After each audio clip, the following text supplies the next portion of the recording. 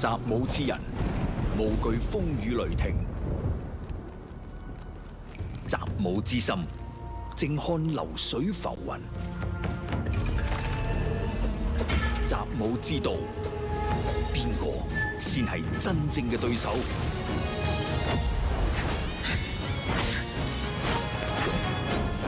讓本帥看看，對手究竟有多少斤兩。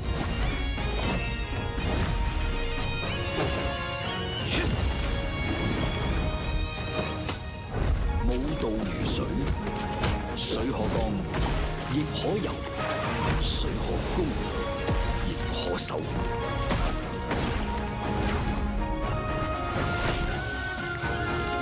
滔滔江河，奔涌无形，无形为形，武道即道。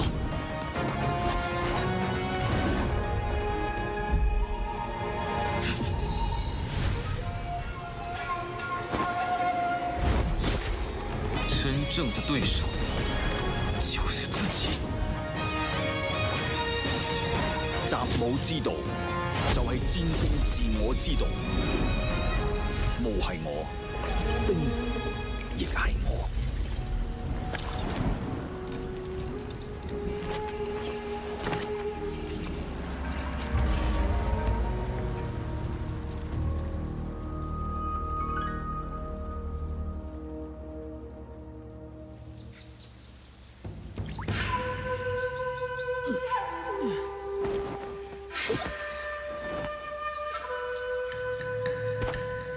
诸位，可愿为本帅俯首？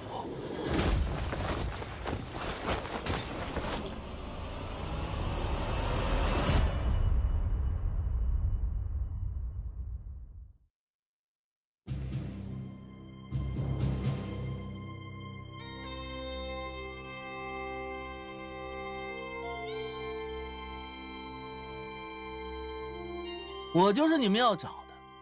李星云，哎，人长得帅就是麻烦，走哪儿都有人惦记。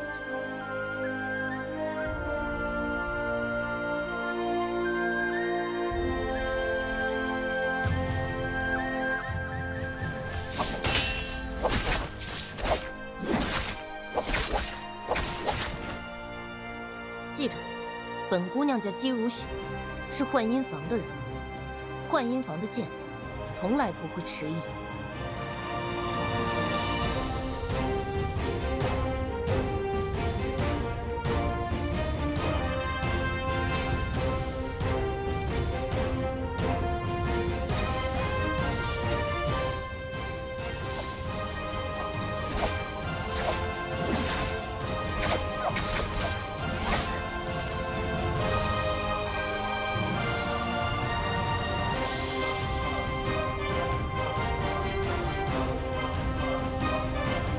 从今日起，本帅心之所向，便是人心所向。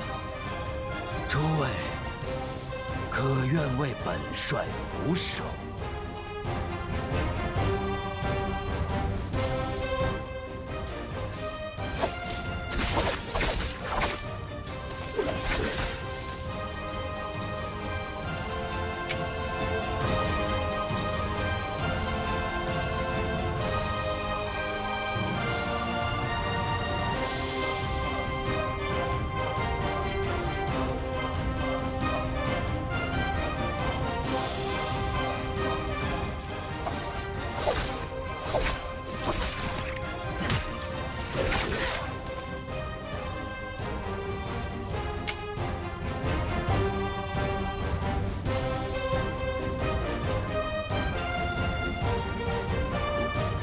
我是齐王，亦是幻音房的女帝。太平只是这世间的面子，而里子早已烂透。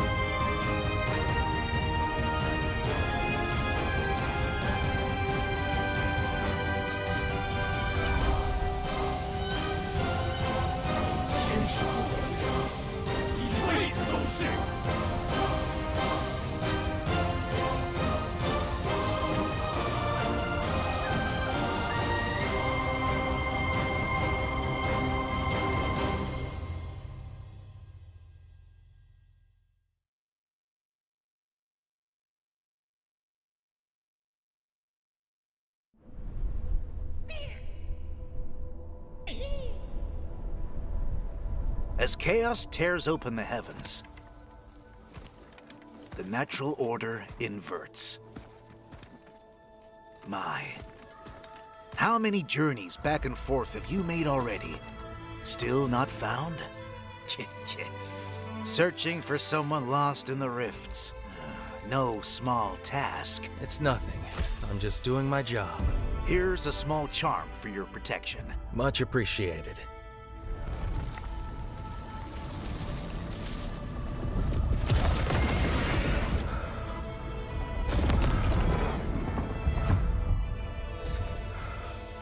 This is nothing like I remember.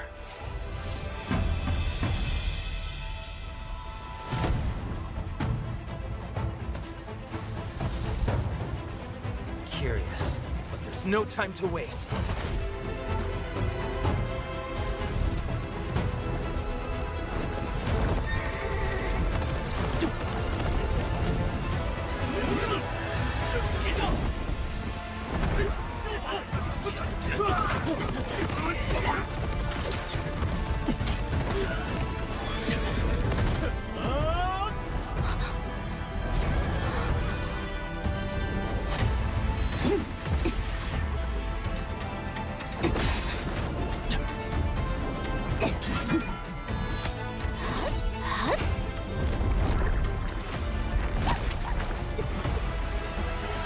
All that, Justina, only to become the matron?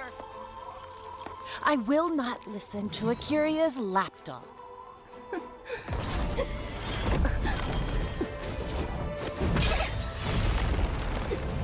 Today, I will purge you, shun of your filth! Go now!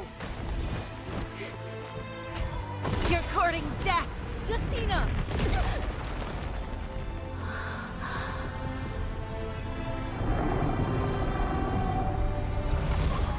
Excellent. It's taken the bait.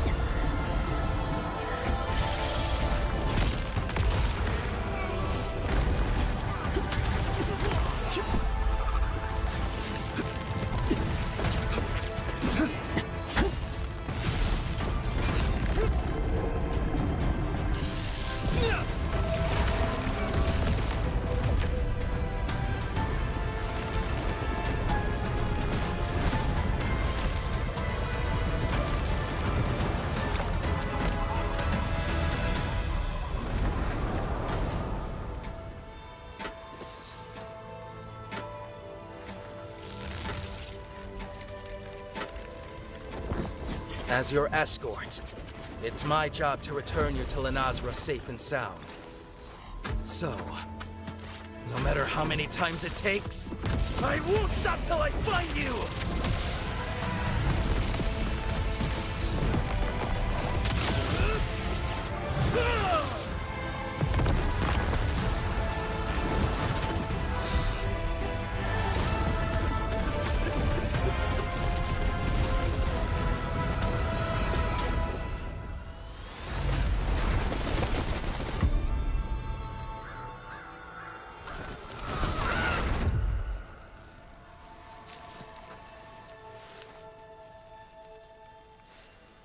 That light. Does it burn brighter than I do? When you find her in the rift, I'd like to see her for myself.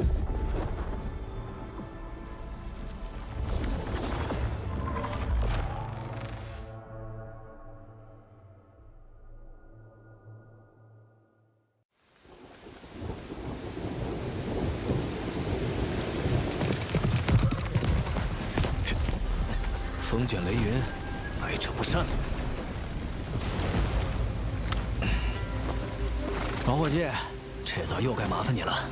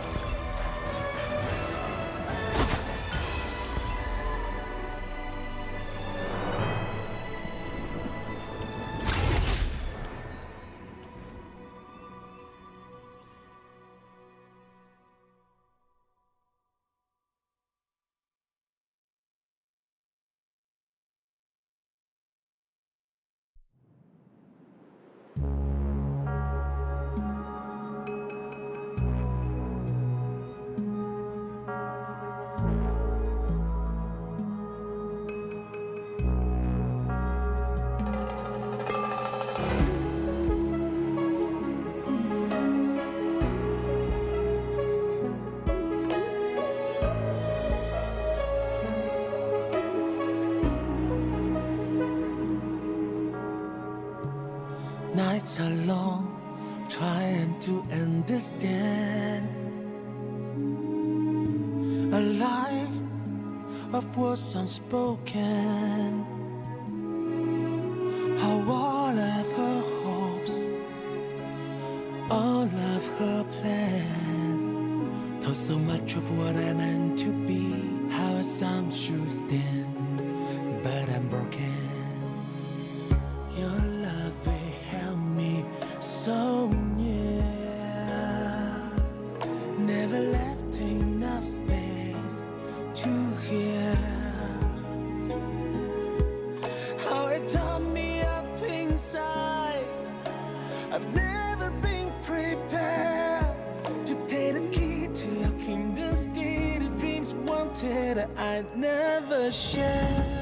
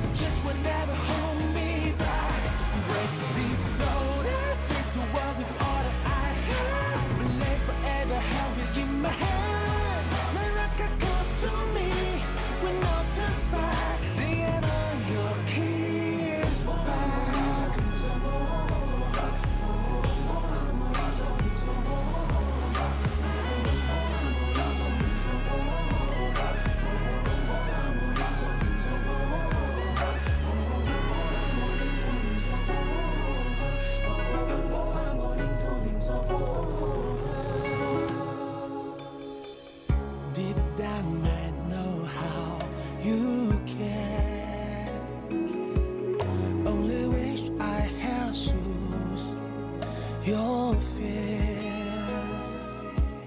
In the flames I feel alive.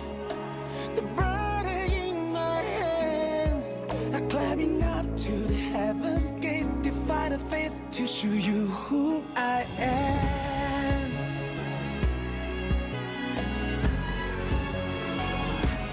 Break this throne now, trade for my freedom instead. I fight it on my own road ahead.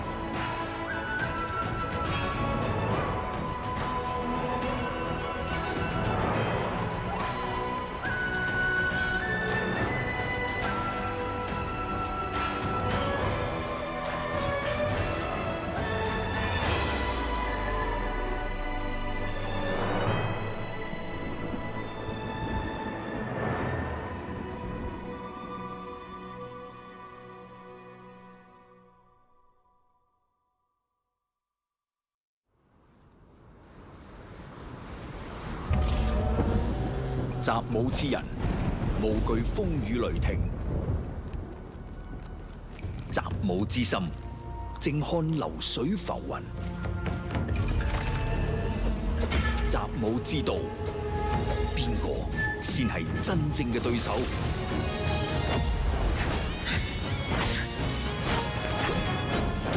让本帅看看，对手究竟有多少斤两。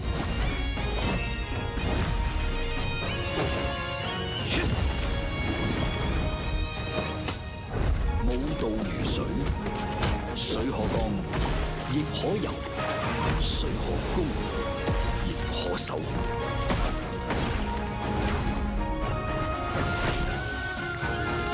滔滔江河，奔涌无形，无形为形，无道即道。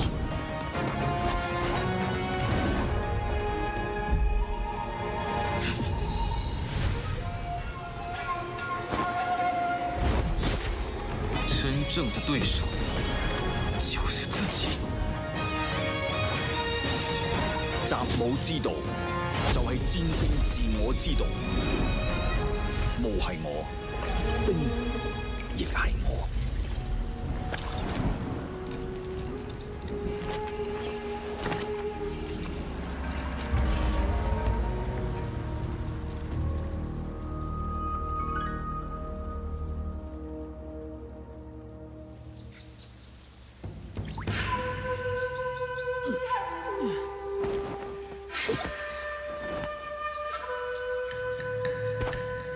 诸位，可愿为本帅俯首？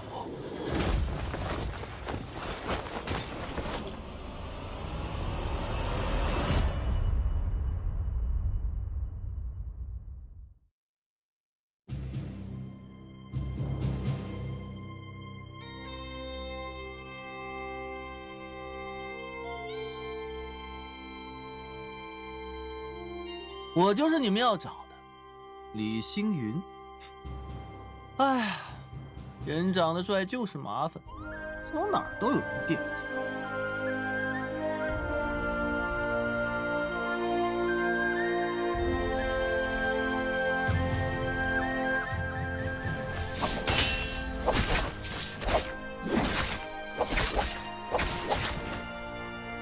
记着，本姑娘叫姬如许，是幻音房的人。幻音房的剑，从来不会迟疑。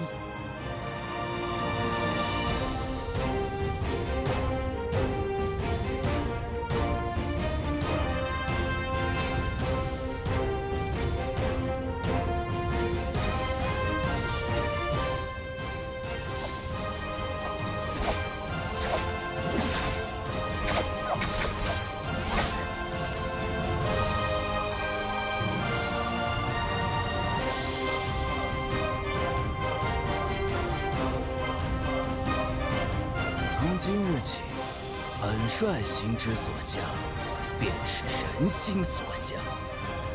诸位，可愿为本帅俯首？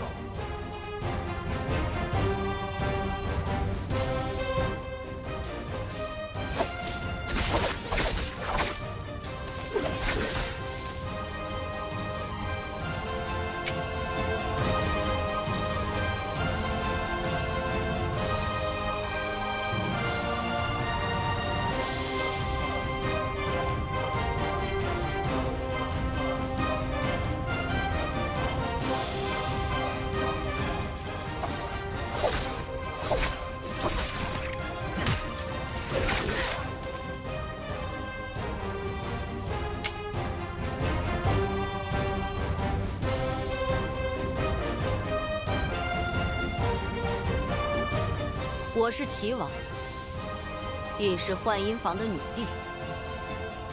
太平只是这世间的面子，而里子早已烂透了。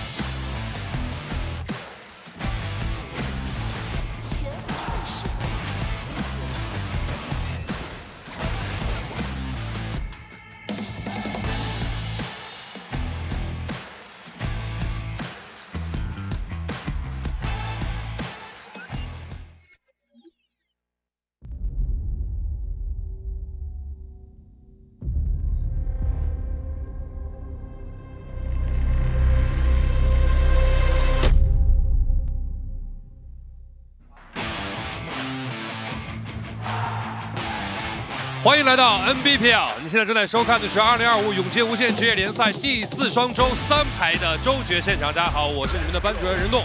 经过了紧张激烈的常规赛的对决，最终晋级的12支队伍也已经准备就绪。接下来，让我们欢迎战队登场。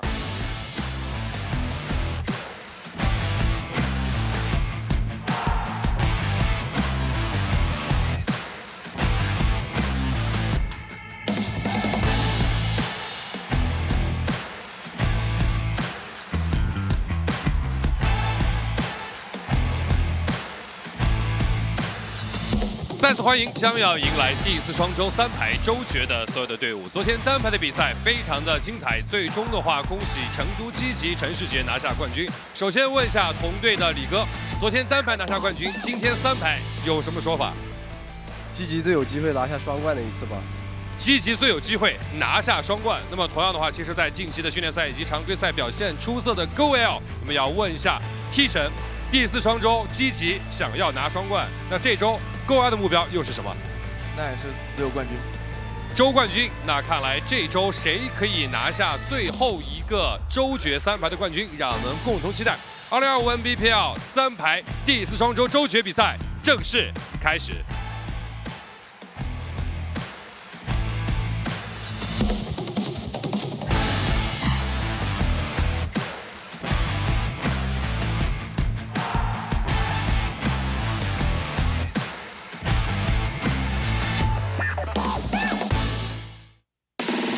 I was told to be all that I can be. You can get it too if you just focus and believe. Just as advertised, so you gon' get just what you see. I'm not you, not you. I'm M to the E, I'm me. Just as advertised, so you gon' get just what you see. I'm not you, not you. I'm M to the E. And ladies and gentlemen, welcome through for week 4 for trios bi-weekly finals. My name is Severio alongside with creatives. We're bringing ourselves out here hot. We're bringing ourselves out here after solos grand finals, 8 rounds, and giving it to Team GG's Chen, which is remarkable, seeing about him being a newcomer and congratulating him for his first bi-weekly final at the same exact time, CA. It's kind of crazy seeing how that kind of operates in the solos versus here now where we are in the trios. Yeah, I mean, it felt like Spider was back in his era, right, for these last few bi-weeklies, but no, we're done with the solos here for the last split of the fall split. Now we're going to conclude our last split or our last matches for our trios today. Another full stack, full day of impact action all day long. It's going to be an insane showcase from these trios teams. Overall, we've seen, that Enor get into the competition with his release, put into the split as well. Been an insane competition here for these teams. Also, that Syra, Viper, Justina competition has been very strong in the Pro League. And then we also have had a variation there with a Tumult where we see the lockdown get played out. But it's a lot to talk about. We'll talk about it a little bit later. What we got to be talking about right now is these Twitch drops, as we have it, as always, here, the daily drops we have for the full hour, the Tate, the Silk, and that Treasure Choice gift box. And then for today, we also have the Spring Split item choice gift, where anybody who wasn't able to snag that up yesterday, you will be able to get that today. Yes, sir. Yeah, it's limited time only. And I still haven't claimed my bubbles. I told y'all before last time, I'm selling on now. But it's going to be interesting seeing how the Enor one has shaped it out. I mean, once his release came through in the live patches for the Nbpl, seeing about Wei Shan's dissidence coming out, then obviously Enor one took his place. I think a big strong part about what Enor one brings out is also just that onslaught of pressure, the execution animation, as well as his damage spike, and is being able to be as mobile as you can be. I mean, these Enor, these Justina Syra comps kind of give you an opportunity of running for your money, and then all of a sudden being locked down by a CC chain. But Enor one can practically do 2 things. He can get dashed in midair if he needs to avoid something. If he needs to cast the ultimate to iframe through any of those animations, he's doing it heavy. But before we get more in terms of the hero selections, we got to talk about this leaderboard because the proposed point system is still in play, where 63 point is match point. TE at the very bottom with 13 points. There's 13.5 for Alliance and DRG at 13.6. FPX is taking through with 13.7 for Bauda. 521. 7th place overall with that 14.3. Then Wolves is 14.6, 15 for OUG in 5th, 15.6 for OA, 15.9 for ASC, and GTF 15.9. But since JL did a remarkable week of playing and their points leading him to propose, that 22.5, making it an understatement on how well this team has operated. more so just how much their success has led them to the point where they're only a third of the way towards match point system, 63 points. I mean, that can be a match or two. If they do really well the first match and leading into the second match, both mirror comp rounds, will then secure them to third round, to fourth round, to be at the bottom of the choice pick selections, but they would be a definite, marker to be remembered for. I'm glad I'm seeing that PSDQ there. We'll talk about it in just a moment. But Takeda Monk Kurumi being our first mirror match for today. That is going to be the most played out competition there for Biweekly 4. The comps get swapped out. But overall now for our second game, we have that Monk Kylan. The Monk Kylan has been in the meta for quite some time now, and it's been staying, right? That Monk being that key factor in that competition, like it is in these other competitions as well. It's just so good not to have the Monk just overall pretty much the overall most, I don't know if I'll say balanced, but the best character for trios for sure. But yeah, I mean, seeing all these competitions has been very interesting to me, because even last time that I was watching day 1, I believe, of Biweekly 4. We had these comps in the meta for such a long time, like the old, AOT, Cannonball, even Kurumi Yushan Monk, where it started from right here for trios. And now there's just so much more versatility with how the competitions is looking like, even how it's looking right here for the overall Biweekly Finals honor list. As you see, if it has a gold mark, that means they taking that chip home. Red means that they qualified. So SR has a chip, OUG, GG, and that's our 3. Locking it. We're looking to lock in our 4th today, and then you'll see the teams who have qualified throughout every single Biweekly final for the fall split. And taking into consideration that the ranking point system is also in play, right? Anyone who doesn't make it in terms of the top 6 to make it through with ranking points means that they have to go for last chance qualifiers to end up being in the top 6 there. This includes any of the teams below FPX here who have 15 points. This weekend final is going to be the final determination whether or not DRG can pass them, or rather whether or not OA can go ahead and do so.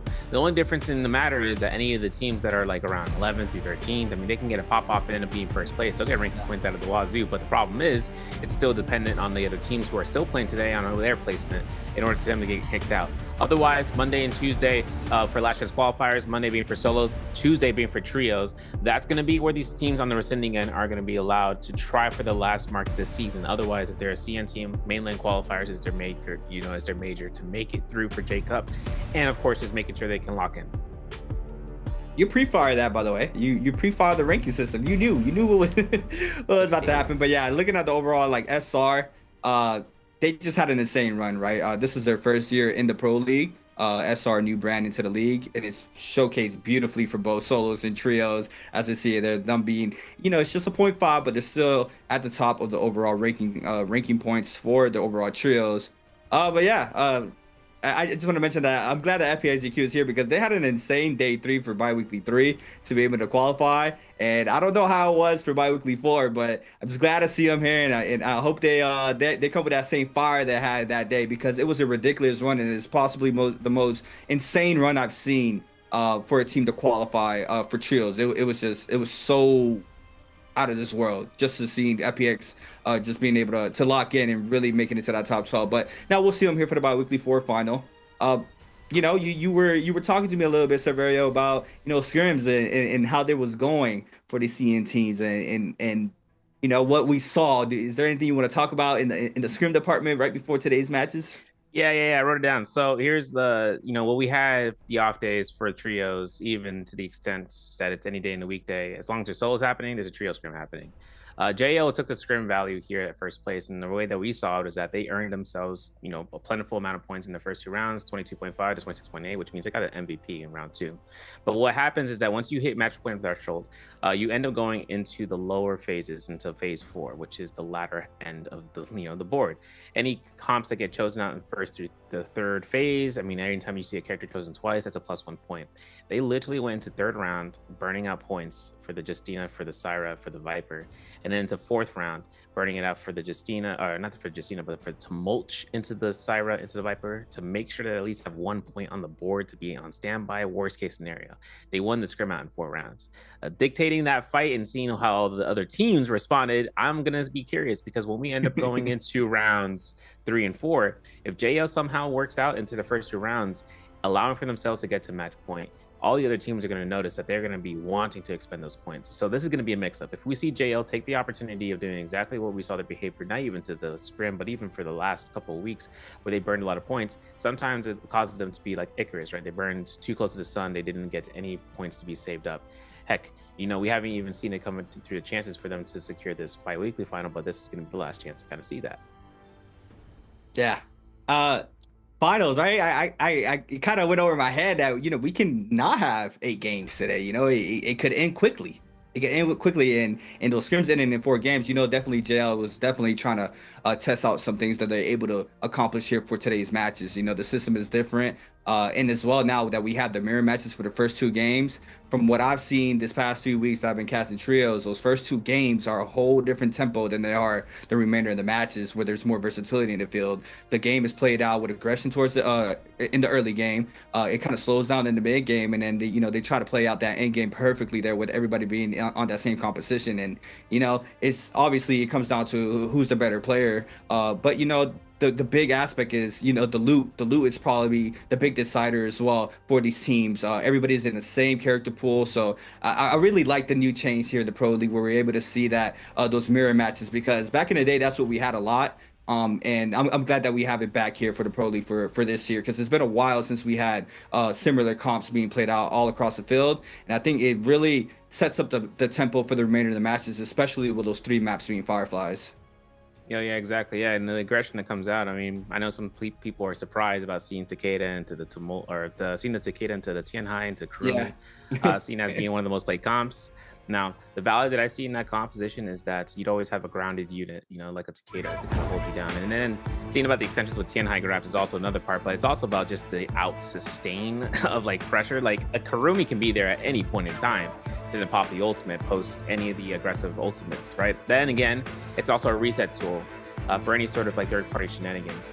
It's funny, we saw the Sand Siphon Kurumi actually take pressure against the Justina Tumult, or even the Justina Syra and Viper inside of Realm Yang's. 5-2-1 did a phenomenal round 4 into day 3, just getting as much points as possible. They got 15 eliminations after round 2, and I was like, wait a second, look back on the scoreboard. I was like, what's going on here? You guys are popping off. They got, you know, they ended up getting their side of MVP, but one thing that made that composition that kind of work out was just you have to cycle out those ultimates in the right order against your opponents. Yes. We've been seeing skill selection switch-ups, F1, F2 for Takeda. Main reason why you see the skill selection setups? Well, 2 reasons.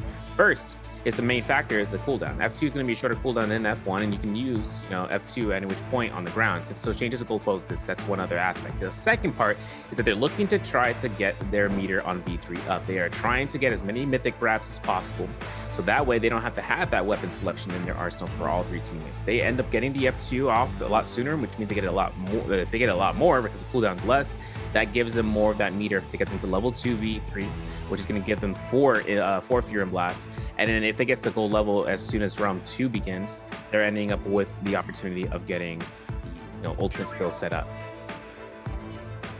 And also, right, like you mentioned, the rotation of the skills, and that Justina Syra Viper comp, you see the aggression off of the Justinas in the Rumble Yang, where they pop that ultimate off rip, and they're the main factor, I believe, in those Yang wins. Being able to get those stuns off the dashes, being able to perfectly use your dashes is very important as a Justina role, right? If you being able to cut off the animation off of possibly your teammate getting parried, or somebody eating up even a light attack, right?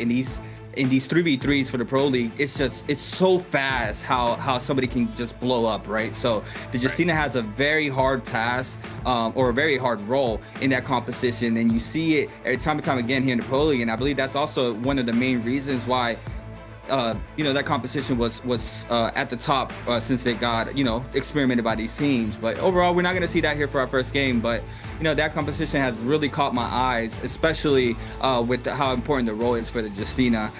For the Tumult one, I also feel like it's very strong. But to me, it looks like it takes a lot more coordination to be able to successfully bring out that composition to do what you wanted to do. Yeah, I think that's the thing, right? Tumult some people say it's an all-in. It's also about coordination, like you said and mentioned. I think the Viper Syra Justina gives you an opportunity to where the Justina starts using ultimate first. We've seen this versus a response, and another team would use their offensive ult. Then all of a sudden, the Sun's DC chain has to be in effect. But for it to mulch, it's really about how much has been invested beforehand from the enemy opponents to then give your Viper that value. Losing out on the stamina, losing on the tap dodges around pillars and around Yang's, for instance, just gives her that guarantee vital to the extermination of any sort of player or character hero that they need to make sure they get them rid of, because Silence Vipers has been the majority of plays, right? The Silence Viper just guarantees the silence. There's no chance you can iframe through it. They have to hard confirm that kill, otherwise tap dodge around a corner. That's what Tumulch denies. Yep. And I mean, let's, you know, now that we're talking about it, let's talk about the Light Demon Cyber, right? Being able to get that Empowered Dazzle is just so strong to confirm that Viper ultimate as well. It's a quick blow up to at least one player of the Empowered Dazzle connects, and no peel is being used by any of the teammates. Like you said, the silence connects, that the Viper is doing their job. That's a confirmed elimination, and that becomes a 2v3 very quickly with that composition as well. So overall, that lockdown comp is just so scary to be looking out for if you're in this lobby. And I mean, anything, right? Anything in these players' hands can be very deadly. But overall, yeah, the Takeda Monk composition, that was very interesting as well. I haven't really, you know, broken down myself personally with, you know, how overall it really works, but yeah, these players have obviously the Valda as well, right? We've seen some Valda monks as well being played out, and we also have we've seen one of the OGs being brought back, being that Wuchen Tessa Viper as well, or Yodo, sorry, Wuchen Tessa Yodo Hime, for one of the compositions. That's usually picked near the third round selection.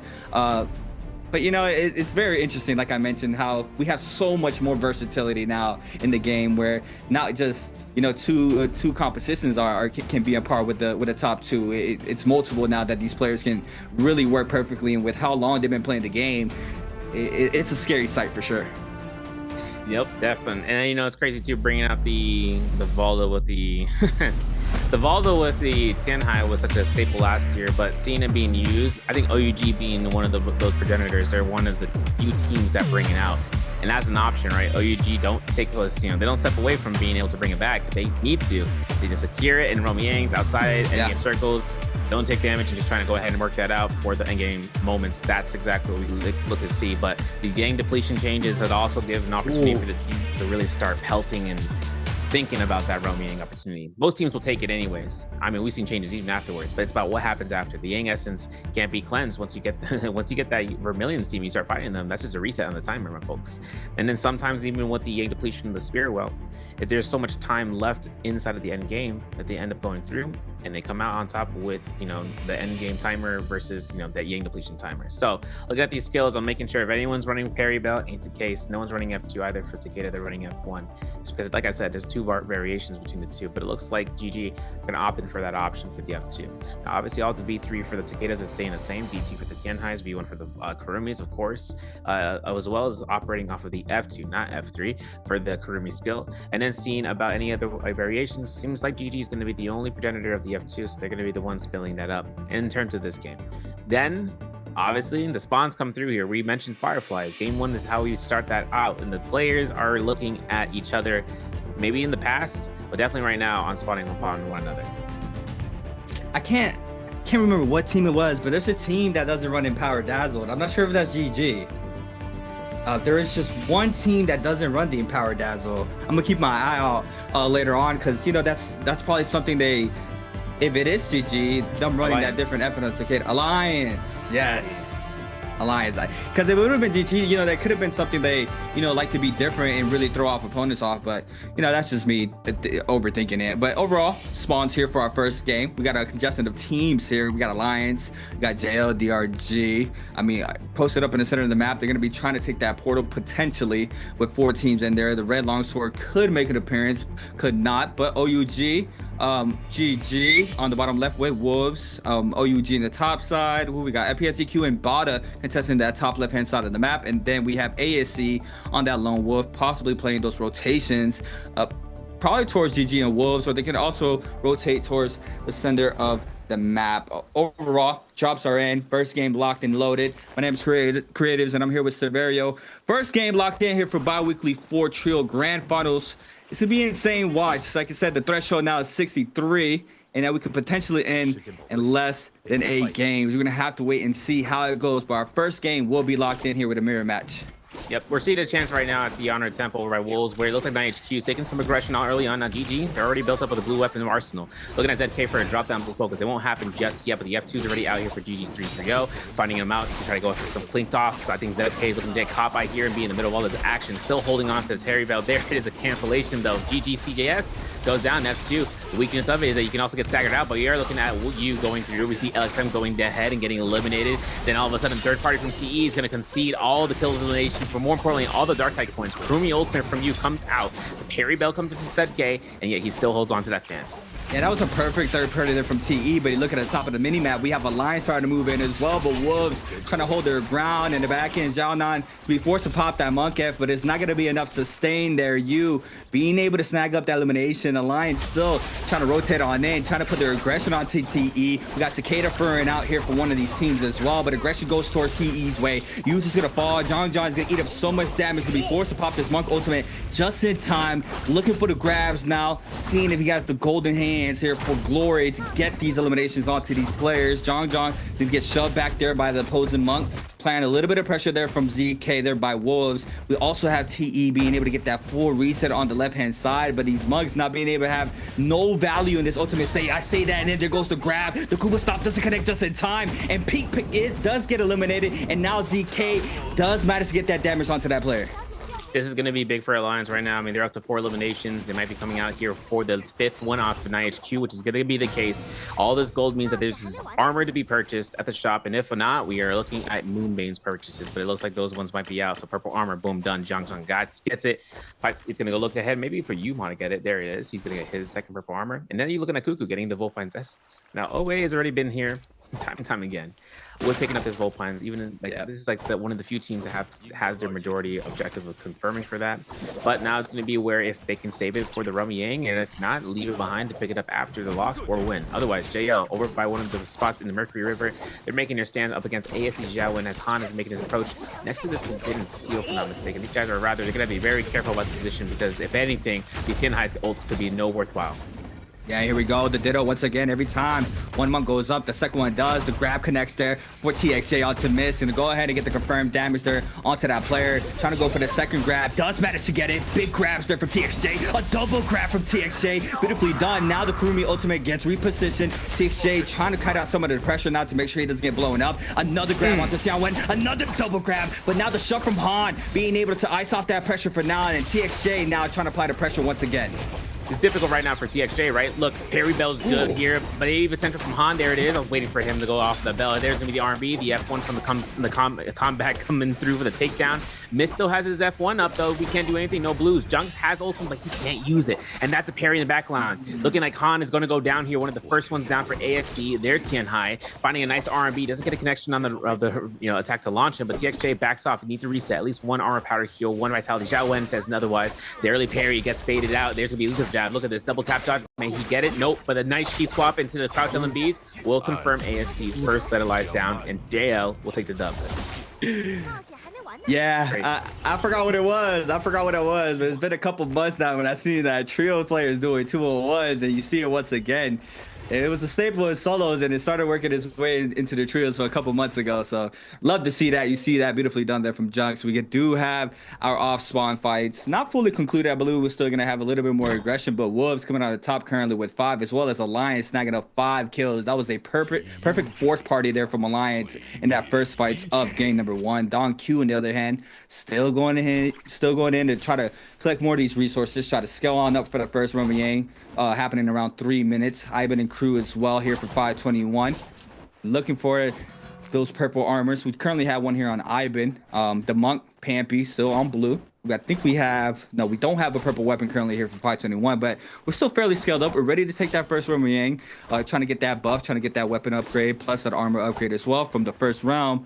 And yeah, I like how you mentioned, Severio, about that new bloom change. That's a major aspect being changed up in the game, right? Not being able to get that cleanse is very rough. Yeah, you do get the reset, but you're still forced to take another fight. You're not safe and play out the remainder of the game. You still have to get aggressive, and where all these teams are lurking and ready, and it feels like they have radar, right? Where they're always posted up for those third and fourth party. It's very rough to try to come up on top if you're in a situation like that. Yeah, exactly. I think that's also where we see some of these ultimates to really like come out and shine. Like some of the long duration ultimates really come through to kind of give you a bit of opportunity to pick up those soul blooms off of Yang essence, like Vermilion essence wielders. But then once that Takeda ultimate lasts out, right, then all of a sudden they jump you, bro. It's like, welcome to the initiation party. Have a seat. There's nothing that gives Takeda a lot more of a difficult choice then to force his Kurumi ultimate then and there, though, right? Because considering the Kurumi ultimate might be held on for that entire time in those rotations, the only factor is that once they get that bloom, keep in mind, yeah, you don't get your, you get a reset timer on the Yang depletion, but the other thing too is that you're getting 50% rage instead of 30%. Every second is 2% tick in the Mortal War, and there's 10 seconds on a normal soul bloom, but with the Vermilion essence, it lasts for 20 seconds, and then it shows up here for 50% total. I'm looking at the Jades on here, Switch Dazzle, not gonna be the case, but Rupture Gale on PP, and as well as seeing a Focus Light Juggernaut on Jang, which is crazy. The Switch Dazzle, I'm kind of curious about, but there is a scatter shot. Yuma is gonna wield that out.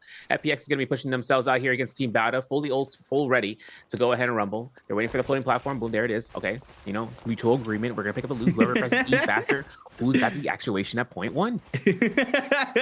For real, right? Double trigger. Oh man, yeah. I mean, yeah, you don't want to get aggressive. You're like I said, you just want to post up for the round. We have the timer now. Rumble gates are going to be starting to form on up, 90 seconds. No aggression until we get in there, as you see now. Overall. I was looking at Yuma. Yuma looked like a Tarka. The Takeda skin, he has the fire on his legs, and he has the full cap too. It looks really fire. But overall, we got our gates starting to form on up currently. 5-1 DRG OUG contesting that top right hand side. OA in that Volpine Essen area, being able to get that pretty much for free. No aggression or love taps there from range pressure. Bowda on the left has a bounty. They are going to be going to that middle left side for that for the gate. TE FPXZQ might have a little bit of range pressure, but for now everything looks pretty standard. Alliance posted up, starting to rotate on into the center of the map. OA's AB on the monk once again. 1 purple armor here for OA currently on the Takeda. Trying to see if we have any purple rarity weapons to see what's the skeletons on the Takedas right here for the Takedas and trios, teammates, and whatever the current Takeda has as well. Keeps buffing up that ultimate, so it's very important to get that weapon skeletons as fast as possible. And we do have TXJ here with a purple weapon in hand already. The Jades, this is all you, Severio. I'm not sure what those 2 Jades are. 2 J's we're gonna see here for Aerial Ren was the first one. I did not see the second one. Unfortunate. Maybe we might see a great sword. We might see a great sword. Now we're not. Maybe see a great sword. We're gonna see full sword. All right, listen. Gong is gonna be looking ahead, launching this out. Scary moments here, man. I'm telling you, JL got in though. Somehow, some way. All of them see fast enough. They're up against OUG. Now here's the problem right now. See now OUG is stacked out of their mind. 2 purple weapons on standby. It's all going to be coming down whether or not OUG has an ace up his sleeve. But up to the sky, TXJ will take it. He'll make sure he can look through a high ground. Looks for the muscle. My man pre-aimed that too. That's crazy. TN High ultimate response comes out. Perfect timing here, most likely, because look at OUG all grouped up here. Use around the pillar. Look at the lead. Unfortunate. TXJ still has a chance here to deny not the slam down. There he goes. Makes sure he does it. And he looks at it. Yes, SS gets caught into the grab. Baby U trying to scale around here. Holding on for dear life. 2.0s are being released. The slam down isn't going to be needed. He started anyway. The Kurumi ultimate comes out. SS 1 HP in a dream in that corner's order, but now it's 1 HP in a dream for TXJ. Yeah, he got bursted down, so was forced to deform up there on the monk. Looking to try to get a quick reset name, but aggression now is going to be happening here from OUG onto JL. Baby U getting caught up on the prio. Now doesn't get the confirmation uppercut though. The 1-2-3 gets parried there in the back end. It looks like the F's are going to be vested by both monks there, by JL and OUG. Baby U eating up so much damage. Spurring now being invested here from Baby U. Now trying to live out this pressure. Is be able to back on up for now, but Junk starts to move on in here with a Fern as well. The Fern doesn't get weaved, but now the counter Fern here from Junk trying to apply some pressure with a pinning crossbow. Baby U still staying in the pocket against Junk, but it looks like Fong is going to be able to put up so much pressure there onto the Takeda to make sure he doesn't get any more of aggression there in the back end. Somebody gets parried. We do have Zen Yu now playing the neutral game, half white HP, dropping very low as well as SS. OUG looks very weak now. All 3 getting cleaned up at the same time, and JL now with textbook gameplay being able to snag up the first Roma Yang. Yeah, see, being that first team to kind of ult out is kind of a scary situation, but we are going to see a gold fan Hexa Harmony Sphere picked up for JL. They will go out of this Roman Yang as Junks is going to be kind of pressuring off and connecting off of the parries, getting as much blue focus as you can. Not being mindful about the other enemies or other teammates. This is also another play right now. JL putting themselves out here, going from Arcadia down towards Imperium. There's going to be an objective here, folks. They know that the bell rotation, I should say, should be something that they're going to be looking towards just to spot out any other stragglers that had lost their Roman Yang. DRG off of the eastern end. They are going to be past, I think, I was at Cinderfell, maybe Skygates go just in the bits. They do have a gold pole sword off of their win Roman Yang. I'm not sure who their opponents were, but then seeing about DRG and Bauda as well going through for this cave. JL looking to be in the exact same predicament, but Junk's taking a little bit of pressure there. See, one thing that gives out Chunks a little bit of an opportunity right now is to say, hey, don't throw the focuses. Got my F1 out, but they don't care. They're going to go for the neutral hits, and there's a crack on Beast. Now forcing out the Takeda ultimate. We see both Tien Highs looking to pop it out. Wow, that was beautifully played there to force that out. Now we have TXJ and Lin looking for the scrap off in the Monk ult. Do have the tethers on both bunks, so they are going to be staying healthy there in that department. One umbrella there does get invested there for JL. Now do have the pressure. TXJ looking for the grab on the Kurumi, but not being able to find her. She's in a very good spot here. NY7 being able to cut that line of sight there from TXJ. And now you see the Google stop connect there in the back end, but the ultimate does run now. Takeda now starts to move on in there for the opposing squad. JL's TXJ now he's going to get caught up in the corner. He's going to eat up so much damage. That's 3 focus attack. The Kurumi ultimate was going to be forced there by JL. Now Junk's trying to apply the pressure with that mid-range flying knives, and TXJ eating up so much damage here. This man is eating so much damage. He's sustaining a lot longer than I thought he would, but there is a grab from Zhang. We're looking at Bauda's Lin getting eliminated, and then Zhang getting a nice slam down with the confirmation of eliminations. Alliance up to 11 eliminations, looking at 12. Look at the flop. There it is. He leaves too far. Zhang's going to go ahead and deform, though. He's got full armor. He's still safe enough to go ahead and to chase this out. Junks might be in a position right now to burn that Vermilions, and he knows it, too. That's going to be the case. He's going to want to regroup with his team in soul form. He's going to make sure he's doing so. Then looking at GG right now. Look at this. They're going to be popping out the Takeda ultimate. The Kurumi ultimate is going to be coming out here from Alliance. Again, this time it's going to be coming through. Whether or not LXM is going to back off. They got Tien High ultimate ready, but they got a lot of terrain issues right now. Looking at the Kurumi ultimate getting recasted out. There's going to be LXM popping ultimate right in the face of danger. Alliance is Zhang. He's going to look and posturing around this corner if he can, but he might also have an ultimate right in time. Nice parry. Double grabs confirmed. Boom, there it is. And Yuma goes down, has Vermilions, and now a double grab opportunity gets denied. He does get grabbed, though, on the back end. And that's another double grab and elimination and third party from OA. No, man, we head surfed there, and it's just unfortunate. We had double grab. OA now AB started to move on in. Cuckoo's gonna eat up that damage there from LXM. LXM still applying the pressure. He's been in the fight for so long. Now he's gonna be forced to demag. He does get grabbed, goes for the raw uppercut and gets caught up. And 2 now is gonna be able to apply the pressure there with the bow. The F caught in to stay alive for just a couple more seconds. Doesn't get caught though. LXM being able to get the movement game strong. Gets caught up with the grapple LMB. The follow-up doesn't connect though. LXM still alive. Baby U picking elimination onto Fat Milk. That's OUG versus 521. Wolves against ASC going towards Wolves' way. Now the pressure happening here for OA onto LXM. Does manage to create a little bit of this as the cannon shot starts to fly on in. Doesn't have the burn tick though, but it doesn't even matter. The jump LMBs for the elimination, and OA being able to clean up. Now look at the overall standing as Alliance has been applying a tons of pressure throughout the map, currently with 12 eliminations already in the first half of game number 1. Yeah, this is great for Alliance, man. I'm telling you, but they're on soul form right now. They're waiting out the timer for the Romy Yang. We're going to replay on their Romy Yang fight. They're up against OA in this instance. Seeing how Alliance were able to win it out, we are going to see them go ahead, have those early Tien High ultimates deformed. Let's look at Jianzhong. One of his operations is he's going to go ahead and try to burn this out. Seeing that the cannon shots for the Rupture Gale, we saw that earlier. Gets connection off for 1-2 staggers off against Takeda and for the Tien High. Then again, looking at the Kurumi ultimate, gives them an opportunity right now. The combo breaker bell is utilized. We're looking at Yuma's getting pelted down there, but he did have Kurumi ultimate on standby. Having the Takeda ultimate still on standby. The hook twins connects, double hits. Looking at the RMBs, Zhang does not get parried in the opportunity. The offensive from the 2-tech is looking at try to go ahead for some clings, but Zhang, look at the opportunity right now. He is deciding on baiting out the Tien High late parry on the end, but seeing it connect off of that jabbing, we are going to see the hook twins extend the stagger and keep the momentum. Yeah, the halberd doing so much damage here for Zhang. You see him here being able to perfectly space out the aggression here perfectly on the Monk. Does get called out to force out the F. The back end OA is going to be eating up so much pressure. Cuckoo's still very healthy, but they do lose AB. Cuckoo now starts to move on in. Prowl here off the flying knife. Big combo as well. Big damage, but now PP there with appeal. John does get that ultimate just in time. He's going to go ahead and form on up. Look for the grabs.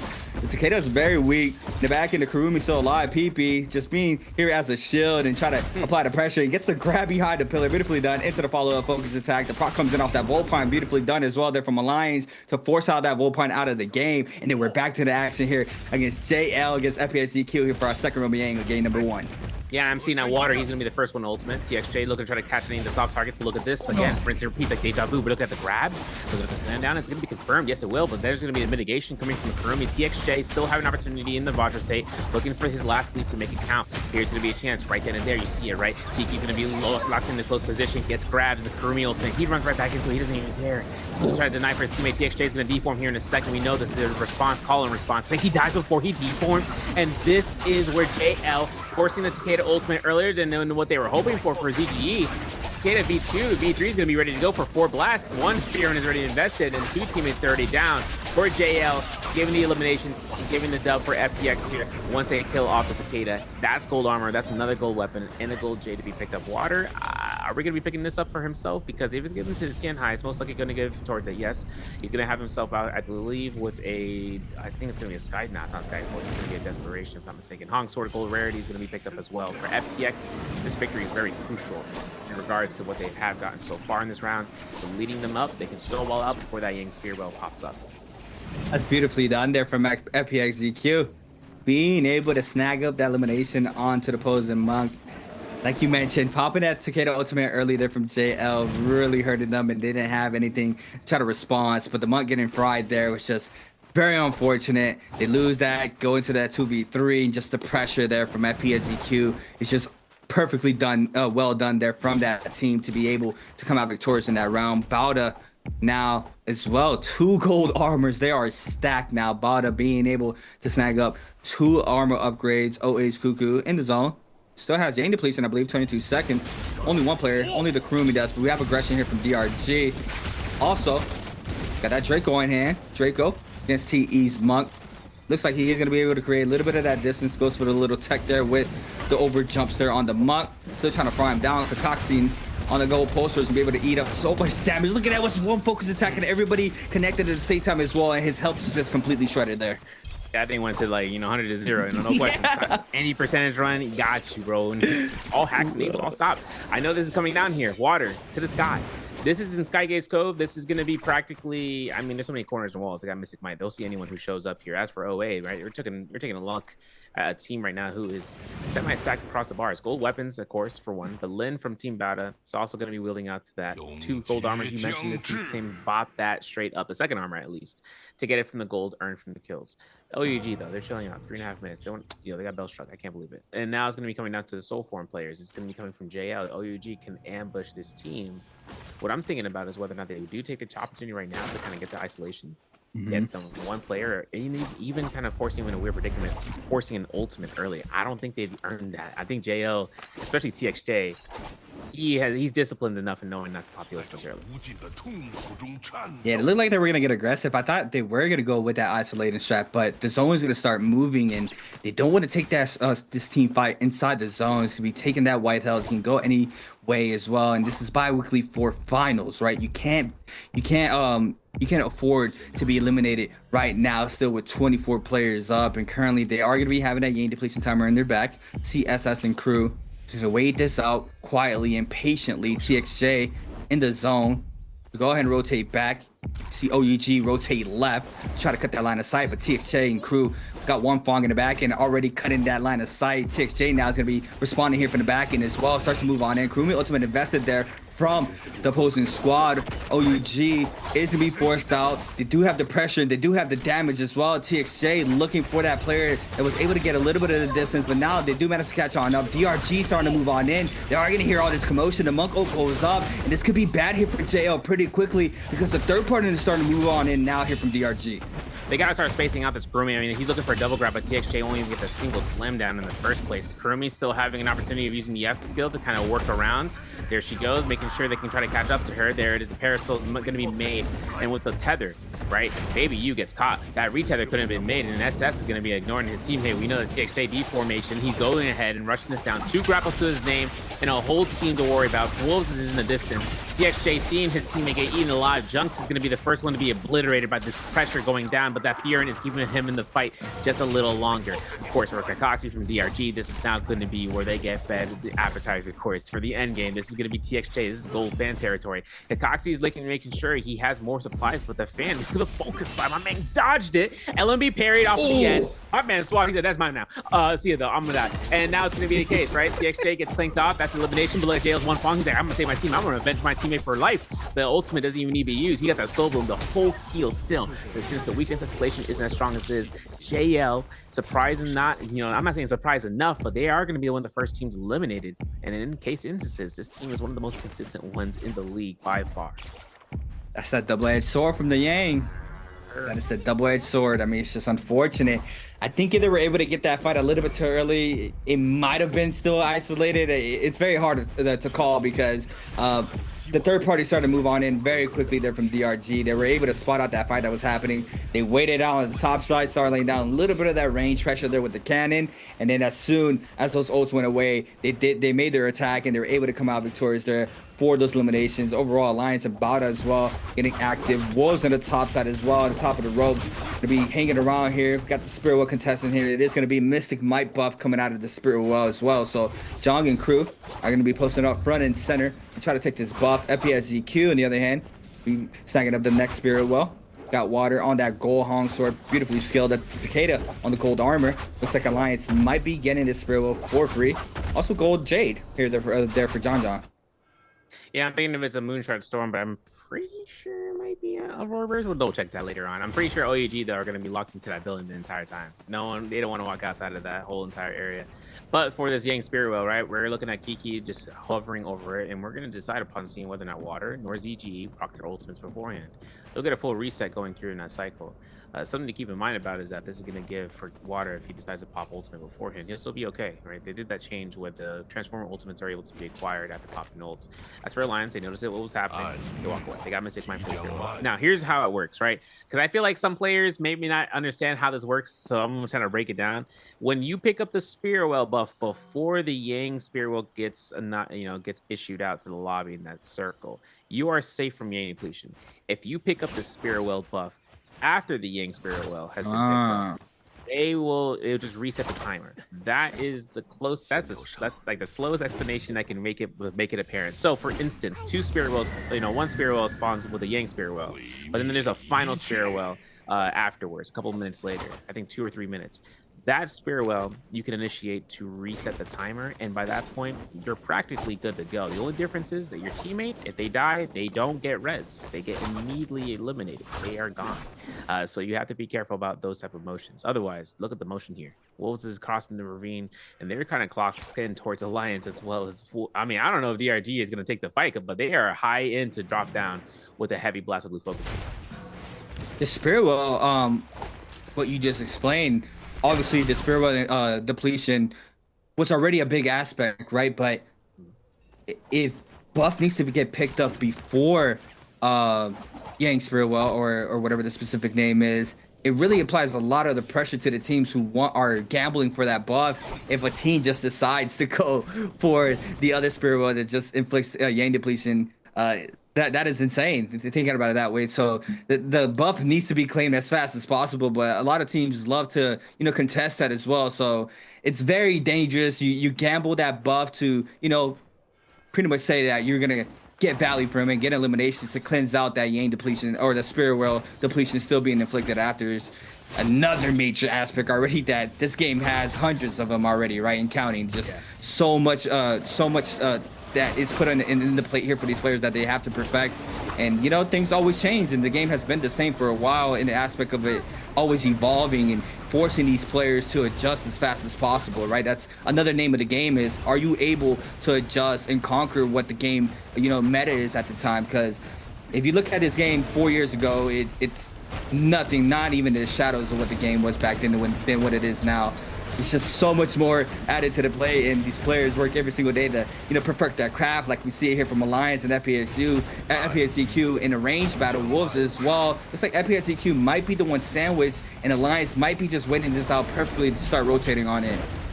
Yeah, it's gonna be a rough one, right? You know, Jung having a Cloud Weaver going back and forth. He's the one. That's the Jade I was mentioning. It's not Aura Burst. That's ain't gonna be the Jade. Cloud Weaver is a menace too, because you get the knockback and you go into there and someone can chain up with a staff and then another Cloud Weaver can be spanned out. You gotta be careful about that, because I know some players out here have jabbing in their hands too.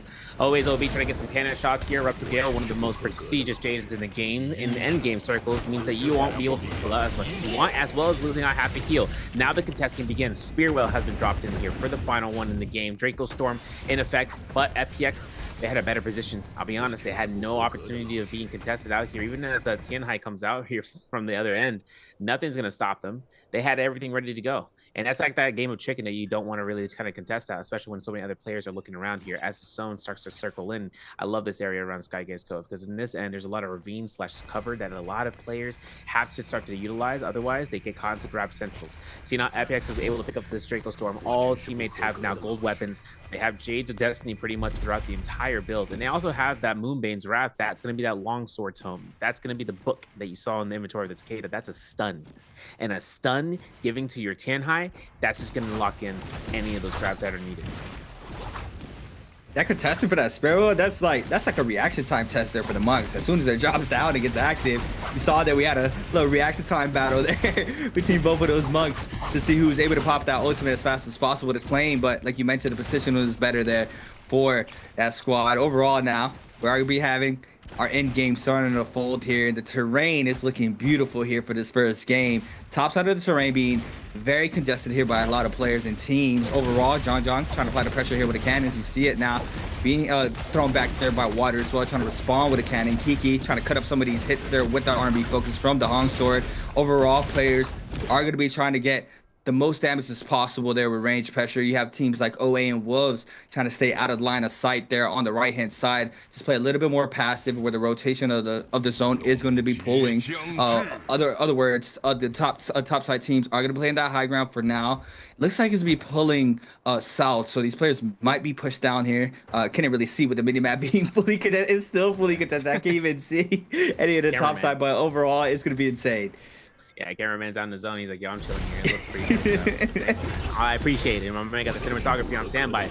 As for the players, there is 21 players. I like 3-minute game circles when there is 7 teams practically still alive. None of the teams have that Yang depletion effect. So here's another thing, right? Yang Spearwell. If it's not within the area of contention, right, you walk away from it.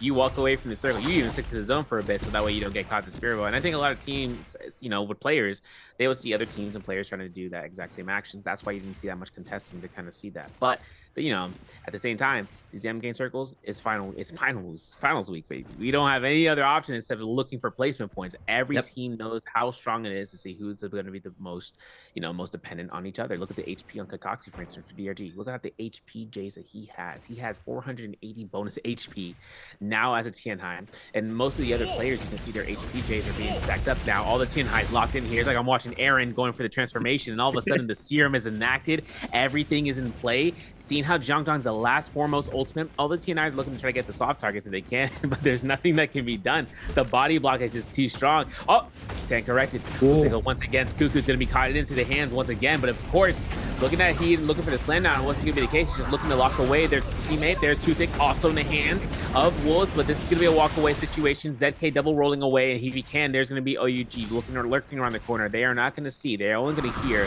what is to come in the next 100 seconds. Yeah, the pressure's still unfolding here in this map. We have Cicada ultimate invested there on the bottom side as well. I believe from Don Q. Also have a lot of the pressure here from FPSAQ being able to still claim up here at the top side of this terrain.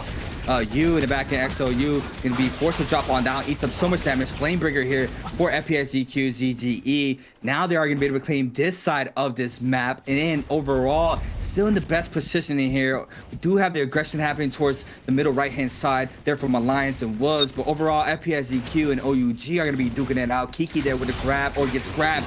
There's Zinyu with the grab. Kurumi ultimate is going to be forced out. SS is going to fall there from OUG. Water there with elimination, but now Kiki gets grabbed in the back end. The shell connects just in time. The mash shot as well there from that player. Baby you now trying to is gonna get grabbed up. Water is gonna respawn here on the monk. The slam connects to the back end, trying to go for the regrab. Doesn't manage to catch it there, but his ult is gonna be heavy. And now Flamebringer shots are gonna be connected there onto water. We do have a lot of damage now happening towards FESQ's way. All these teams trying to stay up here on the top side of the terrain, but everything is being invested. Another monk up. OUG lose one member, but they're still in this fight. I'm still wondering about those 1.0s because they're going to be knocking everyone away. Zhang, for instance, he's being denied the circle, which is terrible for a situation. Then he leaps right into it, but he gets denied again. He is losing so much HP. Team Alliance with the most kills so far in this lobby might not even get a chance here. Look at this. Battle's Link gets knocked out. DRG's Kakashi as a result. Last say confirmation for Kakashi. He gets a heal off here. He won't. He is going to go ahead and die at the zone. DRG going down here is 17. Every single team working themselves out for the TNI. The best one wins, and ZK looks to be the only one with the ultimate ready to go. And as it comes out, a tied situation between Alliance, who come up to 19 eliminations, earning themselves that MVP. Yeah, I mean, beautifully done there from Alliance, right? They were going into that end circle with 13, and they managed still to make it to 19 in a crazy end circle like that. Getting those hit confirmation eliminations is massive, and now you see Alliance being our winner for our first game here for the Biweekly 4 Finals. Wow, the tempo is set. An insane first game. Love to see those end games. Like I mentioned, we usually see them in a mirror match, right? The mirror match, none of these teams want to get eliminated. Unfortunately, for JL, they got that Yang depletion, not being able to bounce back off of that, and they missed out on so many points. We had so many points going towards a couple of teams there overall in this end circle, and that's where Trio shines, right? If you're able to make it to that end game and there's a bunch of players up and teams still alive, that's where a lot of the majority of eliminations do end up coming from. I would say this is a rare instance where we have a team that was already running the leaderboard like Alliance, where they're still on top of that. Last time I was here, I saw teams with 13 eliminations going into the end circle, and they still didn't manage to get not even one elimination on the board. And teams who had around 7 to 8 kills were able to come out with the MVP with 19 eliminations, which is insane, right? So those end games are just, that's the playground here for trios. Exactly. I think this is going to be a strong point right now. Lions are taking the lead. Not taking the multiplier, for instance, but they are still taking first round's victory. This is going to give them a good leeway into game 2, 63 points. That is the match point threshold. Once you reach that point, the next round, you are shoved to the bottom of the picks, and then you're also looking to try to get MVP at the same exact time. Take any advantage that you can. That is what Alliance is looking towards. They have to see what round 2 begins to start to pelter out. But seeing how the other teams are forming out inside of the room, they're going to be looking with their coaches, looking at what the plays are to be doing in the next couple of minutes. We're going to talk a little bit more about what happened in that round, right? Seeing about how the beginning of the game kind of mustered out, seeing about how those fights kind of ended from Twilight's Pass, how we started out. A lot of the teams ended up going through and spawning there, and we saw a lot of third-party situations, right? We saw how JL or GG were taking themselves out, and Alliance shows up there at the nick of time. Then, of course, OA taking Arcadia. No one's going to be able to test them more than nobody. And in the case instance over to the east, we saw what happens. I mean, JL were going up against ASE, and ASE comes through here. I mean, JL were coming out of the wings with the victory there, but leading into the first round victory, the second round was what really sealed the deal for JL in that instance. Seeing one of the team with the highest proposed points to come out, getting eliminated afterwards, OUG being responsible for the matter of just being one of those instigating teams, causes themselves for the downfall for that first round. But got a question for y'all. Which team has the highest pick rate for the hero lineup of game? What is this? What is this question, bro? I couldn't even tell you. I didn't do my research. It's over. AGG, BJL, C all, D521. I say, I didn't say Alliance because all y'all need to go ahead and start looking into that into the chat, bro, for that answer. I don't know, but this is going to be Alliance at 22.5 points. Wolves, they're at second with 12.5, a 10-point difference for the MVP slottage. For 9.5, FPX are coming out at third, 9 for DRG, about at 8.5, 8 for OA, JL at 6.5, 6 for OUG, GG at 5.5, 1 each for ASE, and 521, but T taking a 0.5 due to placement only. Now it's up to them. It's got to go into the next round where we're looking at Alliance in terms of MVP stats. 10 eliminations, definitely going to Yuma's way. As he comes through here, he is going to go ahead, be that Takeda, as well as bringing it out here, right? We didn't see any sort of variations. These guys are using that F1 variation. GG being the one instance of the teams of playing F2. This also being the first Tianhai game that we've seen so far today. And then, next round, we are going to see that second Tianhai with the Kylan. That's going to be an interesting one, to be honest, because the Islands, with the Tianhai, the flop state, can't do anything against it. But at least right now, we'll get some leaderboard standing checks, creatives. We're going to lead us in here for the top 12. Top 12 set now here for the finals for Biweekly 4. TE currently in last with 13.5. 521 with 15.3 or 15.3. ASC with 16.9. OUG with 21. GG with 21.4. Balda with 22.2. DRG 22.5. EPSGQ with 23.1. OA with 23.6. Wolves with 27.1. JL with 29. Alliance with 36. Yes, Alliance has 36, but the damage from JL, I mean, I forgot what day. It had to be 2 or 3, definitely 2 that I casted. Even the bi-weekly 3. JL always has insane bi-weekly games, right? Being able to snag up 60 plus points is insane. Overall, or 90, sorry, not 60, 90.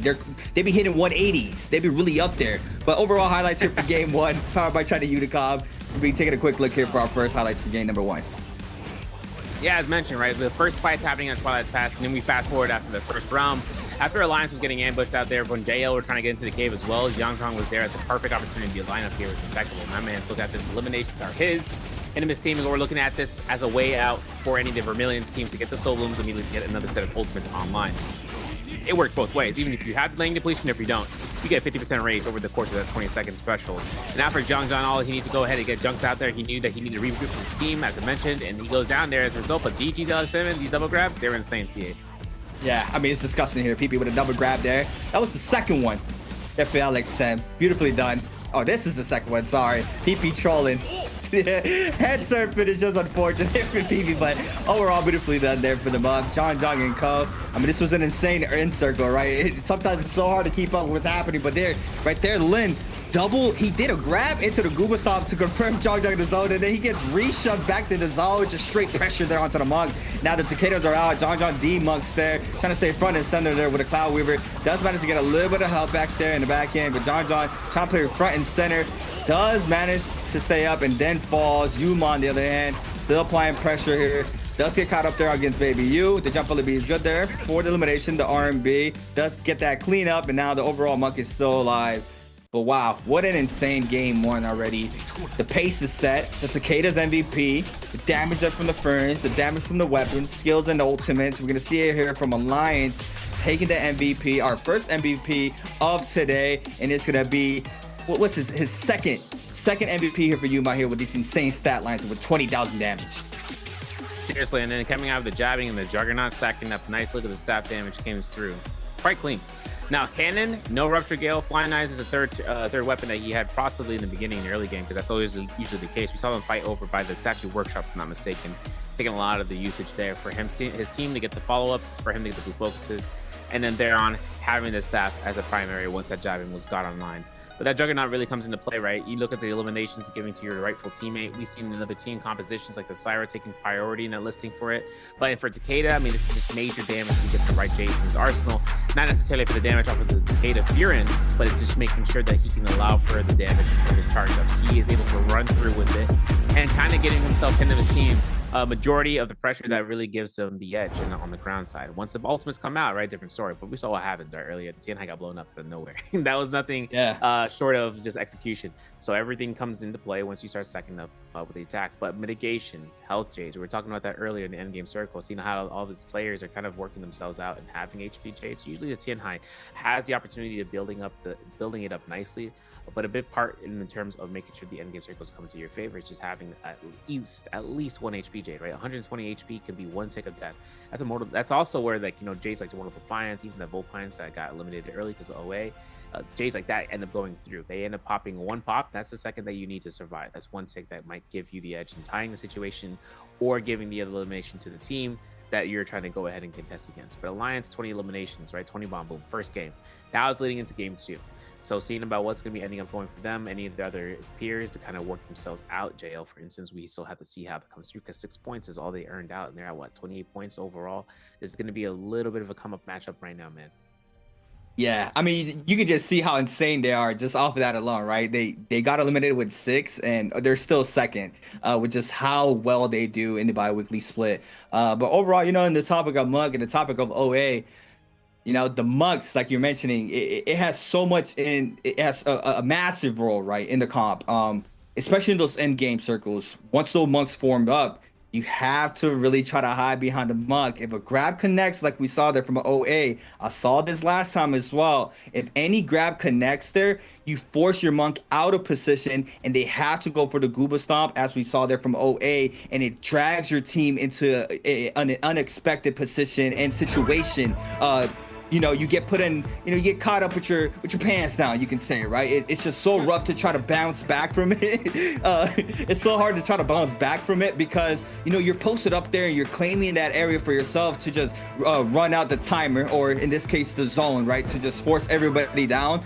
And if a grab connects onto one of your teammates, it just forces everybody in a really bad situation that is so hard to get out of. OA does manage to live it out there for just a little bit more time, but overall, it just makes it so much harder to live out these end circles, as we see it from OA. And I'm also still thinking about that answer for treasure. You know, when games come out, you know, I like to think there's like 3 types of people, right? You know, there's the casuals, you know, the people who just want to play for fun. And then there's the sweats, right? There's the sweats that be going in super hard or whatever. And then there's the numbers people. The numbers people, that's what that question was. Because if you wasn't locked in with the stats are put in about the pick rates, when we get the overall picks, when we see the percentage, I mean, you're probably not going to get the answer for treasure. And if the hat was on the line, I would be mad right now. I would have hit the rewind I would be button. so heated. But, you know, someone who got the numbers, they got the NARAKA, they got the, you know, the glasses. Yeah, on. the glasses actually. A cat with a bat is the guy who knew the answer. He knew that frame 1. Oh, hey, what? It's Okay. Come on, guys. You guys, come on. This is our amateur. Like, really? Like, what? Like, I'm a numbers guy. Like, what? He's like, dude, this is like easy. It's 1 + 1 = 4, bro. I don't know what you're talking about. So this is now where it comes down to those type of questions. But like I said, if there was a hat on the line, questions on fleek. But at least I'm not getting any DMs. Am I right? Let's stop. We got a chance right now. Lions MVP team overall, putting themselves out on top. One opportunity right now is for them to kind of seal the deal. But this Kylan TNI, you know, I don't know how they're going to be performing out, I'll be honest, because the Kylan TNI, for them, it's not their best comp, right? They're more of that, you know, I'm going to lock you down with a Viper and just see the situation. I think one part that gives Alliance that necessary, okay, we got points, what can we work with it, is that if they're not in match point, by game 3, if they're still on top of the leaderboard, this gives them one chance to then play that comp for Viper Syra to Molt or Viper Syra to Justina to lead into game 4 with that same exact comp with a slight variation with the points difference. That's sometimes that's also another strat you can do in trios, because once we enter rounds 3 through 8, for anyone out there, match points, any team that entered a match point gets shifted to the bottom, but the leaderboard, whoever is on the top of the leaderboard who is not in match point at this head will be the first team to choice picks. This is like big brain. I like how the system operates on that end, because it means that you have at least, once you're at the top of the leaderboard, yeah, you're doing good work. Then you lead yourselves into past the point of victory for match point. Then they force you at the bottom to start making those hard decisions, start making those make it or break it moments. That's something that we said, like I was talking before we started with the JL. They did that in the scrimmages, they did it in the past in bi-weekly finals, but sometimes burning those points up to make or break. Yeah, like I was mentioning, right? Just how the spirit wheels were already a big aspect, and just added more with being able to micromanage when you go for buff or you just inflict depletion. That's another big aspect, but that's outside the game, right? That's mind games. That's prepping for the remainder 8 games, right? It's a marathon, not a sprint. It's how some of the teams like to look at it as well. So overall, yeah, I mean, we're gonna have to see it how it unfolds. But wow, I'm not sure how well this, because last time I saw trios, Kylan Perry was already in, and we only saw one. So I'm not sure if that really like shifted the momentum there on that character. If he's getting second pick, I'm guessing it didn't, correct? For the second round? Oh, if he's this much played out, like, because you know now he can get parried. Oh yeah. See, the parry is interesting too, because it's like it gives the heal is still given to him for the one target that's struck. But there's no riposte on the enemy side. So like, let's say a Matari gets the parry off, she ain't gonna parry attack him, right? But a Kylan getting parried stops him in his tracks, which is the biggest thing. It's just the fact that you just burn one of his slashes, and the blue slash is a variable difference. Now, difference is that this is also in the patch where the F2 is changed out. I doubt we're gonna see F2. I'm gonna give it a buck. Yeah, cutthroat. Cut throw ain't happening. F1 is too good. The parry mode is too strong. And anyone attacks, everyone gets knocked back. They get all these bans. All these, all these fingernails and fingers, yeah. eyes, Hey with the kung fu hustle, you can't do anything about it. Yeah, as soon as I saw the comment, I was thinking about the fair. I'm like, hold on, cutthroat. Are we gonna see? We're gonna see it, but nah. Yeah, like you mentioned, it's not ideal for these teams to run that app. But overall, second game of the day already locked and loaded here for our bi-weekly 4 finals for trios. I mean, I felt like it was every single time I get in here, I say this because I felt like we just had bi-weekly 1 last week.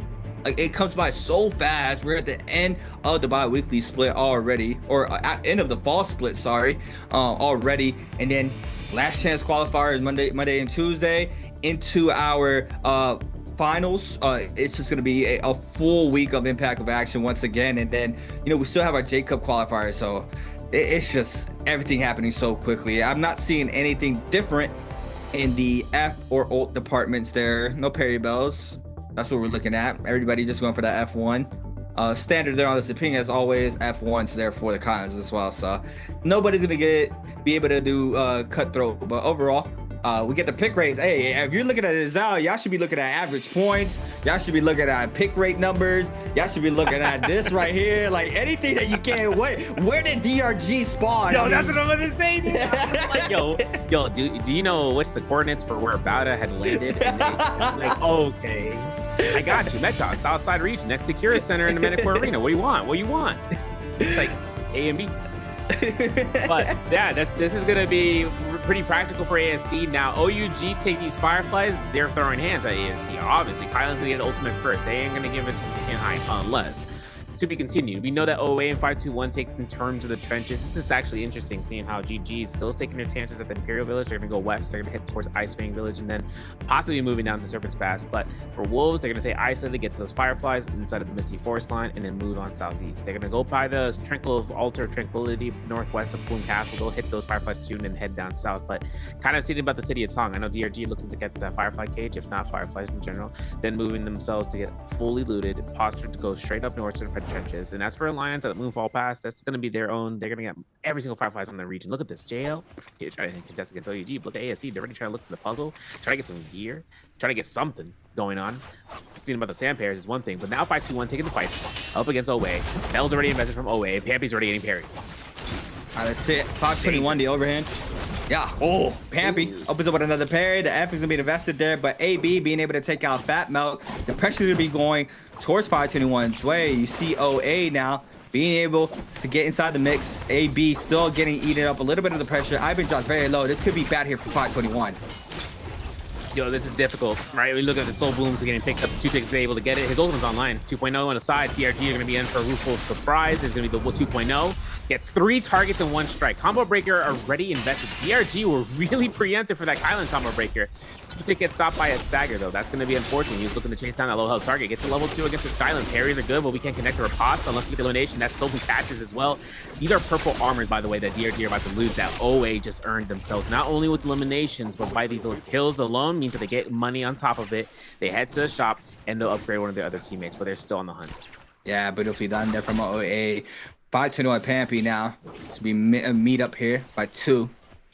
Looking for the spacing. Ivan inside the bush. He tried to hit him with that, but 2 just too smart. AB now to be forced to pop that ultimate. Missed me picking up elimination kill feed. Both monks are up. Got ultimate invested there for Ivan. The run back now for 521's Fat Melt to be showing up as well. Pampy trying to stay up here in the situation. The monk being applied so much pressure here. Half of that white health already gone, but the grab connects there onto 2. Does manage to get eliminated as well. Ivan there with the slash off the Kylan. The F call in, but the grab connects there from OA. And now Pampy trying to mash on. Now it doesn't manage to do so on time. The damage does connect there off the grab. Fat Melt applying the pressure off the lunge into the follow-up. Last hit there does confirm onto AB with a knockback. And now 521 on the cleanup against OA. The parry connects, the bell invested, but it's not going to be enough. 521 with the pressure and back towards the wall, being able to stay up and be successful here in this first fight.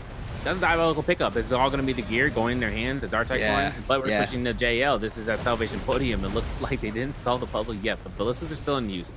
The XJ finds the purple armor. Bane had been dropped down here from the Bulls picked up. with them at 2 eliminations. I want to see what those eliminations look like. Let's get a good replay, can we? Okay, guess not. 5-2-1 though at the trenches. Backing up here, we're looking at GG. See, GG comes from the north side of the Imperial Village, and then it looks like they skited all the way down here, making sure that they can see what is happening immediately. They knew their team spawning here. They just don't know the results of the fight. Seeing about the RMBs here, all members of GG have 3 blue armors. They still have an opportunity of looking at this gold trophies, hoping that Pampa doesn't get an armor swap, in which case you won't be able to give him the chance to. And then as for Fat Milk, he is backing off towards the plateau, or rather to the Mesa. He is going to be moving towards the city of Tong. And as a result, GG pick up the solo. They have around a cumulative amount of around, what is that, 24,000 dark type coins, so they might be able to pick up 1 armor and then look into a weapon. Then switching back to Salvation, TXJ, active Sienna hold in play, and seeing about the counteract from ZGE. From this Blister Shot still, Water's playing a menace game.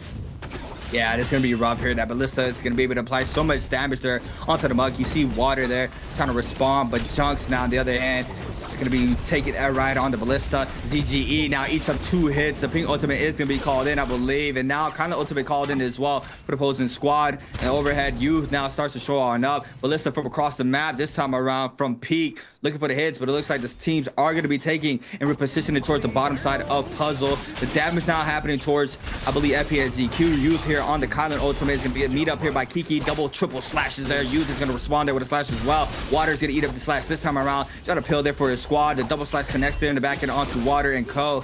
Now looking for the final hits. TE's Youth is going to be getting out of this ult pretty soon. The nunchucks are going to be coming out. The Monk ult is up as well. Water's going to get grabbed there from Zhao in the backside. Zhao not being able to get the grab, plus confirm hit and elimination there onto Water. And TE now being able to make it a 2v3. JL trying to back on up. Junks now with an R&B focus, opening it in the back of Youth. 2 players on his back, Peak and Youth. Junks overholding, not going to release. Trying to play the spacing game. Now, don't have his teammate here, but the pair is going to connect there for Youth. And now forcing out the F off the Conlin in the back end. The damage is going to connect. Junks going to be eliminated. TE win the puzzle fight, and now they're going to be able to solve this. Get the weapon off of this. Start posting it for the first round in 3 minutes. Oh, the puzzle's already up. Who has gold weapon? Did you see? I'm not sure who got the gold weapon. Yeah, I think they just solved the puzzle. I ain't going to find, but we'll have to see. I'll have to look at the inventory later on. Baby You got the purple staff. He's playing that Kylan. He's got blue armor. He's chasing. Oh wait, now there's fireflies along this direction. So whether or not GG even went towards these fireflies in the first place, we'll have to see. As for OA, they are rushing down here. Second form, second life, OUG. They are behind this. Double digits on the grapples right now, as you can see from Jinyu at 9 now. And it's going to be up to whether or not they can catch up in time. Baby U is already ahead of the curve. He is seeing that OA are in dire moments of escaping. It's like looking at Friday the 13th. These guys are scary, which is going to be showing up in times of a horror movie. We are in the Halloween season. It's also mid on the festival. Everyone is celebrating that, you know. Hopefully look at the Harvest Moon outside. We have the chance right now to see about whether or not ZK can work out this Hong Sword, though, right? I'm looking at this man on the 2-on-1 situation. You know, he comes out here for the LMB uppercut, grapple bump into that uppercut. He's over by aero erosion. He's looking at this from Boomerang Cliff, and look at the Jades. Looking at the Overlord, Juggernaut, Blistering Edge, 9HQ. He's stacked up with the Sunwing shot. Then again, seeing how much they know this area to their hearts, we're switching on over to GG, who are taking this ultimate against Two-Tick. But Two-Tick, he ain't gonna have much to really offer. See it now. It's just gonna be rough here. Tries to stay up here. The Kylan ult is up, and it gets parried as well, I believe. I'm not sure that was the parry animation, but it looked like he bounced back for a second. The F is to be invested there onto all 3 players, but overholds it, gets the damage off the focus attack. There goes the prop comes in as well, but it doesn't even matter. The damage is gonna connect there for GG. They are gonna be snagging up another one. We have Valiant challenge there from Balda. First round starts to form on up in 30 seconds. LXM to be able to be on the Mug. What do we have here? 2 purple J's, 1 on 330, 1 as well on LXM. They're all blue armor except for 330 on the Zapine. They're already getting that armor skeleton there onto the healer. XMU has that as well. Same situation there with the armor on the Zapine.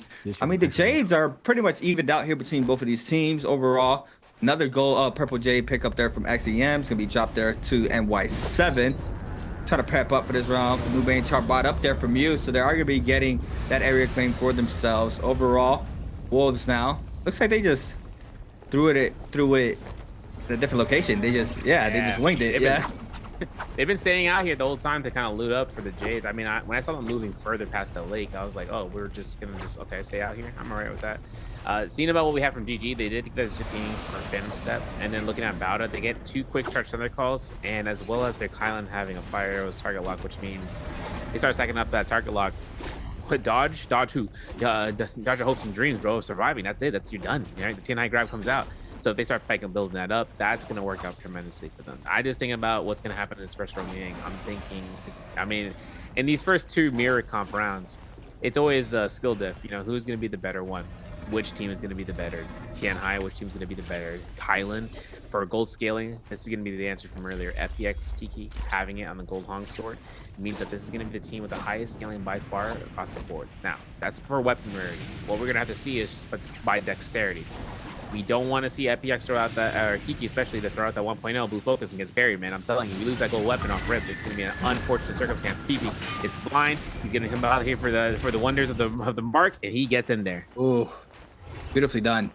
Beautifully done. 2 minutes to go on, and Alliance once again with an explosive start here for today's match is now trying to match it once again in this first Roman Yang. This is going to be a big round to watch here. Wolves and Alliance both forming up instantly here on the Monks, looking for the grabs. Little 360 here from both Monks, trying to find the perfect spacing. A little bit of Duke off as well there. PP's going to eat up a little bit of the slashes or the slam there, or the shove back, sorry, there from ZK. And the overall U to be able to weave that there in the back end from the grab there from NHQ, but now a grab connects there onto NHQ just in time. Does manage to get it to the follow-up there off the fly now. It doesn't get the re-grab, but now the pressure is here. The Kala Ultimate is invested there from Yuma. Now trying to apply more of this pressure. NHQ trying to save up this ult for as long as possible, but now he's going to invest it.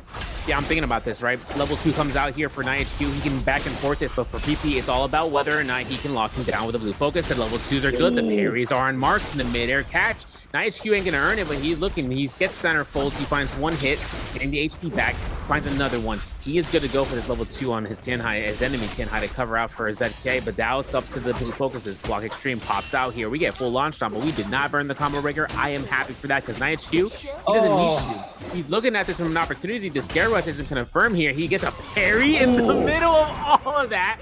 Confirms a jump LMB, gets elimination with the team. Purple armor is given to ZK. They are now stacked out. Another go up this gold great sword.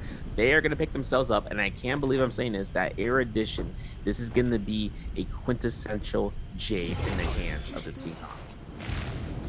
And I like this from Wolves. They invested Bane. I can't quite remember the Bane. We'll talk about it after the game, but FPXEQ against Bauda, right? Bauda already gonna go ahead and monk on up, as well as FPXEQ. Got a parry connected there onto EXM, but he has the mid-range pressure, but the grab connects there for ZGE. Stopping the pressure off there off the long sword. Overholding, does not manage to get the slam down. It's gonna be burst out with so much damage. The double grab there connects to the back end. This could be bad here from FPXEQ. One player goes down, and that's Kiki. Vermilion's burns mic just going out so quickly. Bada being able to stay up in this fight. Water now is gonna eat up so much damage, and FPXEQ lasted about 20 seconds with that buff, and now they have to play passive once again. So unfortunate, man. I'm looking at the scaling coming through there, but XCM right now is a glass cannon, blue armor, but he's got the scaling of a god, and he and NY7 just burned them out completely. Double grab a situation, it's done for you. FPX though, in soul form, chilling out. Now the FPX did win the Romy Yang, so like I said, second gold weapons as we saw for Kiki first. As for Jinyu right now, OUG winning their Romy Yang is a huge upgrade. Inside of the Imperial Village, they're looting up here. We might get a replay in a second in their fight. Otherwise, JL actually lost their Romy Yang. Keep in mind that JL is in the soul form, trailing right behind OUG as they're looking to ambush up GG. Drake will sword pickup from GG means that this is a Spirit Well pickup, most definitely. But for GG going towards the side of the Imperial Village, this is a lot of buildings, a lot of yurts. This is going to be a lot of tents that can go in and out, and Jinyu is looking to try to invest ultimate outside of those yurts. And Zenyu has Spirit, Halloween Spirit buff, so he has that pumpkin, so he's gonna be looking for the slug back. He does manage to get the Gooba Stomp into the slam as well there from the hands. Does manage to get SS out as well. They are gonna be able to mash on now. LXM now is gonna eat up so much damage, trying to create this space now. SS going for the shotgun burst there, trying to fry out the monk. CJS is gonna get grabbed there, beautifully done there from Zenyu, being able to stop the pressure there from the Kylan. CJ's now is gonna go ahead and force and applying the pressure there onto the monk. The ult now is gonna be looking for the slashes, connects out the first one there onto Junks. The F invested there for the opposing Kylan, looking for the following hits. The Draco Storm is up here for GG, but it looks like they're forced to back on up here with the pressure there from, I believe, the third party from JL. Still having to cleanse out the situation. They're looking for the potential eliminations. Baby U could be the one lacking there in the backside of the line. Zenyu now starts to move on in. GG now in the center of both of these teams. GG's in the back end could be met up here, but now the shotgun burst. Be able to get the clink off, the 1-2s as well. Looks like the proc is going to be coming on in. OUG is going to follow. Remember, Baby U is going to be eliminated there on the Conlin. They still have his bird smite there for 17 seconds. They're trying to get as active as possible. Just send blues if you can. Just get anything done. Try to get the parry off. Whatever you got to do, you just got to be eliminated. Dude managed to get on out, so they're still safe in this game. JL and crew trying to cleanse out the Yang depletion. Still with 3 players with that Yang depletion. The grab is going to connect there onto Don Q. TXJ trying to be the one to save for his squad, but the pressure is there from Kakashi, and looks like the mash shot is going to come into play as well. And now the Colin ultimate from Don Q there to apply more pressure. And Wanfong still hasn't thrown the zip ult. Nicely done. The grab is slamming down is good, but TXJ is eating himself out in the zone. This is gonna hurt. The blue focuses are coming through for TXJ. It's all about the LMBs if you can catch one, right? Oh my god! The triple parry comes out, but he get no value. The pistol shots. Man, that V1 zip ping really working out, and now the zip ping gets that heal off for DRG. DRG, this is gonna be a moment right now. Look at this. Another bell ready to go here. No parry is gonna be coming out from TXJ. We got 30 seconds on the clock right now, my friend. And XLYU, he is the next target on the list. He also found those parries. He is cleaning up shop. He is looking for a hit though on those soul blooms, and nothing is gonna be offered. But then again, the Flying Knight 2.0 works out. SS still had V1 the entire time. He can't throw a whole tick R&B for his life. TXJ knew there was no opportunity. We lose out Junks in the distance, but we losing that one Fong as well. And as well as for TXJ, this is only gonna be a matter of time, man. That's rough. That's rough there from JL. Back-to-back games, just getting completely shut down. Not being able to cleanse out that Yang depletion. They fall for it once again. DRG frying up LXM here on the mug. The 1-2s are going to connect here, I believe. Does manage to get the damage off the LMB focus. The cannon shots come on in, but it doesn't connect. 521 Pampy with elimination. Yes, 521 snags up the kill there. Pampy being able to get the last hit there onto that. 3 of those players are going to be eliminated there. Beautifully done there from 521. OUG now catches Pat Molakin in the back end, though. 521 get 3 eliminations, but OUG on the hunt. Massive parry there from Zenyu, and that's your healer. And this is bad for you because you're still in zone, and it looks like OUG might be able to see you as well if they're able to get line of sight, but no, looks like they're gonna be safe. 521 might be going for that resurrection. I think we have a player from OA still alive as well in the zone, but we got our second Roman Yang FPS ZQ against Wolves once again. Wolves posted up for the round. They did great in the first round. Now looking for the 2P against FPS ZQ this time around. ZGE starting up high, looking for the drop down. Gold halberds in hand as well. This is back-to-back Yang winners there for FPS ZQ and Wolves. Oh, there goes the ult. It doesn't matter to get it. It's gonna get grabbed. They're beautifully done there from ZK. And the elimination does not connect just yet. Does manage to tap dodge roll on out. Can now invest the ultimate if needed, but ZK still in ult form.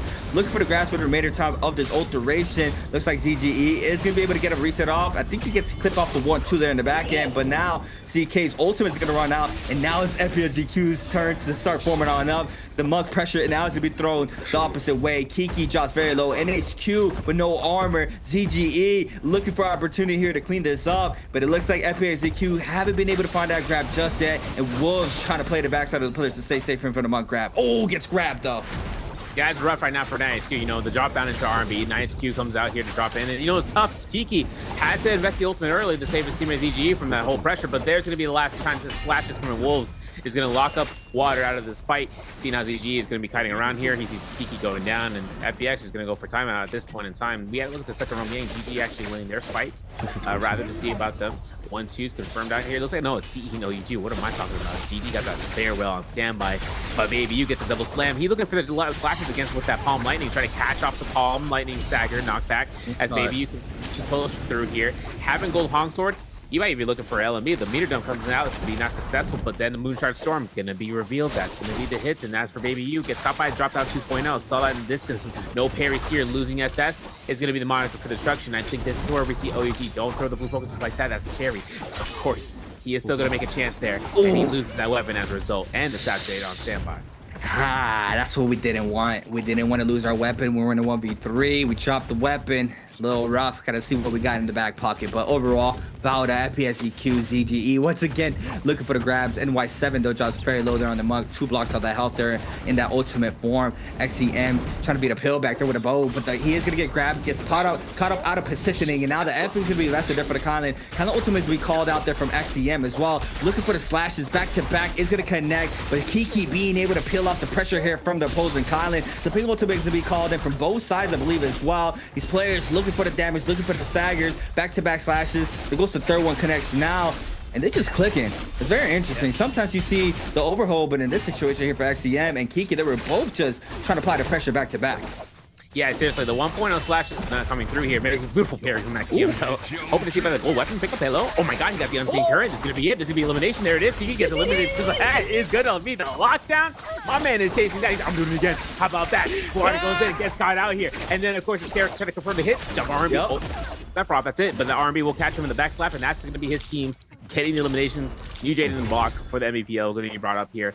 We've seen it in play in live action. Don't talk to me about the new Nunchuck Jade. I don't want to speak about it, but this is going to be coming from the fan Jade, man, and this thing is a nasty bit of work. It's like epic detach, like martial art. Well, it's not a lock-in animation. They're kind of being flopped around, so they can kind of still break off, but it's such a high stagger speed type move that once you get to the goal focus and everything's around you, you are done. Unless you, even skill goal focuses can't beat out of it. Man, bow tie pasta. Bow tie pasta. Yep. Bow tie pasta. It kind of gives me a Aurora Burst vibes, you know, like but just better. Yeah. Like you know, like shorter duration. I mean, the silence. There's no silence on it. No silence.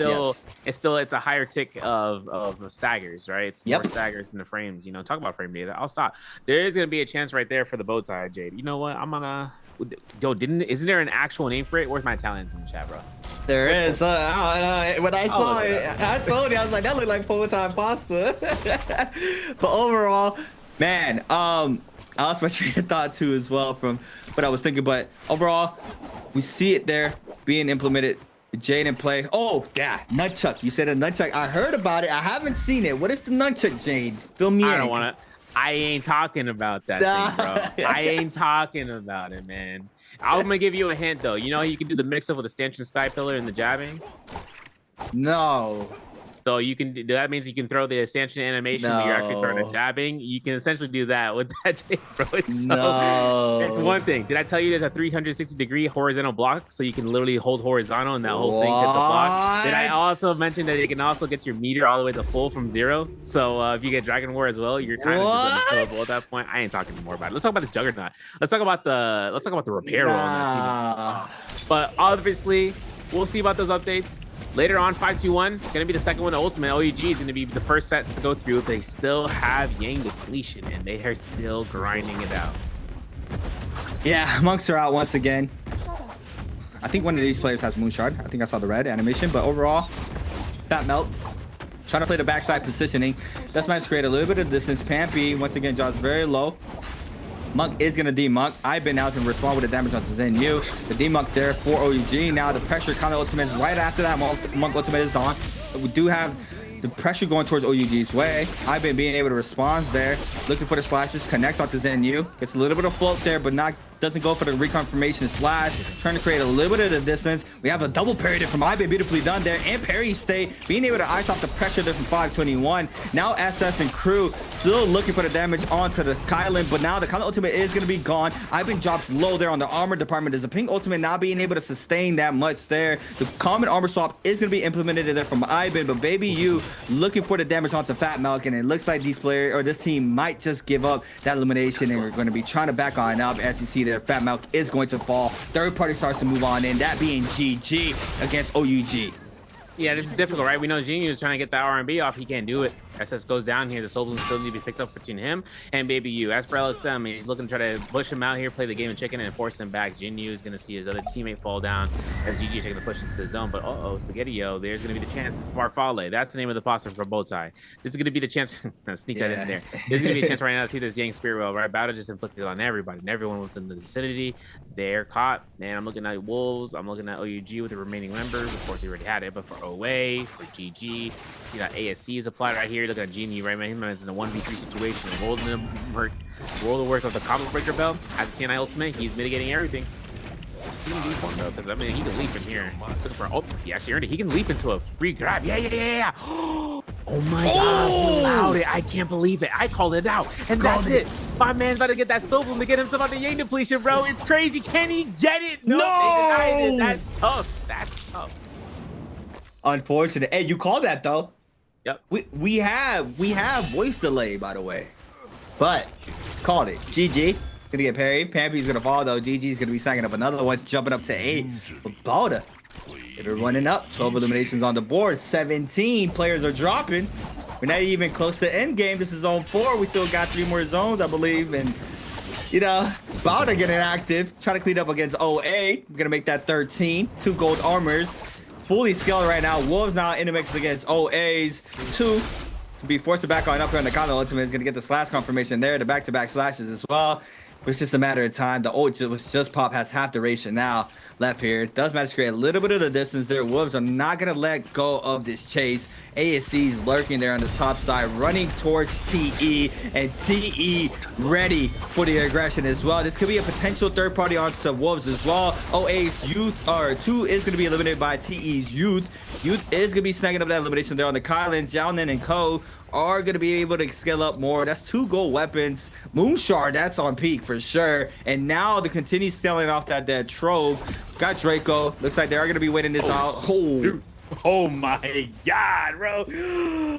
No. Head to detach Phoenix on Xiaonan with the Martial Will Form hook with the Soothing Boon, that Moonshot on peak. Like, we're talking, you ain't moving, bro. You're staggered to high hell. Yeah, that's going to be crazy.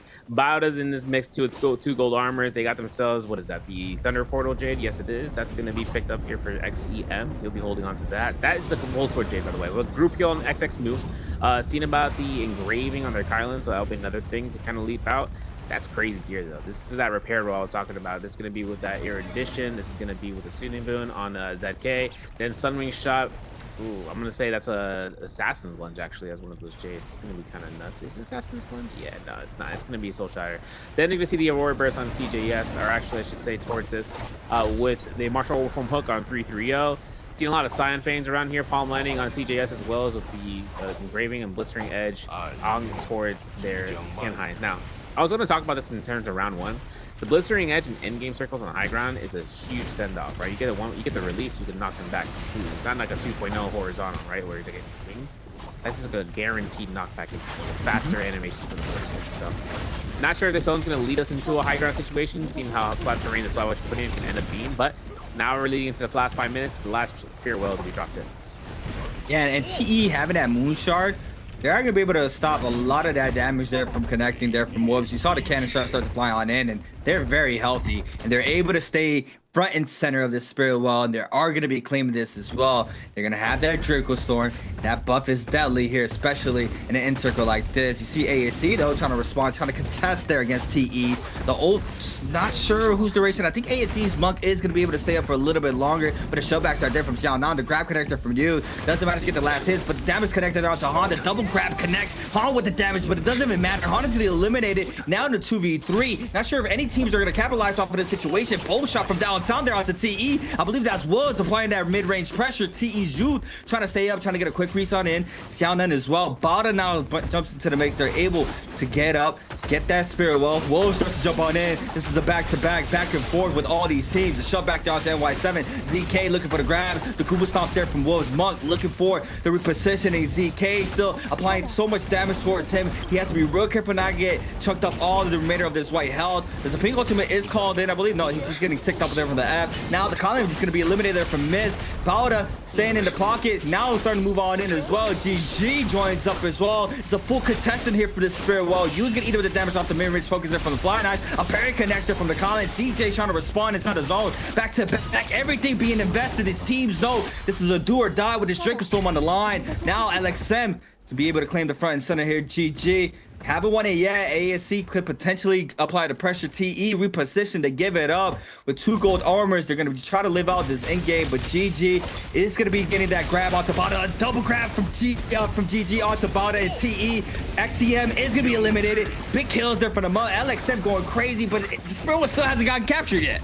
Yeah, dude, this is that high contesting pressure, dude. I was talking about Spirit Well getting contested like this is a need. It needs to happen. If it gives the team a Draco Storm, that is a pressure you do not want. This is going to be contesting again, but the grabs are good. Looking at Tijan, can he get a heal from a lifespan? No, he won't. The deformation not fast enough. He did it too late, and he's going to get eliminated. His team might also be reciprocated to down to the 5th or 6th place left, and this is going to be up to the Erudition. We're talking about from that game. My man got that purple focus. He needs to spam it. He needs to connect it. CJS gets parry mode off. That's not a problem. We still find that parry, though. This is going to be NY7. He connects off of one of NHQ. Then again, the Shadow Eclipse J comes out. This is the Dagger Tome I was talking about. Zeke gets another ultimate online. He's going to use the counter out NY7, and NY7 leaps in to try to knock him back. Another grab opportunity right now. 11 players left alive on the board right now, and this Spearwell will disappear in a couple of seconds' time as Zeke still is looking to try to clear it up, man. This is insane. This is insane. Yeah, the Spearwell does not look like it's gonna get grabbed. So the Draco Storm. Ooh.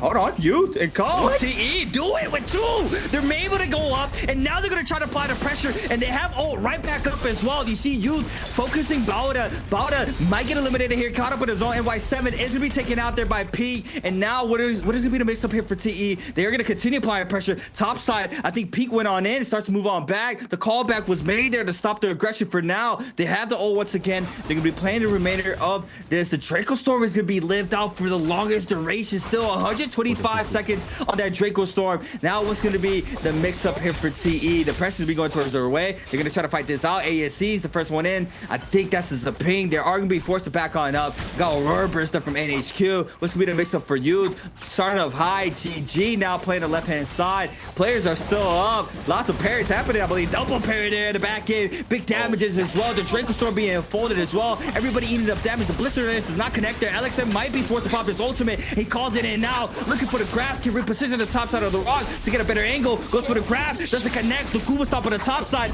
looking for the grab, doesn't connect. The slashes from the Colin, beating big damage. ZK gets grabbed. LXM with a massive grab, spins up back inside the zone. F caught in there for the Monk. Not sure he has ult, but now jumps on down. You tries to spawn with a Flamebringer. Peak with elimination onto Wolves. The ult doesn't manage to get a lot of value there from LXM. Gets a grab onto Peak, goes for the confirmed hit, but aggression's still happening. Players are falling now. Wolves with another one. GG's are going to be looking at this, and the launches are going to come out. The parry mode is activated as CJS gets his level 2. He launches into the zone. Zone take damage is going to be doing more work for him than anything else here for take damages. Of course, he and his teammates are all up to go here. Peak going to be looking ahead as the team looking around here. Wolves U gets caught. He's launched out here. CJS as well looking for the level 2. 1 HP in the Dream for Night HQ. Level 2 slashes might be coming out. There's a hit. CJS goes down. The combo breaker doesn't even need to go ahead and utilize this. He can use it to knock them back. There it is. Hoping to see about this block extreme. Both parry baited off this end. I know that's a parry like that. Sap Strike comes out, 3-3-0, almost dying in the zone, take damage, dies the Clink, and you is looking at this as TE turn this up in terms of being at the bottom of the leaderboard and are turning out to be the ones on top. And time with the favorite. Youth comes out and gives the team the MVP multiplier. Insane. Wow. That was insane. That was the craziest intake I've ever seen, because that contestant for that Spearwell felt like an infinite time where we were in the Matrix there.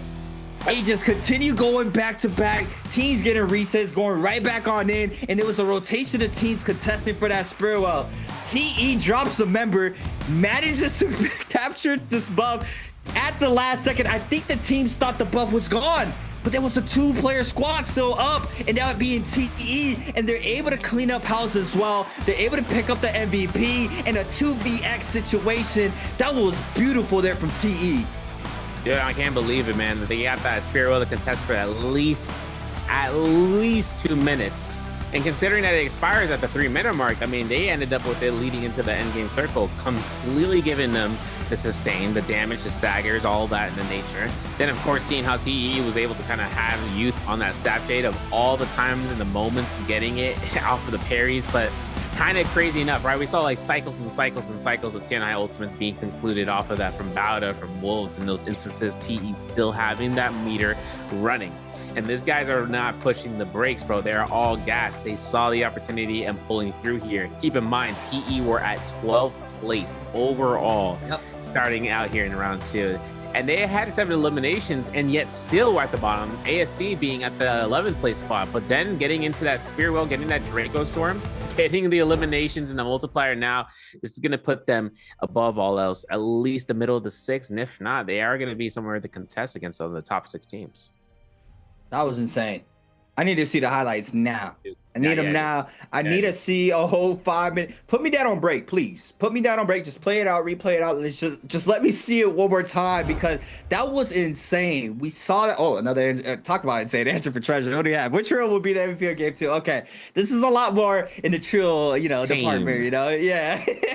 We're able to see. The question here for answer for treasure will be, which hero will be MVP of game 2? Is it A, Kylan, B, Town High, C's opinion? If you guys are watching the YouTube, swap on over to twitch.tv/NARAKA Playpoint in order to get a chance to get a special gift. Back to the game, right? Game 2. Insane. Insane game 2. Insane. Yeah, we didn't have the same amount of teams up for that end game like we did for game 1. But it didn't even matter. It didn't even matter. That contestant there for that Spirit was so deadly there. You saw TE tries to go back on in. They were front and center. They were forced to back on up. They get a reset in, and they were ready to get back in, but they drop a member so quickly. I couldn't catch how fast that player got bursted down. But overall, they managed to back on up, and I do not even know how they got out of line of sight there to stay up and capture that Spirit well. Dude, I don't know, man. Xiao Wen was able to go down. Like the teammate you're talking about, their Tian High of all the units, bro. Their Tian High went down. And they still came through, bro. The healing over time, 19.6 points. TE taking it out here. They're tied up for 13th with Bauda, but they got so many higher placement, and the multiplier, of course, 14.5 for Bauda. GG at 14.5 as well. 11 for Wolves. OUG at 9.5. 8 for Tai21. OA at 6. 5.5 for FPX and ASC. 3 for JL. DRG at 1.5, and 1 for the remaining team. Now, this is the MVP stats. Looking at this from the peak, he got more eliminations. Crazy, bro. That means you're going to get the zipping MVP. But then again, Youth and Peak were handling business at the door. They didn't even step out on the porch. It said, no, you come to us, bro. We have to take this fight. We got to go with this. Forcing out the Kylan ultimate preempted to the pickup on that Spirit Well was also a crucial part for Youth because you saw how many slashes, and then when he got his second ultimate online to allow for it to be used, you saw those 1.0 slashes even without the Keelan guard being utilized. He knew the terrain difference, his slope was going to work in his favor. Burn tick damage, our tick damage from the zone was what I was talking about. It is working well in his favor.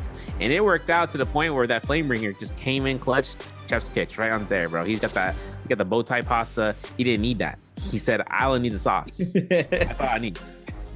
That was, and they had Draco. And they had Draco. Top of that, I mean, that was insane. But overall standings here currently for our second game: ASC with 22.4, 521 with 23.3, DRG with 24, FPSGQ with 28.6, OA with 29.6.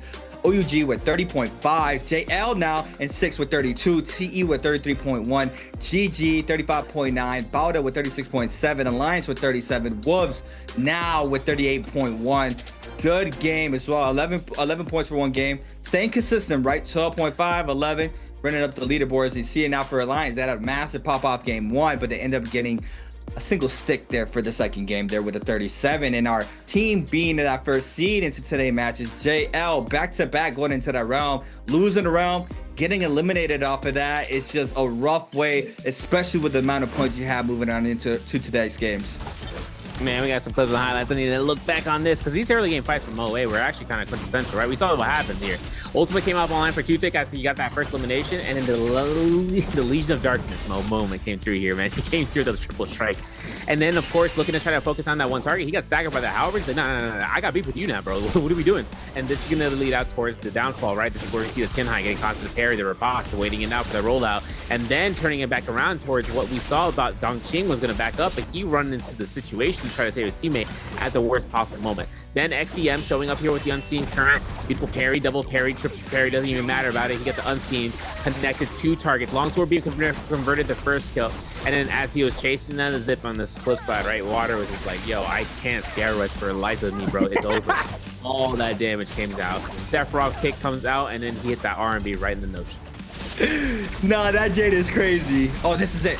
This is where TE was going crazy. The 2vx, right? Being able to clean up, you apply the pressure with the Kylan ultimate. Does get the double slashes triple onto 3 players there. Peak is going to fall there. Or Peak picks up an elimination onto CJs. And this is a 2v2 in the zone. Youth now going against 330. We have the isolated fights. Massive parry there from Youth. Gets the sap in the back end. 330 eats up so much damage in the zone. The click comes in. Peak with elimination down to that player. LXM now responds to the parry, but it's not going to be enough there because Draco is going to connect there to apply the damage. A buff in the zone like that? The buff is literally still intact. That's insane. Absolute diabolical. Look at this MVP though. I can't. I mean, how much damage do you do though? That's the question. That's for the prediction gamers. I can't believe it. Yo, you prediction gamers are to be eaten, dude. I'm telling you. But seeing how we came down to this final moment, seeing how she went down, she didn't go out with a fight. Flying Knife's primary weapon, right? She got that Moonshard Storm, then she didn't move off of it. Hong Sword Dose comes out and peaks. This is his first MVP in the season. Flamebringer at 986 damage, just using it for a tad bit. But the Sap Soul Jade was really there to kind of hold down, especially if he was able to pop ultimate and get a parry, like how we see Kurumi's kind of operate on the end, just allowing for it. But one thing we want to actually talk about with is about the fact that Youth, he was able to be in that zone. We wanted to talk about that last circle and going through. One thing that we saw him do, right? This is kind of something for you guys as Kylan players. If you don't play as Kylan as much, if you're wondering, right? He sat still and he was like, I'm gonna put my hand behind my back and sit still. He is in purple focus that entire time. He is not staggerable. Blue focus is aside to kind of go through and knock him back if so, but he's in purple focus. He ain't staggered. He is holding that. He is waiting for the to roll out the top tap dodges. But we're gonna tap dodge out of here. We're gonna be going to round 3. I always do this. And we're gonna see you guys after this break. We're gonna have a chance of seeing you guys afterwards. Don't miss out. See you then.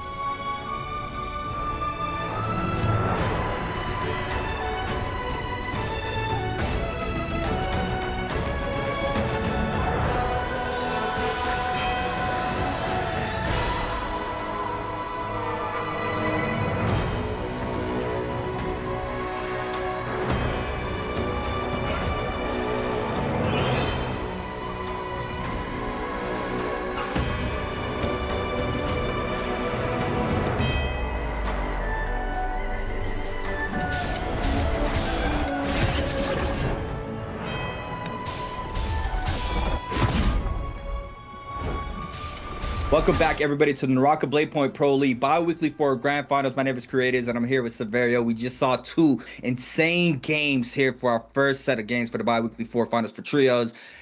TE being able to come out with a brain blaster of a 2vx, right? Being able to clean up, picking up that buff in that Draco Storm.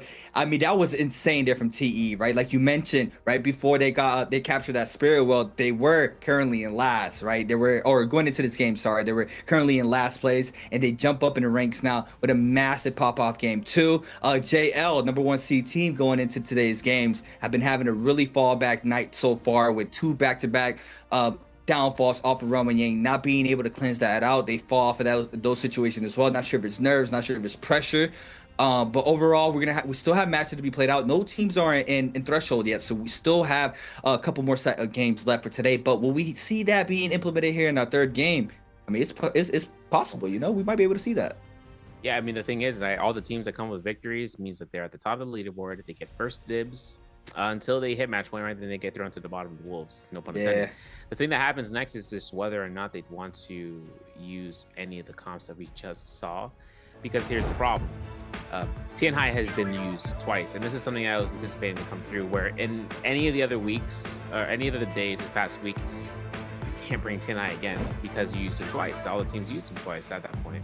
So it's really down towards these next couple of rounds. If a team wants to bring out Tianhai, the only other option instead of Tianhai is to bring out the Wei Shan, which I doubt in some circumstances, but then you'd end up using the Kadi as a separation for the Kylan, for the Zipping, which comes out in the 4th phase. As an operation comes out, anti-transformer comps would come through 1st phase, right? The Viper's Tumulch, the Syra, the Justina variations instead of Tumulch.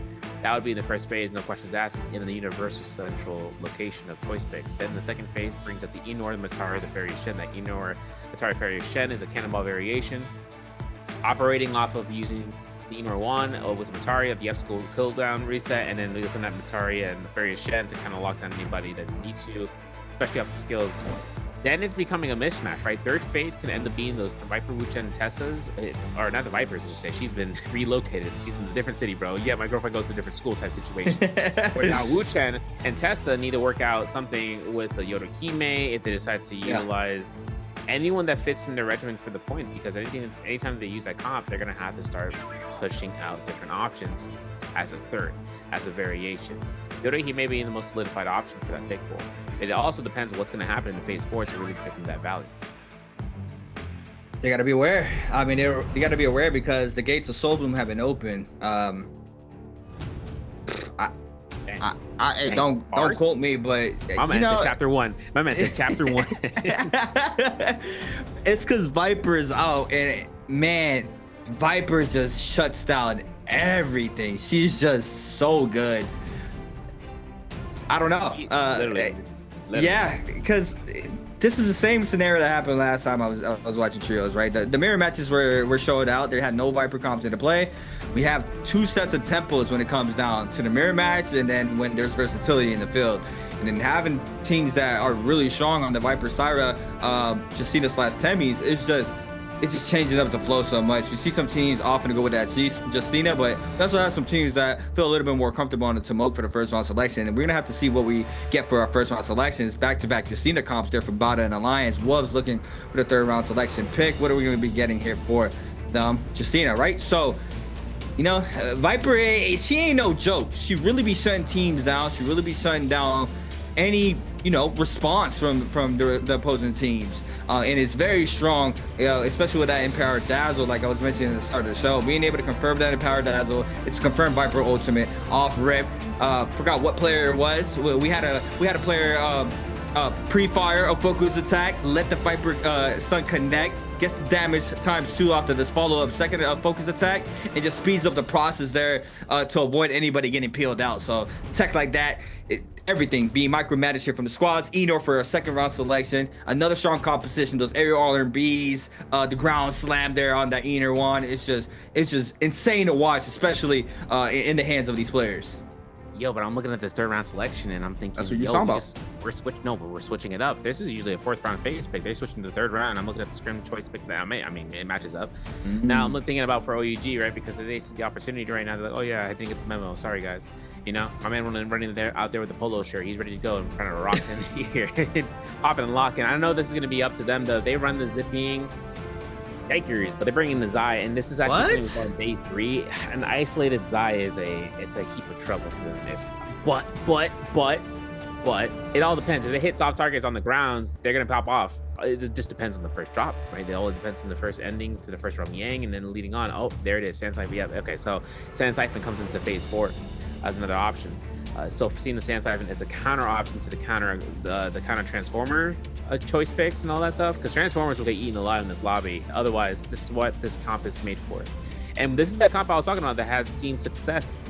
I mean, 5-2-1, for instance, popping off with that game with this comp against the Viper Tumulch, or the Viper Syras and the Justinas. But it's also about that tenacity. When I saw that fight happen, it was Justina popping ultimate first. The Cadence, Tumulch were still hanging on. Then the Viper Syra comes out, Takeda popped ult, and then he was safe. He kept his teammates safe throughout the entire time. Even Baby U was thinking about that moment. He was like, man, I can't believe that. There you go. Low red. Make sure you keep yourselves, you know, why aren't you postured out like JL's TXJ, bro? My man's sitting at a 90-degree angle every time he's playing. Why don't you do the same? I stopped. Oh, man. Overall, game 3 now with versatility in the field here with the team compositions. I've never seen Zai test a Wu-Chen. I've never seen that composition, so I'm very curious to see how it's gonna do. You have Wu-Chen port for Viper ult, so that's good, right? You're running that Wu-Chen to be able to get out of safety or get to safety against, you know, the top 3 teams being able to select that Justina, Syra, Viper. But overall, we're gonna see it here in Morris Isle. That last round selection very interesting to me as well, right? San Saifi and Morris Isle. Usually would see that composition a lot more in the Holoroth. But you know, we did have the mirror match, so obviously we couldn't do it for our first set of games. But overall, we're locked in to Morris, third game of the day. Who's gonna be able to take it? Are we gonna get a team into the threshold? We've seen, we've seen some variety in the teams. Who's coming up, right? We're our first 2 games. Teams are popping off. Teams won it. They know this is the last ship for the bi-weekly. They still have grand finals for bi-weekly, or for fall split, sorry, coming up at the end of next week. But overall, this is still a major chip to have under your belt if you're one of these orgs. Seriously, let's look at these skills, man, because I don't know, man. Viper ultimates, Viper skills, always F1, FV1, right? That's the case. Look at that Syra V1 for Alliance. Remember that thing I was talking about? That variation? They're that team.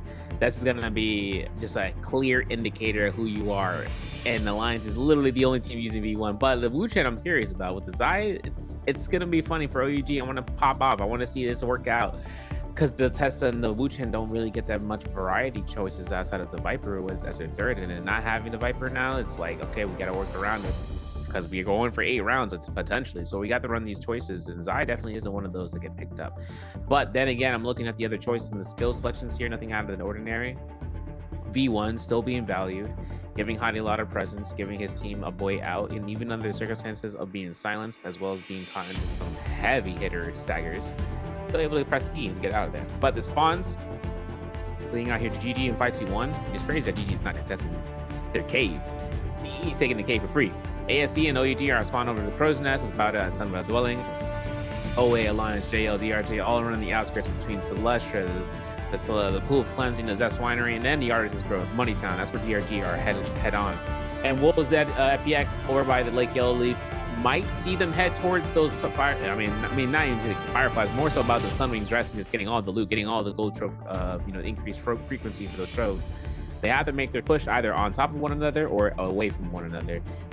I'm going to say it's for the former, but then again, we see violence, man. These guys have, E for everyone, bro, these hands. And that's exactly what every single one of these teams are going for. EA Sports. Overall. EA Sports. But yeah, I'm going to go ahead and say this is JL's pop-out game. I don't know why, but I feel it. Okay, they're literally between like 3 teams, bro. This is the pop-out game, bro. Hit me out, 32 points. Party, bro. I'm calling a third party. You call it third party? All right, we'll see it unfold here. Locked in for our 3rd game of the day. Wolves had a good start there for our 2nd game. What I wanted to mention earlier, they used a Bane to shut off a gate, and then the closest to them, just to stop the rotation that way. And then if they won the round like they did, they managed to, get the rotation already set. But overall, in the first set of fights here, massive paradigm from ZK. The eliminations be going towards NHQ. NHQ is going to fall. Kiki there with the hit. Wolves now in a 2v3 off rip, trying to sustain the damage. Water there with the follow-up lunge into the 1-2. ZGE gets hit there in the back end. Doesn't even matter. Wolves is going to try to respond, but the dropped out R&B focus is there, and Wolves is going to be eliminated off drop. They still have the soul form, but that's going to be our first scrap offs here for game number 3.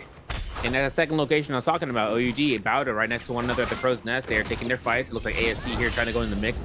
2.0 is parried out here, man. That's tough. That's tough. The Sansa didn't even connect off of anyone is unfortunate, because look at XCM on this game. Melted out alive. The Palm Lightning, or not the 2.0, I should say, the Shotgun Burst. ASC's misses, making sure they're spaced out. XCM couldn't even get an armor assault for his life. The longsword being through the wall. It didn't happen. The F2 to lock him down also from Mist there, and hoping to see what the Cicada picks, if it's going to work out in the favor. The Candy Kick comes in here. XCM making sure with a 1.0, can he earn it? He won't do anything for it, but that Soul Boom, I think Han's looking to pick that up. He doesn't get the Soul Bloom, doesn't matter. His man's on V1. What? No slowdown. Oh wait, yes, slow down. Oh. You was waiting for that, right? Waiting for the drop down Honda.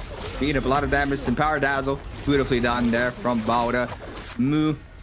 I mean, it's just so good. It's so good being able to stop anything being thrown your way. Once that gets popped out, the Cyrus being able to shut down a lot. And now we're seeing OUG be looking on this guy. Swapping on over the Alliance against OA. Jong, on the other hand, overholds. Double parry there from Jong. Beautifully done onto OA's. Cuckoo's going to eat up all that damage. Spins it back to the healer there for OA. The damage to connect there in the back end. That player is going to fall as well. Alliance being able to snag up that kill. 2 now tries to respond. Yuma is not going to eat the damage. They are going to be stopped there by Jong. Jong now still applying pressure. 2 is going to be taking out Alliance now with 7. What just happened? Wait a second. Remember what I was talking about, man? What happened to JL? What happened to him? I don't see him, bro. I don't see him in the area. I don't see them at all. I need to look at the kill feed earlier. I need to look at that in the replay. Because what happened to the Alliance there is going to dictate them in the leaderboard overall, man. First Romy Yang's going to be there for the fight. They need to make sure they don't die, though. They got to keep all the gear, all that dark side coins. But look, at this point, GG are also the other SAC team here. 3 eliminations, 2 purple armors, 2 purple weapons, right? Look at all the gear right now. This probably comes out to Mohisa Maven for they're looting. This man looked for the cannon shot. I think we, he was like, nah, I was gonna shoot just because he's got the horse head. You know, he's moving on. TE at Moonlit Courtyard though. This is on their second life. Actually, not necessarily. They're still on common armor. They just haven't had the luck on the spawns, and how TE kind of operate from the cave, right? You know, the cave coming out here for more than enough, right? For Fireflies is one thing, but if any other teams wanted to contest for them, they would have those fights ready to go. But no one contested them. Moving down south, they did get the blue armors. They did get 1 purple armor, as well as JL coming out here. Second life, look at this, and they have all their ultimates ready to go. So any sort of engagement that comes up next, One Fong has purple armor. And, you know, and I see Jades across the field, but we don't know exactly what Jades they would have. JL just needing to work towards the Ghost Village and even further along the Fiery Cave. 5-2-1, not too far away from being perpendicular with JL in this matter. See, they're over by the Council Courtyard, most likely after that first fight and the first loss, over by the Jade Pond, having the loop. They hit to the hellholes of lurking into the boxes and breaking those down. But we're now switching to BBE, or OUG, I should say, against TE. Tianan getting caught by the Dazzle, or for the Enchant, I should say, and seeing a 2.0 knocking on Tianan. This is what I want to look at. So ultimate is going to be invested, right? Looking at the Matar in the back end, Ener ultimate gonna be able to stop all that pressure into the ground slammer. So stop that. F called in there from Zenyu. Gotta back up. Nose can't do much against that transformer. The pressure is there from CJ's. Not the Tesla ultimate is gonna be invested there onto CJ's. It's gonna get Tesla enchanted, but it's not gonna be. It's not gonna matter. The Wuchen port is gonna be able to create a little bit of distance, but GG still trying to get in the mix. OUG for that third party posted up on the right hand side. TE still cutting out some of the pressure. One player gets hold back though. That's gonna be Peak now being caught up here by GG. 1-2 into the 1.0. Beautifully done there from GG. And I don't know, that composition, if you got a player like Eno or a character like Eno in the field, it's going to be rough to try to come on top there. You see it there. They are going to be dropping 1 member. Wolves against ASC. Lone Wolf there for ASC. Zhao Wen is going to get parry. You with a massive parry. Elimination going towards Wolves' way. 5-1 starts to rotate top right-hand side as well. 2 eliminations there for Wolves. 4 for GG. Alliance still with 7. First round started to post up in a minute 40. You're going to have to see that pretty soon. Blue Skelly here on 521. Lurking and waiting out, trying to find some more resources to be able to go inside that realm of Yang. Overall, Wolves, though, 2 purple armors, like Surveyor was mentioning. Good Skellige already. Off rip, being able to get that armor upgrade at purple rarity. It's a really good way, you know, to potentially get early fights in. But it looks like they're going to be stopping, waiting, looking for that realm to start forming on in. Yeah, and now for OA, looking up at anything that's left behind. Zhao Wen's still on that body because it's, you know, second life. Now we're switching on over to, you know, I call this a horseshoe, you know, area, but this is going to be where OUG are going to be spotting out. TE in the distance. Now there's a bell here, so they could have gotten some spottage on them, but TE's moving directly west.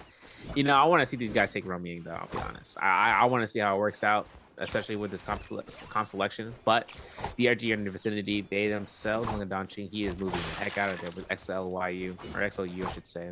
Moving across this field. We're looking at Sunwing's Rest, FPX putting themselves with the purple weapons across the board, too. These teams are kind of stacked out. Now, this is the second. This isn't the second line. This is the first line for FPX, and they still have the majority of this area.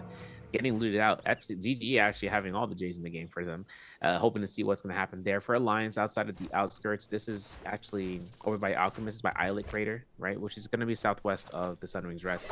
This area alone has enough shows to kind of keep the frequency up for the loot gain. We're looking at them having an Overlord on PP. We're looking at that Engraving and Juggernaut on Yuma. This is huge. And then look at Jiangjan. Wow. So here's the thing. Look at this. Jiangjan having Ripple Phantom Step.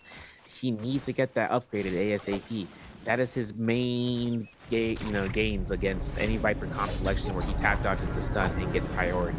That's all it's going to matter at the end of the day. Yeah, I mean, so very nice going into this first round. Good set of eliminations. They have the Bane as well. They call it in there on the left-hand side. Try to stop those players from entering that round. We see FPXEQ was forced to back on up. Alliance is going to be able to claim that now. Beautiful cruise down to that free gate for them out for that Bane.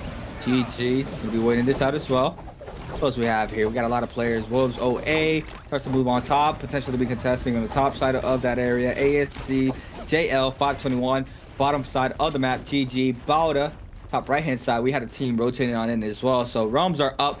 Couple seconds left for us to see our first realm here for game number 3. How is Alliance going to do in the realm? They're able to come out successful. They're able to come out victorious. They're going to have a beautiful pace through the remainder of game number 3. We're gonna have to wait and see it, but JL overall just waiting this out. TXJ on that Enor, very strong character, right? Being able to get that ground slam, the F does beautiful damage as well, right? You get 2 casts of it, being able to get that knockback. I mean, it's just an overall beautiful F there on that character. Players take the round. We got GG against Wolves. Not sure what our other realms are looking at, but we are gonna be seeing our first set. Alliance against 521. Oof.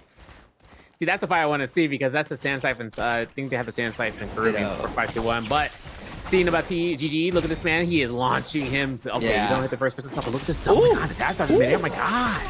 Yo, going to the Enor 1, getting the Thunderlord, earning that G energy out. Hasn't thrown a spear yet, but now it's guaranteed against ZK. But the freeze is coming from 9HQ with a cab blue reveal. This is tough because CGS, all that pressure, it's a limited time only.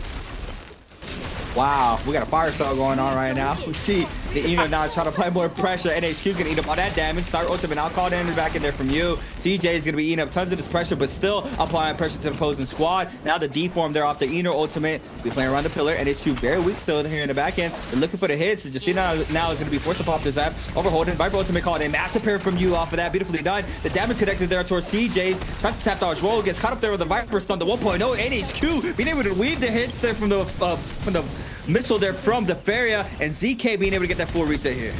Yep, and now this is going to be a time route. We got to go to the other round, man. We need to see this fight. This is not a 1v3 we know there's going to be a victory for. Because all that comes down to is range pressure and waiting her out. And it's going to be biting for time for this Ram Yang buff. But of course, if we're looking at the fight, we need to see how Wolves is doing, right? They are one of the top leaderboard teams on the scoreboard. Keep in mind. That's why we're making sure. Look, 521 loses against Alliance. FPS is still fighting OA. Wolves goes ahead and wins on GG. Looks like OA just won. And in that case, since we're switching on over here, we know this is going to be a case right now for OUG. Looking at Peak, looking at whether or not we can see these guys going back and forth as OUG Jingyu with the Spiritual comes out, gets eliminated. You guys are at 5 kills right now so far. Now the pace right now is at Alliance is at 10 kills.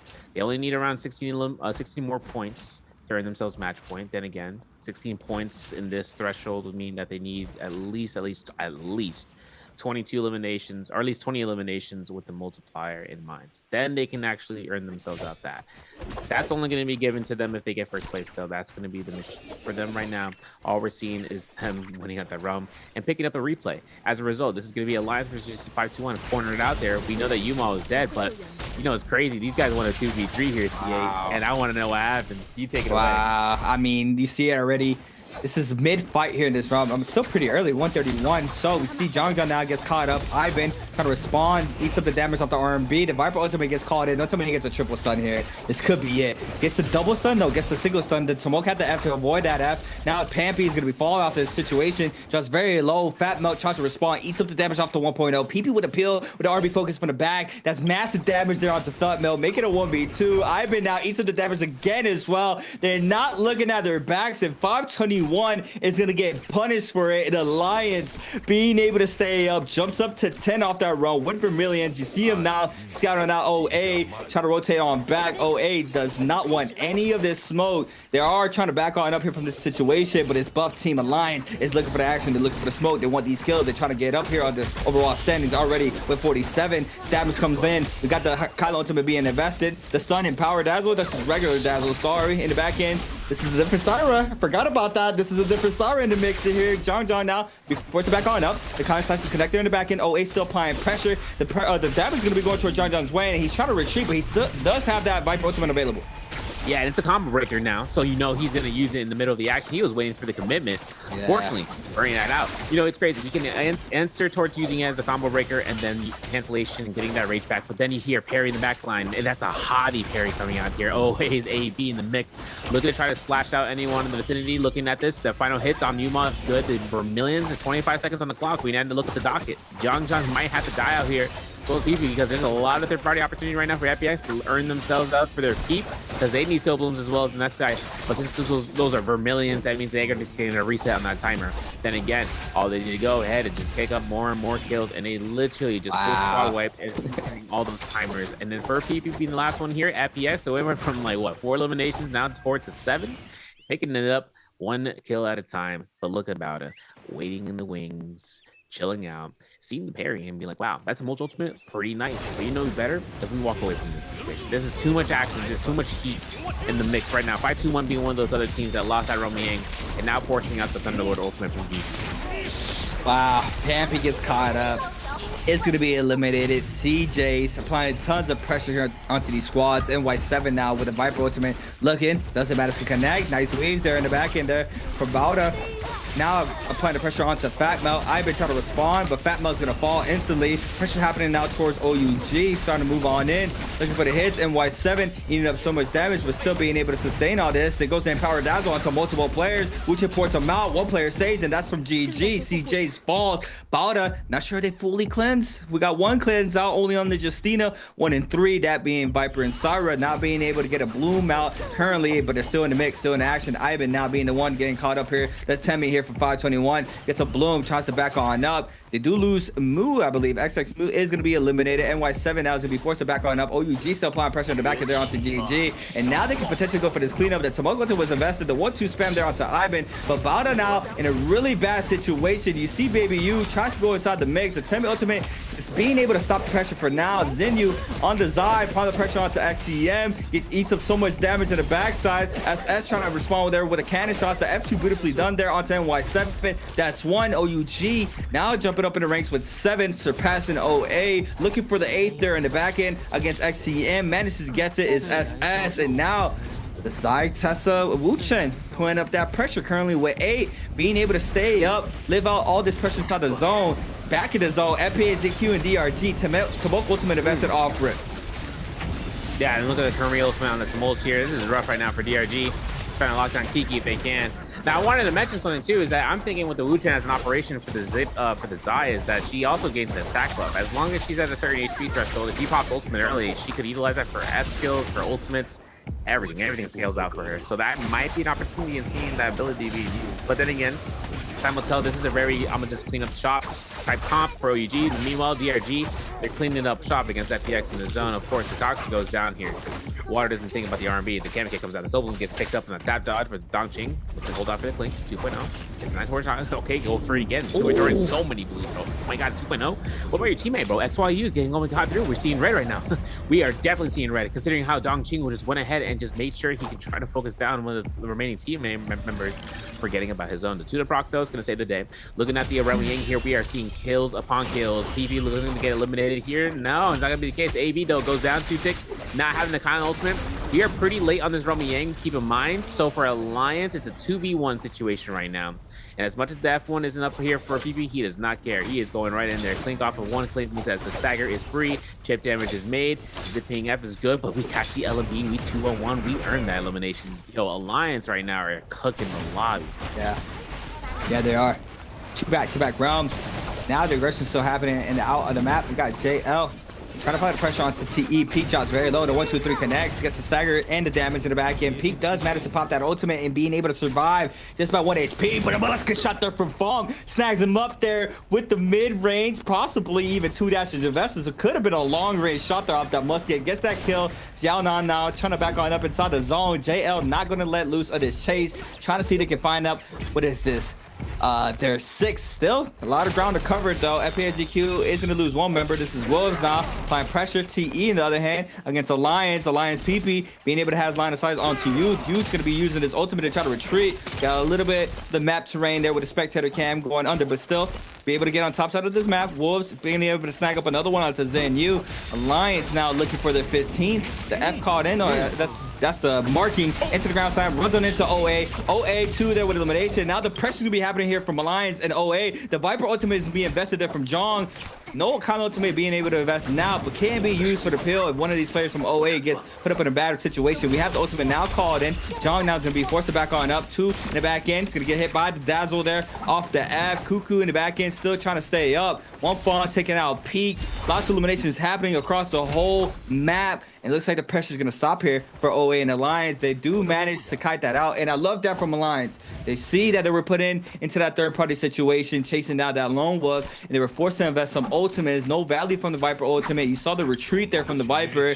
And now the remainder members of Alliance was forced to back on up. They were able to cover each other's ground. The Sovereign ultimate was used for that mid-range pressure to avoid anything coming from OA's way. And that's just a, beautiful good job done there from Alliance. Yeah, especially that they're the only team on V1, by the way, and they're notorious for using V1. So when you start seeing the aura around it, they'll notice it. Now, there's going to be coming up here from, okay, hard stopper kick on 9HQ means it's Death Sentence. With the Cat Bloom, we saw that blistering edge. But also seeing about this Dragon-like Might, or actually this Dragon War on the hands of their players. I'm not sure if they have nunchucks. If they do, they have to find one immediately if they don't. But we're seeing out here for a Meteor as well as a repair roll on TXJ. No Rupture Gale yet. But we are going to see a twin shot. We are going to see another Meteor on JL's 1 Fong. And then a group heal actually in the hands of Junks here. Seeing about him having Phantom Step as the Matari is also going to be crucial. But the Rupture Gale is on 1 Fong too. So keep in mind that. This was going to be kind of impeccable. 2 Meteors in this team, by the way. So having 2 of those Jades on the hands of JL. I mean, this is that game you were talking about, bro. They lost their first on-set fight against Alliance at the Zest Winery. And then they go into reset, and now they're on top in terms of gear. As per usual, something that we've noticed now for Han. Oh my gosh, yo, TXJ is doing it. He's crossing his ankles, bro. And the silence is tap dodge, and he recasts it for the elimination. Can we get it? Oh, doesn't connect, but now the Viper ultimate is being invested there. We have a Temi ultimate out as well. Wolves trying to stay up. Both of the players there from NHQ and ZK are going to lose that armor. Wolves ZK is looking for the reset. Does manage to do it there. Inside this Temi ultimate, no pressure there from the Temi. Looks like now the aggression. Alliance not what the other one to Han. They managed to get 16 on the board. JL though still in the pocket trying to find some more of these eliminations, and they could be going against Alliance. And right now the way Alliance has been steamrolling, we're doing a really good job being able to weave in and out of these situations. But you see OA being that one team getting aggressive, and this time around is going to be thrown towards JL's way. Junk shots very low there in the back end. John and Cole possibly get the call that team is weak. The no ozone was popped though, so it looks like they are going to be able to move into this because it's only Yuma with the ultimate. They do manage to get out of that no ozone. OA being able to cleanse out 2. JL eliminated with 1 right now. It looks like we are going to be having a little bit of a zone pressure here from Alliance. Still looking for 1 Fong in the back end. TXJ in that inner ult. John beautifully done. Playing ahead, looking for the drop down. TXJ's ultimate is going to adjust for just a little bit longer. Now in the back end, Alliance starts to move right back on in. Beautifully done. TXJ deforms on out inside the zone. Looks like 1 Fong's the one that's going to be caught up. The aerial LMBs for the chase down onto 1 Fong. There goes the freeze. Snap. Beautifully done. Into the flame breaker. You can't go nowhere. PP tries to respond there in the back end. OA still in the mix as well. Let's see what we have. Yeah, they're going to just go ahead and pick up the random resources. And Alliance is going to continue scaling up. Beautifully done there. 16. JL lose 1. Second in soul form. Only one alive is going to be the Wolf ZK. On the other hand, and Code chasing down OA. Wolf still in the mix with 11. Applying tons of pressure. ZK on that fan. I think he had bow tie pasta. I think he did. Yeah, I think we'll have to see. I have to see that. The melee defense shade. I'm looking at the bottom left. I don't see any golds. But we do see a lot of attack Jades. You know, I looked one direction, I looked away, and then I come back, and Jail's already down to one player. I was like, wait, what's going through here? LXM goes down in the zone. I saw that. That one I saw for sure. Now let's think about this. Yang Spearwell Alliance is literally on it. TXJ dying out to the zone to make sure his team do not give any +1s. This is too much of a situation. Look at the Alliance, man. I can't believe this, bro. 16 eliminations. They need 19 kills in first place, by the way.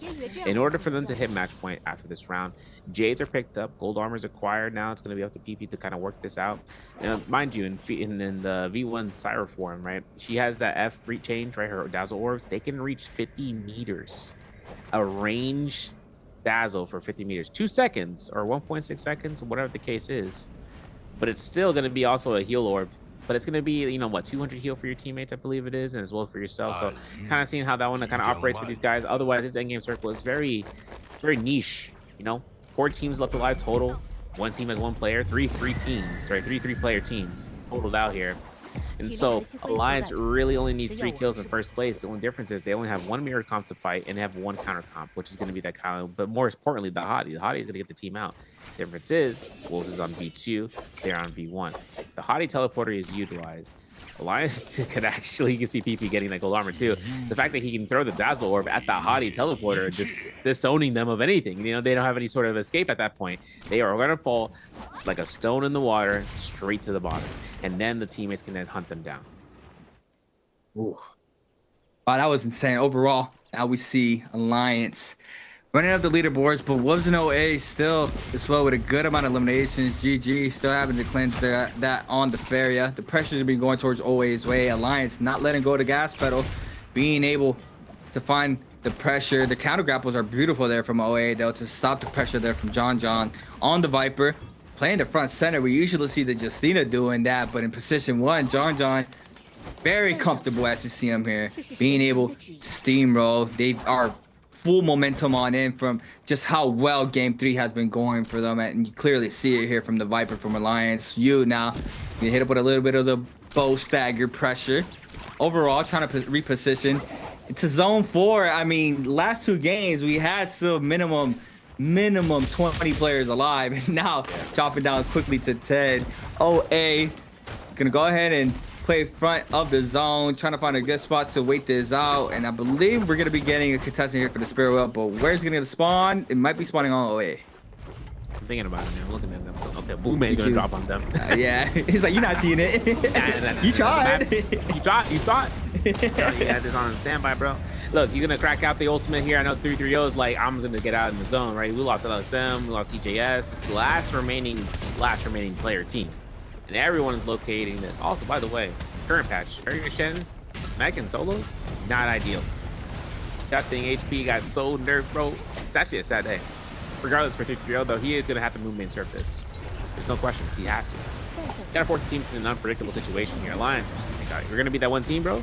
I mean, listen, I'm okay with this to kind of get this kill, but then there it is. There's elimination, but OA yoinked it off with a bow shot, and he can't even get the soul bloom at this point. So now we're stuck in a rock and a hard place. But look at the Jade. Look at the tone that we saw in John's arsenal. A great sword one. Annihilation render. He confirms Annihilation on everybody. The Justina will get a free ult refresh confirmed off the dash. And then afterwards, we might see something change. John gets hit by one move main. BP and Yuma are also at a point right now in their HP are trying to go for some resets. Away. There's going to be throwing some hands at Wolves' direction. That for Wolves, they're in the spot right now. This kind of a weird angle since that Spear Well is going to block off any of those shots. So they had to take a new spot. But for Alliance, my man, they are taking another Spear Well. And no one is contesting them. Oh, I mean, this is beautiful for Alliance. I mean, they're able to snag up the remainder 6 kills. It's going to give them a massive game. Plus the multiplier. I mean, already at 55. Already at 55. Threshold is 63. Could be crowning. I think even... No, 11-11. This is a close game. This is a very massive game here. Even for Wolves as well with 51. That multiplier plus that 6 kills, 17 plus that multiplier. I mean... It's anybody's game. You doing the math? Doing the math. I'm a math guy right now. Yeah, we were talking about earlier. I mean, actually, 1 + 1 is 4. Yo, I'm thinking about it, right? Because I'm like, okay, let's do the math for real, right? The 6 times, yeah. So with the multiplier on that end, I mean, these guys might get match point. I'm thinking for Wolves, it's kind of rough right now. It is rough. Because for OA, it is up to them to kind of be the one team that don't give any value. Look at John John, look at the silence, look at the range dazzle. It's missed. You saw how pre-input effort that was, though, right? Like, these guys went in. Oh my gosh, good stun. Zipping ultimate comes out, the palm line to counter it out here. Look at this. Wolves is actually going to go ahead and getting the spear. I thought we saw Alliance get this proc out here. This is massive. Look at this. This is going to be actually where we saw one of the Alliance members was waiting out to try to confirm for him, but Wolves just destroyed that one player's position, having the force let off. They still only have no ultimates online right now, and Wolves are earning out this might. This is a full refresh, and Wolves are hunting down the Alliance members for Yuma. He got the powerful dazzle, the powerful dazzle to be effect. But then ZK just says, "You're done, Yuma. You're over," and that is their Justina out of the mix. Yeah, and that's rough. That's rough. And now the remainder 2 players are going to be hunted down. You see PP now going to aggress on you, looking for the scare rush. Gonna be forced to back on up. Yeah, they're going to be playing back to make sure that rest is not happening at all. OA now is going to get hit with a little bit of pressure as well. Alliance's last 2 members were able to get out to safety. We saw it there earlier. Saw it in game 2. 2vx's are possible.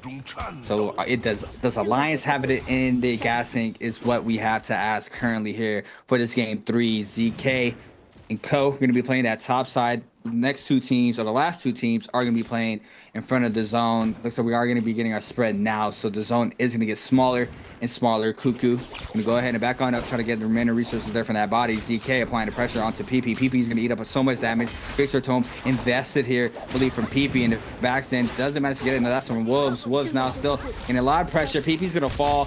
Wolves snagging up their 13. Pressure now unfolding here from OA onto Wolves, but they're ready for it. The 1-2 follow up into the freeze. Big damages onto 2. Does manage to live out that pressure. Kind of ultimate was called in. ZK trying to cut out that line. Syra ultimate called in from NHQ.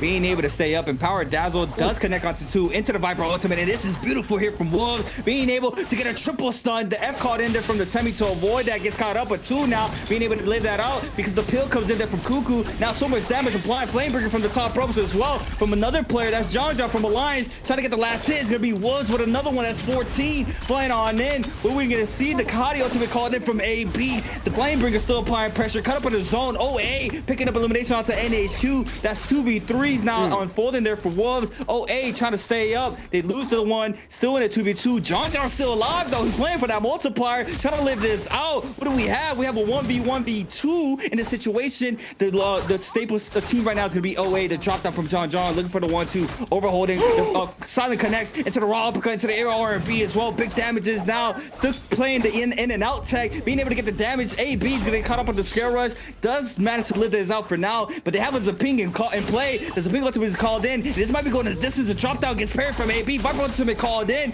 Looking for the triple stun. Has a lot of health to sustain all this. Looking for the drop down. Manages to get out to 2 players. The drop down now. Cuckoo eating so much damage. The back-to-back ZK there with the build there. Wasn't even his team, but the 1-2. ZK build elimination onto OA. That's 17 now. Briefly done. No, that's 15. Sorry. ZK now in the 1v1. AB with Mad Prowl looking up. Viper ultimate called in from ZK. That's another tether in the back end. John trying to be able to weed that. Does manage to do so. And now the ultimate doesn't do much, but the parry connects. Yes, Seth. Yes, he do. In the back end now, the 1-2 coming out hot now. ZK is going to be responding with a massive parry onto John. He has a lot of health though. Now the Hardy ultimate called in there for the opposing squad. John still applying pressure in the zone. ZK since it gets parried. Beautifully done there. Wow. Just back to back. AB with elimination. John looking for the blooms. Does manage to catch him. Get back in. Hardy there with the ultimate being able to fly back to the safety. And AB there with the sustain plus the movement. Being able to stay up. And that was insane. What was that?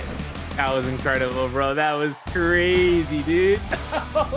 What is happening? We're talking 1v1v1. I got Sap. I'm doing everything in the world to stay alive. ZK working through there, working magic, and having the audacity to parry the Hottie ultimate not once but twice. My man looked at it, but he was reading it like a book. Because you can parry the Hottie ultimate, by the way, folks. You can parry it down from the sky. It won't do any damage to them, but it'll just stop them in the tracks. That's rough though. Alliance was right there on the money too. I mean, think about it too. The ultimate's a combo breaker, right? He used it in the right moment when they thought they had him locked down. He had ultimate, boom, sit still. Everyone was there and caught in there.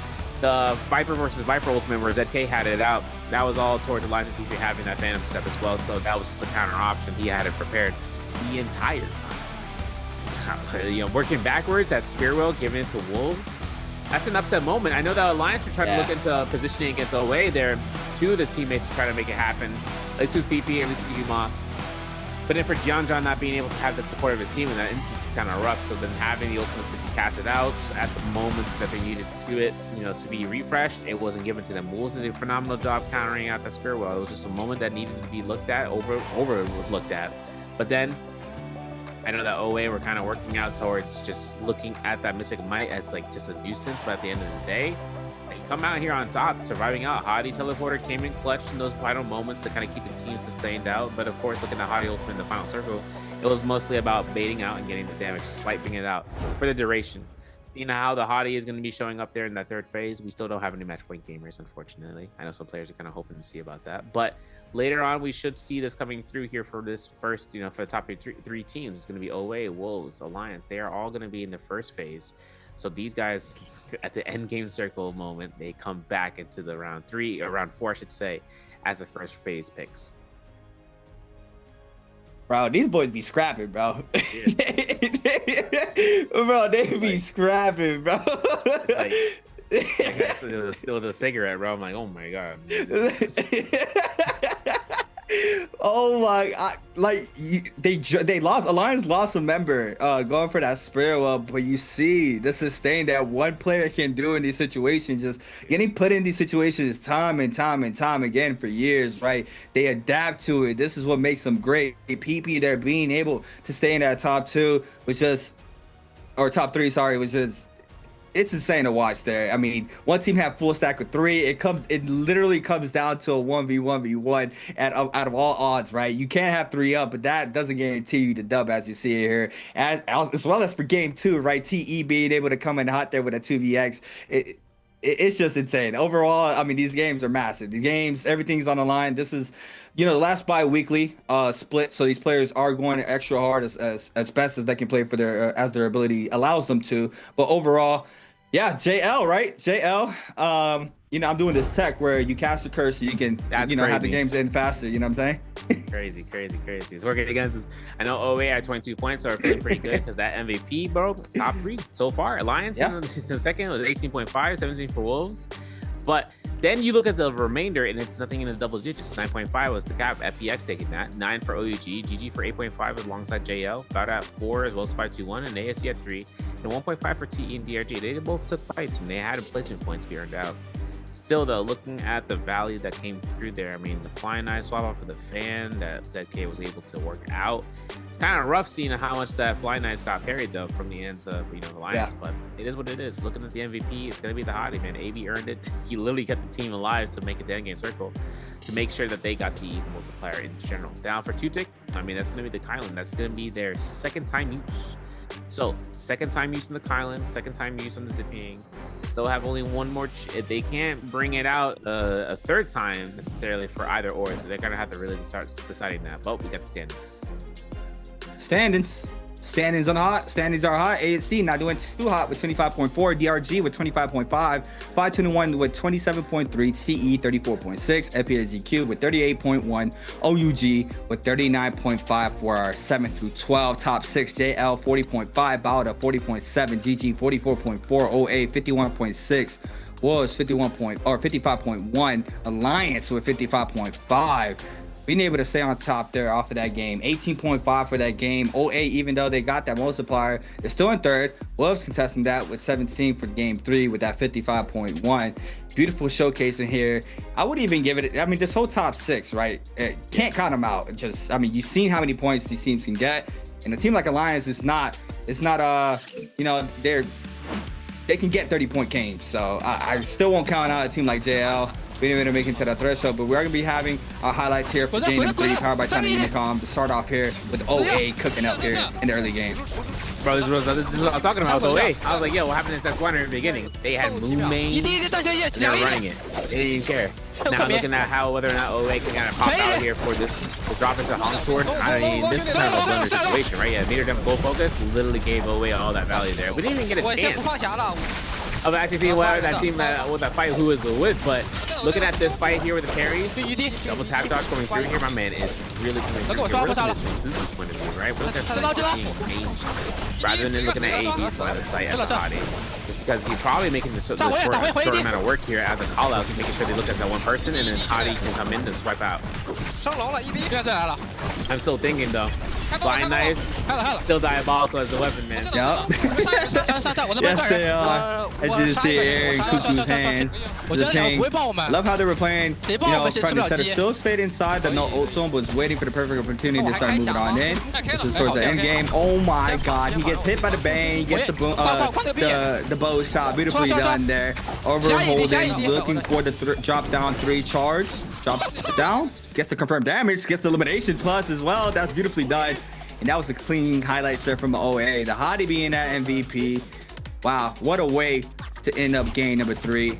Hadi back in the mix, right? Hadi got nerfed. No taking pots in flight mode.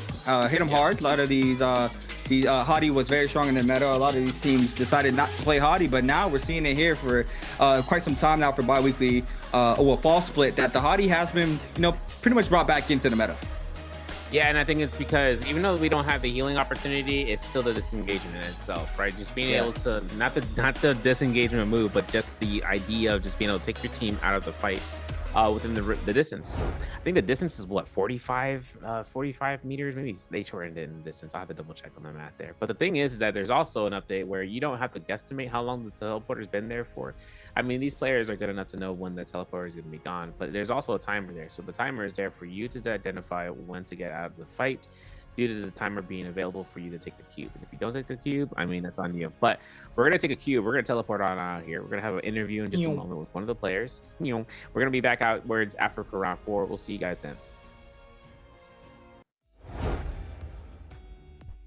Hi guys, welcome to the post-game interview. I'm Leah. So this time we have Alliance Yoma come to our interview. So please hello to our audience first. Yoma 先跟我们大家打个招呼吧。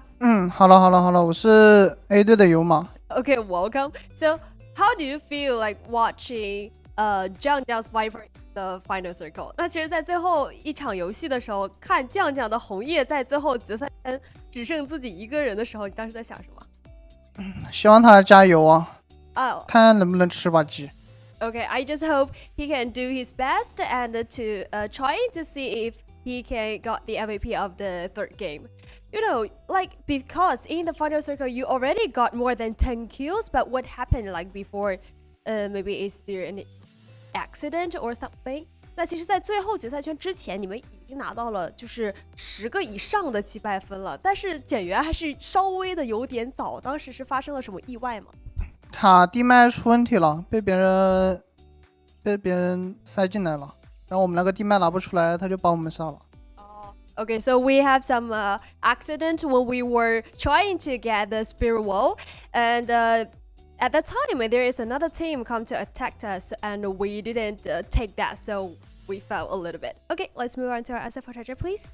So this time our question is, which hero did Alliance Yoma use in game 3? A Viper, B Justina, C Siren, D Kylan. 那这次我们的问题是油马在第3把拿了哪一个英雄呢？ A 是宁红叶， B 是顾清寒， C 是席拉， D 是张起灵。Please count down B. time. Well, you have to count down time first. 先给我们倒计时一下，好吧 ？Okay, please. 说一下3、2、1。3、2、1，答案是 B。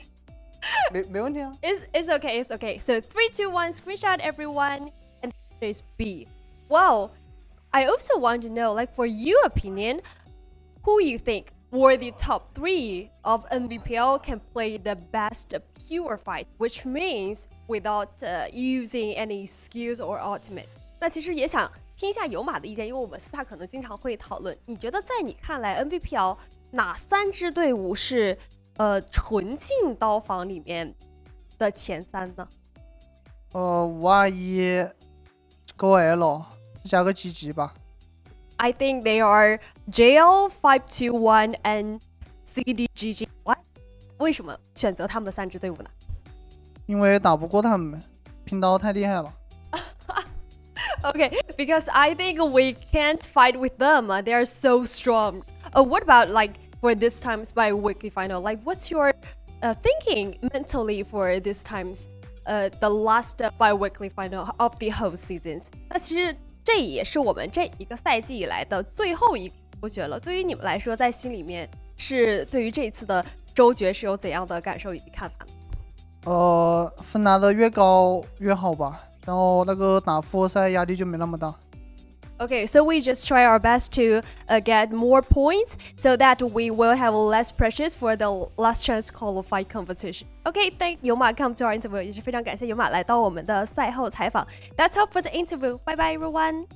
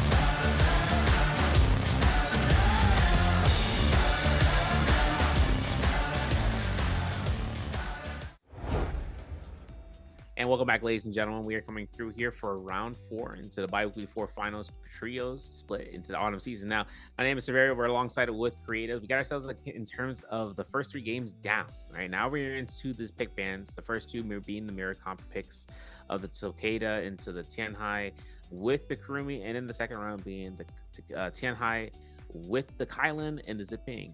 We just saw in terms of some action. OA bringing that same comp variation with Hadi instead of the Tianhai. So then looking at the Vipers, Syra and Justina, those comps are still available. We saw what happened. The Wolves and Alliance are going head to toes against one another. And Wolves and Alliance are trying to get to that match point. And OA said, pump the brakes, kid. It's our time. This is my point. This is my spotlight. This is my game. I'm the guy. I'm the guy. But the problem But the problem that comes in now is more teams are going to notice these top 3 selections. And if they don't choose the same comps as one another, I mean, this is going to be the point right now that they want to hide between the masses. Yeah, I mean, that was an explosive game 3. I mean, even game 1 through 3 it's been insane throughout the start of today's matches until what we watched. But, you know, we still don't have a team in the threshold yet. OA being able to get that last game 3, not being able to have enough eliminations there to make it to that threshold, even though they got that multiplier. But overall, yeah, this game 4, we could possibly see minimum 3 teams in the threshold, depending on how they do.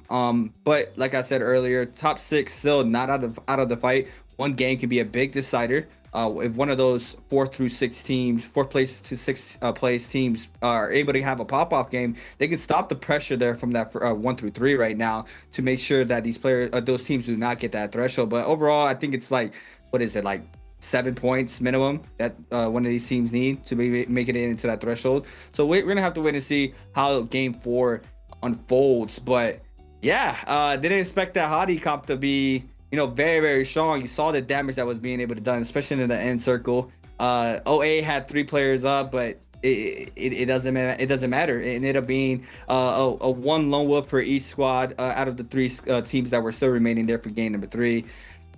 How do you feel this is going to go, Severi? Do you think we're going to have a team in our threshold now, or do you think, you know, because right now currently Alliance, Wolves, OA have been playing very great. No, yeah. This next round really comes down to those 8 points. And I mean, continuing on from what we were talking about before, those pick bans can also solidify that option selection if they decide to bring it out, because here's the thing. They know they need to hide in the masses, but they're the first teams to be choosing. And they're the only teams to be making it to the first match point status, and then they're thrown to the bottom. So if they leave the opportunity open for those first round picks, such as the Viper to Mulch Syra or the Justina to Mulch, then they'd have to decide, do they do that now? Do they hide it out? Like, because the other teams are going to be choosing at the moment they get to the first phase. The moment the selection gives them the opportunity, if they haven't done so already, they'll earn themselves out to choose that comp. And then they come into this into the burnout stage. They can burn their points on selecting that same composition as one of the strongest comps to then be that first, you know, designated game and match point to earn the MVP potentially. Because if they don't, they only have one more opportunity after that. But the problem is, I mean, Wolves and Alliance already burned their first try. They only have one other attempt in bringing out this team comp selection again. That's it. Now, you saw what happened with OA. They brought the Hadi into the Kylan, into the Ziping. That's already 2 characters that have been used twice. The Hadi's still available, but then again, this is now to the point where they start having this opportunity of just saying, hey, if I don't have this hero available, I'll just run X comp. But that opportunity really comes into notion with the Enor, Variation, and Atari. That is a single comp that hasn't been played twice or anything in the first round outside of the round 3. They still have that composition to think about, because that is also another composition that they have available for them. Interesting, right? Because those 2 teams are doing what you said JL did in the scrims. They burned out all their points. Now, I don't know. It's going to be very interesting to see how the picks go here for these teams for game 4. OA, AB2, Cuckoo. I mean, had a great game 3, beautiful game 3.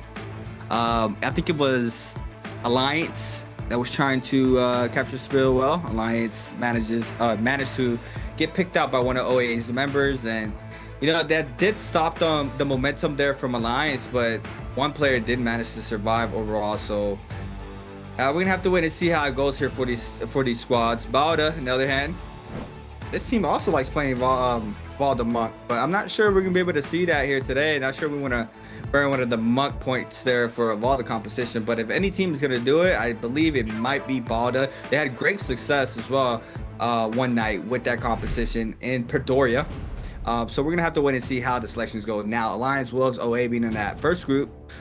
what are they going to be going for? Alliance has a big decisions to make now. Being able to have that first pick of game 4, the way they're standing right now in first place in the overall standings, it's be a big decider here. Depending what they pick, it can change up a lot of the tempo there for that second group as well. So we'll have to wait and see. The Enor comp didn't see a lot of success from the opposing other teams that ran that competition in Morris Isle, but still super strong comp. I think it comes down to little micro decisions that were being made, especially in Realm from what I saw in game 3. But overall, we have our lock-ins. What do we have? Alliance, all teams with 6 points thus far. Lock it in, can lock it in. Yep, OA on that Justina Viper. Yep. Oh, it's okay. And Enor. Yeah, this is what I was talking about. So the reason to pick up the Enor is like, look, even these guys in the line, right? They're hiding in the masses. Look at the hero points. Look at that. There's no +1s. No one knows. They can't tell. There's no one. You can't dictate what they're choosing. They're just gonna have to. Okay, they're gonna have to guesstimate. One of those teams have to be at least a Viper Syra. One of them has to be the Enor Matari Fairy Shen. Third one could be even something else. The variations are endless right there. Tumult's coming out for JL. Enor with the Hottie into the Fairy of the Matari is also an opportunity for Bowden to rock through, which is interesting. I like it because it's going to give that Fairy Shen another opportunity with the Enor later on with the Matari. But then seeing about it, EX and OUG, OUG can bring the Vault out here, I think. But the Vault is going to be just a one-off pick that they can use with the TNI, but TNI has already been used twice. If they use TNI again, that's 3 points down the drain. Any TNI rules being utilized here means that if they do a lot of good work with it and they can believe that they're going to earn points, they can then invest the next 3 points for +1s later on. Like right when we have here for OUG, burning 3 points just like that for that Viper Syra into the What do we have? What do we have? EPXEQ. We're gonna have to wait and see. Overall, this is looking very interesting for game. Yep, there it is. They're gonna burn their 3 points as well. And then we have that Hottie Colin there for TE. I mean, yeah. Now it's a whole mind game. In finals is a whole. I love it. I love it. This is like, okay, what are we gonna break down? Because at this point, for last phase, these are the bottom scoring teams. Yes. Their values comes out to saying, okay, what can we use now? Because if we use any 3 points, I mean, these guys are already utilizing that. We might as well, right? We might as well. We got 6 points to burn out for this round. This really comes down to their confidence level. Look, DRG bringing in that same comp that we saw from OUG last round, so they're gonna try it out. Thinking about ASE and 521 in this operation, I mean, they still have that, chance of burning out at least 2 points because of the Enor into the Fairy Shen, or the Enor, but the Fairy Shen hasn't been banned. She hasn't been +1. So this opportunity comes down here. Bring out the Tumult Syra, that's gonna be +4 or -2, and then -1 for ASE, bringing in their Kylan out here, actually. So that's gonna be, or their Hottie, I should say, being that +1. So, I mean, we got a mismatch of comps. Call it NA at this point, bro, because we have so much variety here for the pick selections. That this is going to come into round 4. This Padoria round selection is going to be with no Fireflies in mind. This is also, I mean, Arcadia is something we need to think about, right? OA, top 3 team. They know Arcadia back in their hand, at least being uncontested in the past. This round has to decide. If they get contested, that's because the teams know that they're going to spawn there. They have to stop those top 3 teams from scoring with their own fights and their own presence. 5-1 picking that smoke variation of the Syra Viper. I think that's the first one from tonight. I'm very curious. That was a most played comp for one of these days. So I'm not sure if they're saving that for later. Are they trying to like have those matches later with that composition alone? I feel like it's something new every single time. Like something else rises, something else is being used a lot more. It's just so much variety in these trio matches now. It's, whatever you can use against your opponent should try to get the upper hand, and seeing now how more layers are added here to trios. But overall, skills and ultimates, Enor's here for the first 2 comps. What do we have? Silence there on the oh, sorry. Oh, we got a variation with the Hottie, right?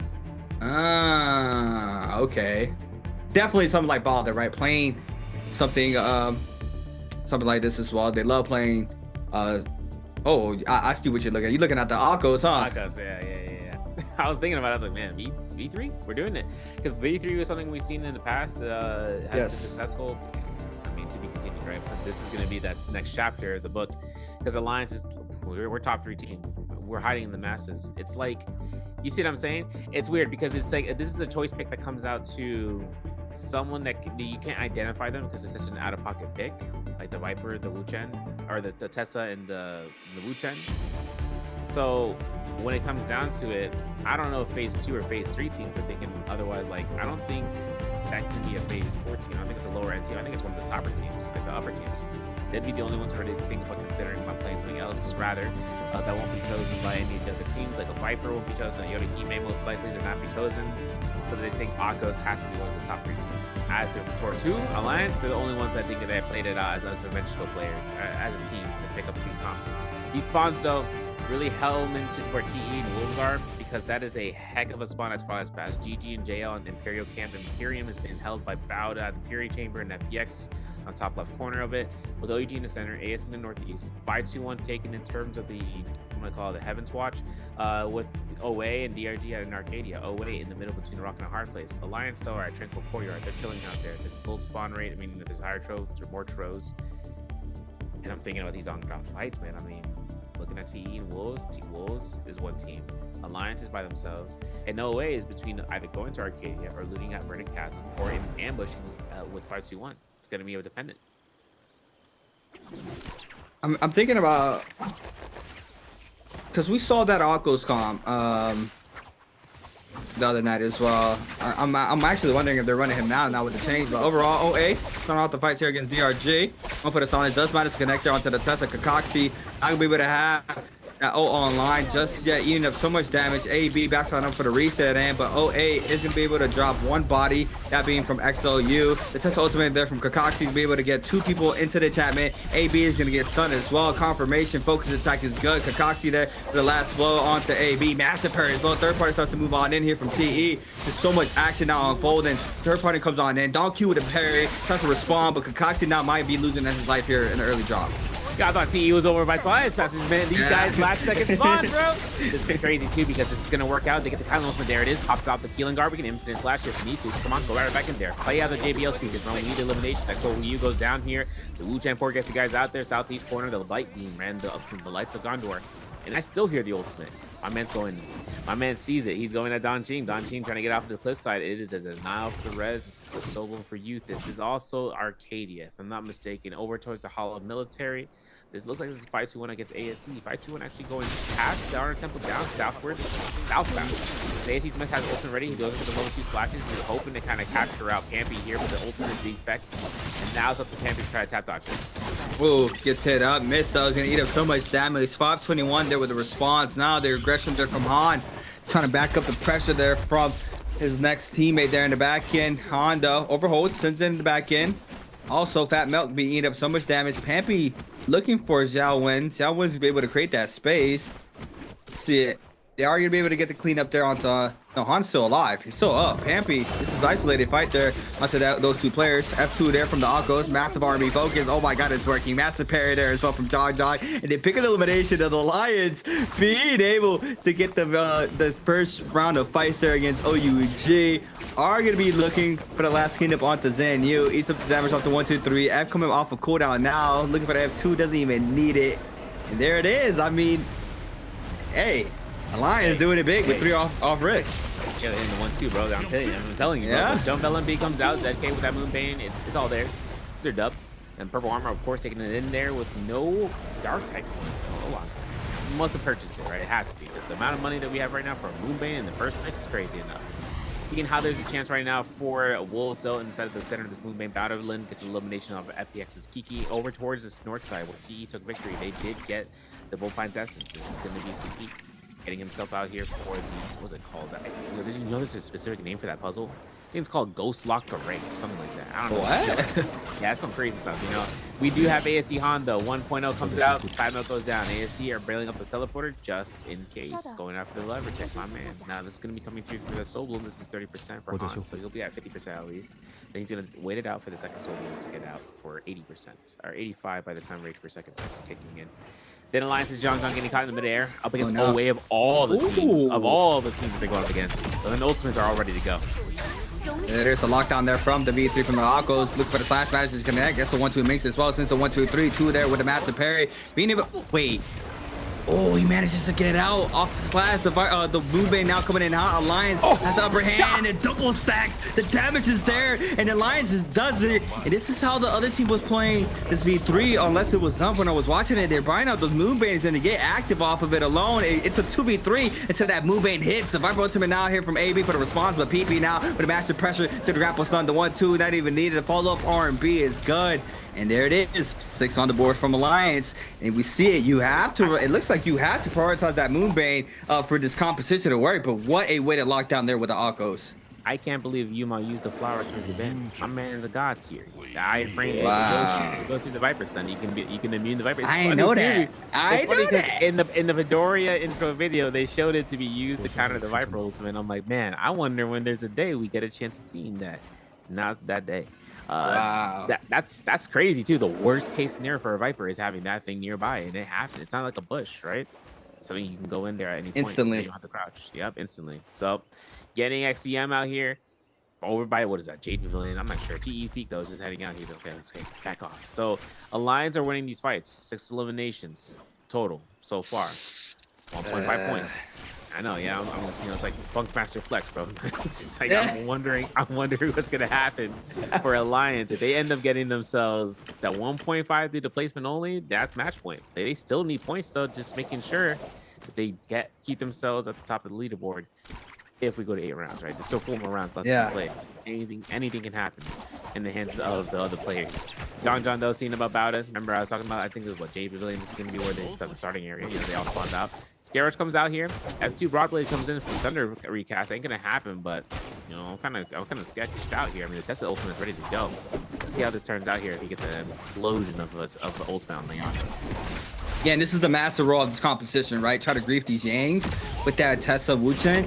Now you see the lockdown here from John. They weren't expecting fighting his Akos competition. How he's gonna be able to do it? John be forcing out that Hadi ultimate. The Eno ultimate to be called in as well. Looking for the jump LMBs. The jump on R&B is good in the back end now. Players getting caught up there in the backside. The chains have been broken, I believe. PP in the other hand trying to stay up here on the Wu-Chen. Is to be able to drop down the S. I've been falls there in the kill feed. XEM from Bauda is gonna fall there by PP. Alliance still picking up these skills. The F2 call in. Another ultimate is going to be invested this time around from Bauda. Looking for the air R&Bs. NY7 is going to be able to apply the pressure here onto the Akos, but in the back end, being able to tap dodge that. PP is going to eat up the damage. Since the 1.0 gets the damage, the Wu-Chen ports inside the zone. They're going to be safe off of the situation. They don't know where this player went. Bauda now is going to be looked at here from OUG. This is bad for them. Massive parry here from OUG. Beautifully done. The Hadi now tries to go on in, but Lin is going to be taken out there from Baby U. Last 1-2s. Alliance managed to survive. And I was wondering, right? And we were thinking, you know, like you were saying Funkmaster Flex. I'm thinking if they were trying to take this Yang, because this comp in play, it might be a little rough inside of Yang, especially going against those inner compositions. As we saw it there, it's just able to sustain all the damage there from the Akos ultimate. But overall, it's a beautiful start there from Lions with 7. Now teams are going to be posted up for that run with Yang. Wolves starts to move on out with purple armor there onto the Matari. And we also have purple Hongshot for ZK. GG blew it out, but still ready to take this in. You see him rotating to the top side of the map. Yeah, you know, it's crazy too is that Alliance utilizing the ultimate behind the building as well, kept their sight. Yeah. And Bowda were like, what do they got? Are they the right? And then they got ambushed, and it was over. And then as for OUG to kind of look around, they couldn't get it in time. They couldn't find it in time. They're already out there. But if they take a roaming fight now, it's gonna be rough. No ultimates, right? Only 2 players out there. That's of course at 60% rage. But for JL, no eliminations. Yeah, I mean, they died twice. 2 of the players went down. 1 Fong TXJ. Now this is up to them. They take this fight in the Romy Yang with blue weapon or blue armors with purple weapons at least to one member of the team. So yeah, that have a good synergy, right? This is all dependent though. They've had an inner Matari Fairy Shenacom, that's gonna be a rough out. And there's a lot of those to kind of be built out here, at least 2. There's a lot of their own comp selections, like the Viper Syra and the Justina. There's like at least what 2 or 3 Yeah, 3 of them in the mix. We did lose away though. Heads up. What? Yeah, yeah. I didn't peep. Yeah, I didn't peep until now. I was like, wait a second. I'm looking at the match point gamers, how many they could beat. No, always out. But then again, any team can make this through. Tuna's on 9HQ. Alchemy, of course, not stacked. Classic. But also see the Sky Punch here. We might see a chance right now. ZK drop into the sky. And up against them, it's going to be JL. Yeah, and this is exactly what I was wondering. I don't think you want to go on a Yang there where that Oxford competition is. You see Alliance is not going to be in these Yangs, but DK is with Wolves looking for the air R&Bs off the Ener. The mark connects. No, it does not. Yes, it does. Onto the Viper looking for the hits. The follow-up into the ground slam gets the damage ×2, but the Viper being able to tap dodge around that to avoid that damage. Cyber ultimate called in there in the back end, I believe. Now the Viper ultimate is being used to respond. The Ener ultimate might be used to iframe. Does not manage to catch him. They're still applying pressure in the back end. TXJ now is going to eat up the damage off the ground slab. Wow, massive damage there from ZK, but the ult runs out. Doesn't get the full capitalization off of that. TXJ now being able to live up the situation. Eats up so much damage now. The Fair Missile's flying on in. Trying to back on up, but the 2 charge connects as well. And now TXJ losing up so much HP. Potentially a 2v3 here for JL. One Fong trying to get a full reset at TXJ, trying to back on up. And it looks like he is going to be having just a second here to take a breather. It's crazy too that his teammates are able to kind of concede the other two. Wow. Being about the chance right now for the armor swap though off of the Nbpl was a nasty combination. Yeah. I was like, I was gassed. I was like, that's fast. What's happening there? Gold Fist plays picked up here. Phantom Step is in the mix. These guys are set to go here. That's a Viper composition with the Phantom Step, bringing it out. OUG winning out there, Romy Yang. This is going to be towards SS. Triple Howard, not sure who got the gold weapon. We'll have to see. This is going to be a replay. Let's see how their victory led out towards FXEG. And it's up against Water background with the V1 Viper. Try to get a nice tap dodge. No peel. B2 to the Sire also heals during the time. So every single second that ticks, that's heal over time. It doesn't matter if she's stunned or not. And she gets a powerful dazzle. And they're both combined. This is it, bro. Look how close they are. Roommates at that point. F1 comes out here, but he gets caught in there again, and then it's going to be up to that silence. Look at that. Water couldn't do anything in the game, bro. And that's left towards Kiki to be the last remaining teammate. That, of course, puts himself out there for OUG's SS. This is all about the Bush Gaming. My man said, Arcadia is my domain, but then all the other players are here at TE, for instance.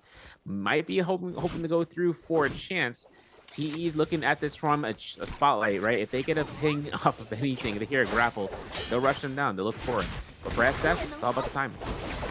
Yeah, we see it now. The 1-2. Huge is going to beat up so much pressure. The centrifuge is good, but a parry, that peel, they're beautifully done. No, that's P getting parried. OUG there covering that focus attack for the back end. The ping ultimate is going to be called in. The 1-2 spam. That proc comes in there onto the Zaping, I believe. Now, you trying to respond with the Colin ultimate. Star ultimate called in. How's the power dash going to be looking like? 1-2. Doesn't manage to connect off of anything to be used for a little bit of health. A big parry happening in the back end onto Peak. Baby, you being able to get that parry there for OUG. The back-to-back slashes triple as well with the hottie slashes as well. It's a complete shredder there. And SS is gonna fall there. Beautifully done there from TE. Bouncing back there. ZenU now on the other hand is gonna be trying to respond off of this big parry. The dazzle connects on the ground. ZenU's gonna beat up so much damage. Jump LB is good. And TE, the juggles.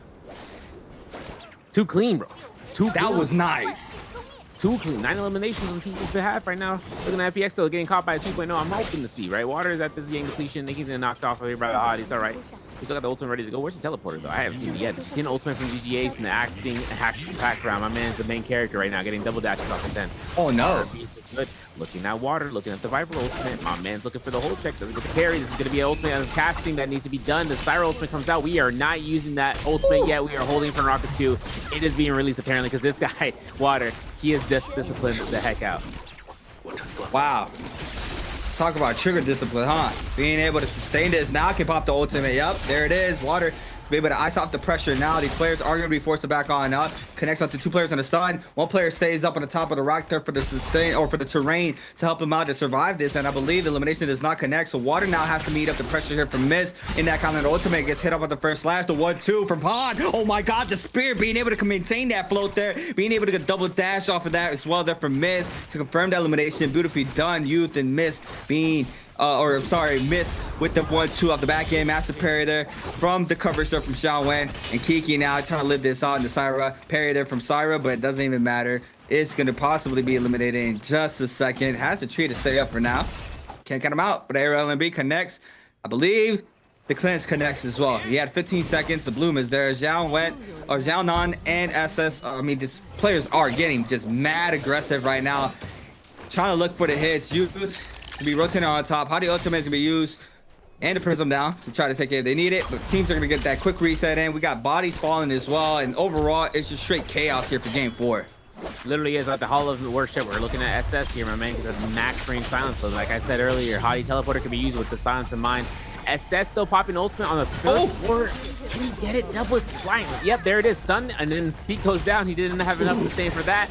And now DRG are coming for the mix-up. Look at this, man. This is a Viper Tesla. The Tesla chant could come out here. I don't know if that Zai ultimate's up or not. Otherwise, DRG, man, having that Tesla chant ready to go here. They're at 5 eliminations. They could have stopped everyone in the tracks, but everyone is still kind of wishy-washy on the bottom floor. Moving out towards the east, we're looking at Sword Tomb. Wolves at the position, losing on ZFK to get the res because they had it in depletion. Let's see how fast they can get this res, because he is going to be the only one left remaining for this team after they go down to Yin depletion, of course. Wolves, it's rough, but they are going to be going down here for 2. They need to get that reposition when those quest lines get popped up. That's unlucky. Not a grounded cover now here for the Enor there from Wolves. Trying to get their teammates back, but overall, SS gonna get hit by the Tesla enchantment. The drop down is good. No, I think the coverage is there from OUG. It's gonna be safe here from SS. Be able to back on up.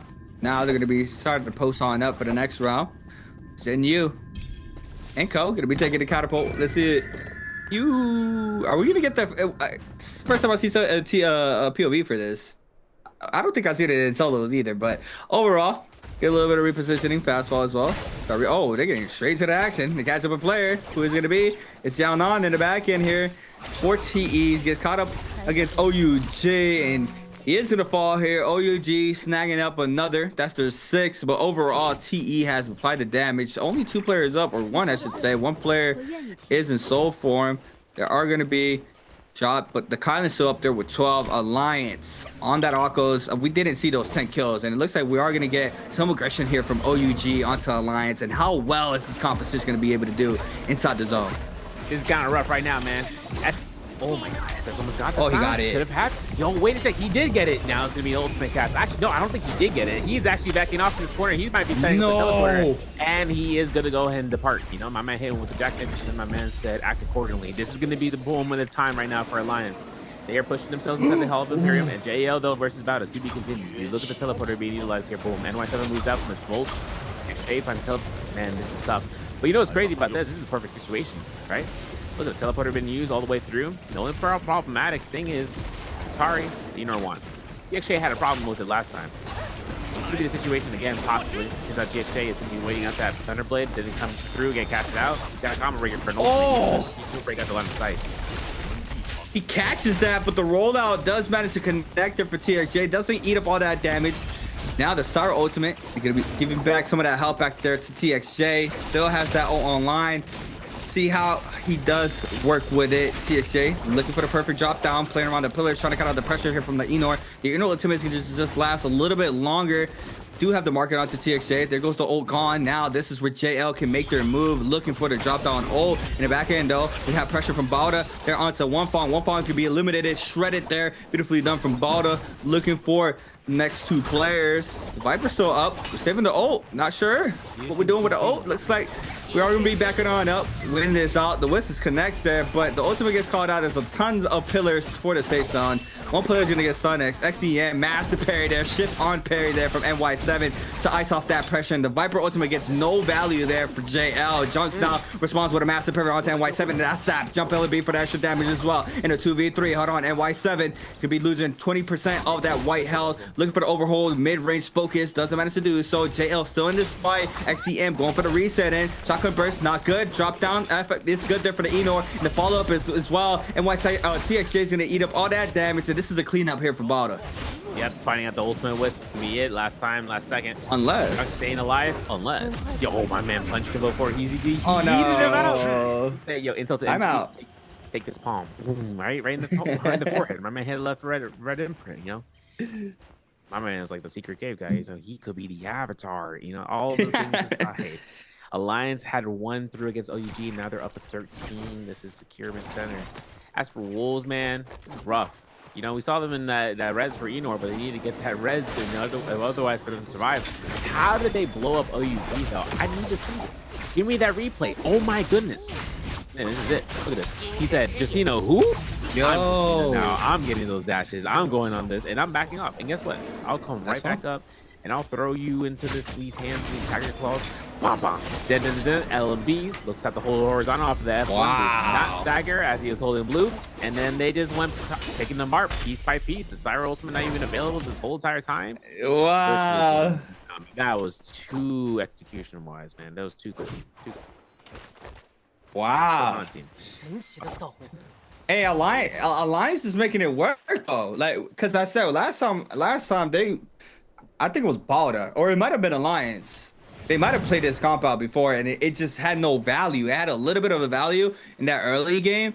But off of that, I mean, like I said, you can't take that realm, right? You don't have the kit there to stay up in that realm. But outside realm, you're able to do justice here for Alliance. You see it here for game 4. Another replay. What we got? We got DRG against ASC. This was second round. What do we have here?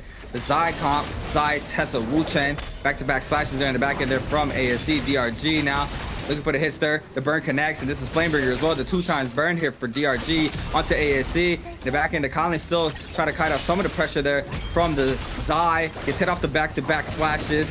Hottie ultimate now called in there as well for ASC. DRG still applying tons of pressure.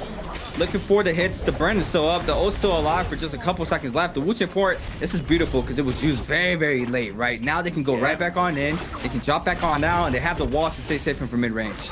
And remember that attack buff that I was talking about with the Wu-Chen, if your HP is above a certain threshold? Yeah, this is a moment of truth right here. Look at this. Army comes out here for the connections. XL White, you has the F2 ready to go in 5 seconds, and the attack buff is still active. The horizontal gets connected off of that end, and he switches back on, breaks space. Goes to meter gun form. Think about the F2. There it is. Boom, bop, bam, boom. You know what's crazy too? DRG's Jades. They got advanced group heal. That's on one of their members. For Dong Chin. He's got that stacked up. They got a Rampage. They got a Sky Punch. They got Sap Jade. Juggernaut stacked up on XOYU. They also have an Aurora Burst and a Cloud Weaver. This is 2 Jades right now to be, the chain is going to be crazy. Soul Shatter on the Kakaxi as well. Seeing whether or not they're going to be able to get the Raw Uppercut, the Rampages if he needs to use it for the Hong Sword. But he's the one with the Aurora Burst, man. I'm telling you, the DRG are kind of the most stacked out squad right now. So seeing how far they will end up going on the leaderboard, that's going to be the determination. Otherwise, at the Azoth peak, one thing is for certain for Bauta, times of the essence, 2 minutes. JL, 2 minutes. It's all down towards the bars, right? Both of these teams died at the same exact time. So now it's going to be coming down towards them winning out outside the realm Yang before that Yang Spirit Rolls picks up. If they can go for the White Tiger's prowess, it's not a cleanse anymore. It's a reset on that timer. But they just found one member of Alliance Yumong and made sure, again, we saw Alliance Yumong getting singled out and getting eliminated. But the Wuchen port might give us a situation, but the Spirit Well is going to be the main priority. Yeah, I mean, it's going to come down to the other team trying to contest this, right? Bada's still front and center for now. What do we have? I'm looking at DRG. I'm looking at ASC. Oh, no, that's on the other side. Sorry. Oh, no, it's on the same side. They're right across from each other. We have the ultimates being invested a little bit lower in the next Spirit Well. There goes the Yang Depletion Infliction into the remainder of the lobby. ASC, though, 35 seconds. This is rough here for ASC. They have to make a move, and they have to make it now. They have all ults online to catch a Lone Wolf. They don't even want to go into that. They're going to be going towards DRG's way. Looking for the Colin ultimate pop. Miss. Looking for the slashes. Connects off the first. Onto the Zai. The Weaves connects. Has the F2 to stay safe. And the timer is ticking. Not sure if DRG knows, but all they need is a hit. That's all he needs. Oh, still a lot of timer left. He needs to get this a little bit later on. The back-to-back slashes. He sends them back in the bottom of the terrain. Now, Miss trying to respond with 6 seconds of counting. Nobody hit him, though. I think he's safe for now. The drop down goes inside the pocket. Still staying up. No hits onto Miz. Gets taken out. Nobody gets that elimination. Jawan gets taken out as well with no kill. But it looks like Kakaxi is going to be picking up the kill onto Miz. And DRG now can back on up. Wait out that pressure. Does have Yang Depletion, though, for 3 minutes and 40 seconds, but they have time to work, right? They can see how the situation are looking like, and you see them already capturing the next Spirit Well. Also, quick mention. First time I seen this Bowder, right? They were on the Yang Depletion. They picked up the Yang Spirit Well. It cleansed their Yang Depletion. So, heads up there. It's the only Spirit Well that you can do to cleanse it and use it for the future. Still finding JL, though. I mean, Junk's got that Sobel, so he was actually safe to be cut through for the Yang Depletion, and I think they're going for a repurchase spree. Soul Slash on one fang, by the way. But a repurchase spree meaning, oh, and they got Stanchion Skyfield like crazy. But the thing is that they can res every single one of their teammates if there's enough Reaper Charms. It's just that's like a dire moment. So they need to think about that. Otherwise, Jades are in the shop. You know something I wanted to see, CA, and we talked about this before. Just having the shop You know, look at the shop. What do we got available? Yeah, the shop, yeah. And I want to see. I want to know. We're saving for a specific Jade, or we're just gonna go ooga booga into the shop and just click left click and then hope for the best. And then of course, this is gonna be DRG, right? They got that catch the flag. They finished off. They got themselves cleansed of it. Now it's up to Alliance to stay alive here. But oh man, I think Jade. That dodge is good, but that wasn't for Zhangjiang. That was for his teammate trying to look for them for JL. And JL TXJ has ultimate. He can't use it on the corner side. He can't use it on the corner side. That'd be the biggest screw. But the August ultimate's good, and he's back in there. And that, I'm not gonna lie, B1 to mulch kind of working out here tremendously for JL for the mid-air catches. Oh, Zhangjiang gets juggled, looking for the repeating crossbow hits. Doesn't manage to connect. The grapple doesn't connect as well. Junks though has eye onto the Akos. The backside, the pressure now from JL onto the Alliance is going to be able to be there onto the Akos, and he is going to fall there in that situation. JL now coming back, looking for confirmation hits, trying to scale on up here for game 4. We're going to be able to see this. We got TE's Youth looking. Still have Yang Depletion onto player 3. That's going to be Xiaonan, the hottie here for TE. Looking if they're going to get aggressive off of this. We see it here, the aggression onto you. Catches Prowl. Tries to go for the other true. Doesn't manage to connect there. Off the grapple LMBs into the double LMB catch. Youth now. Still trying to apply the pressure. Have a little bit of a downtime. Wolves currently with 2. JL with 10. Trying to bounce back. But Alliance already entered threshold here for match point. Wolves still with 2. Trying to see if they can find some more success. 2 players have that Yang depletion, there being the Matari and the Enor. JL still have a chance of making this. They have a big massive 10 kills already. Trying to see if they can find more plus the multiplier. Bowden, on the other hand, with 51.2 with 9 eliminations. Top 6 just full of Titans, right? These teams are able to be able to get all these kills. But look at DRG, right? Massive game 4 with 11 on the board. I think we're a repeat for the TE here. Looking at TXJ getting caught midair. Now he still has ultimate. The Mystic Mate, or rather the Draco Storm Spirit Will buff is going to be the second time we see this being heck. You know, like when we had Holoroth, right? We saw TE pop off. Look at you, man. The Kylo, he glided into view, into frame. But he's got 35 seconds for his teammate Xiaonan to get a solo win. He's got to fire that target right now. Like he's going to find a midair hit on the Matari, the Hottie ultimate to extend the slashes into zone. Look at Xiaonan. He said, I need that solo win. Sorry. This is going to have to be mine, but the Enor 1 ultimate try to contest at the fight to be continued. Of course, JL, man, this Spirit will tell me they ain't contesting this. Oh my god, they actually get this uncontested. TXJ gets the ultimate. He's only investing 20%. Even with the extension, finds out Xiaonan saying that there's no problem here. The teleporter has not been placed out. Xiaonan is caught in here. One from Junks locked in towards Steve, who finds a parry in the middle of all the madness. Wolves goes down here, not taking chances on here for that or for the aura of getting the match point. They are not going to be the other team for making it to that threshold. But seeing about how JL were able to accrue all that pressure, TXJ has an ultimate coming back online. I don't know who that was there from TE, but that mid-range pressure peel there to avoid his teammate eating up that damage from that Viper stun was so nice. And off of that, he's able to get off of that stun timer and opens up with a parry. I mean, wow. They are locked. There are 1 right now. TE, a good showcasing. Still 13. They lose 2 now, though. The Hottie, the last one standing. Losing it to Yang depletion, unfortunately. Now, what do we have? DRG on that Zycon has been doing a lot of damage in that early to mid game. Now moving on into our end circle. Here are in our zone 6. XOU. To be able to chill this out. We have a couple seconds, and 9 seconds. The teams are going to be pushed in. So I believe the center is pulling north here from JL's location. And right now, they're fully stacked onto 2 players. Down on the Hottie, he's playing the top side of this terrain. TXJ waiting this out on the Viper. See that? Oh, I didn't even know that the little ult animation was there. It looks like it's on lightning. Oh, it has some lightning around it. There with the ult. Overall, though, Bowder's playing the bottom side of the terrain. XOU.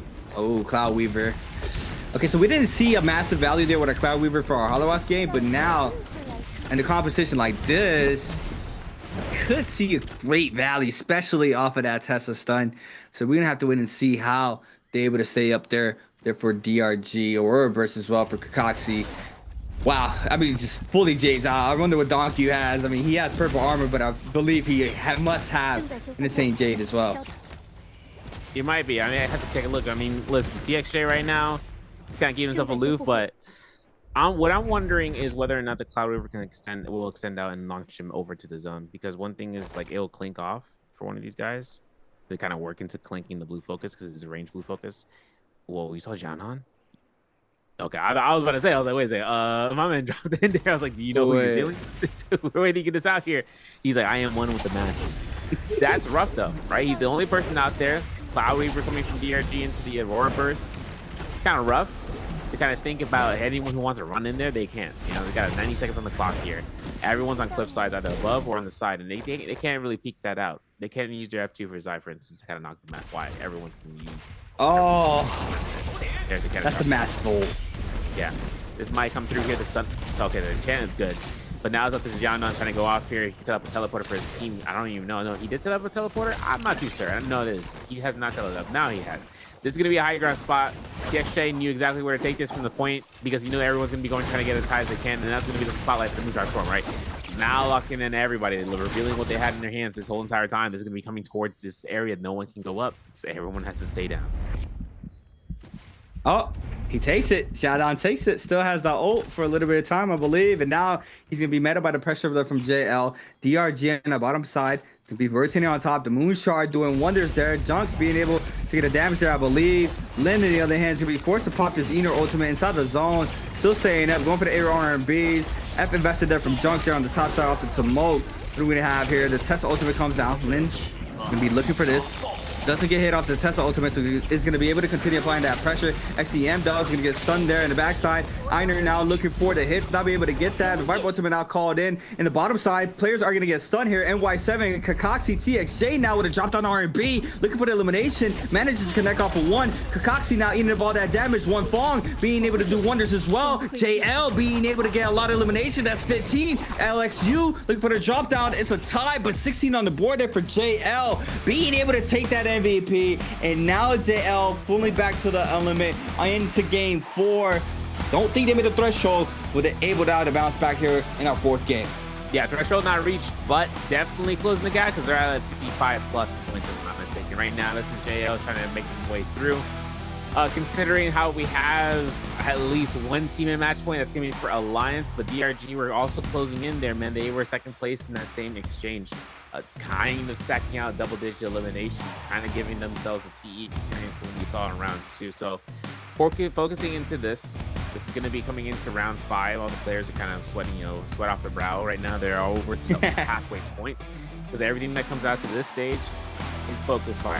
We know that teams are looking at this from the perspective of, okay, well, that composition that Alliance just brought out was kind of wild, but it also worked in their favor too. And that's what we're trying to figure out for everybody, OUG especially, giving DRG the opportunity when they ran that comp the last round, throwing that Zai Wuchen into the Tessa, which also worked out, in DRG's favor, I think, more than OUG. It's just the fact that hit and switch type of moment can happen, and then all of a sudden the teams go out, without a problem.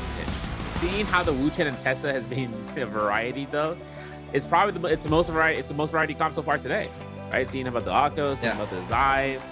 I mean, opportunities can lead into other characters. I doubt it, but then again, that's just going to be because the Zai is not something that's utilized any often with Matari anymore, with the Siphon. Still, the Matari Siphon still comes through with Zai, where she could be a variation down the road, but the Enor Matari variation is just too good. You only have to bring out the Matari once in those instances, and then you can switch over to the Siphon. But that's just like a one-off ticket. You ain't going to the the chocolate factory, bro. The ticket's a one-time use. Wow. Like you mentioned, I mean, that Zai comp getting value, the Aqua's comp getting value.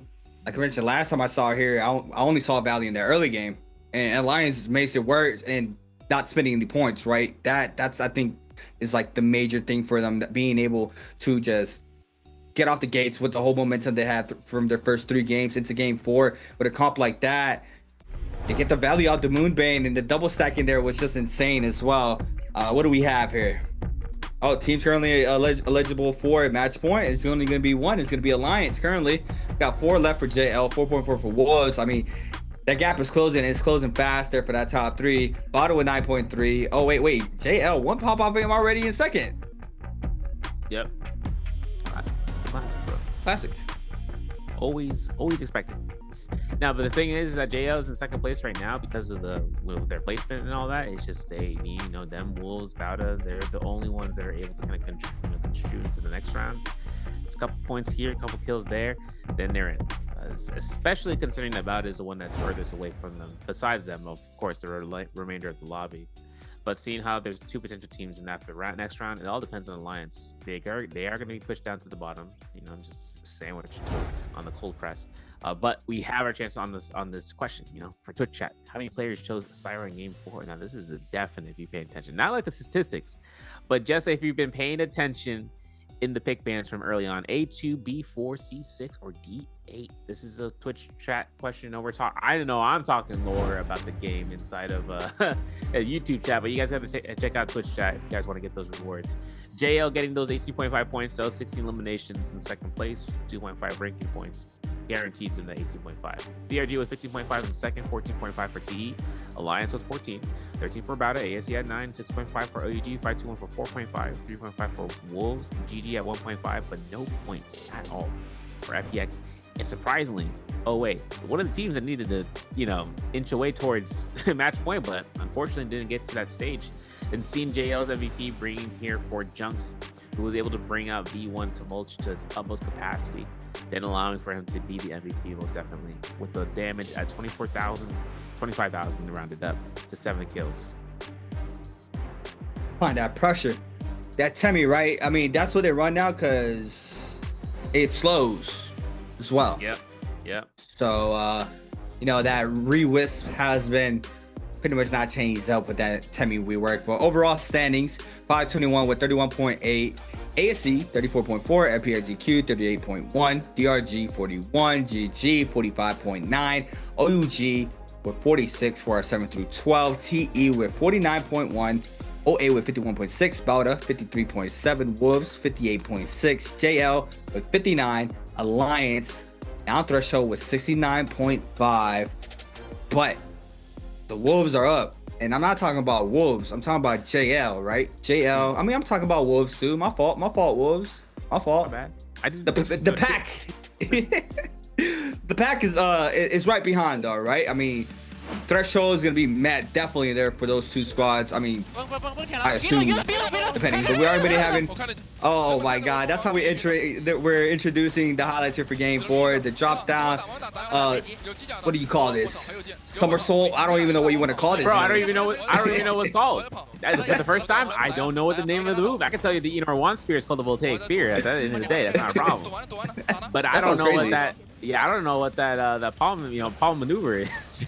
Like he just launches himself down.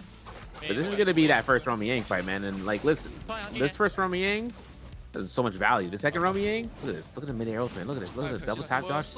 I got all the energy from the world. And then he popped off at the last second. That was a tight situation. Remember that, right? They lost to them. Romy Yang with Bauta, but he got the elimination, just a +1. Kind of huge. They're getting that one solo on Yuma, always. Yuma always somehow getting caught out, man. Always caught out last game. I don't know what happened. It happened like, it's a deja vu moment because second time comes through in this fight against Alliance and they knocked them completely. To the point where it's just like, oh, we can do that. Okay, figured it out. Wow. And they're locked. I kind of like lost my train of thought. I was just kind of like focused on how he was moving. She's moving to Temi. See, I'm calling that the Falcon Punch, by the way. Okay. I look for the wisp. I don't know what else to call it, but his eye now being invested in the zone. The 1-2 is good. Still manages to live out the pressure, I believe. Drops on R&B. Timer runs out. And there it is for JL. Now, the tumult for JL is going to be taking that MVP. JL now filling back to the roots, trying to take this chip home. You see it here on Junks with 5 MVPs in the fall split season, 24,000 damage, 7 eliminations, Sap J's, Juggernaut, Alchemy, Quick Charge, Thundercall, Sky Punch, Attack. Call it Sky Punch too if you really want to, but it's confused with J with it. But overall, Temi here for Junks, or the Temi here for JL Junks, be getting an impressive amount of damage with those fist blades, right? Being able to get that 11K. No, he was in the pocket, being able to get that sustain. But overall, teams are popping off. I mean, can we talk about the juggle with the back-to-back with the slashes, the Kylan slashes and the Hottie slash from TE, catching up the other team inside that hut. It was just so much responsive there, and they were down off of that, but that literally brought them back in that fight. It's like Sora and Riku against Zenith, bro. I don't know what else to say. The combination was deadly. It was diabolical. It's historical. And I think that's coming. That comes out with the Hottie and Kylan slashes coming through back to back, because it's also that restand in the flop state. You gotta get them back and forth like a volleyball court.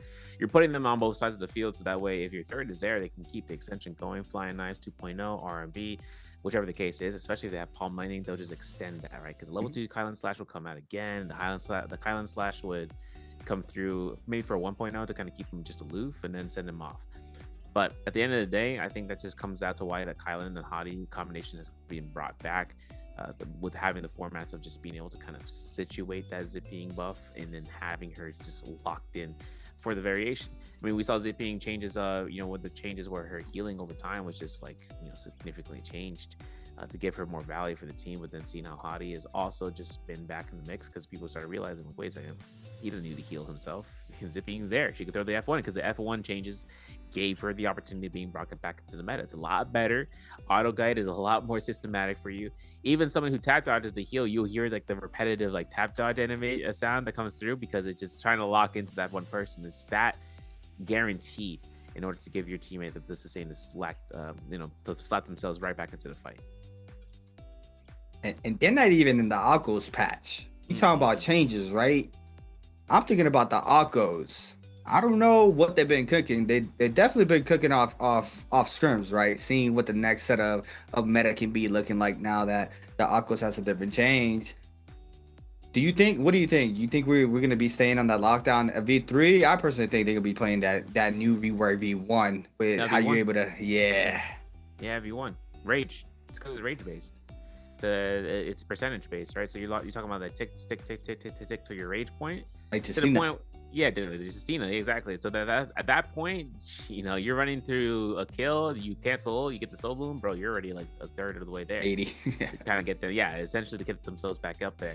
Now the V2 variation, as it's going to be soon, right? With the V3 now, but the flagpole, that lockdown is essentially like it's like a somersault Valda, or not Valda. Yeah, it is a somersault Valda ultimate, right? V1, where you're kind of locking those people in that spot with the area of effect, but it's not stopped by a hit tick, from anything in outside source. It's 15 seconds, or they hit the wall twice. Hottie ultimate, you can't use a Hottie teleporter if it's outside of the cage. So if they try to use it, they'll get chained into the launch, and that's a chain blue focus. That's another reason why they're using it. If Hottie's in there though, and he uses the teleporter, I mean, he can't go at a certain point height wise. So what's going to happen next is that the Hottie is going to be trying to get into the min-max light heights to set up the teleporter, to make sure that his teammates can just like stay around and then protect themselves. The only difference is you're going to have to really start settling in with your Kylan, that makes sure that he slashes and doesn't overstep his boundary to hit the wall and then get immediately like focus fired, because that's what the Tessa's there to do. She's also looking to chain up any sort of hits to be multi, plus the Tessa changes, right? Because you're thinking about the Tessa changes too, where the Tessa changes guarantee her Foxfire to be an applied effect for herself, so she's able to apply that, and then if she misses, she whiffs. That's not going to consume all the rage, so she could actually double try it and hit again. Yeah, so we're talking like, they are preparing, they are prepping, and they're not on the new. We're not on the new patch where the preparation glyph for change has been set up upside down. So that's a whole iceberg though that we really get to. Yeah, I forgot about the Tessa, right? Like if she doesn't connect, she doesn't use up all the rage. I remember reading up on that. All that you mentioned, new weapon. Don't talk to me about it. New Jades. Don't talk to me about that. Man, this game is just constant. I mean, this split we had new system. Was it? I don't even remember if it was this split or the last split, but new system, everything. It's just so fast, man. Everything just happens so quick. Everything gets changed up. Got mirror matches for games 1 through 2. I don't even know how it works in a grand finals. How are we looking for game, like if it goes to game 7 and 8? Are we just continuing with our point system, or are we having course. Of course. Okay. Yeah, there's no reset. Everything, the hero points wise, that's staying, bro. That, whatever 6 points you have, if you don't have it, it's over for you. You got to choose something else. It's like because like when we're in the regular 6 rounds, there's no hero points in general. So you know you never saw any of the variations to reach capacity if there was already +1 point bans. Like that's it. You have to choose something else. If a character gets chosen to the point that they're banned by a +1, you won't be able to invest. In this scenario, you have 6 points. At least you have some points. But when a character is chosen at that 2-point part, like used twice, when they hit that 3rd time use, that's 3 points right there, smack dab. Yeah. You'd really need to consider if your team needs that choice pick, because 3 points could be a whole. It could either be that character or it could be a whole team comp. You know, you choose. You know, the choice is yours. Choice is yours. Okay. You want to play the hard way? All right. No, this is gonna be the point though that we need to see in the round 5. Alliance is going to be the most, I mean, Focus Fire is going to be like GG Chen, man. It's going to be that all over again from what we saw in solos. So for Alliance, it's going to be up to them if they can hide within like the choices in round phases 2 or 3. Like I said, Enor, Matari, Faria, they can choose that for 3 points. Viper, Syra, you know, into the other choice pick. If they go for the Tumult, they can. If they go for Justina, that's, you know, that's their 2nd time use. That's 3 points. Considering it's going to be most definitely picked up in the first 2 phases, at least. If not, they're baiting them. If they don't see any point bans on those characters, they know that they're going to be choosing that character. So they'll set it up in the first 3 phases. There's no way we get new patch until probably like Jacob quals, right? Probably. Yeah. Maybe even mainland qualifiers for sure for CN. Yeah, that's what I'm guessing. LCQs, maybe. I doubt it though for LCQs. You never know. You never know. Yeah. You never know. Listen, they went to 917. I was like, whoa, we're on 917 this week? Crazy. But first picks, look at what I was talking about. They're feeding them the Viper. They're feeding them the comp. They're giving them the comp. That's rough. Ooh. And that's the first Wu-Chen Tessa Yoda we get for today as well. Yeah. So, yeah, well, what did we? Oh, we just played game 4. So, mind games stop happening after first three games. Like they start messing around with the hero selections, and it kind of throws up more stuff up on the table. There, I think we had 2 teams locking in that Justina variation there off the Syra Viper. Yeah, they didn't get the memo, bro. They forgot it. They didn't update the patch. Oh man, Sand Cypher for GG. DRG FPSDQ. What do we have? Oh, that's Kurumi variation. Oh yeah. Okay, yeah, okay. big time. Yeah, big time. All right, let's see. I don't know. DRG and FPX could choose it too. I would say run it because there's no points on these in this top specifically. Like everyone in this phase can choose it, and I wouldn't complain. Wow. Okay, the blow up. This is interesting because Yodo? Enor Juan's not point banned? Question mark? Is he not point banned? Apparently not. He was not. I'm not seeing him getting point banned. So if Enor's not point banned, this gives Alliance an option here. They can burn +1 points or +2 points. There's +1. Or they'd end up going through here with ASC and 5-2 on the same composition, which might be, nah, they can't pick. Like I said, it's 3 points if they want to bring out Tianhai again. They can't really afford that. So they're going to burn the 3 points for the Justina Viper Syra, and then so it's going to be with ASC, and so is 5-2. And perfect. So this is going to be hiding in the masses. Everyone in this space is working through this. So we're going to get that variation coming on. Yo, shout out to 19 Booty Studio. Hey, yo. What is that? I don't know, but look it up. Yeah, yo, big shout out 19 Beauty Studio. Yo, shout out. Not affiliated. Wow. So game 5, I mean, we got a lot on the line, right? Alliance trying to hide in the shadows. Wait, no, I'm wrong. What is Alliance working with right now? That's the Viper Syra. Justina? Yeah. Okay. So the last pick, there's strong composition. Can they do it? Close it here, close it out, but don't expect it. Overall, though, a lot on the line here for Alliance. This is where you're not comfortable, but you have like one leg inside the door, right? 1 foot in the door. Trying to see if you can complete the movement to take the chip home. Locking on in our 5th game of today's matches. Bi-weekly 4 grand finals. Lance Chess qualifiers Monday and Tuesday. Grand finals for the fall split Saturday and Sunday. It's going to be a blast to watch. Still a full Impact week of NARAKA next week. And then we got more J-Cup quals right after. It's going to be insane to watch. But right now, locking in our 5th game. What do we have on this composition? Bowder's going to be running that Zai Tessa Wu-Chen staple there. On the Fs and ults overall. Hadi F2, yes. V1. Come on, can we get a calling F2, please? Please. You want that animation? I want that animation. I do. Cutthroat. Man, when I said double blade, I'm using my sheath as a blade. Like, what? Too fire. Way too fire. Not utilized, though. There might be a chance right now to look at the side. No, listen. Alliance is the only team. Mr. Worldwide Energy for BP for the V1. He's the only person that's rocking the V1, right? He's going crazy with it. But the problem is that it just depends if the teams notice that it's them. They don't know it's them. Like, that's the problem. Yeah, they know. Is using it. No one's using it to hide like they are, so that way they can force teams to take the fights and then they'll turn it around. But the V2 is like such a staple that you have to be insane to run the V1 now. And that's what Alliance is operating on. They're up against 5-2-1 at City of Tom. GG is still going to be at the Imperial Village. I know that Wolves is going to be popping off over the Yutron Ruins. But Bowda FPX stuck into Met Top, DRG at Hero Center. OUG uncontested at the Salvation Podium for now. OA and AST in the center masses of Plume Castle to JL. They're operating over by the Ignis Mound. TE. They're taking their chances at the Pinnacle Town to see about moving up northeast. Now, this is going to be determination, folks. If this is going to be the match, the final match, it depends if Alliance MVPs, as they have reached that status, they need to earn MVP in order for them to end the day out for the Bi-Weekly 4 finals.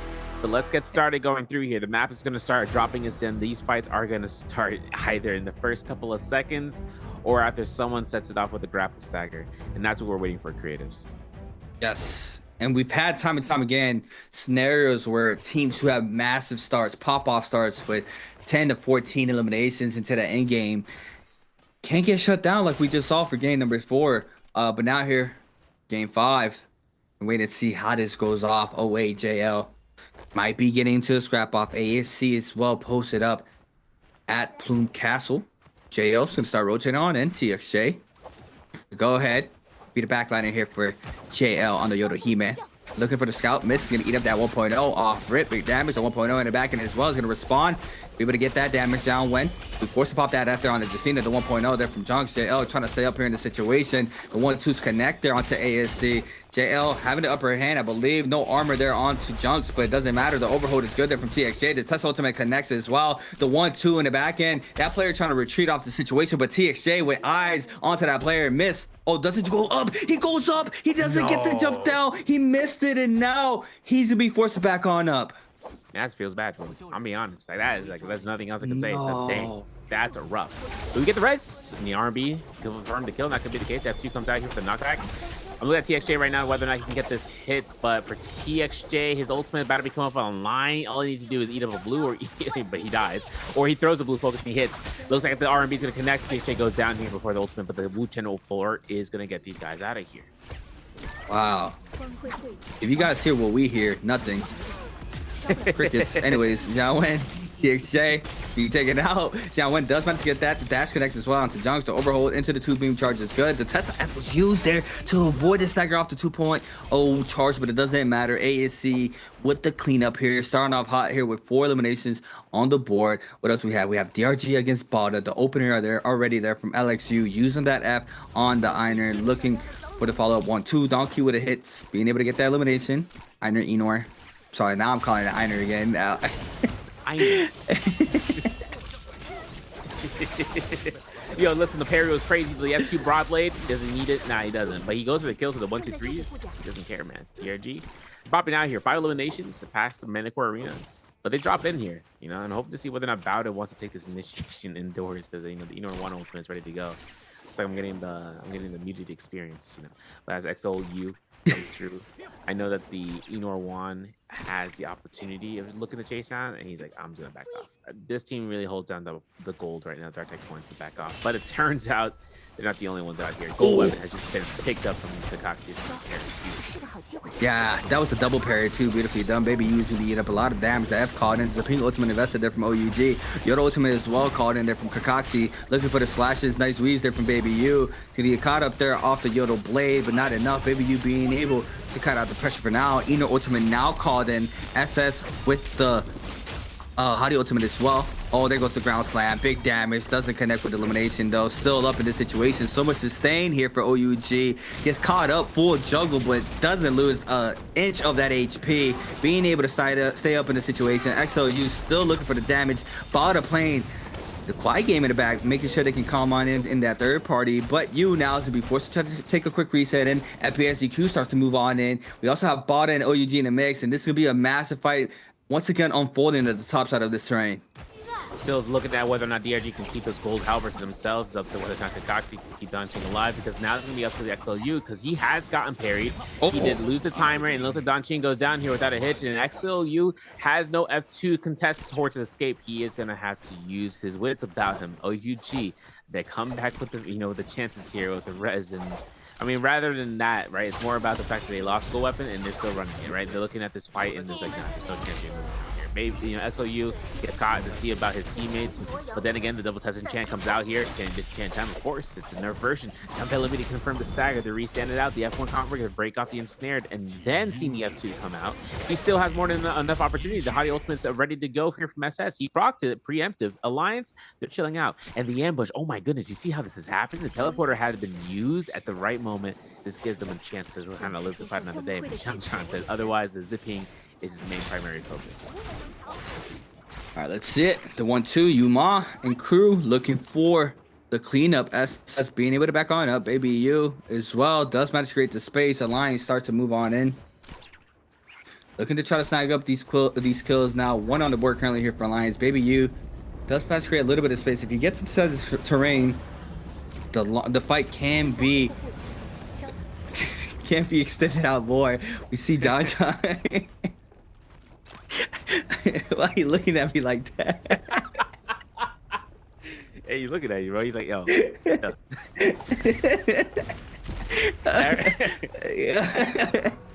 Okay, John, no. It looks like they don't pick up the elimination, but ASU Wolves are going to be going at it. ZK with the Hadi ult already online. The big drop down R&B there from Han. Looking for eliminations onto you. The pink ultimate is to be able to be invested there from you. Now the Hadi trying to apply the pressure onto Han. Tries to go for the parry. Ends up eating the 1-2 there into the 1.0. Now the silence connects as well. The prison was taking just in time. Han still applying pressure with the 1-2 Mings. The Cyber ultimate now called in. NHQ is going to fall. ASC now looking for the cleanup against Wolves. Yep, seeing how the ultimate's been casted out here. Han's looking for the 1-2s, looking to try to see about the confirmed silence if he can for the ultimate casting. You can't do it here, not at Campbell's Hump. Because I know that ASC's Han has 5 gravels to his name, but the Forbidden Seal is going to be more of the impressive usage, right? Because he knows that there's no opportunity for these guys to take the fight with the Viper, Wooch, and Tessa to get out of there. Especially with the Tessa ultimate having to be used outside of Wooch and Port as well. But then the old Yorohime ultimate is also another aggressive force. For the R&B, for the uppercut, we're on death's door. Am I right? I'll stop. Having whether or not ASC Han puts himself out here for the double 1-2s might be getting the blue focus. It might be a chance for the team dash. Beautiful, but the silence misses. Still get the elimination. We're still on a +1. We're at +6 right now for ASC. Let's look at the leaderboard right now, right? 3 eliminations for Alliance. But ASC's up top on the kill leader. 55 for DRG. Romy Yang should be spawning in here in just a moment. We'll get an overlook on the map about that. Seeing how there's a chance then for the players in the 2nd and 3rd place position with JL. They only need 3 points. OUG right now, though, they are taking a beating. Potentially. Baby U has a cast on the ultimate in the zone. The Viper ultimate comes out. Yuma is trying to do some work out here for the Viper stun. Can it connect? XHJ doesn't have anything in the tank except for a parry and a combo breaker to worry about. Finding the R&B, he earns it. The movement is still Alliances. He's using it to his position, but it looks like Baby U just doesn't care. Wow. Baby U picks up that bloom, goes back to full HP. Alliance now might be in big trouble. The TP's into the vein. He's going to eat up that damage. John on the other hand, be able to apply the pressure onto SS. The 1-2 called in. Baby U 1 HP in a dream, gets hit off of that, sends a 1.0 in the back end. Now SS trying to be pull up with a pill, but now John being able to snag up that. Oh my god, that was so quick. The way he picked up that bloom and now right back into this fight. SS trying to stay alive here in this situation. XXJ as well fighting John has the Bane still online for 13 seconds. Can back on up, take a quick reset in, but SS as well. No, we got another player showing back on up as Yuma. One for the salty run back. This is perfect here for Alliance. Now go trying to get these 2 cleanups here onto OUG. One player still alive. XHJ, SS still in the mix. The Viper stun is connected, or the silence into the 1-2, getting caught up in the corner, and the Lions not clean up their 4th, looking for their 5th now onto SXJ. Each of the damage out to R&B, and not sure if OUG's gonna be running this back. No, yes they are. Baby U's back. Dude, this is crazy. The fact that Alliance had just enough time for that second life to come right back in for the salty res is incredible. Now it's going to lead them with OUG to the Primrose path. Now looking at GG, they have Takeda Ultimate level 2 for V3, but CGS on the immediate F1. Looking around here with the fist plays, looking for the R&Bs. He gets 2.0, but gets caught by the Cena dash, and the Viper Ultimate comes out, which means he has to respond with the Takeda Ultimate.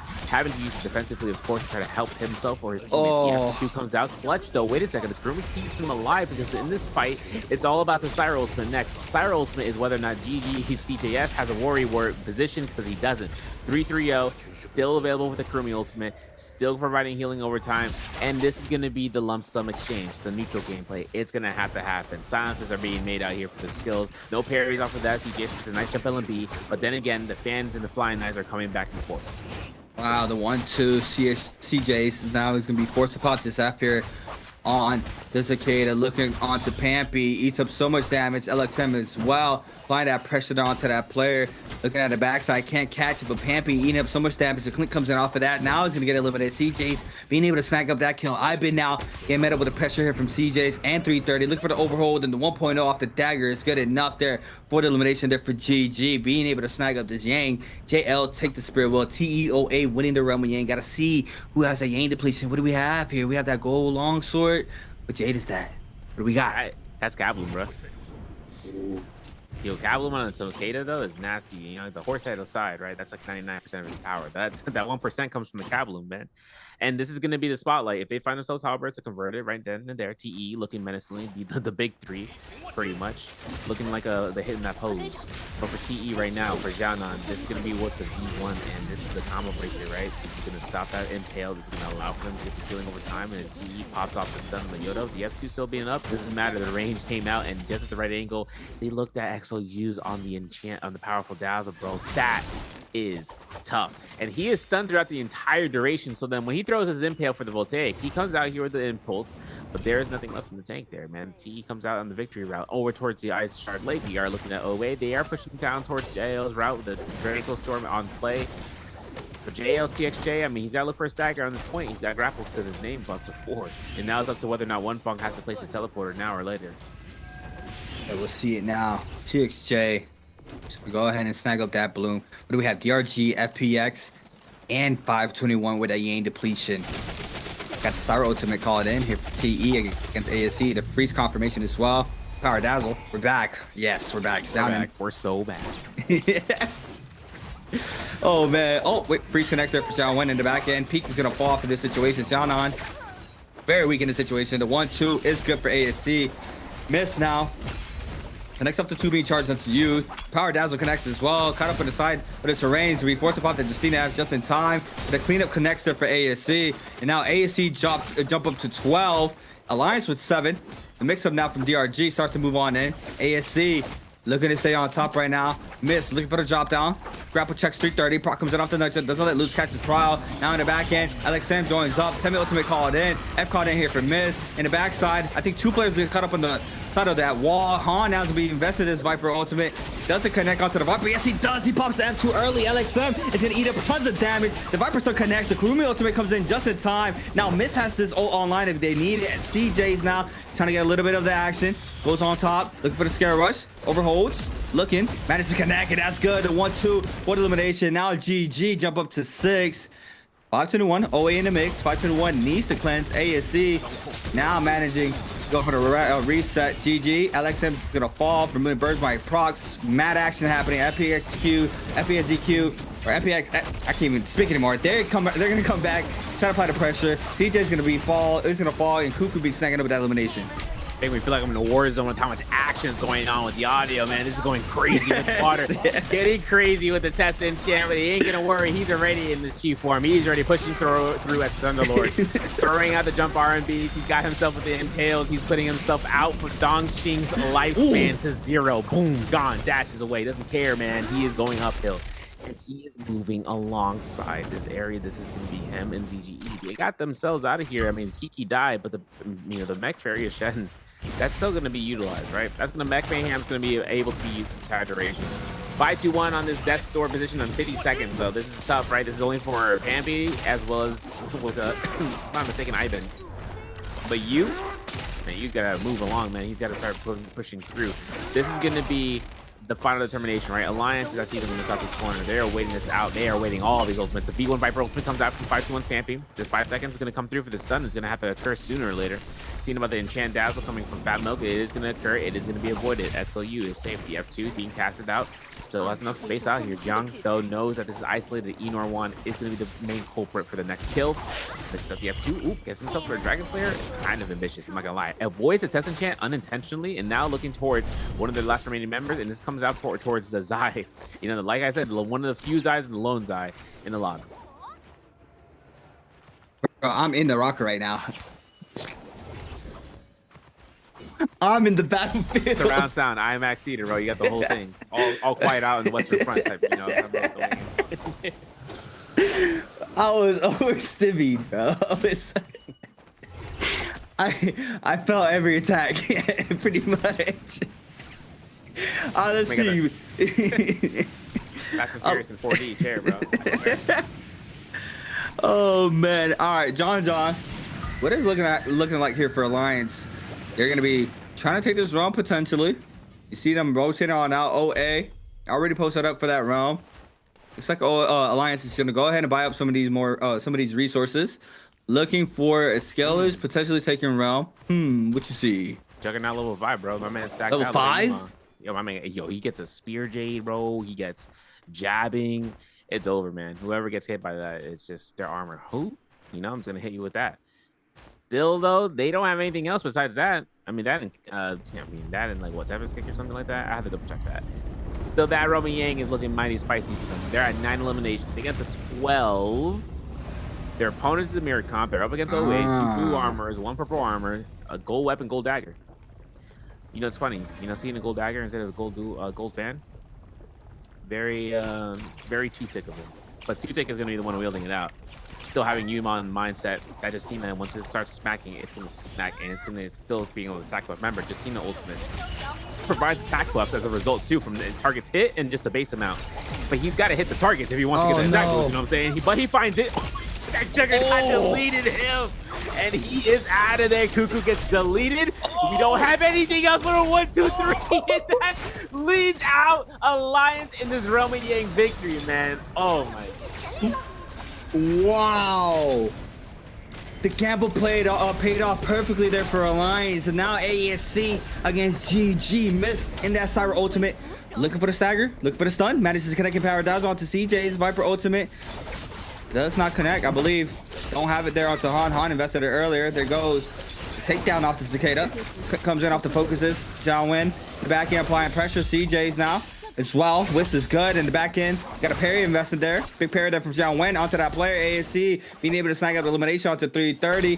What do we have now? We have CJ trying to respond with a mid-range focus. Can't get too comfortable. You're dropping a lot of HP, but now Miss responds with a 1-2. Being able to clean that up. ASC is to be coming out victorious here in this Roman Yang, but wow, Alliance, man. The Justina. He got the 1-2. If he really wanted to, off of the 1-2 juggle, he could have froze and just instantly deleted him too. He had another dash.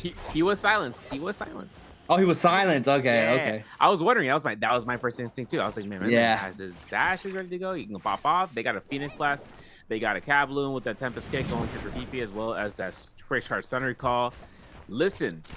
That Kabloon with the Justina is gonna do so much, not on Justina, but with it, right? Because he's going for the longsword. He goes for the longsword RMBs. If he goes for the spear RMBs, Then it launches them back, and then the Kabloom procs it out, and he can dash again. I mean, this is going to be the case. This is going to be where he connects it off. So, yeah, I'm just saying, a couple of nations right now for Alliance, and they still having to posture out towards the Yang Spearwell. We're still looking at that. The shop's still an option. I don't know what they're going to be purchasing. They got 37,000 Dartite coins. They are saving for something to be announced in their department because they only need a couple gold. That's why they're looting out the blue tropes, and they're getting a little bitty, itty bitty gold. They need that. They get a gold armor. Boom, done. Perfect. What is it? 38K? How much is that gold armor? I don't know. I have to check it. But wow. I mean, that was a big gamble there from Alliance, right? Seriously. It was 2 purple armors into a blue armor, and they managed to go against the mirror comp with the same scaling as well. It's just it just played off perfectly for them. But FPS EQ, GGE is gonna fall here towards JL. JL now wait. They've been playing the Spirit Wells. They have not been going into that realm. This is the second time they have that Draco Storm. On the other hand, GG now having to try to cleanse out. We're gonna have to wait and see who they chasing down. I think they just get them resources right now. They're from CJ's going to the buy zone to go ahead and seal up just a little bit longer. They have 3 minutes and 30 seconds. Who are they gonna be running into? Looking at where Alliance was, we're at Plume Castle. Could be a rotation towards the center of the map. OA and GG both with that Yang depletion. Alliance currently with that 12.5, taking it with 12 eliminations. They don't have the MVP, but ASC does, and ASC also running that Justina comp. Have to wait and see how this goes. Looks like OA scouting, looking for whoever with 2 minutes and 42 seconds remaining. TE Alliance possibly be going to get active against OA. Not sure who else is there. Yeah, this is third party TEOA. See Alliance not wanting to get inside the center of this. They're going to be force rotating hard left here to avoid that commotion. Yuma and Co. We would have back on up. We're taking a little bit of this zone damage. Wondering if we got aggression there upon the other 2 teams. I don't think we did. Draco Storm here for JL. Like I mentioned, they've been picking up with those Spirit Wells. They go inside the zone just to cut line of sight. Beautifully done. Okay, I see what they're doing. Okay, that's big brain. That is big brain. Yeah, because they know the zone tick isn't going to kill them out unless the team decides to put them in the zone. But GG, listen, level 3 ultimate on that Takeda. And ISQ wants that violence, bro. He wants the smoke, bro. We got that in Forbidden Seal on the standby. Still working out the kinks, though. I mean, there's a lot of teams that can just skirt around the outsides and just make sure they can poke right in. Like Bauda. Bauda's on the north end of that area. He's going to skirt around the west side with that banner scroll from OA to be applied on them. Still having 90 seconds on the clock, though. OA have to get rid of that inclusion, man. And somehow under their own terms. Because right now, shoot, ZK gets himself shot out here. Doesn't chance from max distance outside of the zone. It's going to actually apply towards ZK. It's going to be the main primary focus. He has to be, right? The chance to come through. We heard the call, but we still got to walk away. There's enough teams here. Protecting his teammate, that's the first thing AB wanted to make sure was done when the Justina got caught in the precedent chant. Still look indoors though. Wolves is going to get into a blunder situation in just a moment. Finding F1 CGS rocks it preemptive. So that way, if any blue focus comes out, he is prepared for any onslaught. Could be bad. Opens up with LMB focus here for Cisa. He sends it, gets parried. Yeah, I mean, just back to back. Those doors are getting covered. We have OA snagging up 1, but Balda snags up 2. GG. Now, still trying to fire it up to cleanse out 2. Kurumi and Takeda being able to cleanse out 1. JL playing Spirit well. ASC is well playing Spirit with 15 eliminations. They have been completely out of the line of sight from everybody. Alliance is going to be hit with that Yang depletion if they're in zone. They are, but they're getting active against Balda. XXMU is going to be taken off of this. Are they going to delay the pickup of the Bloom? I don't think so. They're still going to get aggressive onto NY7. They're trying to go for the cleanups here now. They didn't get Infliction. They're good. He was in the zone just in time. The F2 is out. The 1-2, NY7 now in big trouble. Trying to live out this pressure was forced to pop this ultimate. To see the dash is not available here for Yuma. The 1-2, the burn is good. They managed not to pick up the elimination thus far. Just the Zai ultimate being able to keep him alive for now. Overholds the gold frame. Nice tap dodge. The jump LB connects. Nobody around. They pick up another one. That's 14 on the board. And OA2 in the back end. Trying to pick up those resources from that body in the back end. And wow, they're able to stay out of line of sight there for the Yang depletion. But TEASC, all these teams getting active now. I don't know how they're still fighting out in the zone this long because that Draco Storm from ASC is going to be the reason because the ASC is missed. He still has the Sire ultimate ready to go. The ASJ window had invested it because he needed to get right back into the zone. Looking at GG going down from JL's hands. JL's going to be making sure they go up to 8. We're gonna see whether or not JLTXJ can work themselves out for the Yoda Himeo. That's another offer of ambition. You know, this is gonna be a supply game. ASC still having that Draco Storm. Look at this guy, man. He is silencing, blind firing the wall. Horizontal confirms higher ceiling for Alliance right now. This is 17 for ASC as the highest score kill leader in the game. Alliance knows that they need to ambush anyone that needs this flag. There's only one or two people. Bowda's one Tesla, who's a solo player, and OA. And OA only has one player left remaining too. So I was like, no one else needs to really, we don't need to worry about anything else, right? The capture flag, it's just going to be a dead ambush. For JL right now, though, they are chasing down the last remaining player of OA. Seeing how TJ is kind of kiting around here as a Justina. That gold halberds upgrade is going to be so nice in the hands of TXJ for the scaling. That one, so they get the juggle set up, that B1 is going to be doing numbers. Manages to ice off the pressure for now. Keep an eye on the minimap and see where the rotation is here for 2. Gets caught up here by TXJ. The 1-2 is good. Since the 1-2-3, that's ultimate called in as well. 2 is going to be eliminated. Both shots, double, triple in the back end. Hits the poison though. Now he is going to get that kill confirmation. Beautifully done there from TXJ. The loot might not get picked up as we see JL's members staying inside that zone. They don't want to get ambushed, but what a play there from TXJ. Alliance holding the ground, playing for this end game. They have the composition to do it. What's going to be the mix up here? Random Bane in the center. Be forced on the outskirts of this zone. Viper ultimate called in. ASC's Miz going to be opened up with a massive parry. That's massive. But now the Bane's going to be called in. Miz going to be taking up so much damage in the back end. Trying to live out. Cyber ultimate is called in just in time. Yuma and Ko are going to be able to cut line of sight. And now PP taking up so much damage here for Alliance. He is going to fall potentially. Trying to stay up here in the situation.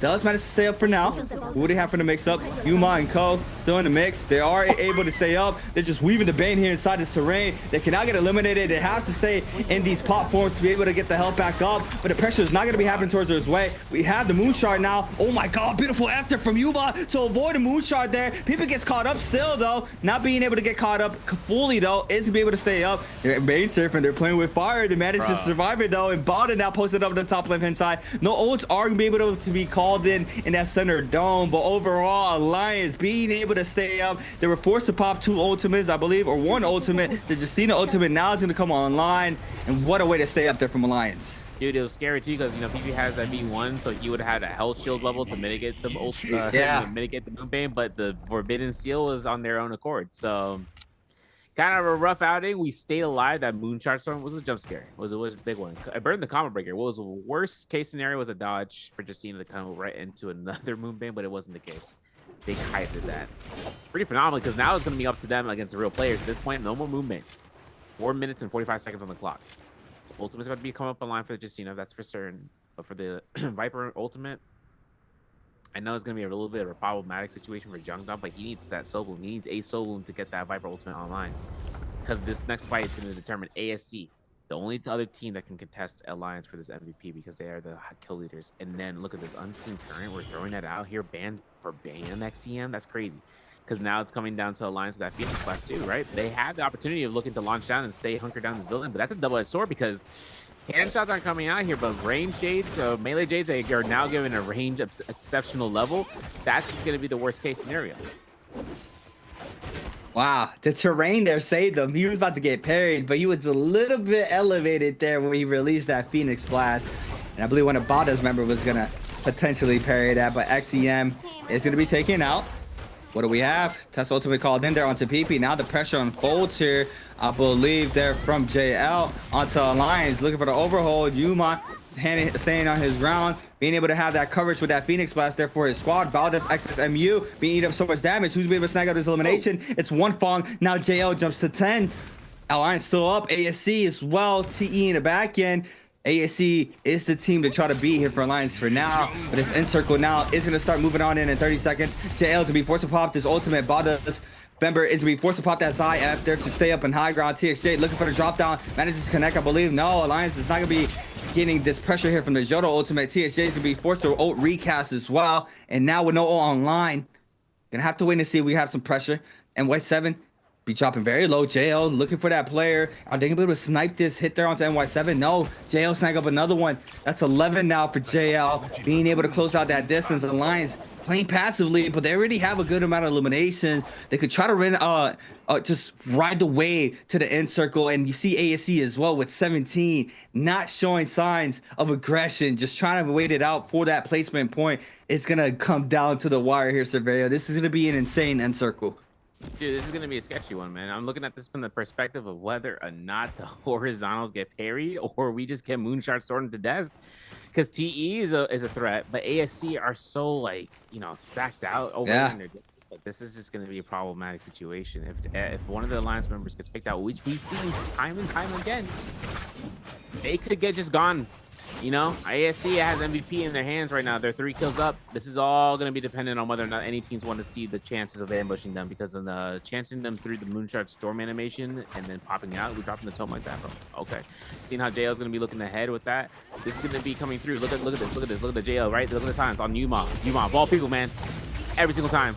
See this man getting caught out here in the backline. John finds a beautiful ultimate. This is going to be a stacked ultimate. Oh my goodness. He wasn't the first one. I thought he was. Yuma gets stunned as well. Something's gonna happen with the enchant. The stun hit on the edge of that. That's unfortunate because TE blender out of the mode, and that should be Yuma's demise.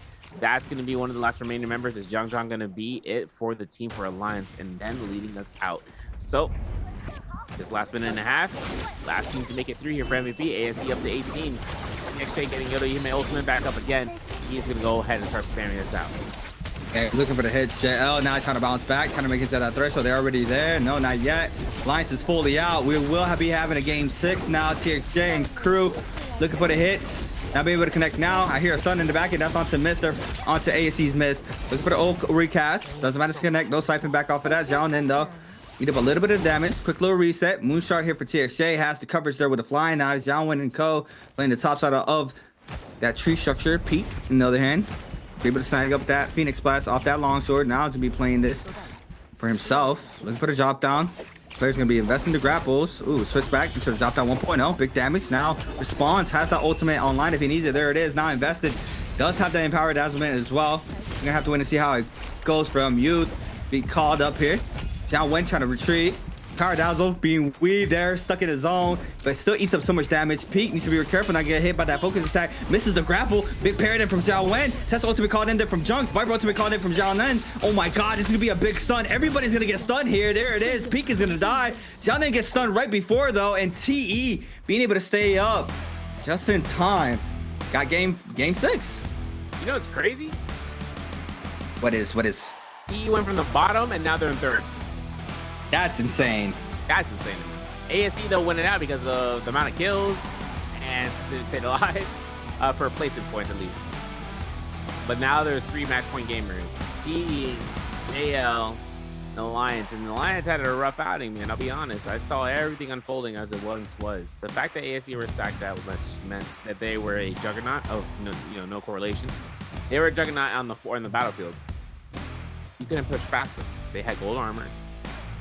They had gold jades, and their comp selection is kind of one that is fearless in the face of danger. They will pop ultimates to save their own skin, and it's a double whammy, right? It's a damaging, it's either a CC or it's also healing, right? So you have the Syra as one off, and then you have a Viper, which is just no grapples, you're locked in, so you can't go anywhere out.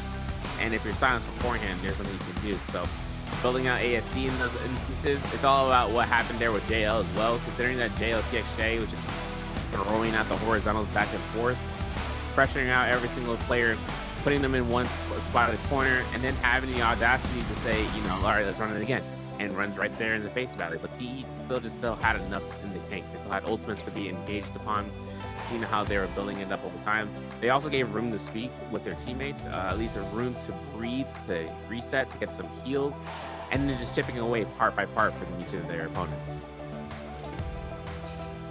Wow. JL woke up.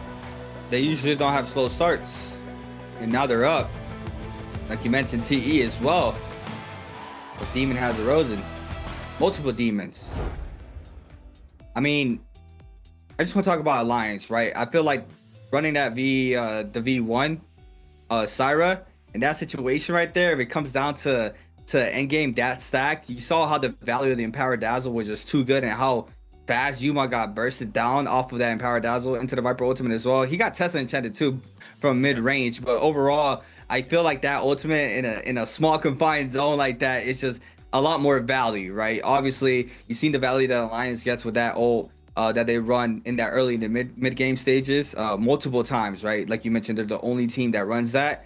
And they were kind of hiding in the opposite side from the other from ASC as well. They were running the same composition, but when it came down to the ults getting invested by all the teams, it was just so rough to try to stay up. And now we have 3 teams into our match point. We have Alliance, JL, and TE competing for the chip now here in round 6.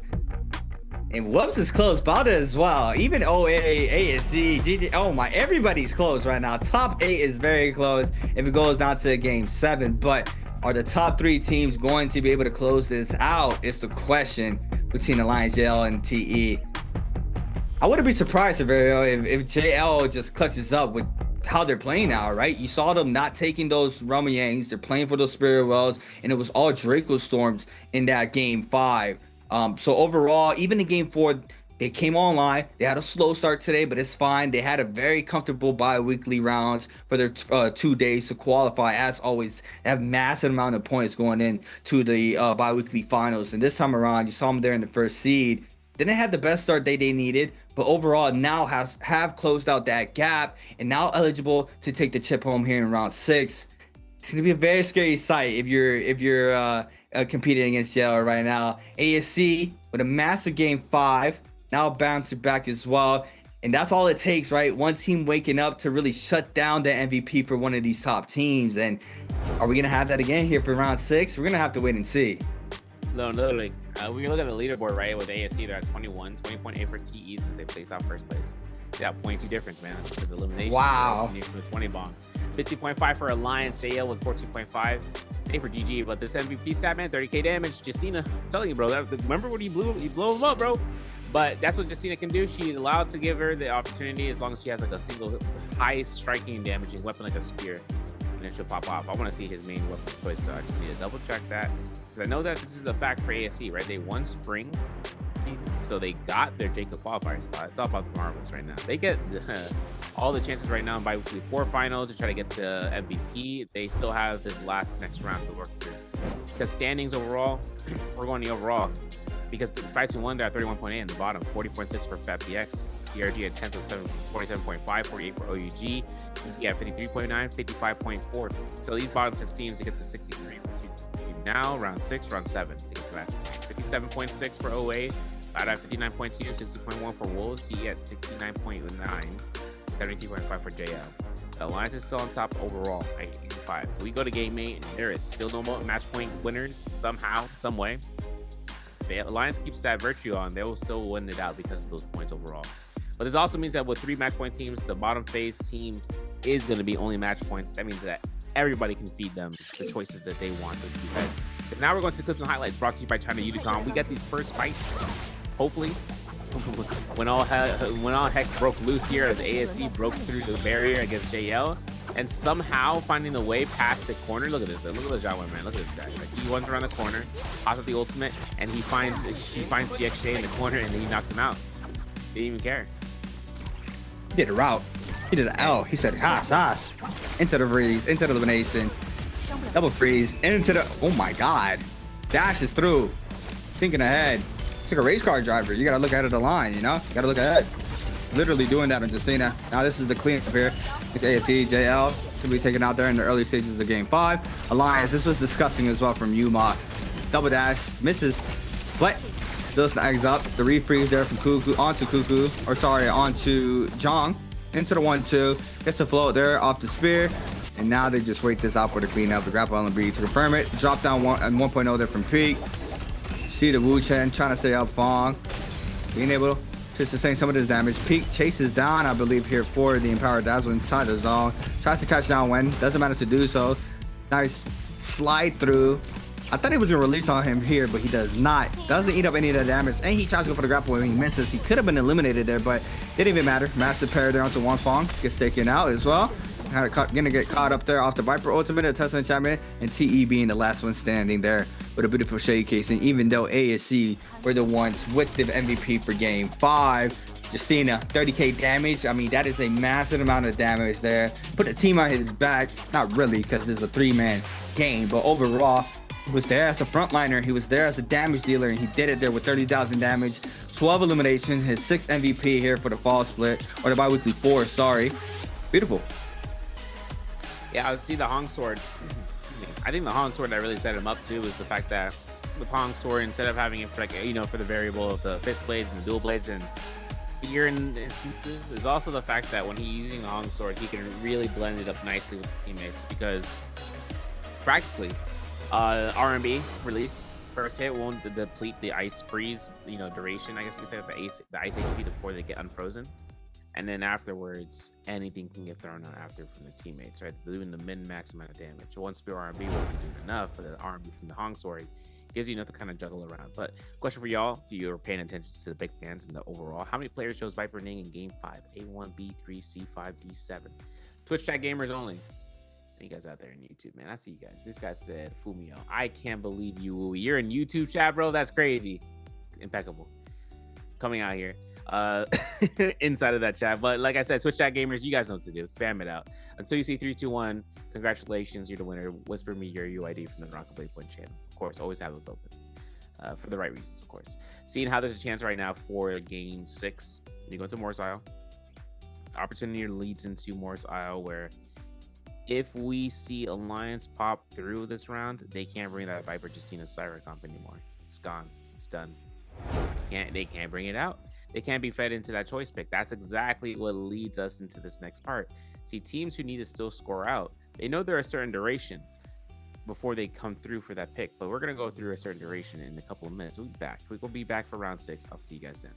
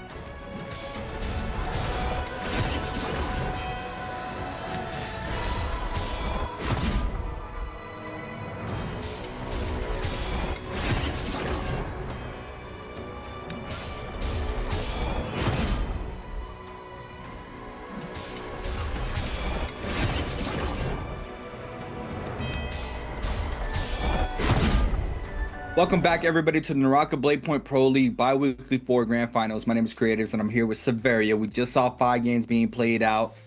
I mean, insane games, right? Insane games off rip. We saw the mirror matches unfold for games 1 through 2. Saw the damage, right? Then we start getting our variations there in the team compensations for games 3 through 5 thus far. And now ASC had a massive game 5. JL with a massive game 4. JL woke up game 4.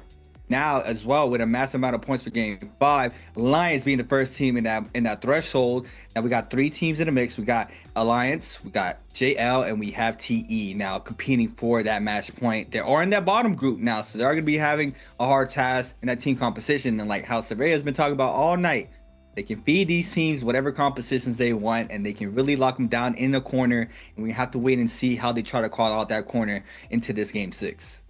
Yeah, because one thing is for certain, right? We know that +1s could be utilized. It's just if they have the points necessary for it. Alliance already, for instance, already burned through majority of those points because they believe that the comp is going to be able to be chosen now. The Viper or Justina Syra, but then again, that's a commonplace comp. That's comps that need to get +1 anyhow. So leading into this round, they're on top of the board with JL. They're on top of the board and just making sure that if they do have the opportunity of matching those comps, that JL didn't choose it twice before, but in this case they haven't, so they have it available for themselves. So now that it comes down to that, they have to think about a tertiary comp, the Enor, Fairy, Shen, Matari, for instance. The difference is that they only need 3 points to be available for that. If not, they swap out one for the other.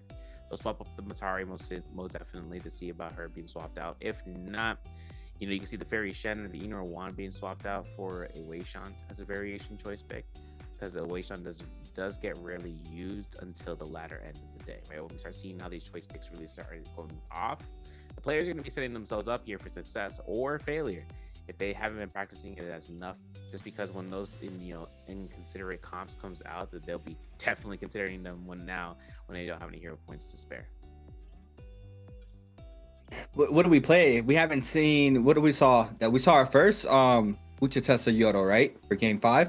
Yeah. That's the first one we saw all day. Could be an option. Could be an option. You know, we're probably saving that monk selection. Tarka. Yeah, SS1 brought it out, bro. I'm telling you. I'm not surprised. Yeah, I'm not surprised because, you know, if you start knocking out all those heavy hitter compositions out, where all these teams start using up their points, and you know you can really minimize it and kind of have a certain lobby with specific comps, then the Tarka does wonders. And I mean, CN has been known for those trio Tarkas, right? They be going crazy. They be going crazy on the Tarka. But you know, it's just so hard now. It's just so much more harder. But overall, I mean, like you mentioned, the OG Yushan. I wonder if we're gonna be able to see. You know, they're probably saving that monk for that OG Yushan. I don't know. We're gonna have to wait and see. I actually don't know what we're gonna see into game 7 if we have a game 7. We're still in game 6. 3 teams in. It's gonna be a toss-up. I have no idea how it's gonna go. Every single game has had its own like highlight for me. You know, that 2vx game 2. I did not expect that from TE, and now moving into this, that stuff like that would put you in the match point threshold, and now they're in it here for game 6. Yeah, because another variation that comes out is also the ultimates and skills. Usually it doesn't change, right? So anything that comes out from the conversion of what characters you use, like Yoda Hime V1, V2, that's usually the dictation, right? JO did work. They did good work with V1 there. I'm being honest, TXJ was rocking that out. But one thing that came out to me was the fact that when it came into place, one of the variations of when we used to see Viper with the V2, that just depends on the aggression of the teams. Because some teams decided to bring out the V2 Viper, but the problem of the V2 Viper nowadays is the fact that once it runs its course, there's nothing that's going to stop afterwards. The fact is that you're looking to blow up one person. Seeing about how the V2 would work in certain situations, Viper, which in Tesla used to be the case with that, but then afterwards, you know, Viper goes out. One skill variation that I would like to see though is coming off the Yushan. Now V2 Yushan is being more brought out. We did see Yushan with the V1. Got me more of a chance because the Nbpl. The only problem was that the Vipers were just too rampant. The Tumultuous were an optional option. Valda is also another choice to be chosen out here too, because Valda is another point where she can actually lock down players, lock them down for the fights. to the point where there's nothing left for them to go through. But the difference is that she needs Tianhai, and you can't bring a Tianhai in this economy, bro. You already used it twice.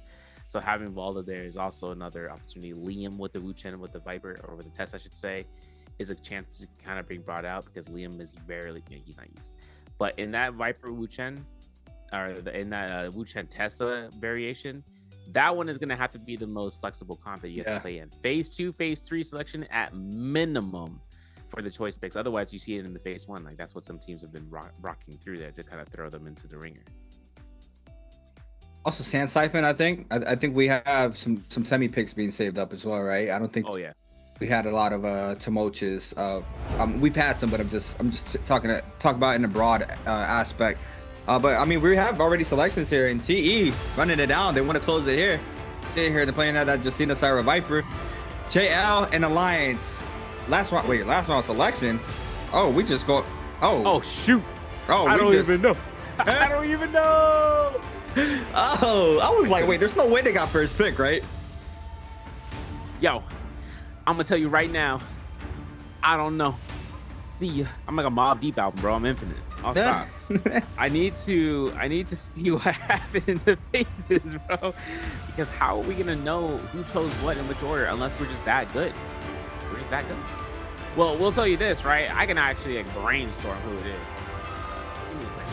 Let me run the numbers. Let me crunch my numbers. You yap real quick, creatives. I'm gonna work this out. Do the numbers. I'm looking forward to competitions once we see here with the ultimate and abilities. Pro Aldo. All right, I got it. You got the numbers? Easy clap. No, I didn't. But I did get Wolves and Bowd and OA. They were the first face to come through. So when we see their faces, we'll see how Wolves, Bowda, ASC work out in their choice picks. Not ASC, with Wolves, Bowda, and OA. Then ASC, GG, and OUG were in the following phase. DRG, FPX, and 521 in the third phase. So kind of getting a chance right there. Let me try to work around. Once we see the abilities and skills, I'll let you guys know, because it all depends, right? First phase, second phase. The first phase between Wolves, Bowda, and OA, that's one I want to focus on for a second. Because these guys need to get the match point. But are they willing to burn out those choice picks of the Viper Syra if they haven't done it on solo already? That's the point I'm trying to make. I need a CC. All right, Wolves is going to be bringing out here for that Volt. Yep, but there it is. And then looking at Bowda. Yep, no, they're bringing out the side into the Wu Chen. So that's going to be the case. And then OA is bringing up into the Enor Wan Fairy Shen Matari composition. So there was a hidden choice pick pulls between them in the second phase. It's crazy. Skill's always going to be the same here. I'm looking at this already for y'all. F2, V2 for the Wei Shan, though, from FPX. FPX was actually a phase into phase 3, so they're a phase 3 choice pick composition. GG was a phase 2 pick with the Kylan, with the Hottie, the Zipping, as alongside with that, you can see JL are actually opting to choose that comp. And look at JL's hero points, bro. It's at 6. That's exactly what I'm looking at. I got numbers. I'm looking at numbers, and I'm looking at comps. I'm looking at what the top 3 teams are matched with, which teams have the same comps, right? Because that's very important, right? Especially if the lockout happens at the end of the round selection. But overall, drops, hot drop. Hold on. Got a hot drop 16 was FPX, EQ, ASC, Alliance, TEOA. All trying to get a piece of that action right there in the middle of the map, top mid of the map, right under Sunwing. We might have a rotation there from FPX, EQ, and Wolves into that Sunwing. DRG, Lone Wolf drop, potential 7th party into that massive drop there from the top mid side of the map. Bowda Gel, OUG contesting the south side of the map. GG 521. You're going to be having that isolated off spawn drop between both of those teams together. But wow, Alliance TE already in there, and JL taking a different approach, kind of getting sandwiched in between Bowda and OUG. It's a toss-up. I mean, I don't know, Severia. I don't know, bro. How we feeling here? What are we thinking? What you thinking about right now? I know you're doing numbers. Oh my gosh, JL and OUG being in the same spot is kind of roughing me out here, because look at this. That's what I'm saying, dude. The slaps, because there's no tropes. There's no trolls when you go down south there. You gotta make sure you get RNG'd out. But yo, my man had nothing in the tank. He only got his hands. And the Cyro for the Fireflies is available. Man just earned himself out a one-way ticket to the lobby, dude. BXJ running himself out with it. F2, he's like, yo, pull up the glider. Pull up the paper airplane. It is over for him for a second. It's apparently one Fong find himself a flying knife, and he find himself out here for a long throw. Crazy. I didn't even know we have Fireflies. Morris Dust. I for Gore. What? It's only in finals. It's only in finals. Only in finals. Oh, we get an active NY7 coming in hot here with his ultimate, looking for the stuns there. That's about to get the damage onto that. SS now is going to respond with the Viper ultimate. Yeah, this caught me off guard. Was not ready for the ultimate. Invested. Lynn's going to get caught up here for the Viper ultimate. And Zinyu and Co going to be snagging up those kills onto Bauda in the back end now. NY7 trying to respond. Goes for the 1-2 SS. Going to be applying that pressure. XEM though with the peel. Beautifully done. The overhold there from Zinyu. Gets the damage backs on up. Tries to cat up a little bit of that pressure. No, he's going to go right back on in. That's ultimate invested. Does not connect there in the back end. Baby U now forced to pop that F. Going for the jump on the Bs. Now the Cyro ultimate comes in play. This can be dangerous once this Empowered Dazzle connects. Yeah, because NY7 is getting launched out before the Dazzle comes out. Ooh, all right, you got enough energy. You got the stamina build, right? I appreciate it. You know, let's talk about aftercatch. I'll stop because Jiang looking for the parries out here. ZG is gonna go through. ZG is gonna see water getting eliminated as well. You Alliance throw out the 3 eliminations and get his hits. Off the records, no platinum. They look in northwest, though. Sunwing's Rest is unlooted, and they know that this is going to come down to Alliance. Hopefully, get blue armors, but they can also purchase the purple armor right now. Look at that money spot drop, and they need to make their way to a shop. He needs to start exploring. You know, got himself the map in his backpack. He's got to look at the gold trove, and I'm thinking purple armor. Boom. Dang, to be continued. I know TE's Youth is looking out here for this side. I think this is over by the Moonlit Courtyard as we're approaching that area. TE. And he still got teammates around him, so it's going to be up to them looting this out. They are on the second lives by the Breezy Courtyard, or by the Breezy Maze. I'm not sure if any fights took place here. We don't know. We don't see that. I mean, they've looting this, and it looks to be untouched as a whole, most likely because it's on the outskirts. But blue armor going to be spotted out in that. It's going to be just a reset round for these guys, man. But it's also because this is also one of the match point teams, and this is the match point team that is ready to run their course, their first set of lives, and they're on that reset. Did I mention that? Yeah. Yep. You did. But yeah, I mean, they gotta play passive now, right? They do not want to get eliminated. They gotta play in the very outskirts of the map, try to clear as much loot as possible. Try to play that Yang out. You know, the scaling off of that is just way too good not to go in it. We see it there for TE. They have the composition to have a good success in the realm as well with that Justina Viper Syra. But overall, DRG now currently in 10th, 47.5 DRG. Coxie already has that purple hung sword in hand. They also have a purple armor onto one of their teammates as well. I believe it was the Syra, John. For Alliance on the Hottie, purple armor already being able to sail on up. This team is definitely going to be taking this Roman Yang. They're looking more resources. Anything they can find, anything they can grab. Aggression from Wolves and DRG though. You and Co. Pacing is different now as we see now. You though is going to be able to eat up so much damage. Our ultimate is going to be coming out just in time. It goes to dash there from Kakaxi. Be able to create a little bit of that space. ZK on the other hand might get caught up by Empowered Dazzle. No, that was his teammate U in the back end. What do we have? The aggression there from XLU onto ZK. Overholding. Going for the silence. Doesn't matter to connect. Due to the overhold there. Just gets stunned or gets silent. Don't get staggered. Oh my god. He gets the lunge off of that. Beautifully done. The master parry there from ZK. Now, nice F there from Kakaxi to avoid that follow there onto his teammate. And now ASC is going to try to respond with a Justina ultimate here from Zhao Wen. Yeah, and it's going to be successful. The staggers are extending this out, and I know that's going to be coming down towards Jump LMB to catch up. You is going through as one of the final remaining members of DRG. I'm thinking about the soul form, though. He went straight into it. He's like, I'm going to reposition. This is going to be up to Kakaxi to kind of back off from this point. JL, they're approaching from the riverside. This is up to them. The creek is now theirs to kind of ambush out Kakaxi in the distance. I'm not sure if Junks spotted him out, but now he does. Now he sees it. Now he's got to go for the flank. Look at the grapple count. My man's at 16 on the bars. He is going to show out to try to catch them up. Finds out Kakaxi, locates him. No ultimate set by. Remember that. Breaker's invested here to kind of push him back here. Just yeah. Look into this. Look at OA. Look at Toothpick though. He's noticing this. Looks like maybe to play. We'll have to see because Kakaxi goes down. Soul form is enabled for both his teammates. Dongqing, for instance, in the background. Walking on here. As OA is there. They're going to approach the scene to be continued because they're about to.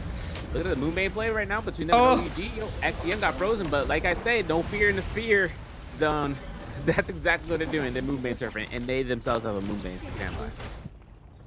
Hey, these bottom teams are moving now. These bottom teams, they applying the pressure. JL, Junks, now you force against Enor from 2, OA. Looking for the hits here onto Junks. The Kana ultimate still online, but this is all JL has currently. The pink ultimate was invested, plus the hottie as well. What's gonna be the mix up?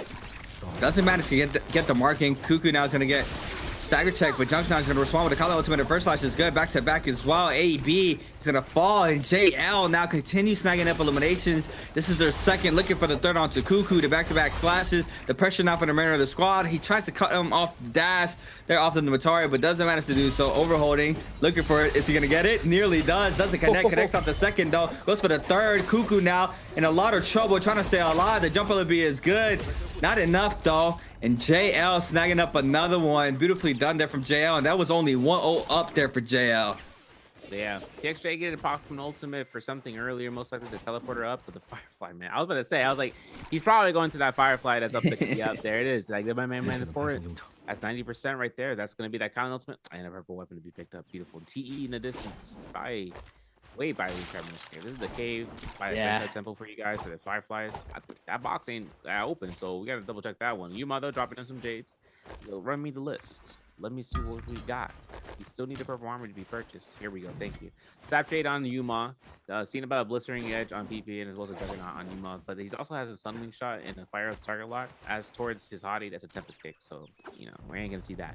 As for ASE, chasing down towards ZK. My ultimate not ready to go. Up to the corner, man. Wolves. On. ASE. I don't get it. No. But I get it. 100%. I mean, listen, they're at the bottom. They're trying to get the match point as soon as they can because right now, at the bottom scoring teams, something awoken in them after that last round. They need to understand that now those last 3 teams and that Facebook is going to be the top 3 teams. Gary John Ching finds a kill on the OA. The GG still going to come up 3 eliminations back out of their minds from here. I don't know what it is. I don't know what it is, but like ASC is like playing like fully confident, right? And I feel like we were getting that same style from these top 3 teams as well in the early games, right? You're trying to get those points. They need to get aggressive in that situation, right? They need to try to get as much points as possible to make it to that threshold. But now that we see it here for game 6, it's understandable, right? You don't want to get eliminated. You don't want to be, you know, just sitting here getting your hand cold if you just watching spectator early stages of the game. So I fully understand it, but a team like ASC is fully capitalizing off of that to, you know, pick up those kills and keep getting up in the overall standings. And now what is going to be the commotion here? Alliance takes it, and they're going to be going against a solo Don Q. Not sure they got caught up in that back end, or they could be waiting. Yes, the Viper takes it. XOU, the Justina now takes it.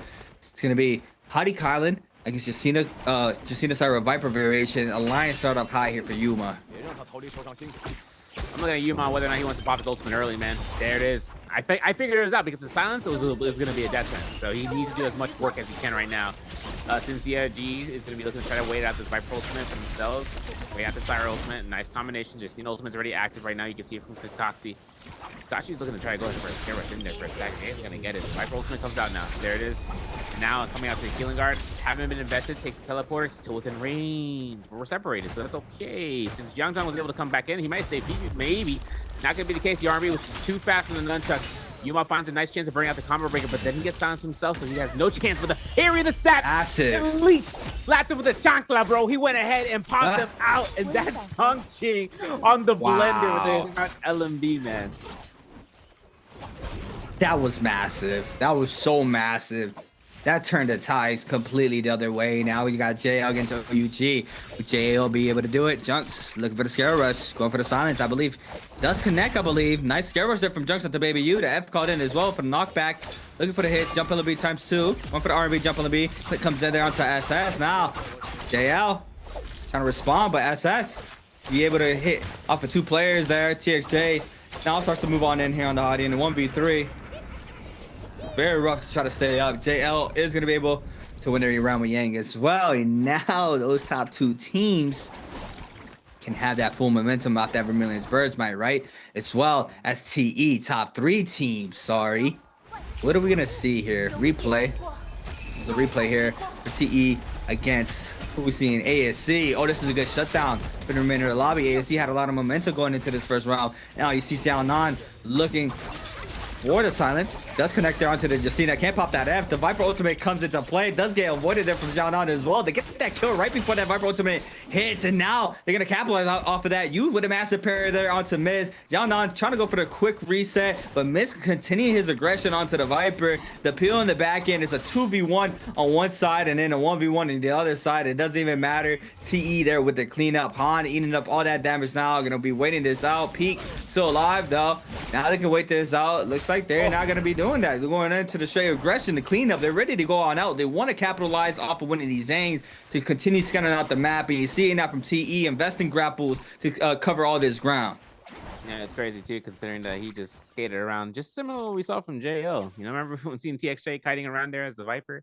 Yeah. Inside the Romang at 1 HP in the dream situation, was given proctored position to do so for his team. See how Alliance is looking out there, blitzing you guys, boom, right in the face. But it's all right. We got 70 seconds on this. Brilliant, I should say. Having to worry about the Enor 1 ult, the Thunderlord will come out, and now if you're Kiki, it's all about timing here. The Wei Shan pick, right? We were talking about that earlier, seeing about the Wei Shan and the Enor 1. Fairy Shen in the mix. Seeing no spear being thrown out there. I implied that, but it's apparently going to be coming through there instead. Having to launch his knockbacks is going to be crucial because the Hottie needs to land a strike to get the killing blow. There it is. Doesn't get it. The beacon dropped in the right nick of time as Yumon depletes his ultimate, but he's getting tapped out like crazy. Finding a massive R&B. Finding the beacon usage is going to be coming up from that Enor 1. And that's going to give Kiki full value on this Wei Shan. That's it now. Yushan ultimate slash down goes in there for Kiki. Yuma trying to stay up here for Alliance. Alliance taking up so much health though. There's a pink ultimate doing wonders for now, but for how long? FPX GQZGE is gonna fall. John snagging up the elimination. Justina Dash comes in, does manage to get that on, and now PP gonna fall as well. Wolves now with 2, 3. Sorry, cleanup. JLGG OUG. It's just full chaos right now. I have no idea what the game plan is because we do have 4 teams with that Yang depletion, but it looks like JL is trying to capitalize off of the commotion here. CJ's gets dazzled, but I believe does manage to get up. Does get recaught up. The slash is there. DRG snags up with elimination onto 521. TXJ now moving on in here with the flying eyes. Gold pair of flying eyes looking for the damage off the mid-range. Drop down. Doesn't get it off the second. The 1-2. Baby U now gets caught up. Trying to go in for the pill. Eats up the damage off the R&B for it. F caught in for the Colin. LXM now doesn't manage to pop the ultimate. And TXJ is going to fall.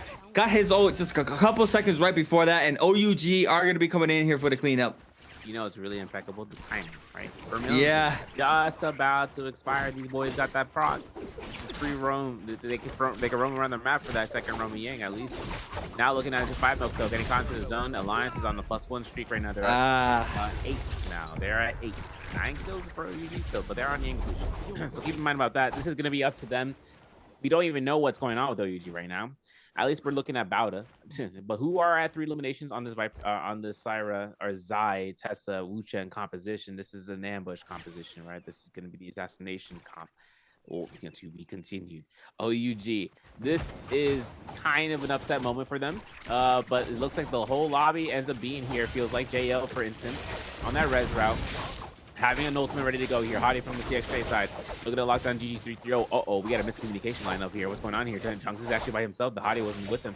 Seeing about it, there's going to be TXJ coming through there. There's going to be Jamal Amis coming out 3-3-0. Hell checking out the horizontal to clean for the R&B. The Hottie will comparison, but the parry was good to burn out the combo, break on the F2 of the Hottie. And now we still have to think about this. Is there a Forbidden Seal nearby? And if not, can we continue on the onslaught? At 330, trying to kite in the back end. Junk stuff. Catches up with the CJs. The Kyle Ultimate still doing wonders. He's going to respond with the slashes of his own as well.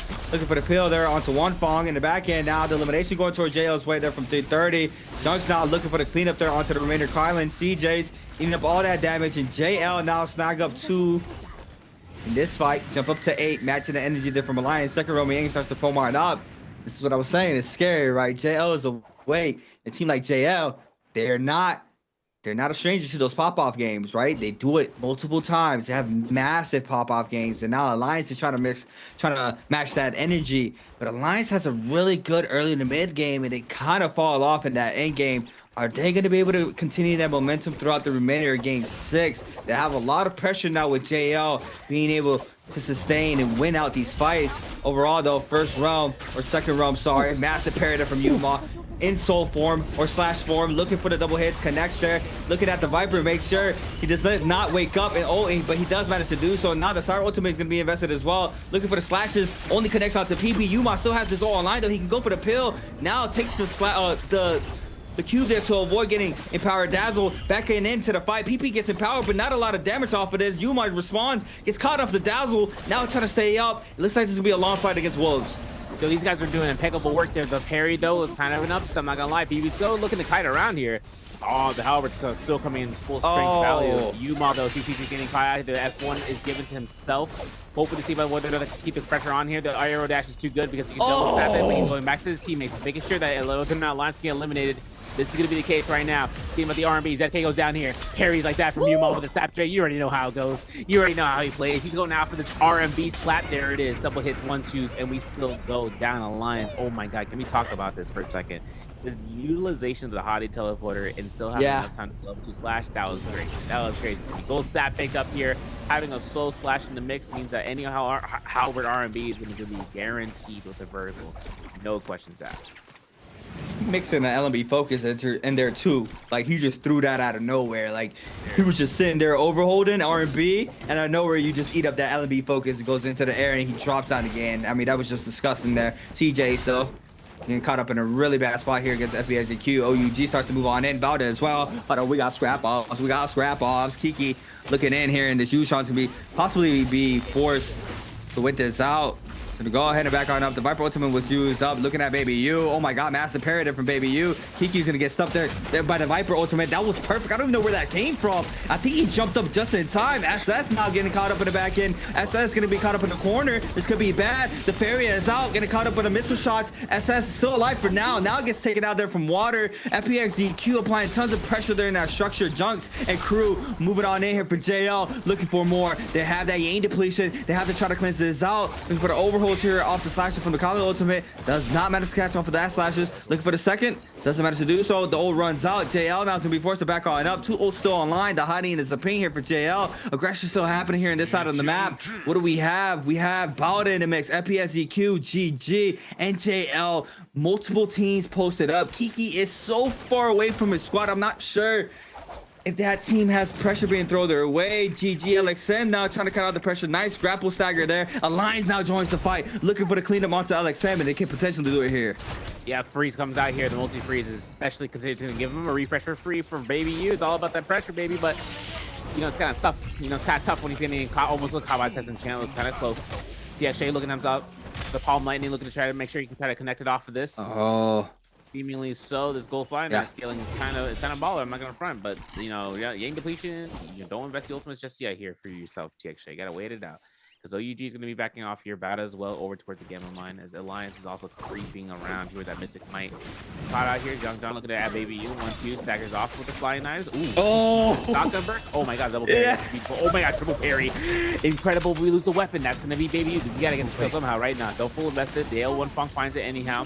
Seeing about with whether or not Baby U goes ahead and gets res by his teammates with his purchase alone, it is over for GG. They have been eliminated from this lobby. JL. Listen, man. 9 eliminations. Hey.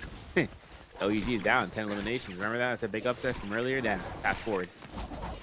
Pay taxes, right? Assad. OUG is gonna be going through here. For them for now, unless top 3 don't somehow manage this. But T, look at this. Draco Storm on standby for another 20 seconds. It's gonna be a little bit of duration there because Yang Spearwell should show up here in just about a minute or so.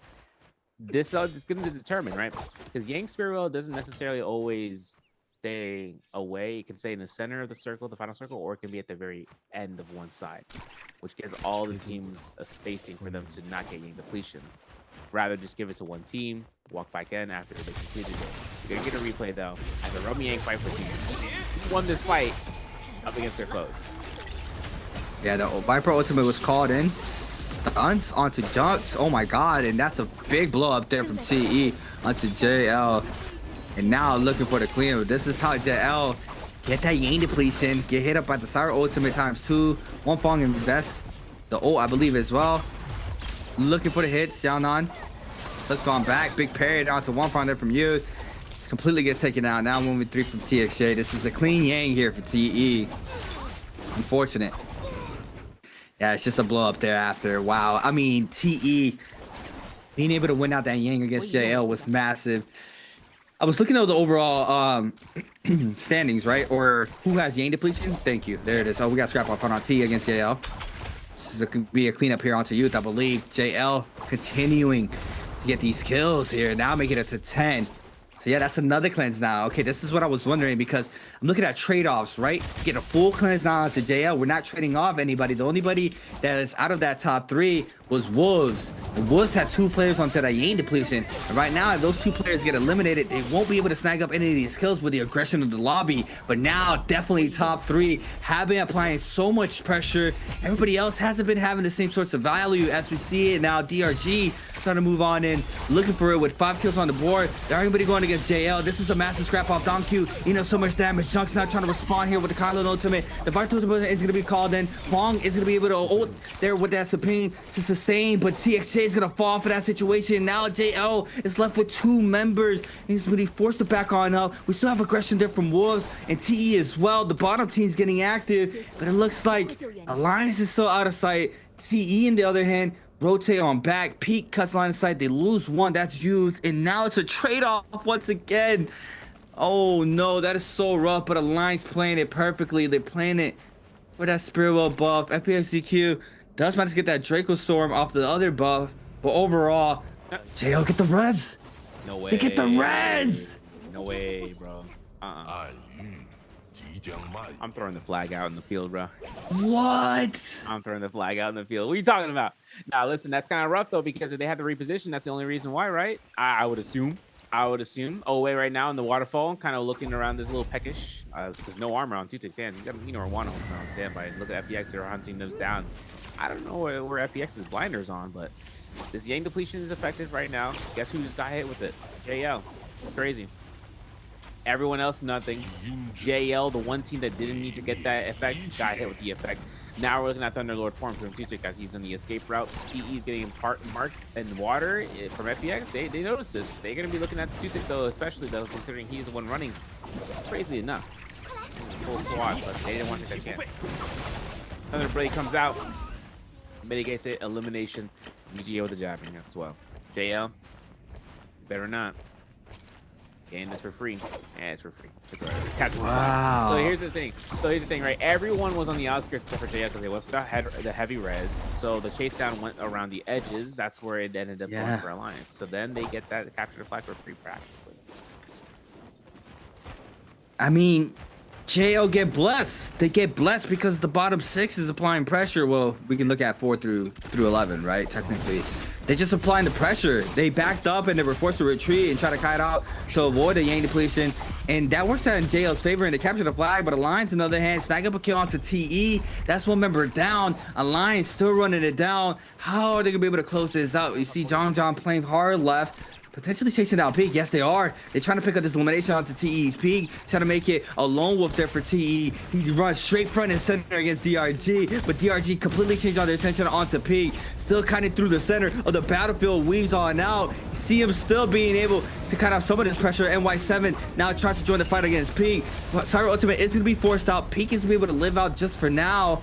But after this ultimate is gone, we're going to see the rain down of players potentially start moving on in if they want to go for this elimination in the van. Oh, the bounce back charge too. Oh my God, it was almost 3. Oh my God, weaves that out just in time. Pink playing with fire or Bane's breath if you want to call it. Overall, looking for the free set. Bane spawns on top, does manage to dodge it this time around. And don't tell me he manages to live out this situation. That is an insane sequence to live out there with that Cyber Ultimate.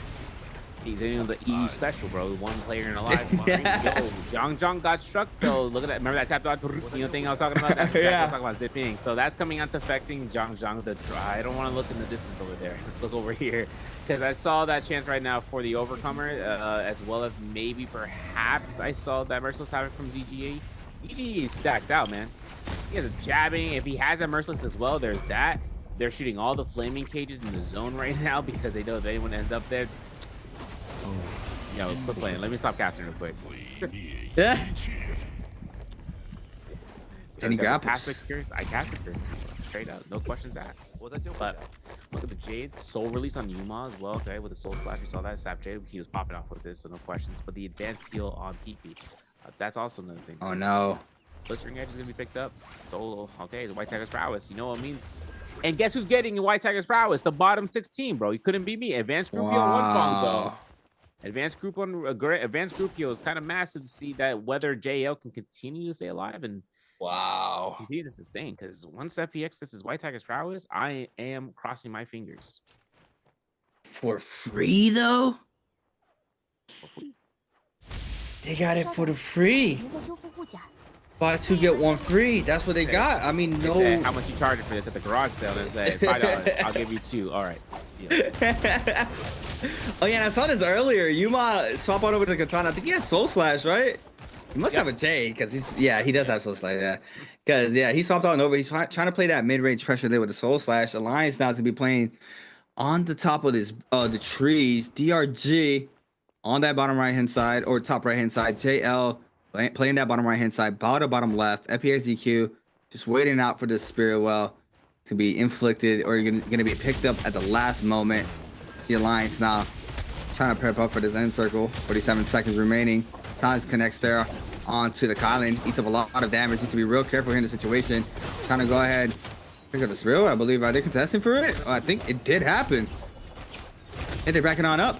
Yeah, Bada was forced to back on up. Now the pressure's going to be going towards Alliance's way. Soul Slash here to cut up some of this. No, FPXDQ still playing around it. They're safe. We better hold this out for as long as possible. Yuma and Cole get Tesla ultimate. Massive parry there, though. Happening there from Balda onto Alliance. And this could be bad here for Alliance. The ult does manage to stun 2 players in the back end. Jong does manage to survive this. PP being able to sustain the team for now. To be able to cancel the ultimate now to try to get that rage back. And now these players are still fighting for their lives. FPXDQ ZGEs trying to get the damage off the missiles. So that gets captured, they're gonna get it right back. So this is bad. You see him going for the overhold off the missile, gets the damage onto Junks. No pressure though onto JLs. They're looking to have everybody in this end circle. It looks like DRG now is gonna be thrown under the pressure from FPXDQ. Kiki here with the Yushan ultimate, looking for the hits. Water with the Eno ultimate as well. There goes the capture off the White Tigers. What's gonna be the mix-up? Alliance playing up high. I mean, this is anybody's game. It literally is. You know, it's crazy too because we still have that what we have. I was gonna say the Viper ultimate's gonna be coming out here. We iframe through it with the other Eater 1 ultimate, and that gives Water all the power in the world right now. He's got a Thunder Spear that will take. It's still available. White Tiger's prowess. There goes Don Ching. Remember, the stagger is everybody here. This is gonna be the next elimination right then and there. Look at this setup, man. This is everybody. Look at the zone. JL's getting melted alive as One Fong is trying to see Alliance, is trying to keep themselves alive. PP goes down completely somewhere. GXJ trying to be a menace to the Dennis, man. He's looking at this. Here's Yuma. Level 2 slashes ain't even going to be needed. He has many hits or he has many heals as possible. But as for Junks, he's the last revealing Kylan here. He with 1 player still left alive in the mix. Of course, Peak is still around somewhere, but the launch is the 1.0. That's necessary. Junks not getting caught by that Tessa, still gets the elimination due to it being in the zone. And Y7 going down. Junks getting himself another slash. Burns Aquila now has unlimited slashes here. Can he get the last one? No, but the White Tiger's prowess. Yuma goes down as FPX earns out that kill, and it's still 11 eliminations to 12 to 12 between the players. And FPX still healthy as can be. Parry from Junks could turn this around. Level 2 slashes to level 3. Wow, now this is a massive 3v3. JL, TXJ trying to stay up here for a squad. They still have that Zaping ultimate. It does get invested there for JL. One Fong though drops very low in the back end. Kiki has that use on ultimate. The Zaping is going to look at the Hottie trying to be there for the pill. One Fong to be sent inside the zone. ZGE inside the zone. It's very weak though. The drop down, massive parry down to ZGE. Now this is the Dragon Slayer there from TXJ onto that player. Looking for the hits. The White Tiger's prowess connects onto One Fong. Beautifully done. The Drag Slash there on the ground. Junks now, he's going to eat him with so much damage. FPSGQ now comes alive. The RB focused Water now trying to respond. TXJ eating so much damage. Hottie ultimate coming into play for both Hotties now. TXJ is gonna fall. That's John with the hit. 13 for FPSGQ. And now we are gonna be going for a game 7, I believe. If it's a tie. Looking for the jump LMBs. Yeah, FPSGQ, I do not like you no more. It's crazy too, right? That's crazy, man. It's crazy. But you know what? That White Tiger's prowess not getting contested. How could they know? But then again, it's also the Spirit World. They couldn't range in. That's FTX, man. That's a game. That's crazy. That's an MVP, bro. That's a game 7 somehow. Bottom 16 pops off, earns themselves out another match, another game. Everyone's like, okay, how many points we got? Okay, that's enough. Because JL still has 6. All right, we were talking about that for a moment. So they're chilling. It's just that we're getting more and more match point teams. So now it's like, okay, well, we're so readily available. Just, man, that for it to go down like that with the top 2 placing players, and our teams should say, against FPX, and 1 point and another. Multiplier, man. Put them out. Another water bottle. For me too. Wow. Yeah, every game is different. You saw the momentum there from the top teams, a lot different than what we've seen throughout the remainder or from games 1 through 5, right? The pressure was different. Teams on the bottom side definitely capitalized off of that. The main team being FPX EQ. I'm just very confused how FPX GQ gets that buff for free. No contesting at all from no team in the server. It's actually mind-boggling there that team got that buff for free. It could have been posted up, but we got no aggression from anybody in the map. It's insane to me. I'm not gonna lie. Yeah, I think it's just because of that. I think it's just the realization that the old cyclation, because you always see these Transformer teams contesting the Yang Spirals, or rather the Spirals in general, because they know they can ultimate on top of it. They can kind of contest it that way. So yes. There's very few characters that give you that opportunity, for instance, that doesn't kind of backfire on you. Tianhai being the primary one, right? Because he can heal when he gets a grab, he doesn't sustain back. The teammates with the Enor 1 or Fairy Shen, for instance, to try to get inside of that, there's no real way for them to get their HP back. It's all about depletion of the, whose health is going to be lower by the end of the cycle. Because at that point in time, once everything kind of leads themselves out, once they run through their ults, then the third party comes in, right? Then that's not working in their favor anymore. The Spirit Well would be something that's contested to stop the progress, but it's not going to mean that they're going to halt it and then build their own. They're just still fighting with it to stop and keep the halting going. Then again, at BX, man, it's anyone's game, bro. 6 match point teamers. We went from 3 to 6. So now bottom 2 phases are guaranteed match point gamers. Alliance, JL, and TE in phase 3. Wolves, Bowden, and GG in phase 4. So rough outing. 0.9 for OA. It's crazy too, because what's crazy about OA? OA were one of the teams that were supposed to be hitting match point like 3 rounds ago, man. And it's like, I'm looking at OA thinking about, man, what has happened between them to now? Because this is something that's rough, because FPX 1.6, ASE 1.6, 1.5 for OUG, 0.5 for DRG. But then I'm looking at 521, and I'm like, oh no. Also, don't look up 19 Beauty Slot. I looked it up. But the thing that comes up next is how they fare. I mean, remember what I said. 521 is chilling. They won their ASC qualifiers, so for J Cup, they're slotted in. It's just practicing against the CNT, and even then, even against BVE, their other counterpart from the Southeast Asian server, still one of the better teams, out of the 2. I mean, they're right here in finals for this week, so that kind of gives you a testament towards his skill level. Now it comes down to the finals for Game 7, because Game 7 is going to be the latter end. For the points that we have on board, how many kills did Alliance get in Game 6? Was it A12, B13, C14, B15? You looked at the scoreboard. You're going to look at the scoreboard. So if you remember what it was, if you're looking intently, I'll tell you it's between 10 to 14. Good luck. So that's going to give you a chance to kind of see, because FPX were able to come through with, I think, 13 eliminations on the multiplier end, which then just gives them the MVP status alone. And then now it's coming down to this next map, which I believe is Holoroth. Could be, mark me mistaken, considering that the map rotation has been kind of wonky out for a bit. But Holoroth would be my first guess. And considering that we go back into that map selection, this also leads us into whether or not this next round could be the last round. Half the lobby is a match point status gamer. And somehow with FPX running the Enor 1, Wei Shan, Fairy Shen, they popped off, man. I'm telling you, FPX EQ is gonna do what they did Game 5 or Game 6. They're gonna do it in Game 7. They're gonna shut it down. Going Game 8. Overall standings though, 5-1, 32.8, DRG 55.5, 58.5 for OUG, ASC was 61.4, FPX EQ was 61.4, OA was 62.1, 7 through 12. Get out the way. Let's see the top side of the pyramid. See it, show it, see it. GG 63.4, Bowda 65.7, Woods 69.1, TE 81.4, JL 87.5, but Alliance with 100.5. was that game 8. I mean, Alliance is looking nice right now. JO is trying to close out that distance. They had amazing game 6 as well, with 14 overall points there for that game alone. I mean, you know, it started off really rough there for JL, not being able to get those points in the first 2 games of the day. But overall, they bounced back there off of game 3. Gonna bounce back here for game 6. Now we're gonna be seeing highlights here, powered by China Unicom for game 6. You see an ultimate investor there for Coxie. Looking for the freeze. Cax is there onto NHQ. Junks on the other hand. Looking for the slashes. JL is Junks. Back to back. Overholds. Oh, he nearly clips him off of that. He invested at Hadi ultimate. Doesn't connect, but Cuckoo now. He's cut up off the jump LMBs. Oh, the Matari, I'm sorry. Jump LMBs. Zenyu.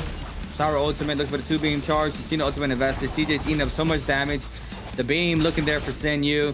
Power Dazzle connects, I believe, in the back end, but Baby U and Co get dropped down here with the bottom side and looking to continue their aggression here in this fight.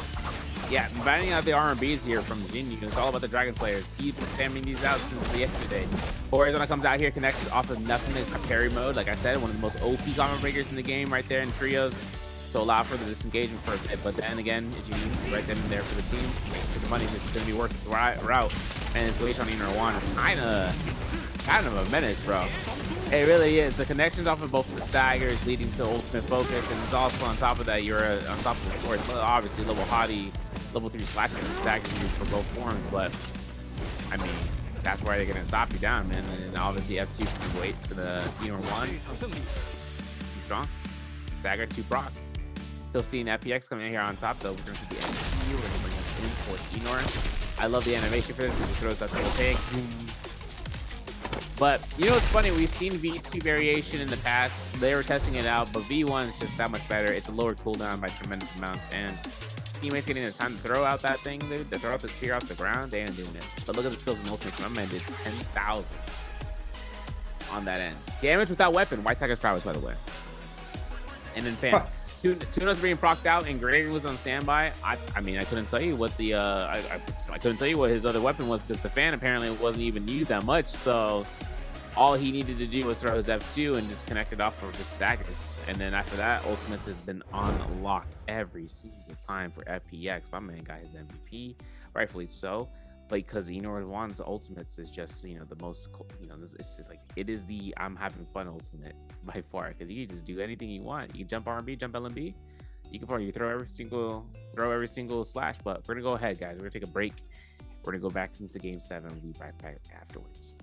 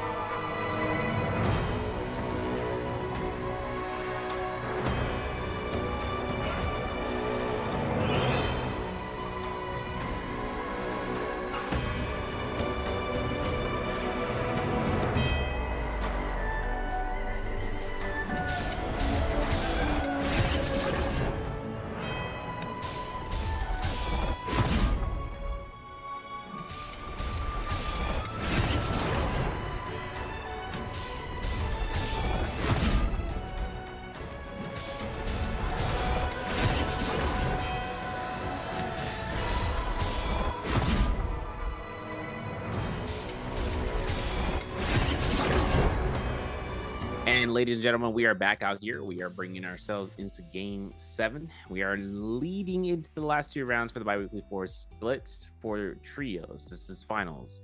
My name is Ray. Alongside with creatives, we are bringing us into the final stretch of today. Now, games 1 through 6 were kind of crazy, right? We saw how Alliance was able to get match point first, nearly getting into the point threshold to allow for them to MVP, and denied.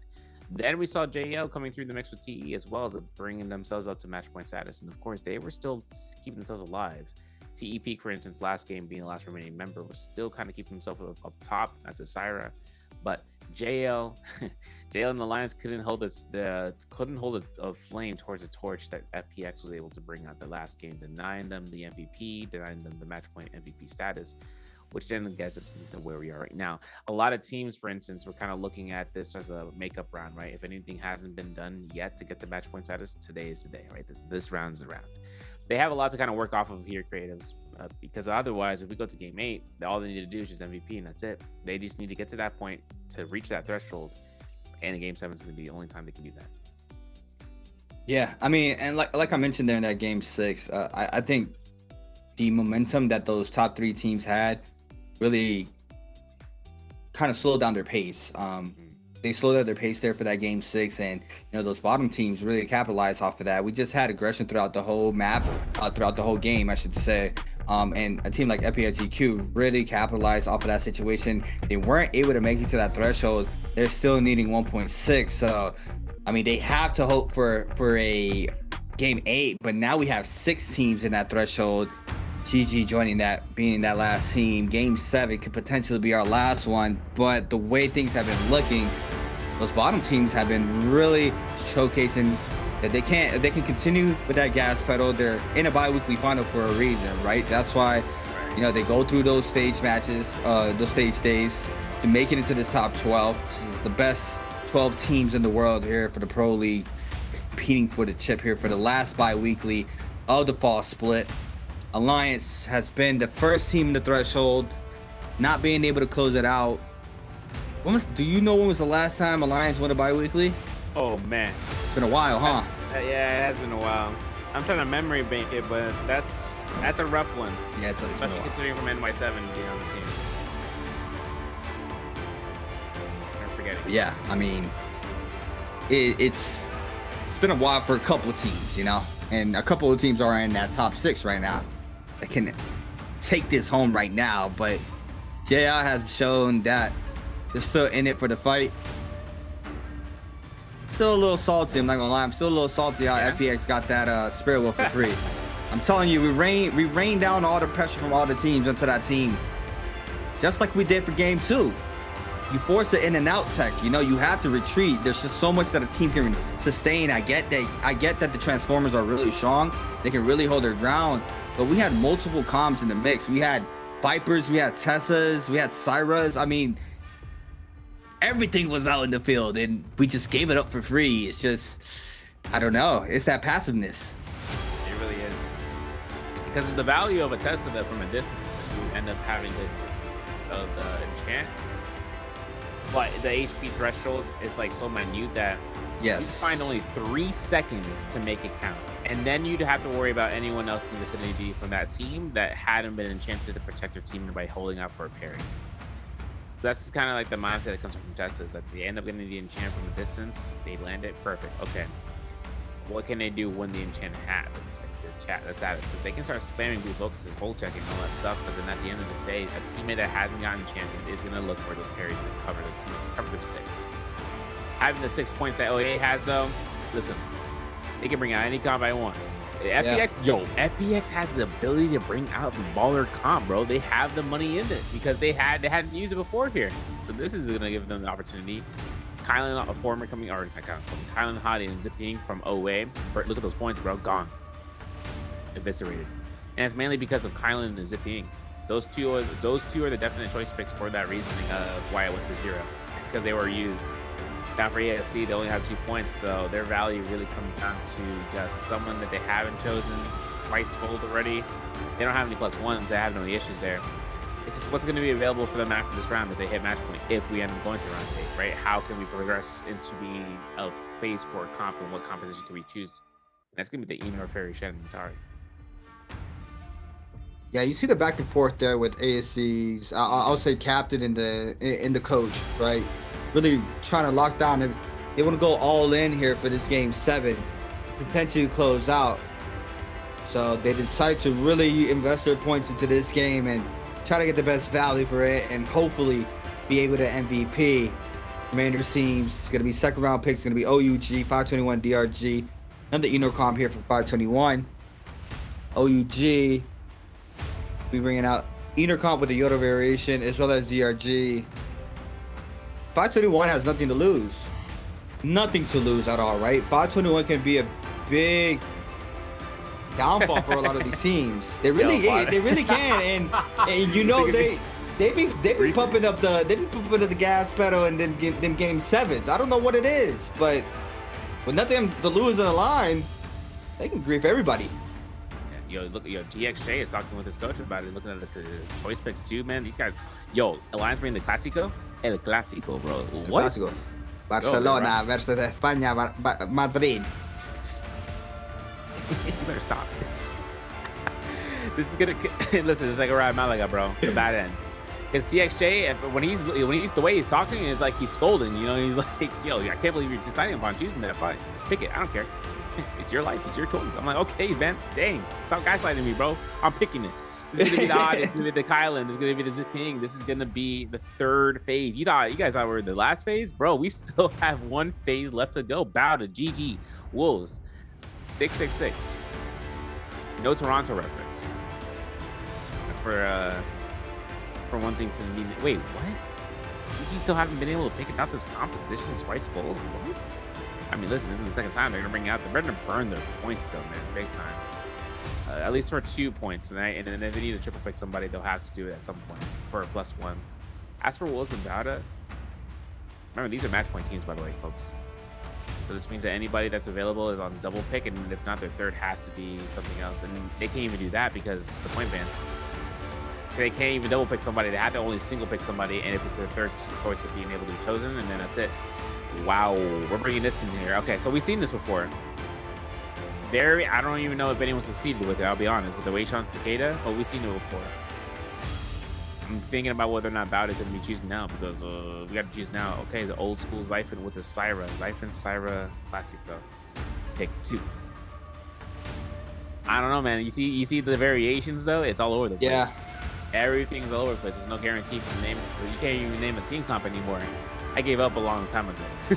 I'm just naming it by the characters that we see, because that's going to be the only case from this point on. When we have, when you have so many choices to be made in the 4-phase selection process, and you only have so many options to be made at this point at 7 rounds, all you can do is just name out the characters. Still, though, not a lot of Viper Wuchens, or not a lot of Wuchen Tessas, in the mix. So that can just be conservative comp.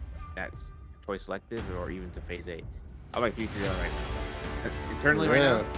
For real, bro. For real. I'm laying back. See you later.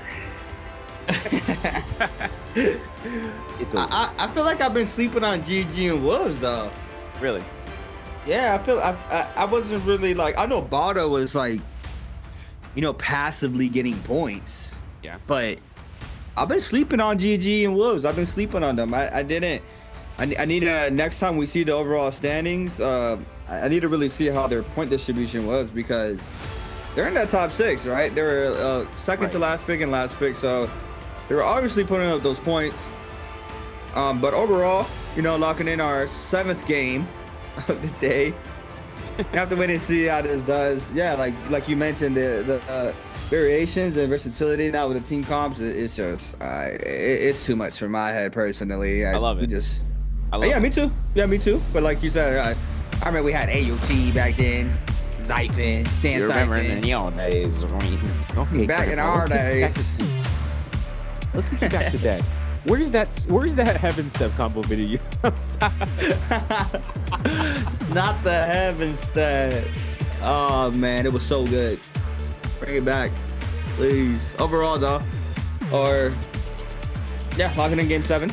Let's see what we got for our 7th game of the day. Let's see it. Let's see if we see anything interesting. Oh yeah, so Wolves did bring this comp out. It worked out pretty well. The Vipers, though, is their biggest op. That's why they're running the V2. Even though it says V3, like how Karumi says F3, F2, V2. And it's going to work out because if they decide to go up against those team comps in the row Yangs, especially, they'll just end up they'll pop off, bro. They'll pop off, no questions asked. What I'm curious about, though, is that one instance.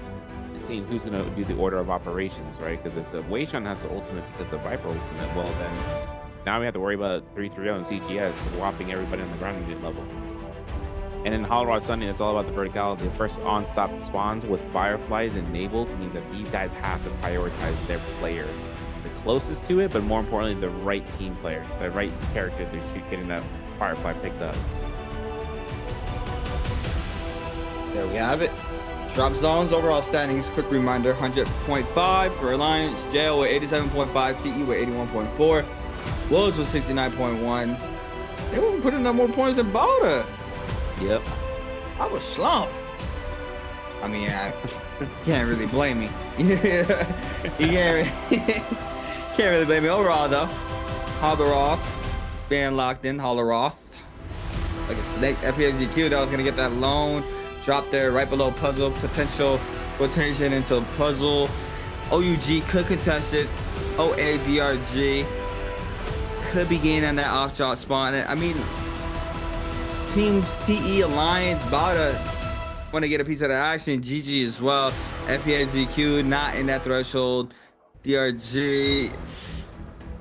It's gonna be interesting. You see JL in the center of the map. What's gonna be the rotation here?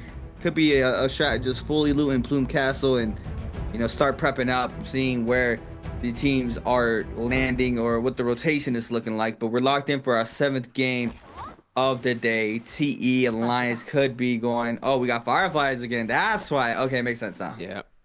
Yeah, the Fireflies I was kind of curious about seeing, okay, how fast are we rushing this down for GG? Listen, they got themselves the RMBs, 1-2s, 5-2-1. Remember what you said, bro? You called them out. You said, you're very, oh, wait, we gotta get a nice pitter patter off of the ends. Of LMB might be coming out here. LXM looking to try to get the LMB. The uppercut to do it for a 2-on-1. Ooh, no, not gonna be the case because it's full spear RMB in the face. GG up to 2 eliminations so far. Blue armor swap out here for Ivan. As it comes out, this is going to be in the corner side. He's got to kill noise and make sure he does not get spotted out. And that worked out tremendously. The bell, I don't know if it has been struck already. But GG is going to be looking out here as well as ASC. Let's see ASC. Going to be getting aggressive against GG. F throw down there for Han. Doesn't manage to connect onto anybody, but going to go ahead and continue the pathing onto that team. No aggression yet. There it is. Scare rush onto miss. The 1-2 is good. Creates that space. Double dodge. Create a little bit of space. Looking for the opening. Ivan now starts to move on in. 5-2-1 Fat Milk as well. No white held. Gotta top that off. Gotta top that off. LXM doesn't back on up. TGG knowing there's another squad alive, so they're gonna go ahead and rotate on out. Have a lot of places to loot. TE about to get active as well. I mean, waiting for these scrap offs to unfold. But overall right now, everybody still in common armors and potentially blue, but Skellis is not that great for everybody thus far. Yeah, so far it looks like TE is going to be looking for some scraps over in the Imperial Village. Some of these troves haven't even been opened yet. But as for Bowda, look at how close these guys are behind him. These guys are fiending for them. Having to see XX Moo looking to try this as a Syra, it's all about the dependency on his teammates being close behind too. Because even with the Scythe and Syra, that's an old school composition. You need to have that Zion standby. You need to have that Matari look to lock down with the F2. And myself looking for a drop down here if you can. Look for the 1-2s to jump F to kind of activate that as soon as possible. F2 to be popped out. And now with the Matari ultimate, in the finding the ensnared with the youth getting eliminated by that light beam, man. Bowda finds the F2. They lock in. Look at Beak, man. Trying to burn the combo breaker in the opposite direction. Gets caught by the enchant, the powerful dazzle. Still finding a lot of blender situations that's working crazy in their favor. Xiaonan blown up by the Matari F2. And the final piece of the puzzle is theirs. Alliance inside of the catacombs. Finding a double silence enchant. You couldn't make a better situation up for Alliance, man. They got Moonbane too to kind of think about whether or not they're getting struck. No way they're not getting struck by this Moonbane. No way they're not getting struck by this Moonbane, bro. Ain't no way these guys ain't get. Okay, we walk away from it. Just cool guys all over explosions. Jiang has purple armor, so does his teammate. And now these guys are stacked out with the Dark Tech points. Wolves pushing out towards Altar Tranquility. I think that might have been theirs. Don't ask me how. No, it wasn't. Nah, it wasn't. It wasn't. It wasn't? Oh, now they purchased, yeah. Wow. I'm looking at it. Yeah, I was like, okay, we just... Hey, the Bane definitely got nerfed though, huh? What do you mean by that? Like, bro, I don't know. It was like from one day to another. Like, I know the radius on that was a lot more like punishing, you know?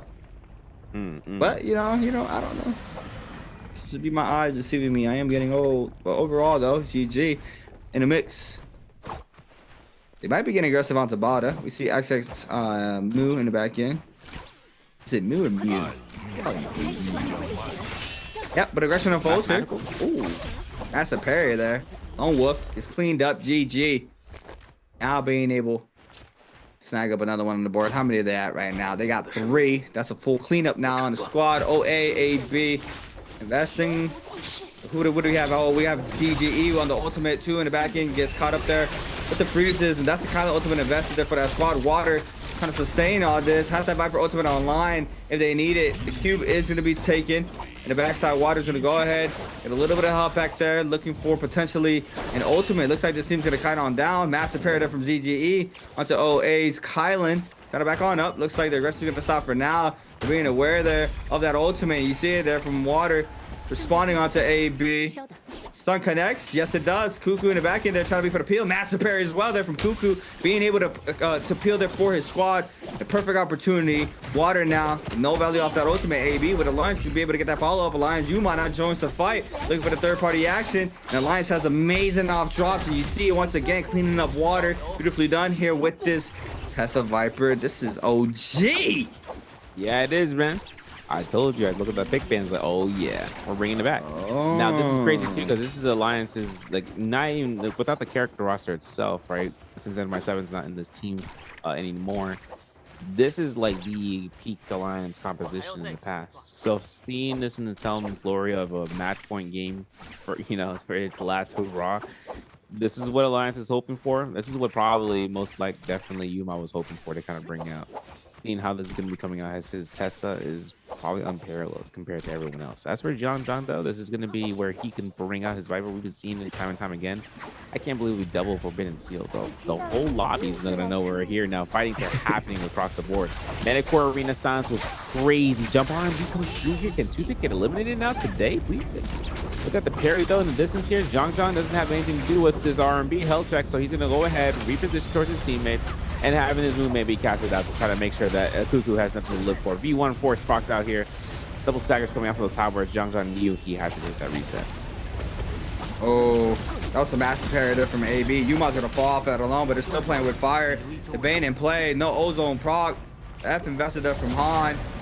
It's like Alliance is gonna be able to snag out the elimination onto Cuckoo. Yuma gets shut down there by a cannon from ASC. ASC starts to move on in. Bane surfing. They don't care. They're in the mix. The res does connect onto Yuma. Overholds. He's kind of for the corner. Still Bane surfing here in the situation. This could be bad if it stacks up. See PP now. Be forced to pop that Hottie ultimate, or that ultimate, sorry. Did I see a Hottie ultimate? I saw a Hottie ultimate somewhere. I just see full purple right now. These Banes keep hitting us, I feel like. Hey, give me flashbang, well. Seriously though.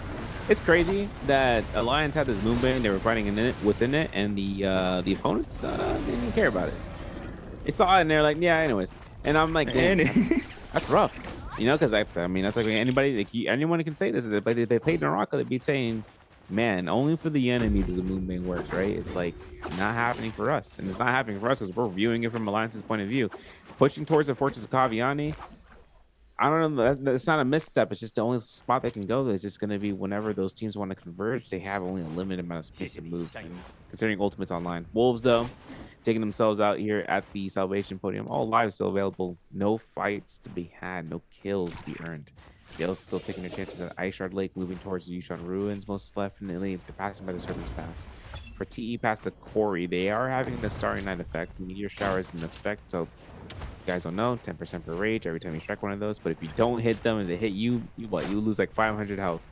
Yeah. 500 damage dealt to you. Let me rephrase that. So armor, then your health when you lose your armor. It's gonna happen. Let me say though, for the Fortune Kaviani fight, we've been waiting a long time. What are the lines cooking up? Because this Forbidden Seal, is there one nearby? If not, they get this popped ultimate. iframe from the Yodohime is my only disaster workout. Oh, the Yoda gets stunned though. The backside Kakashi doesn't get applied tons of the pressure. You see PP trying to throw down those Wuchen blades. Plus support invested there from Alliance. DRG doesn't get that line of sight. Wolves, JL going for the round fights. What do we have? Got Hadi Kylan against Yushan. Okay, so I think the Hadi Kylan can take this, but they just gotta count out this Yushan ultimate. It's currently invested here from NHQ. For the overholds. Not gonna get that value off that ult. No Viper in here. But waiting. Jump on the bees, jump on the bees, jump on the bees, jump on the bees. Yu's gonna be forced to pop that Kurumi ultimate now. Drop down. Junks is waiting. He's gonna take it to the skies, I believe. No, go straight through. Gets the scare rush damage. Playing around the pillars. Overholds and takes goes again. It's the raw uppercut. Goes for the 2-1-1. Massive paradigm from ZK. And now the ultimate can be invested here from Junks pretty soon. There it is. Calls in, goes for the slashes, doesn't connect off of that. Trying to go for the pills, but the Furin's out here for DK. It's also good here for the opposing squad. Wolves. Furin does get a little bit of stagger there. This Kylan slash is just way too good here in this situation. You see it now. The slashes on Takeda. He weaves it though. Massive paradigm in the back end from the Zaping.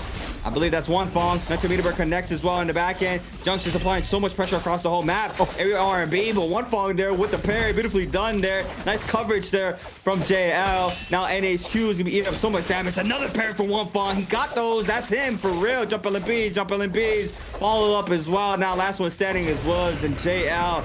Beautiful cleanups there. I mean, what can we say? That's just nice gameplay there from JL. Yeah, I mean, the Weishan Takeda was also a mix-up that kind of gives some value. Velocity Untold has been picked up, though, so keep in mind that's a Jade. Can we pick it up? I didn't see it get picked up. But, you know, finding that out for the Takeda, the Weishan, seeing about the response from Junks as used the Kylan ultimate exactly when you hope to see it, right after the Takeda ults.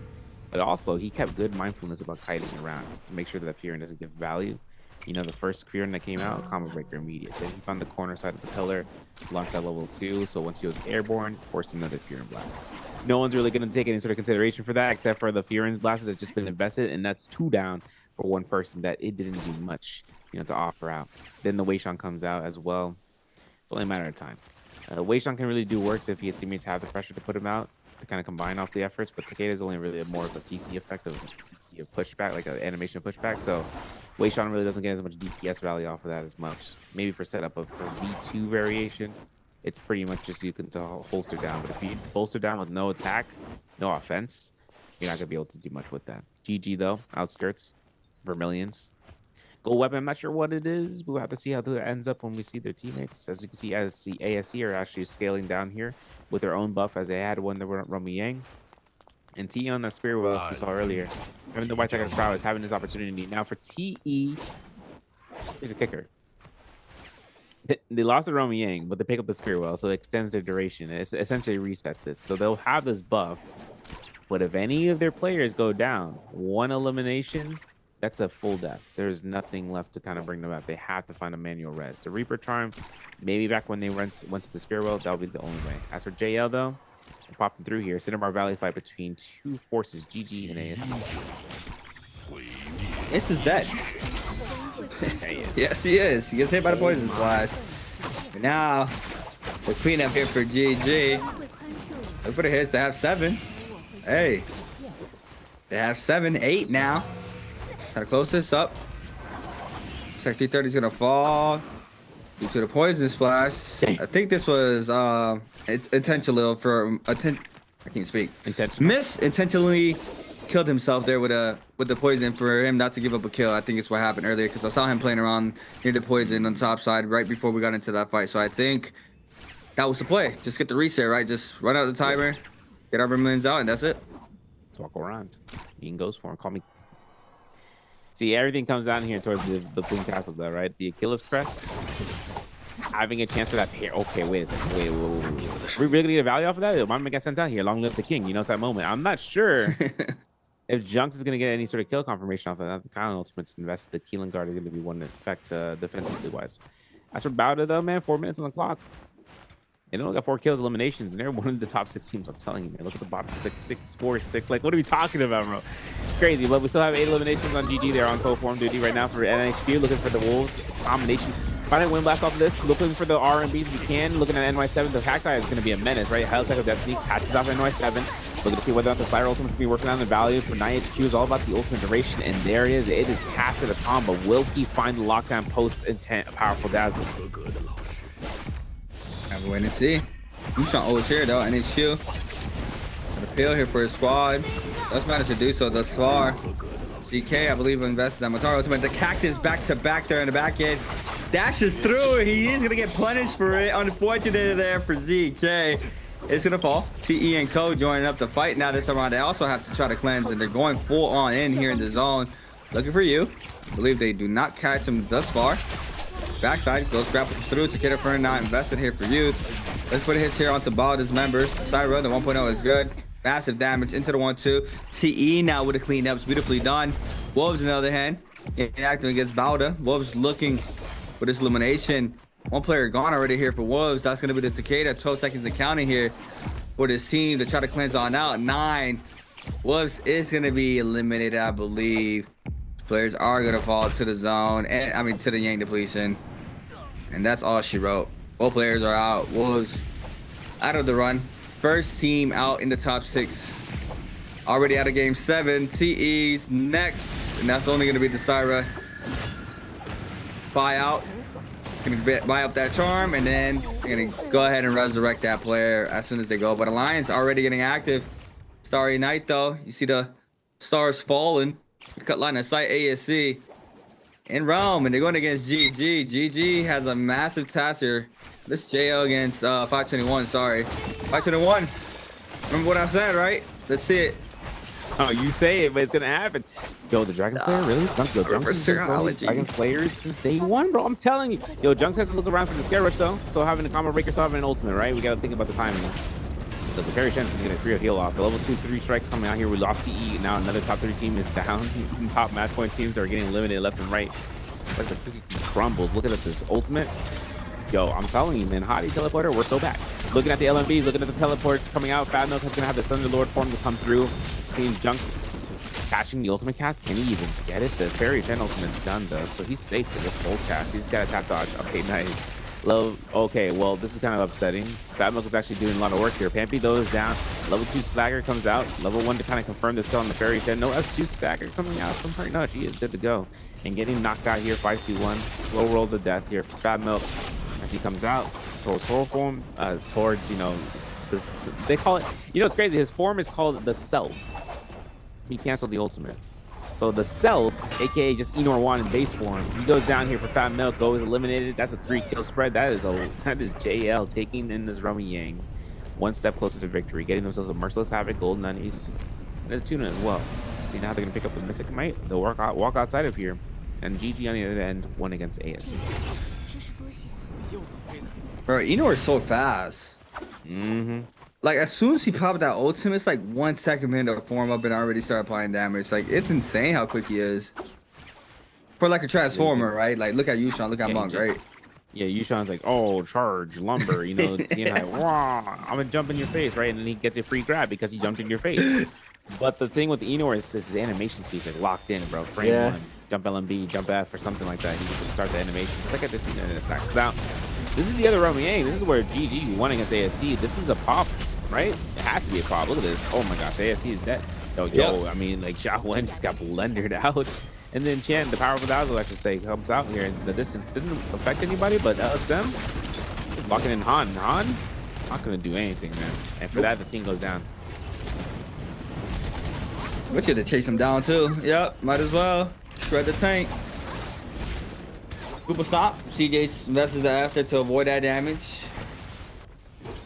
You know, just trying to survive in that situation as long as possible. But GG, being able to get the clean up. Dragon's Roar here for JL, I believe. Is that it? Show me the animation. It should be, yeah.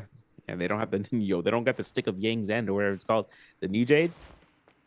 Oh, I haven't seen it yet. I need to see it. It's crazy.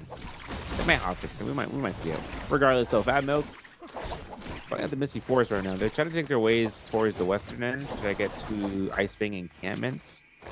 This spot, for instance, is going to be straight for purchase. Might even looking for a Reaper Trunk. No, there's not enough money for that. So they just keep going towards the Marine Cliff while they're getting chased down by ASC. ASC is actually taking the spawn right behind them, actually, as a result. So now it's coming down towards this Enor Fairy Gen comp, who's going to be the best one. For this composition right now for ASC, they are more stacked than Fat Milk, or for 521, I should say. That is an outright truth. Purple armor, purple weapons. Except for Miss. But we don't talk about Miss. We look at Han. Han's looking to try to lock into Fat Milk, looking for the LMB, to drop into the RMBs if he can. Doesn't get anything off of that. As for Han, it's all about the investment for the ultimates. I heard an F2 shot. I'm not sure who that confirmed off of Miss. Yes, it did. But then again, the cannon shots are still going to be coming out. AS only team here to make it through here if they can after the Yang depletion. As for 521, it's all about the underdogs, right? Now looking at Han, looking at the Impale. There it is. No way. I need the execution right there. There it is, my friend. That is down. And as Han backs away, he is not out of the danger. He wants himself to instill violence. That was a filthy ult. Yeah. He sent it and he caught. It was just insane to watch. But now FPXEQ joins the fight. ASC has to let loose some of this pressure because Miss is very low. I'm looking for Miss, but I don't see him. I think he's in safety. On the other hand, Pampy is not getting met up here by FPXEQ. Freeze doesn't connect. 1-2 doesn't matter. ZGE with the last hit onto Pampy. Now FPX jumps to 2. ASC clean up Ivan. Now 521 out of the run. ASC only being able to cleanse out 2 or 1. I think they had, yep, 2. They managed to get the bloom from earlier. And now, rotation here for FPXEQ. Currently with 2 kills on the board. Have the competition to do it, though. They are on that Justina Viper Syra. Backside, what do I see? ASC, GG. Potential aggression here. 3 squads. Ooh, I thought they were going to hit the Ice Glacier, the Icicles. Top side, but they don't. GG. Overall, 330. What is that, meteor? No, that is quick. No, that's dead rounds. Oh. If it's not dead rounds, if it's not dead rounds, it's burst arrow because he also has a fire. That's what it is. I heard it. Yes, that is burst arrow. I just heard it. Dang. Okay, I was gonna say we don't really see dead rounds a lot, huh? Not a lot, man. I was wondering about that too. Yeah, I was like, at all the range jades, you know, we see meteor here. We saw 2 meteors earlier, but burst arrow, dead rounds especially, it's been such a rare occurrence. It's super rare occurrence, I feel like. But I think it's just because of proximity, right? Because you always look at the, like, you can tap dodge roll the dead rounds, like the dead like proc. Exactly. So the players are just like autopiloting that process once it happens, and they notice it's gonna happen. But then that's only because they don't get staggered or they don't get focus fired to like proc the dead rounds and then confirm something else otherwise. So the Dragon War is still kind of massive here with JL, man. And they got Mercedes to look over here. But the pops are going crazy at Feather Lake as ASC might go down. As Xiao Wen is at 1 HP. Oh, Empower Dazzle. Now into the ult. It's late though. Is it? Yeah, it's late. Unfortunate. Wait. Get recaught. The animate. What was that? My man got the ultimate, but then it popped out. The stun came just in time. What? That feels bad, bro. I told you, bro. CC chain, the sequel, the G-Cool. Yeah, I thought it was late, but it's not. Yang depletion inflicted the remainder of the lobby, though. Top 4 teams that are in that top 4, you're clear from it. You see JL playing a little bit more passively, but it's working out for them now, knowing that you have a whole squad with the Yang depletion. Potential squads, you don't know how many people are alive, though. Like, you see ASC, only 1 lower player. Avatari, OUG trying to capture this spirit well. Might have some aggression there from JL. You see him there starting to rotate on top. And I have to wait and see how this looks here for JL, but they're very stacked. 2 gold armors. We saw Dreadful. We saw Dragon's Roar. I mean, everything in the inventory, plus this Draco Storm as well. Rotate on into the next side of the map. I'm not sure. Is this like normal for JL? Like, last time I saw JL, they were just steamrolling everybody. You know, like they just full W key. Like, obviously they were taking smart fights, right? But right now that you see them playing very passively. My God, yo, remember what I was talking about earlier though? I called it 500 damage. 100. Yep. Man took it down. You know, Jawan's in the zone though, looking for that. I don't know what he's looking for, but he's gonna die. He's gonna die to the zone. Oh damn, the misinput. I felt that, but it's still not gonna be enough time to get to the scare rush. Still though, with JL's positioning, yeah, like you said, like they're taking control fights, but nothing too crazy. They're being cautious. I think it just comes down to just attrition. You gotta understand something too, is right that Yang Spirit Well kind of effectively puts DRG on the campus as like the the benefactor for that. And then the last Spirit Well, I mean, they gotta be at their full wits end for that last Spirit Well. That last Spirit Well is gonna be determination. Sometimes that White Stagger's prowess really is the buff. Like that's the buff. Like Mystic Might's cool, right? Especially after the second round. Draco Storm is also effective just because it's just staggers. But when you get the White Stagger's prowess and your team full cycles one person and everybody else gets hit for free, like if the RNG is a third in the favor to get that White Stagger's prowess, they have to earn that out. It's crazy that we saw last round and no one had tested it, but like I said, the Enor variant or the Enor and the Waste Shot, that was just kind of a big like, could we even take this fight against a Transformer team? So, last 6 minutes. Now we should be getting this game. We should be getting the Spirit Well location here now. We had Dreadful, Dragon's War, and I also think we have Merciless. So they have all the gold jades for all the weapons they're running. FPX though trying to apply the pressure onto DRG. Kiki and Co as well, trying to lay down the pressure off the mid range. Not being able to find that. You see the rotation now from Water. Trying to see what he can grab right now. Draco's up once again. Who's going to be contesting this? Looks like to be spawning towards GG's way, I believe. Overall, though, JL is holding the ground on the top side of this terrain. Letting everybody know we got Jades, all right? You see us? We got everything. Get it back up. You try to contest. Oh, but it gets parried off, Rip. That is not what you want to look at here from Junks. Does manage to re-snag up the nunchucks, but now the aggression here from OUG. Junks needs to make sure he does not pop his ultimate early. Does manage to cut out the pressure for now. The Enor F is good. Can recall it as well. DRG claims the center. JL now jumping on in once again. Tries to apply a little bit of the pressure, but the lobby is not. DRG being able to stay up. OUG possibly waiting for JL to re-aggress. You see the drop down now from Baby U. TXJ investing his Hottie ultimate. First one in. Knowing they have to try to contest this. Gets stopped there by the Fairy after. In the sky, I believe. It was something that hit him very massively. Top side now, the cube is placed down. What do we have? I can't see in the bottom side, please. There it is. The Fairy Makers now. We're still in the skies. Dropped on RB. Cancels it, though. There it is, the overview. GG playing for the top right. Applying that pressure there with the range shots. But DRG gets it, and that's Draco Storming. And look at that JL. JL now getting caught up with the air RB. No, it doesn't connect. Second one weaves as well. Viper Ultimate called up there in the back end from I'm not sure who. Water. FPSDQ.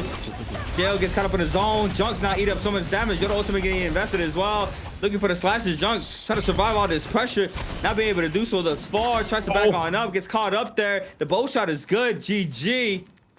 With that pressure, 11 on the board there from GG. Good positioning, not getting active inside the commotion of that Spirit Well. And now they're posted up. Draco Storm is in the opposite side as you see him raining down. And now FPSDQ joining the fight against DRG. DRG have the Draco, but FPSDQ trying to stay active here in the pocket. Very ultimate invested as well for the opposing squad. You're not going to be able to kite on down. Looks like the resurrection here from JL's one Fong. No, goes right back into the zone. Doesn't want to get eliminated off of this. Has to pop a heal. Drop a weapon. GG, 330. Eating up some of the pressure there. Wait, one Fong is up. No one's looking at him. The aggression is looking towards the opposite side of the map. One Fong can potentially get this res. You see him going back inside the zone. TXJ now is going to get rezzed up. You see it now coming into play. Now this could be one with JL needed. TXJ falls though, unfortunate, and one Fong eats up so much damage to the zone. It's gonna be forced to try to back on up, but the pressure is there from OUG. The F called in for the fair, doesn't manage to connect. Now rotates on over to GG, and this could be a free kill for GG, but it looks like one Fong does manage to stay up. I don't know. FPSDQ trying to go for the res as well. Everybody trying to get whatever they can. Baby U stacks up that kill. That's 9 for OUG. Stacking it up. Now moves up to 7.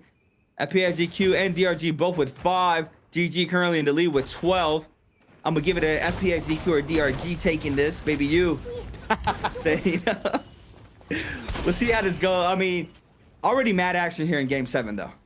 No, yeah. And the thing is that Spirit Well was picked up extremely quickly, so that's not gonna have an end game circle effect. They had to do it. DRG did it. Yeah. But for now, for this Draco Storm being expired in a couple of seconds, I mean, this is the other thing too. OUG, look at that 9 eliminations, and they got everybody up to go through this. The Yodo Hime ready to go. SS already invested for that for the Fairy Shen ultimate, though, might be a little bit consideration for trouble. I mean, they don't get a solo on her, she ain't gonna have her ultimate back up for the next fight because these cannon shots are gonna have to really be determined. Look at that DRG and the drop down with that Dreadful Whale. We're gonna see that coming in. Hopefully see whether or not GG's looking for level 3 because GG are the only ones that are healthy enough at this point as MVP, but the Flamebreaker comes out. We gotta disrupt that, man. Look at that. Oh my god, the Nbpl doing 400 damage pretty much, and the FPX goes down, bro. All right, count that off your list, the terminal list. Looking at GCGS, if we can try to work this out, the Justina ultimate still on standby. Nbpl is gonna be coming through here, and it looks like DRG are trying to stomp out GG 3-3-0. They do it. That's their healer. That's their CC gamer, and now it is up to this Fairy Shen beacon to be placed after DRG's XLYU pops the ultimate. He throws the spear, he drops himself in there, and then looking for the implant. Foxy looks to try to pop up for the Yodo Hime ult, gets 1 slash, misses, 2 slash hits, but CJS mitigated it with a dash, and he is on skybound duty as the Yodo Hime ultimate comes out, or for the Viper ultimate from LXM. They do manage to get that kill onto Zenyu, but the pressure there from the Enor. See LXM forced to go outside the zone. CJ's now eating up so much damage, just massive hits there. OUG now trying to look for the cleanup. DRG looking for the hits as well. That's with 8 on the board. GG eliminated out of game 7. DRG trying to close this out. 11 for OUG. DRG with 8.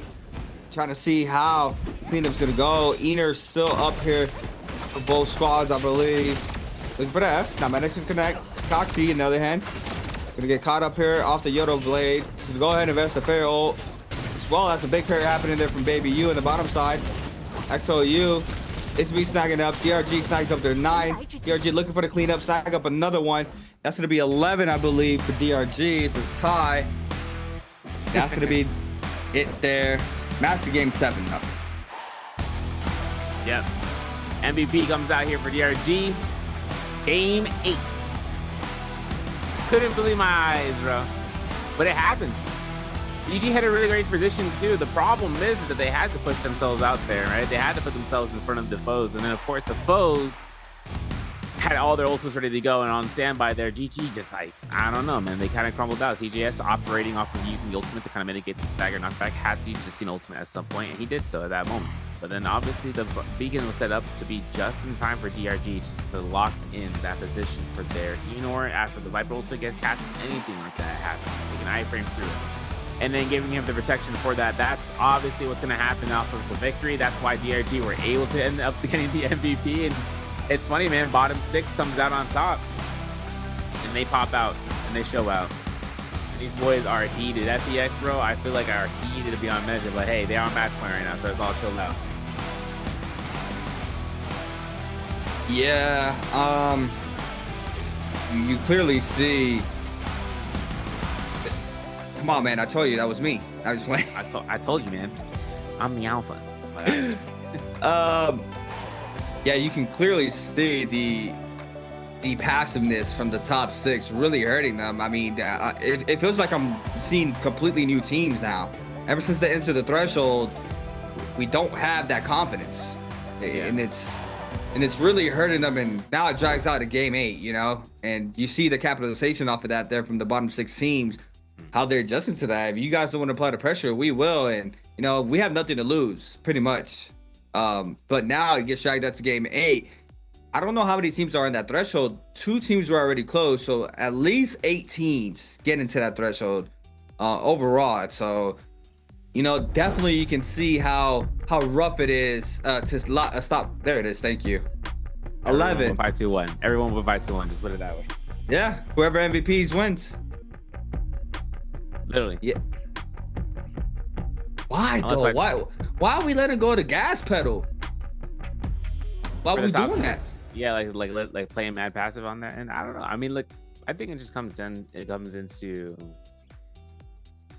I guess it's just the whole aspect of the unanticipated action, because like anyone could pop out an early ultimate, and it's like, okay, well, you know, like an early ultimate can end up throwing you off your cycle. Usually, you think it would be used under duress. Yeah. Then an Enor 1 pops ult. Like it's not like a TNI in that instance. It's like an Enor 1. He's not using it defensively. He's going offense with it because he can. And it's like, oh shoot. Well, obviously 2 things. we can deplete him, but he's gonna cancel ultimate. He's gonna be at full armor. We don't have any burn Jades. We have nothing like that. 16 points though coming through here. DRG coming out the first place with that. GG at 50 points in second, 13.5 for OUG, JL at 8.5, 7 for ASC, 6.5 for FPX, OE at 6, 5.5 for Bauda, Alliance for 4.5, and 4 remaining. Thinking about how this composition is working out, this is the second time we get a chance of looking at 8 rounds trios with the new pick system. So, second time, what's in the tank?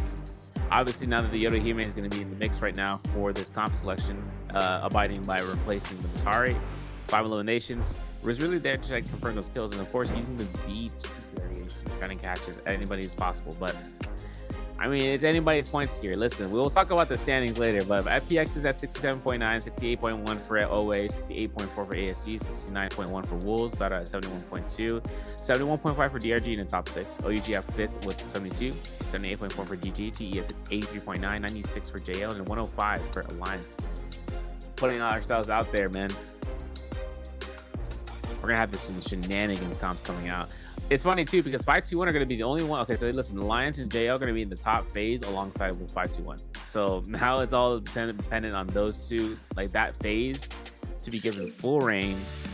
JL has held on to 6 of their points practically the whole time. It felt like to kind of save them on. So hoping to see what's left because we got some clips and highlights brought to you by China Unicom off of the Pitter Patter DAG's LXM. Really pushing the threshold here, man. 5-0 caught in the corner here, losing out on this purple weapon that he had, and then switching on. We actually just fast forward like 20 minutes into the match, going towards where we saw this ice cone. Unfortunate, as John was kind of dodging that. He dodged it though. He didn't get stunned. It was his teammate Adesina that got caught, and then the Syro ultimate comes in and the fan swap out just to make sure to secure that weapon rarity. Wow. Drop down now. Water. So we see the Viper ultimate connect and the Eno ultimate not coming in just in time. Let me re-see it. It was like 3 frames. Like it was almost perfect. I mean, it's unfortunate. The Concoction crew going for the cleanup. DRG. See, this not. You give it the gas pedal. We got 11 teams in threshold game 8 now. It's just rough. It's very rough to really let go of the confidence like that, and you see it here. Aggression here from DRG, now capitalizing off of the steadiness. I'll give it to JL though. They were playing out for that spirit well, but TGG was playing passively, and they ended up falling for it, giving up that Draco Storm, gave the full momentum there to DRG to win out this game alone. And you see it once again, beautifully done. DRG's Yodohime. I think is that down Q on the Yodohime? Down Q. Down Q. Down Q. Oh yeah. Nope. Kakashi on the Yodo. I've been bamboozled. Yeah, 19,000 damage on him. And there's all the skills and ultimates, bro. I'm telling you. Goated. Staff is at 5,000 and fist plates, you know, it was there, but yo, the jabbing early on, just having that. You can't do much to kind of escape from the wrath of that because if your teammates pull out the dual blades dual hobble, just find that and you get that hit on the extension, it's over for you. But the players are heading back here for round 6, or round 8, I should say. It's crazy. We came from round 6 to round 8, the final round. We're repeating what happened in the solos finals. Solos finals was led us into a match point as early as round 3, and it lasted until round 8. Giving GG10 the victory. Now it's between 11 different teams in this round. Seeing how much kind of been offered for. Wow, you still laughing around 6, bro? I swear. Yo, listen. It's been a long day. It's been a long day. Values of its utmost keep, you know, sleep.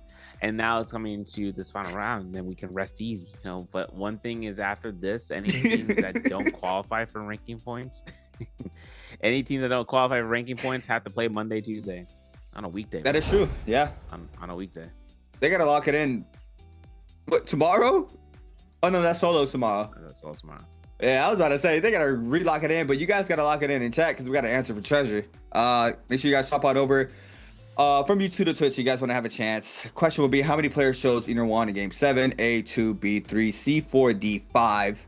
For our answer for treasure. Make sure you guys wait for the countdown in the chat. 3, 2, 1. Type in an answer. Screenshot. Screenshot. Good luck. Have fun. But yeah, overall, yeah, I wasn't laughing. I wasn't laughing at Game 6. It's just everything got so loud. I couldn't hear my thoughts for a second. I feel like I was at the stage waiting for Game 8 to start, like we are now. But overall, what do you think? What do you think? Am I wrong for saying that? You know, these teams They shouldn't be backpedaling. Yeah, no. Because like that's the thing, like the unanticipated is always going to happen anyways, right? They start thinking about the facts. Like if someone starts going off on full aggro duty on them, if they try to approach them, maybe because of fear of anything else happening afterwards. I mean, the Spirit Well is kind of one of the biggest things you can contest. And seeing how the Spirit Wells is either it's contested or it's not contested. But the thing is that certain comps can contest it for the value that it brings because it's going to refresh their ultimates in the first place. It's just that if it doesn't work out, because you gotta remember, Spirit Well, you can high ground it, right? Like you don't have to be on the ground level. You can be in the sky and you can just like grapple on someone who's like just a couple of feet below, and then you can keep grappling over there and to try to keep yourself aloof, and then your effort's been wasted, right? Any Takeda, or not Takeda, but any grounded unit's ultimates will then be worthless in those aspects. Seeing how much space can kind of be created off of the Spirit Well in the high ground, though, the one difficult part that kind of comes into play is having to seek anything afterwards if it expires, where the fights can last into attrition of like skills and all that, but then the moment that someone gets knocked back by just a parry, a crossbow, like something like a parry that happens off of a flying knife or something, they end up getting copped out, the match. And that's like a thing that runs the process, I feel like, coming up from these players. They see anything, they know that the other players are looking for a weakness, any sign of weakness, and they'll go for it. You've seen how fast they went out from one R&B. One jump R&B that knocked some back, and then it gets extended with jump LMBs, and that's it. Something left. Jump LMB, jump LMB, jump LMB. Jump LMB, jump LMB. Yes. All right. Let's see it. This is definitely our last game. 8 big games. Time. Big time. Big time, bro.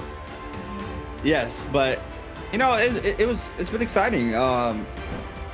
Game 1, game 2, all the way to game 7, it has been having like a whole different thing happening. It's just been insane watching how any of these teams can just fully turn the switch on and get a massive amount of points, get a massive amount of eliminations. We only have one team not in the threshold. It's insane. We have 11 teams. Anybody that MVPs wins.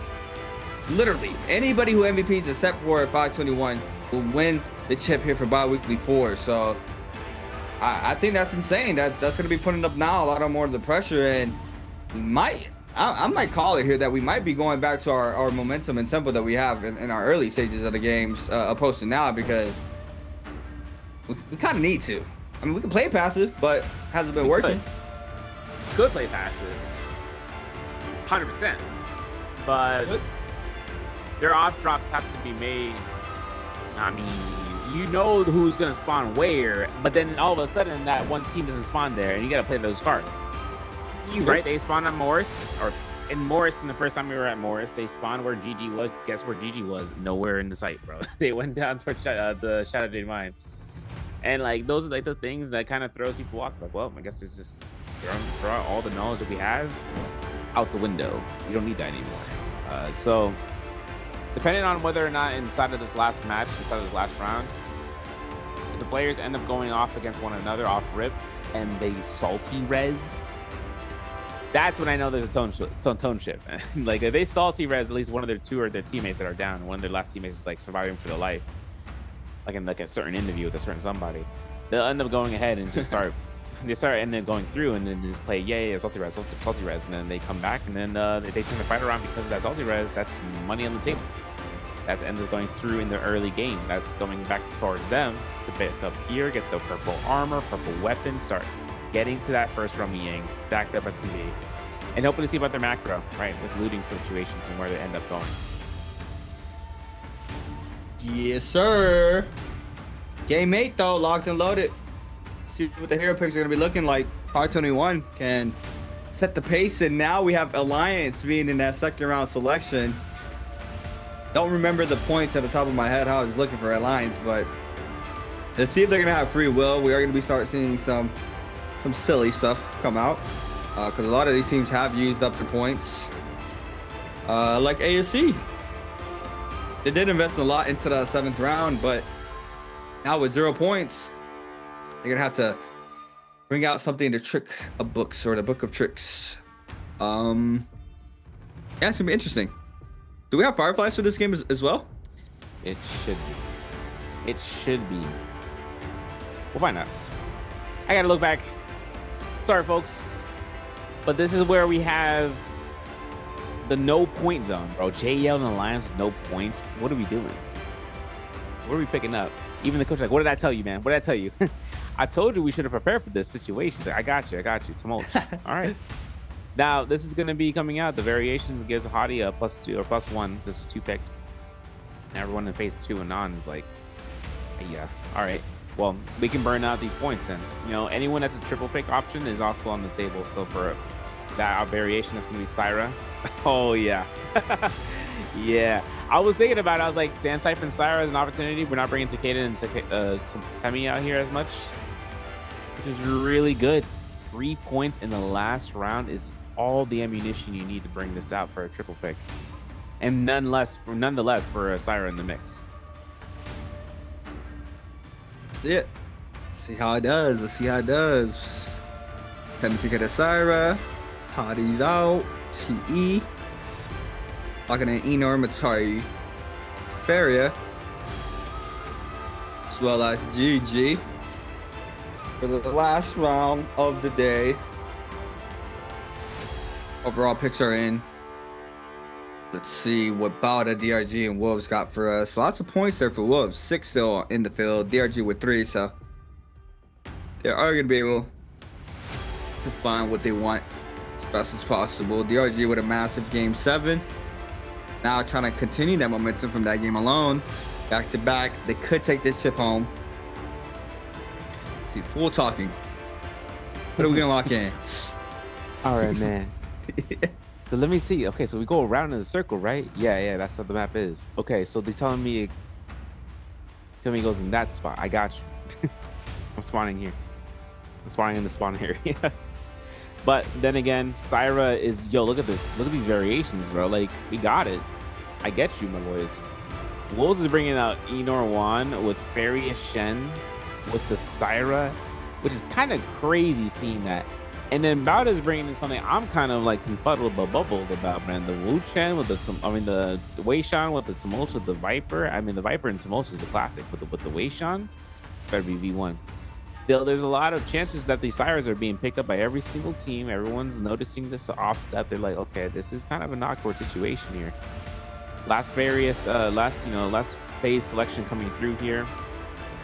And since Matari, since various Gen, since Enor Wan's available, man, this is gonna be rough.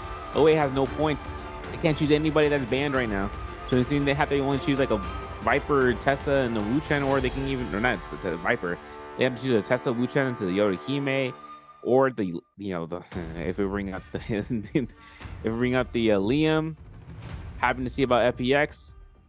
You gotta see a chance, You gotta see a chance in seeing how that Takeda comes out here for the Wei Shan for the Kurumi. I know one thing is for certain for FPX though. If they have a single triple pick that they would choose, they would have gone for it. But they're gonna go for the Tumult. They're gonna bring out the Sandtype and Kurumi. Now there's a variation of I think 2-3 teams with that variation of Takeda, at least to be available. But I mean, just having Takeda in the mix, that's not gonna really work out as much as I'm kind of hoping for. This last game is gonna be enough, guys. What I'm kind of thinking about is this: if everyone's kind of looking around and thinking who is going to be playing Ambush or Betrayer, the game of Betrayal, I should say, everything comes down towards the Takedas. Takedas would be the first person to kind of rush in there. They have to be, right? Because they have to force out something to see about this game of chicken with the other Takeda. Seeing who's going to be able to proc the ultimate first. And if not, they have a Tumult. The Tumult will come after them. They'll make sure to burn out the stamina, try to lock down any sort of the opponents. Seeing as the third is maybe not an offensive force of nature, they can end up kind of forcing that out. But I think the problematic situation is this: is that if all the Takedas end up going off in the circle, this is going to be a problematic situation for everyone else. So the one Takeda can end up cycling one ultimate, and then the other team can end up going ahead and knocking those teams out. So, kind of a rough outing. I know there's a lot of the players are actually going to be trying to think about the skill selections as well. scene about how many variations have been brought out here, I wouldn't be suggesting anything of the ordinary besides the ordinary. The only thing I would see is the skills, the F skills to be changed up with the F1s and F2s, and then the mulches with the V1s and V2s. But we've been seeing the V1 being a lot more predominant now here, CJ. All right. Let's do it. Game 8. Game 8. Look, THA posture, check. That's what I'm doing too. Like I'm about to play. Hey, DRG ready though. They hype. Look at them. Bada as well. I'm looking. Who else is hype? Hey, 330. Hey, 330, bro. Oh man. Hey, 330. 330 went through the stages, man. He went through all the spectrum of the hair colors. Blue, pink, blonde. He's back to blonde. He's powerful. Man of nature. Yeah, that's unlucky. What am I looking at? What do we have on Baby U? Baby U? What do you mean? We got Viper on Baby U? Oh, yeah. Viper. Viper. Okay. So Viper for Baby U. Oh, I lied. Takeda. Oh, Takeda. See, I was thinking about JL because I was like, they pop a Viper into Mulch and Syra. Interesting. Okay. Yeah, I was thinking we were gonna get like something different, you know? It's been kind of standard throughout the whole day, like, you know, where Sean's probably been like that character, right? That's kind of been like poking here and there. Yeah. But overall now, let's see it. I don't think it matters. I don't think it matters if Alliance has 105. I honestly do not think it matters because 11 teams are in the threshold for Game 8. Alliance has the MVP. They have to. The way bottom 6 has been playing, I'm gonna be looking at y'all. Look, I'm gonna be looking at y'all. If y'all don't have that same energy for Game 8, and y'all just completely slow y'all roll, and we have a massive end game for Game 8, I don't get it. I really don't understand it. That's why I'm not playing anyways, and to start off.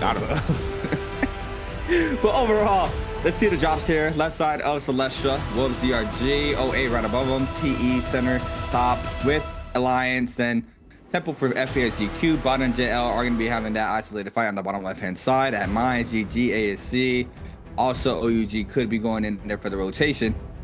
Let's see how they do for the start of Game 8. Last game, full marathon, right? Once again, like we mentioned, it's a full marathon. Wasn't a sprint. Let's see how we go.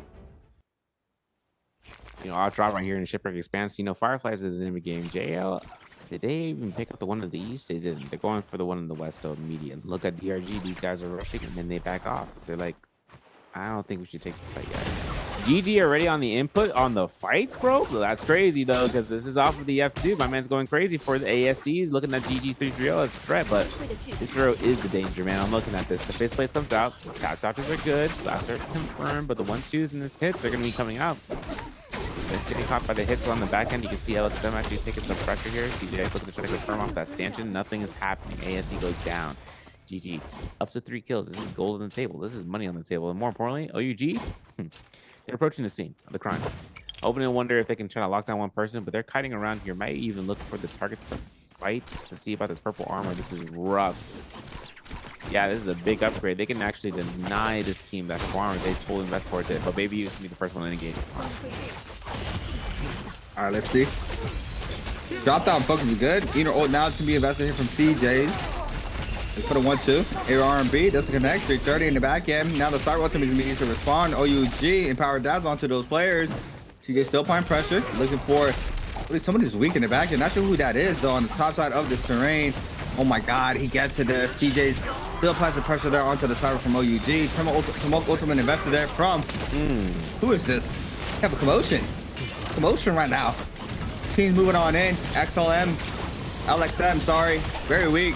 Trial, 1-2 into the follow-up R&B there for the elimination onto CJ's. Now OUG's Baby U.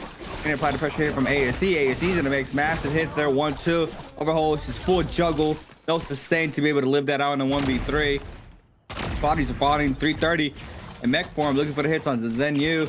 Zenyu now trying to cut out the pressure, but 330 is gonna get stagger check there in the back end from ASC. ASC now looking for the cleanup here. Clean up aisle 5. F called in as well. F called in for the Feria. Can't recall it in, I believe. He had silence. Since it gets parried, beautifully done there from Miss, and now that's gonna be elimination there onto 330. You know what's crazy? It's a pyramid of kills because you saw that ASC died out first to GG, and then the OUG came for the ambush, and they came back to get those eliminations. Switching on over to the Fiery Cave, though, we are going to see DRG popping out to the ultimates over by the Council Corridor, actually, instead. And, you know, XLD not getting confirmation hit. Okay, the Syra ultimate is invested pretty early from one Fong. Is he going to confirm? And the can down. Yeah, there it is. It's going to be the second one. And I think she timed it just right. There it goes. It confirms, and she's actually not getting anything. One Fong doesn't get any value. And now the Syra, okay, it doesn't get caught because the F1 just created that distance. But with 5-2-1, this is surround sound, I should say. They are looking around these eliminations. It's going to be theirs. F2 to kill is crazy work, bro. I've never seen it in all my days. F2 Hottie does negative damage, and our man still got a kill elimination. Crazy. DRG Kakashi, though, off of his ends. Level 2 Stampy looking to try to get the level 2 swipe on multiple targets. No, he's isolating it. That's one elimination. That's going to go on to Dongqing. And now up to Pampy to try to go ahead and close the distance now. As it comes into the distance, you see Ivan's in spite form still on us Hottie. But he's still looking to try to lock in towards Bauda. He's going to back off, though, and the duration is not going to last its full. See, like, I don't know what it is. Like, I believe this is the best start 521 has had all day. That's crazy. 5 kills on the board, so far. you know? Yeah, like, you know what I'm saying? Now Balda starts to move on in. 521 gets some massive damage onto Lin. They're able to eat up so much damage. The Viper ultimate now is going to be used there in the back end. I don't think they have sustain for this, but Lin's be able to back on up. Full stuns there onto that team. And my bit of missed input. Yeah, Pampy's going to fall off of that alone. They weren't ready for the lockdown. They are going to be eliminated there. Now, Lin, looking for the spacing. That's fine. You can call me the Caster Curse C8. It's fine. I'll take it. I'll take it. Oh, resurrection down to Pampy. Hold on. They're going to go back on in. Hottie ultimate called in. Potentially Ivan doesn't have it. Lin does have that Yushan ultimate, though, for 521, but it's going to be completely shredded. There it is. Look, 6 eliminations on the board. Full throwing. They have nothing to lose. I don't want to talk about it, bro. They're like, all right, guys, I guess we're throwing blue focus. I'm like, all right, do it. You won't. They did it. And I'm like, okay. You know what's crazy, too? That movement did nothing for them. But, you know, it worked out. To Beacon. Oh, this guy. He knew it. Oh, nice. No fairies. Welcome to NA. All right, F1 comes out here. Looking at this for XE, nice parry, man. It's going to be coming through. He might kill a mission. Okay, never mind. Ivan got ultimate just in time. There's a lot of flame cages out here, though. Nice level 2. Doesn't knock down any of the flaming cages, so that's all right. XEM is going to kind of run his own tumult circle, so there's no value here to kind of like work against except for the teleporter now for Ivan. Probably going to deform to start building up the rage as he should. Trying to lock down towards its mulch as on V1 variation, so he can just float around and go focus if he needed to, but he's going to go ahead and space out. XEM going straight back towards Council Quarter. As for Pampy, though, he has ultimate. Not invest his ultimate for this. But this elimination is crazy. Because get this, right? If these guys go up to 7 eliminations, the amount of gold that he gets from this kill will then lead him to, if it's available, another purple armor. And then if not, it's going to be going towards just a weapon of rarity that be increased. They still need blue armors across the board. Bowder, though, and they're mixed up. We're taking some fights over towards the Council Courtyard, but they're backing off from wherever their position were prior. As for TE, yeah, we're chilling, bro. Purple staff, purple armor, purple staff. Yo, triple purple armor. Maybe even triple purple weapon at this stage with how much has been in their gear offset. 3 on the board, yeah. So, like I mentioned, I knew the tempo was going to change. I knew it. I knew we was going to go back to what top 6 was. Now top 11 is kind of playing like that way. And 521, nothing to lose, but they capitalized off of it. They start off with amazing games, 8 already. 7 kills on the board. It's crazy, right? It's you know what I'm thinking about? I'm thinking about 521 MVP alliances wins. If they have the max points, right? Obviously, right? JL is very close as well, but whoever ends up with the most points will win if 521 ends up MVPing with 11 teams in map threshold or in game threshold. So yeah, it's only a 9-point difference between JL and Alliance too. So yes. Anything that happens to Alliance from this point on, or rather like anything that eliminates them earlier, it doesn't seem to be the case. Looking pretty stacked right now. But anything cops out before that first Romy Yang. It's only a matter of time of that Rain deep buff if they end up going through with it. Air Edition, by the way, on PP. It's going to be a spotlight right now for them, you know, to not have that happen. Because if it does happen, I'm gonna be upset for them. And then for fight 2 on MVP. And then for everything they kind of concede with JL, they end up getting more points overall. They're really good at that. Unless they take a salty situation or just an unfortunate spawn situation. But around Yangs, you got 45 seconds left until R2 and some we're making their approach towards the one towards Gamma Line as well as ASC. EG is already on the offset of the left side of Celestial with Alliance and then DRG as well. Wolves already making their position over towards the Noble Cave, actually right here. No, Daily Lily Meadow, I should say. ZK is going to be holding on to that. And then, I don't know, these Roman Yang fights are going to have to be like crazy work. If someone gets fully eliminated, like a team, in one fell swoop, that's just going to be a Moroccan for a second.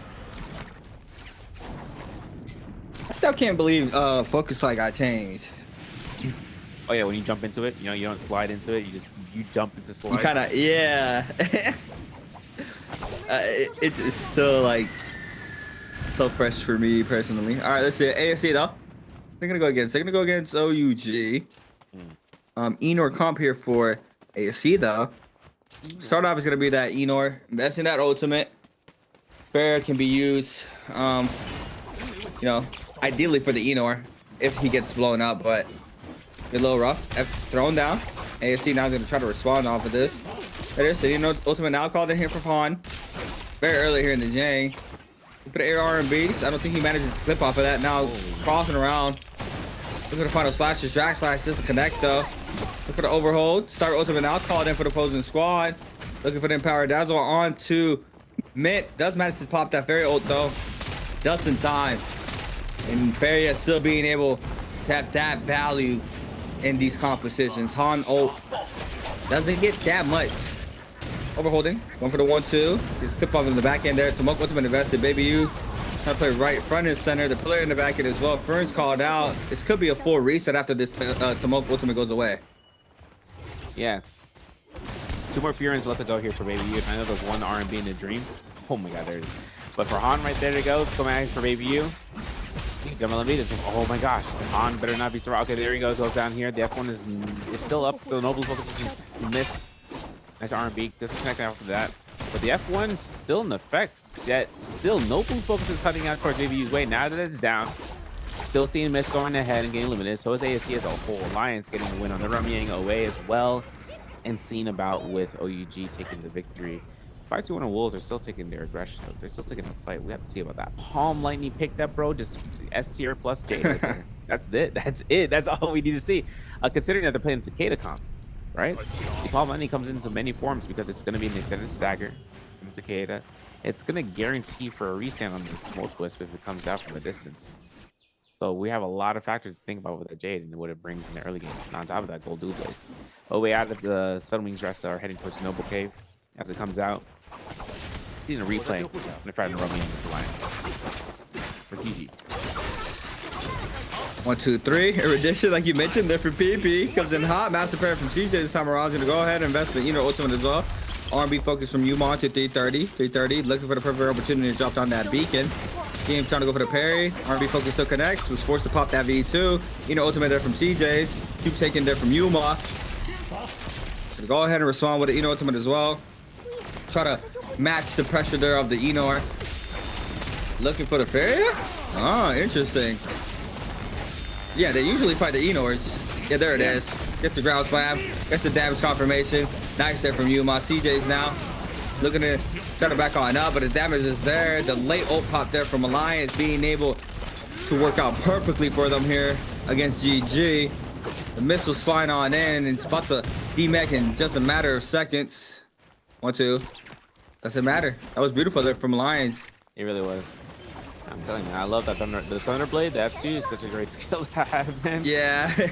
Such a great skill. But then seeing the V1 right, having that kind of operating Jungle and B's on, and now OEG now kind of sus, man, because OA is on the SB and he's going to be making sure he drop down. I know that teleporter is made up for its apparent use, but for Jing Yu, my man is getting melted, and he has that Vermillion. Baby U's already down.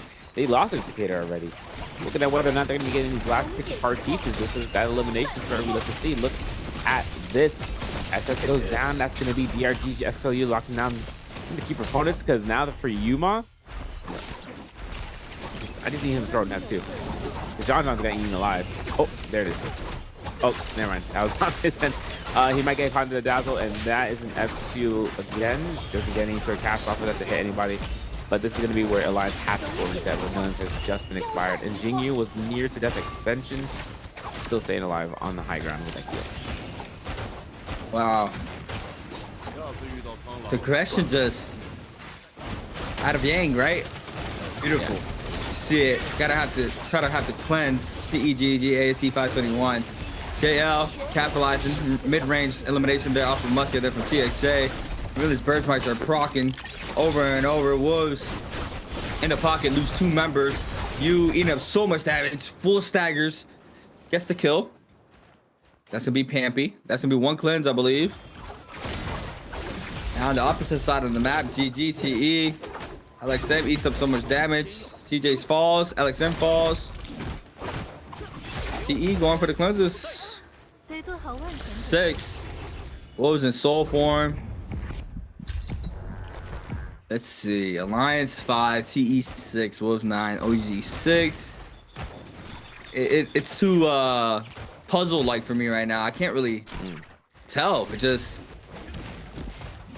I mean, obviously, right out of Yang, we should get aggression, but it just kind of feel like we just turned on the switch and we're going now. We're going. Everybody's trying to get active. AC still has to cleanse though, so they are going to be the ones applying a lot of the pressure. They catch Ivan in the back end. Ivan still with blue armor. You know what? Just invested just in time there for Han. Nearly gets taken out, but out of this, he's gonna have no armor. He needs to fully capitalize off of this. Catches Pampy. Ground slide doesn't connect. Gets knocked back in the back end. Now, Bachin wanted to be able to invest the ultimate here as well. Ivan tries to respond here, but the pressure's happening here from Han. Ivan gets caught up there on the ground slide. Hadi ultimate now called in. Pampy as well as the eater the damage off the air R&B back to back. Cube taken there from the Kylan, trying to stay up, but 5 seconds remaining here for ASC. We try to cleanse on out. Only 1 member is going to survive. Tamo locked down there from opposing squad. Starts to move on in. It's JL. They get the free elimination there onto Han. Miss gets taken out by Ivan, but overall the damage is done. Bodies are dropping. We still have 30 alive. But look at the kills that Wolves has. That's 10. 521 has 11, but all 3 players have Yang depletion. Yeah, they do. Something I was kind of paying attention to since that fight in that Servants Grounds. So for 521, at one point they need to get a buff on the Spear Well now rather than later. Now looking at the Juggernaut level 2, we're going to see a Silent Fang, Palm Lightning, and Advanced on Peak as it comes in towards the top level Youth. It's just making it work, man. Look at this Emer 1 gameplay. Okay, we might get jump double percentages are good. My man lost near all his armor. F2 gets combo breakered out. And now you're using his ultimate on response. Thunderlord gonna come out here, trying to hit off this very Shen. I don't think, yeah, the teleporter was ready to go. My man was safe. Jump RB, so he doesn't even care. Trying to get the Thunder Mark, he's trying to get the execution, and isn't gonna connect. Now for the Hottie in the sidelines, I'm all thinking about this fact that Peak is at death's door. If he gets out of that Mary Farrier Shen mech, he is possibly most definitely executed. Or the carrier Shen would be good. Nice implant onto Yuma.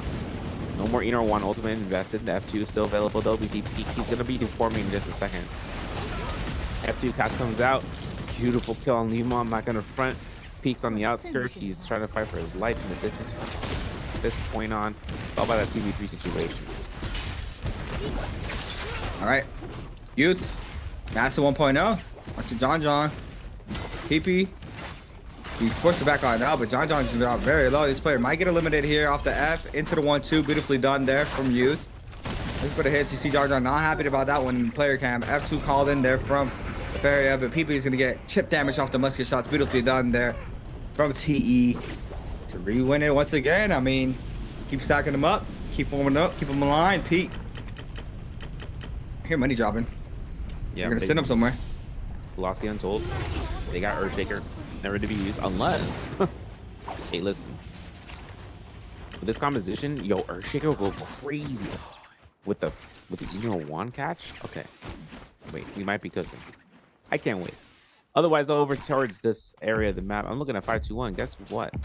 One got rid of the Roman Yang depletion. It was their Hottie, but I think in their attempt to go for reses, something happened. We don't know what. As for Alliance, they're chasing down FX's Kiki. Red just sweep. Looking at whether I can catch it, and that's Kiki going down. That's going to be another soul bloom there. Kind of picking around the picking around the shop is whether or not they do want to expend their lifespan to kind of get the res. It looks like Water's getting res off of here though from C. So FPX got fully separated, but I think Water was the first one, and that full chase down from Alliance led them to get that res as a possibility. Because I mean, the chase down was kind of for a full mile, pretty much, to this winery. They really start to settle in and try to get that res, and then hopefully get, if they can get their third back up, that'll be the case. Chase swap out coming out here, Gold fan pick up, Q-tick on that end, trying to see about. Also another primary weapon that comes out from the Takeda just because of the R&B catch-ups. So once you start using the Furins come out. But we gotta get a replay, right? 08. I mean, they're fighting them against DRG, because DRG are kind of close for comfort because, you know, AB, this is a Wei-Shan Takeda Furin, you know, with the Karumi as an opportunity up against the premier comp. So seeing how that one ends up here, CA, it's kind of a rough outing. Already. R&B focus is good. But overhold, back to back. 2 now. I get Sun here. Takeda is gone. Be forced to pop his F. Hold on. That U-shot F was invested there. Off of that, beautifully done there from the U-shot to avoid that Viper stun. Down Q in the other hand. The apply the pressure, raw upgrade to the air LMB. The 1-2, massive damage, gets full confirmation damage there onto 2. Then the Scare Rush connects. The shotgun burst there for the pill from Cuckoo. Got it back on up. Karumi Ultimate now invested. Fully healthy. The RG is not OA with the upper hand. Scare Rush is good. Beautifully done. Doesn't get the hits though. Winning this out in a 2v3. Raw. 1v3, sorry. Raw uppercut into the 1-2. That's how OA wins out that Roma Yang. That is a nice way there for OA. Stack up that Mystic Might. Get that buff up. ZGE's in the zone right next to that team, though. OA might be getting that freebie on that player there inside the zone. Bowtie pasta for LXU. Al dente. Al dente. Listen, I mean, on this composition though, like that, if it hits 2 targets, you know how much of a free real estate day that Justina would have with the ultimate? You see everything coming down to the center. She's like, yo, I'm putting some salt in there, putting some olive oil. I'm cooking. But seeing FPXEG go down to the zone must mean that these guys are really on the outskirts. I think maybe because the zone, since the zone's clicking in there, there's Water. Oh man, found out. Alliance finding themselves out here to find the last remaining members. It feels like way right in the back end. Kind of see whether that cannon shot's gonna connect off the gold fist blade. See, Yuma has it stacked out. There's a mine. 2 minutes on the clock right now since the Roman depletion. Trying to get this kill, but OA is just gonna make this incredibly difficult. They're gonna be pressuring these guys out.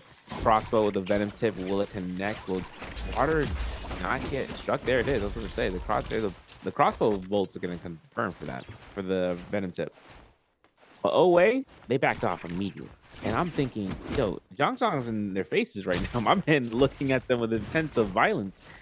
About to commit a crime. 1st degree. Yeah. He is not happy. For sure. But overall, Firefly pick up here for 2. Looking.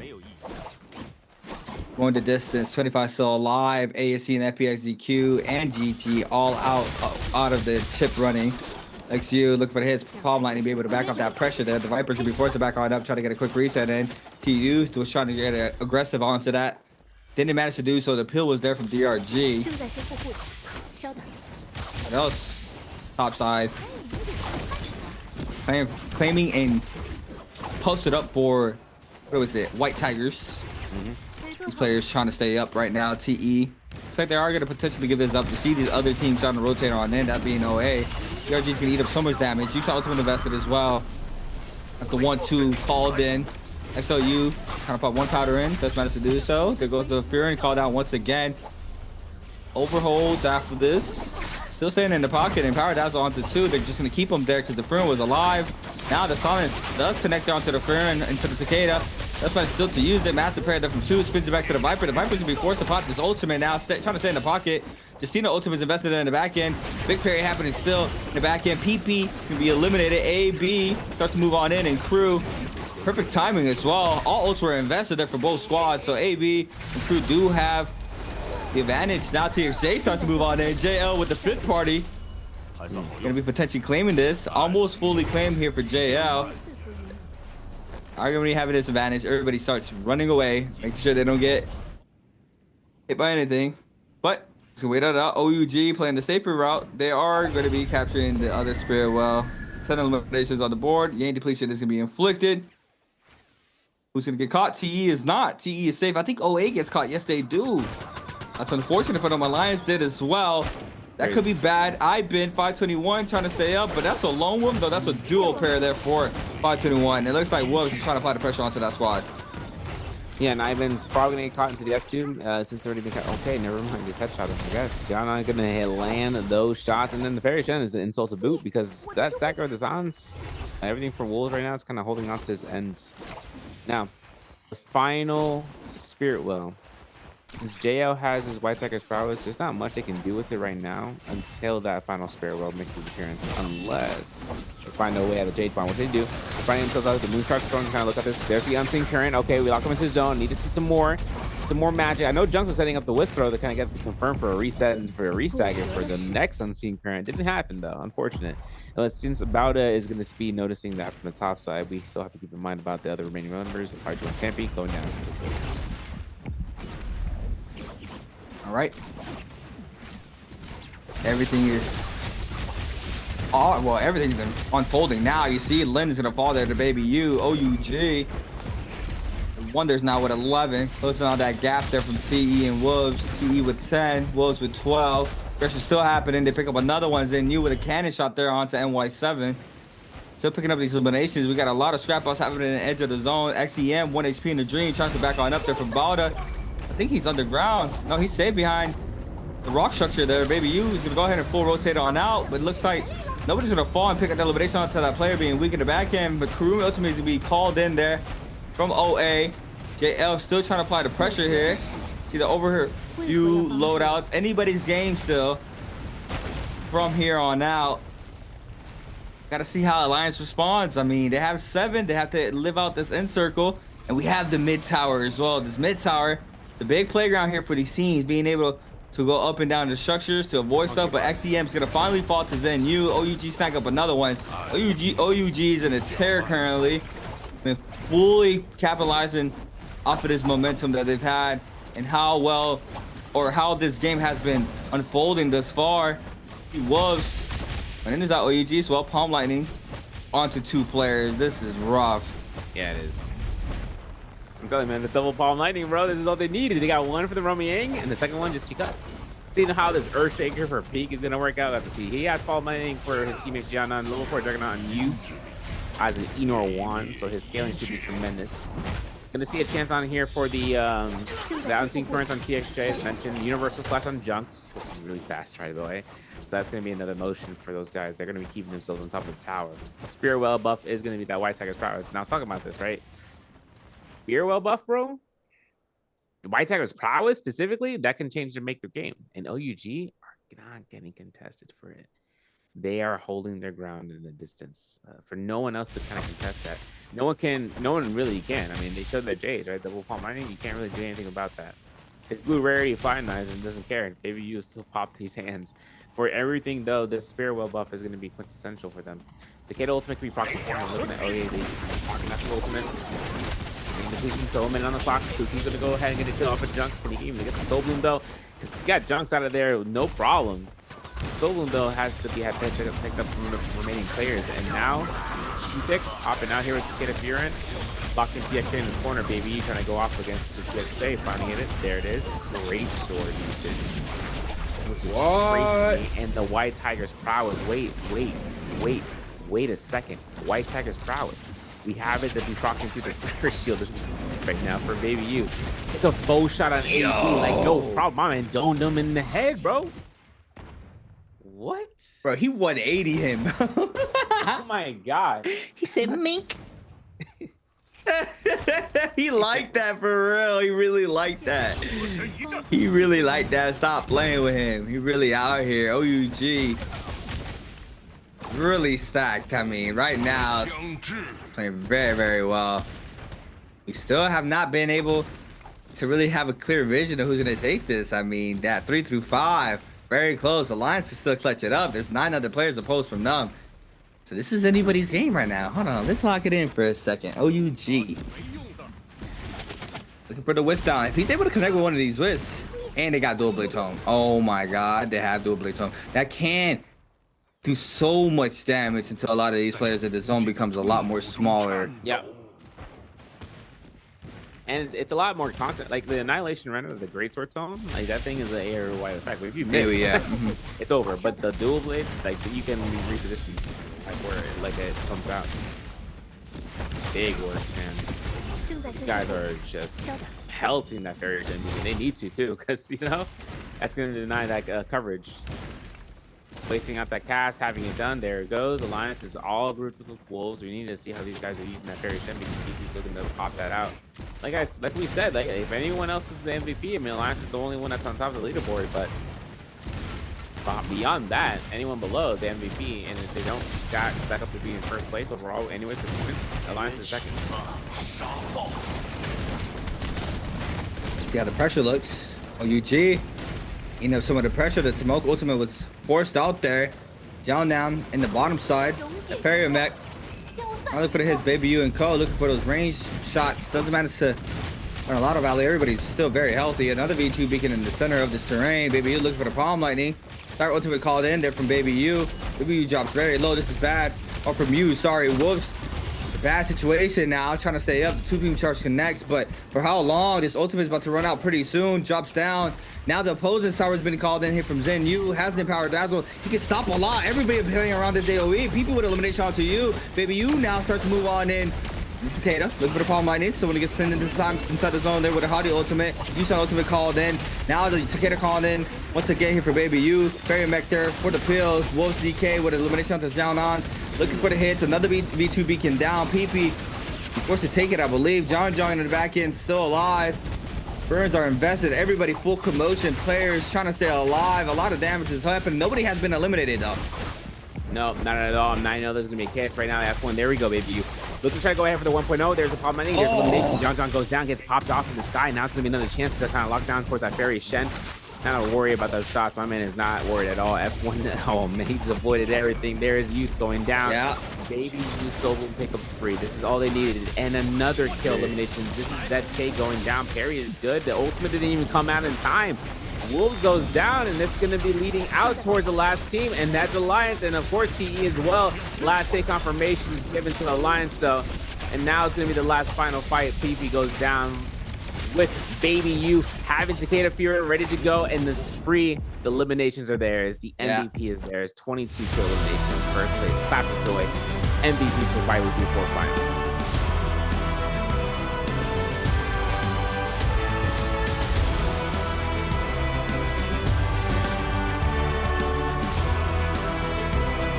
让我们恭喜 Ladies and 2025 NBPL gentlemen, 第 the 4 fourth 双周 Biweekly 周节 champion 冠 of 军 Trios. Let's OUG。 congratulations to OUG. 和昨天单排的剧本一样，今天的话呢，也是鏖战至第8场 Just 比 like 赛。 yesterday, 最终 today 在 we 11 支 also 队伍 have 开启 8赛的情况 games. 下 ，OUG 最终杀出 After 重 so 围，一 many 锤定 team 音， got 拿 the 下了 match 这个周杰冠 point. 军。 In the 那 end, 一家人 OUG 整整齐齐， got 同 the 样我们也 champion. 请上了，其实这个赛季也是在不断进步的新人。那同样的话，问一下新宇，今天来之 So 前有想过 first 会拿下这个 question, 冠军吗？ Xin 没有， Yu, 全球化打得太凑了。 Did you have you ever thought about you can got this champion today? No, I think we did really bad in the first game. 反正就是都死一个赛点了嘛，拉米一脚就干呗。 不留遗憾。 How do you think about the last game? 最后 I 啊，大 think 家可以留意， like it's already game 8 and we have 11 match 刷屏了。 teams, so I just don't care so much. 击败进账的命好。 How 命好 did you 就 do 只是命 to 好 get 吗？ so 那 many 同样的话，其 kills 实 in the 是不是 game? 队伍 Baby, 感觉那种 I 久 think I'm 违 so 的第一 lucky. 双周的状态找回来了。找回来了。 Did you think it's 让我们 like 再 the 次记 same 住了 before the first NBPL week? 第一轨。 I think 那 yes. 同样问一下苏苏吧，那苏苏其实这个赛季很忙啊， Also, we're 有 gonna 时候 ask 亲 about 自上场 Susu.，有时候在后面也得指挥战场。 Sometimes 谈一下， you 其实 were 在第一 player 双 and 周其 sometimes 实 you 很 were 快的 coach. 拿下了这个冠军之后， And 那 in 感 the 觉队伍 first 是经历 week, 了怎么样一个起伏的过程？ You guys got the champion so quickly, 就那样 and 吧， how do you 感觉。 think about like so up and down? 那在后面 Recently. 取代了孙可爱的这个位置之后，感觉在当 I 教 think 练 we didn't do really 爽不爽 good at first, but now 有 it's 点气 better. 人感觉。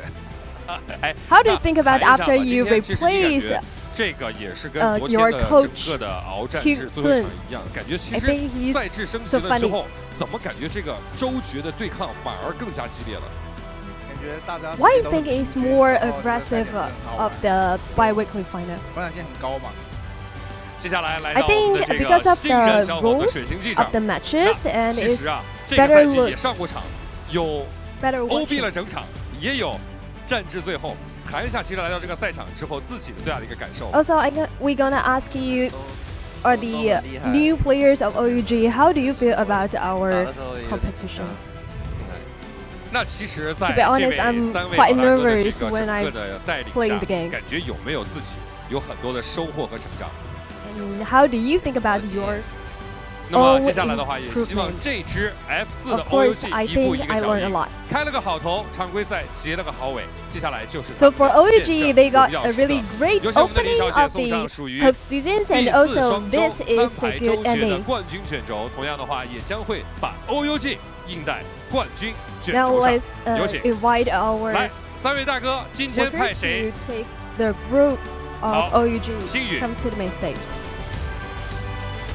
同样，我们2025 Nbpl 第4双周的3排周决冠军也已经诞生。同样，我们也是会挂上属于周决最高荣耀的冠军卷轴。同样，有请星宇先展示一下冠军烛龙印，来对着镜头，非常熟悉的动作。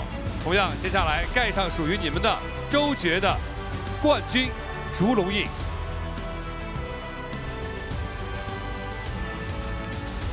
好，那接下来的话，有请我们的4位选手来到我们的冠军卷轴旁。来，话筒先给我，星宇，来，一边2个吧，我们一起和这次的周决的最高荣耀一起看一下前方，合影留念一下。同样，屏幕前也是看到现在非常辛苦的观众老爷们，也把你们的祝贺声给到2025 Nbpl 第4双周3排周决冠军， So we're 他们 gonna 就是 congratulations to OUG OUG。 again to be the 4th biweekly champion of Trails. Also, this is the second biweekly champion for OUG in this season. 来，话筒先给到我们的新人，来，旅行记。那其实这个赛季在你体验下来，你感觉站在这个职业赛场上，最大 So 的一个 you 收获是 are 什么？ the new player of OUG in this season. After you come to our 是教练 stage, 层面、苏苏层面， how do you 还是 feel like 队友层 playing 面 competition on the stage? 苏层面吧。苏苏层面啊，感觉这个孙指导在 I 场 think 下 I'm 的力道不如 really 咱们的 excited. 苏指导。来问一下苏苏吧，其实这个赛季刚才也提到过了，在自己身份上发生了一个多重 Also 的 in 一 the 个 seasons for 算是 SS 升级之后啊， and 谈一下其 you 实 are 这个 both 赛季的 players OUG and 整 coach. 个支持你们的 And 粉丝们也在看你 in 们 your 起起 opinion, 伏伏，感觉这个赛季队伍的话是出现了一些 how 怎 do 么 you 样的一些 think 小的 about 一些问题 OUG 呢？ in this season? Like what kind of 感觉就是 question 还没 or problem you think 就 OUG 打久 have 了 right now? 有点生疏了吧？就是新人加入我们这队伍的话，有点没配合嘛。然后我 I 上的 think 话就 after 是 our 就是 new 我训练的 player 比较 came 少 to 嘛， our team, 就是we still need 就是 time 打太 to 少了。哎，那接下 practice 来话筒 more 继续 and 传递 do more 给到我们 training 的 and 小玉吧 to。那 fix 传 our 统的 cooperation. 周决比赛，大家已经感觉好无聊、好无趣。那接下来的话，咱们在升级之后的这个 Also, 周 we're 决，你感觉 gonna 其实对于 ask 个人而 Baby 言的话， after 最大 our 的一个不同点 biweekly 是什么呢？ final buffed, changed. 没有吧，我感觉 And 都 how 挺好 do 玩 you 的，我 feel 爱玩 about 永劫无 that? 间。哎， I 爱 think 好 it's 永劫无间， quite 非常官方的一个 interesting. 回答。 I 同样 like 评价一下 NARAKA 今天 BLADEPOINT. 舞台竞技的对手们吧。其实今天看到每个队伍今天 Also, 11 we 队伍 can 开了赛 see 点，包括 every 最后啊 team 521 today 也是起到了一个水 gave 鬼 us 的作用。 so 谈一下其他队伍的一个表 excellent 现吧。 competition for all the 都挺 audience. 好的，没有 How 我 do you 好 think about other 哎， teams? 那接 I 下 think 来的 they're 话，我们要给 better, 到 but 我 we 们 are 的 the 星宇。 best. 那星宇啊，其实，在收获了这个周决冠军之后，那 OUG 在整个秋季赛做到了开了个好头，常规赛 So 结了好 after you 尾。 got this 那接下来 champion, 你们将会进行 this is the 面对 second 的一个 biweekly 也是 champion 整个 of OUG 2025 in 赛季 this 的关键 season. 的 So 秋季赛总决赛了，怎么 we're 看 gonna 待 move on 这个 to 到来的 our 秋季赛的总决赛？ grand final of the autumn split. And 全 how 力 do 以赴 you 吧， think 感 about 觉 that? 尽力而为就好了。全力以赴， I 尽 will 力而 try 为 really 那 hard 同样的话，我 and 相信此时此刻 do 屏幕 our 前 best. 也关心着整个 OUG 俱乐部的粉丝朋友们，也要问一下，那单排现在怎么办啊？ Also, we 单排现在区域有点 want to know 哎 what 不 about 是 the, 这个， the 我觉得 solo. 大家整个一个 I 俱乐 think 部 he need 并驾 time. 齐驱，看一下怎么样在这个秋季赛的总决赛取得更好的一个成绩。 Okay, so 让大家 we're 熟悉 looking 那支 forward OUG 可以再次 for 回到大家面 OUG's 前。 performance 再次 in 恭喜 the grand 2025 final. NBPL 第 And 4双周 congratulations to 3排 OUG 周 again 决 to 冠 be 军 the 恭 4th 喜 biweekly OUG champion of Trails.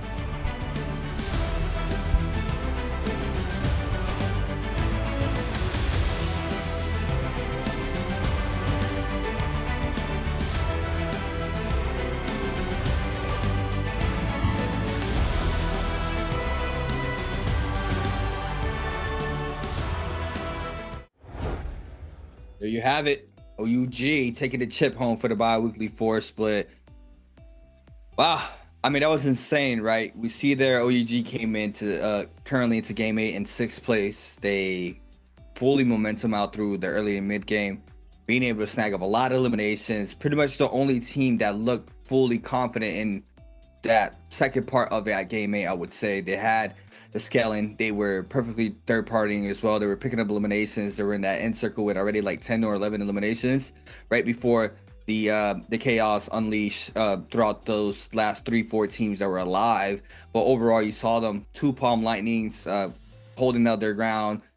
Everything worked out perfectly there from OUG. Going against even Yushan composition, they were able to stay up, and I mean it was cinema there from OUG, beautifully done. And then, you know, Alliance being that first team in the threshold, not being able to close that out. You saw, I mean, I've been mentioning it throughout the whole day how a lot of the teams who were making into that threshold slowed down their pace and started playing a little bit more passive, and it kind of hurted them as we see it now that OUG takes the chip. Yeah, it's rough. It's rough to say what the play is. Obviously, there's a lot on the line, a lot of money, bragging rights, trophy tournament, everything is on the line there for the bi-weekly finals, every single bi-weekly finals. But yeah, we have it. Look at that, 22 there for OUG. Yep, 22 kills was kind of massive going through there, and also with 30.4 points. I mean, there was no competition. Wolves going to catch up with the slightest. C with 13, 11.5 for 521 in Alliance, 9.5 for OA at 5, 4 for ASC and Bauda, DRG at 3.5, and 3 for GG, and FPX 6.5. It's kind of rough too, because I mean, not even to that, like the problem Lightning is also like, jeez. Yeah. Snipes, my man, just a little bit. This is something that we've seen in before, even in the past when he was part of Team Bauda. Utilizing the pistol and then dropping that. Clips and highlights are going to be brought to you by China Unicom for the final round for Game 8. DG were the first team to kind of eliminate ASC, and then ASC then ambushed by OUG, and then OUG ambushed DG, and then ASC ambushed them. It's kind of a cycle, but then we fast forward 25 minutes in the future, right? We're looking at Baby U, we're looking at the great sword plays that he was able to kind of accomplish. This great sword, instead of using pole sword, right? It's just a scaling too. Yeah, go focus. I think he's doing 900 damage clean, no questions asked, before mitigation and before attack. So then looking at Baby U operations there. He takes the utilization off of that whisk throw. I saw that whisk throw in the minute second, and he saw it too, but his teammates were calling it out for him. And as for this moment, it really came down to him just kind of going right in between all the fence posts and try to get those eliminations. Like you, for instance, as a solo will pick up 2. Getting him towards his ultimate cast, and then keeping this at K alive, not the case, right? He found the parry, but he couldn't actually do it. Wow. And it was unfortunate. That was the timing I was talking about. The man almost had his ults. Nearly. Not really, but it really came down to those last few menu moments, and then the Fury Blast is going to be spammed out here from AVU. Once the Transformer ults were kind of invested, just make sure to stagger them down and try to do as most ideal amount of damage as possible. Bro, I just saw 5 1.0s being released back to back to back. That's insane. But overall standings 521. Take 2 ranking points. FPSDQ take 3, ASC 3.5, DRG 4, 4.5 for Bauda, OA with 5. I mean, you know, this is cool and all, bi-weekly final, right?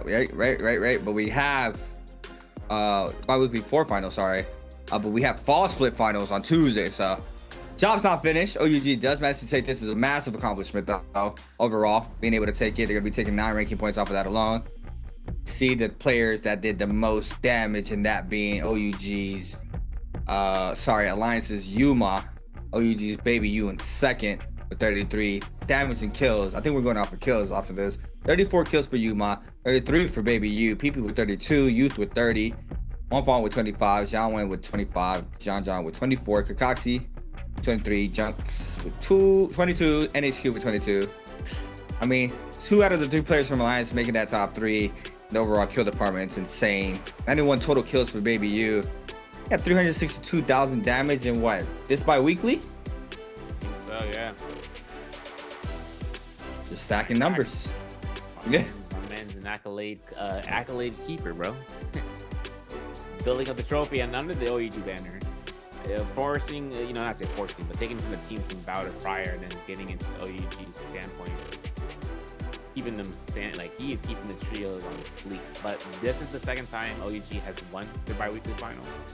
So seeing towards what's gonna be the case in the grand finals, we'll have to see. Last chance qualifiers, they are more than qualified and not needing to play the last chance qualifiers on Tuesday. But the problem that comes out next is what, if any, changes happen, right? We don't know if the new patch is going to be applied for LCQs on Monday, tomorrow for solos. And if it's not, then the 9/17 patch, right? September 17th, the previous patch.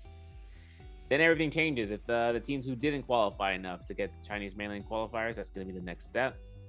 That's going to be that has to be the new patch. That has to be the new patch at that point in time, because that's going to lead us into the, to J-Cup, right? Qualifiers are going to begin there for 18 teams across, 5 regions to start competing against one another. We'll get more into that later on. I think it's going to be noticed in terms of what we have coming up next, which is going to be the teams that have to play inside of the last chance qualifiers. So BBE, WBG, WZ, YZG, guaranteed they need to. Then SS1, ASC, Wolves, DRG, 521, and Alliance as well. They need to play in these last chance qualifiers. Top 6 will make it into grand finals. For the top 6, though, the ones who are safe: OA, FPX, SR, GG, JL, and OUG. SR, after winning MSC and only winning week 3, they didn't even get qualified for week 4, so losing out the points to be at the top like OUG is, alongside with JL. But since they won more and they got higher placement, that's why they ended up going through as being, the number 1 spot. So now it comes down to the bottom of 12, man, and that's all going to be leading out towards the previous weekly wins. That's EWC champs too. I didn't even peep that until right now. SR wasn't in it. That logo's so fire though. I ain't gonna lie. I really like that logo. Might be my favorite one. Well, for SR? Yeah, the little tiger with the S toe. Yeah, I think it's tough. It is tough. I ain't gonna lie. That's pretty fresh. Pretty fire. But overall, five set of games. Here it is. We're gonna look at our overview for the bi-weekly, or for the fall split, sorry. First bi-weekly one, SR Spider for solos, OUG for trios, and then we had MSC double SR, Spider and trio solos, and then the trio SR team taking that off of bi-weekly one, or after bi-weekly one. I mean, that was just cinema there from SR. Bi-weekly 2, SR Spider once again, GG Shaw. Bi-weekly 3, SR Spider, and then SR for trios. Beautifully done there. Another celebration there for SR. I mean, that's massive, right? Coming to the league, fresh new org, being able to have the powerhouse of players that you have in your squad, being able to take double bi-weeklies like that is not easy. But for bi-weekly 4, GG Chen did it. Stopping the momentum of Spider in the last bi-weekly. We still have fall split finals happening next weekend. Last chance qualifiers gonna be happening on Monday and Tuesday into the 25th and 26th. We have our solo grand finals and our trio grand finals into the mainland qualifiers. That's gonna be very interesting. Yeah, definitely. Map rotation, boys. Last chance qualifier for tomorrow, Monday. So literally in 20 some hours, you should see solos. Pedora midnight into Hollow Sunday, into Morsal midday. Pedora morning dew, Hollow dusk, Morsal night. Remember it, recognize it. It's for solos only, and trios is different. Trios is different from finals too, so mind you, it's gonna be also something for you to recognize. If you look to round 6, you're like, what, Morsal, dusk? Like, I forgot, I forgot that was. I forgot that too. Yeah, so it's gonna be the finals only for the trios. That's really gonna be a change up. But for solos, it's kind of the near definite zone of 6 rounds of the same map rotation. At least the one's currently being applied. Still, curious and seeing what's gonna happen. Spider actually winning out as much as he can. He is good to go. But for the other bottom 6 teams, about 12 solos players, I'm looking to see what's going to be coming up from their roots. I mean, what kind of play styles they can kind of situate themselves off of. And then, of course, we got to talk about the new preparation glyph board, man. I mean, let's talk about it, because we got it hats out of the bag, right? Everyone's been playing on it for the past 2 days. It's going to be an interesting change up, because it's going to be giving opportunities for other builds, at least different play styles to be earned out. So as such, you've seen how much players are kind of adapting over the course of time with metas in terms of heroes and character selections. But then when you change the core structure, when you add new mechanics that give players another edge in the fight, potentially, such as with that dash, glyph board, where you're looking at it from the disengagement, activating that, but even more importantly, upping the normal status quo, right? Looking at rage damage Have you seen it, man? When you get a parry, when you get a kill, when you get a solo, when you get 40% damage rage taken, dealt for 15 seconds. That alone is enough to kind of give people like a, okay, this is like you can't move without this. Rage per second being increased to 40%, or with the initial rage being now enabled again, dark tide coins being enabled again. It's a lot of, there's a lot of monochrome aspects that we saw before just get like twisted on top of its head, like stamina, skill cooldown. Those builds are just aptly like everywhere, man. But it's a new generation for it, right? And this is before J-Cup, so these guys had to start handling out what they want to build out, because it's just like how we had, remember the old Glyphor system? You could have been adding all of one option and then that was it. And now it's like the case where you can add all of one side of your playstyle and your effect, and then you can just build it up, just like how it once was before. Hey, some more theory crafting. That's what that just greenlit. Some more theory crafting, but that is gonna be enough for us today. 8 games out of the way. Biweekly 4 champs have been concluded.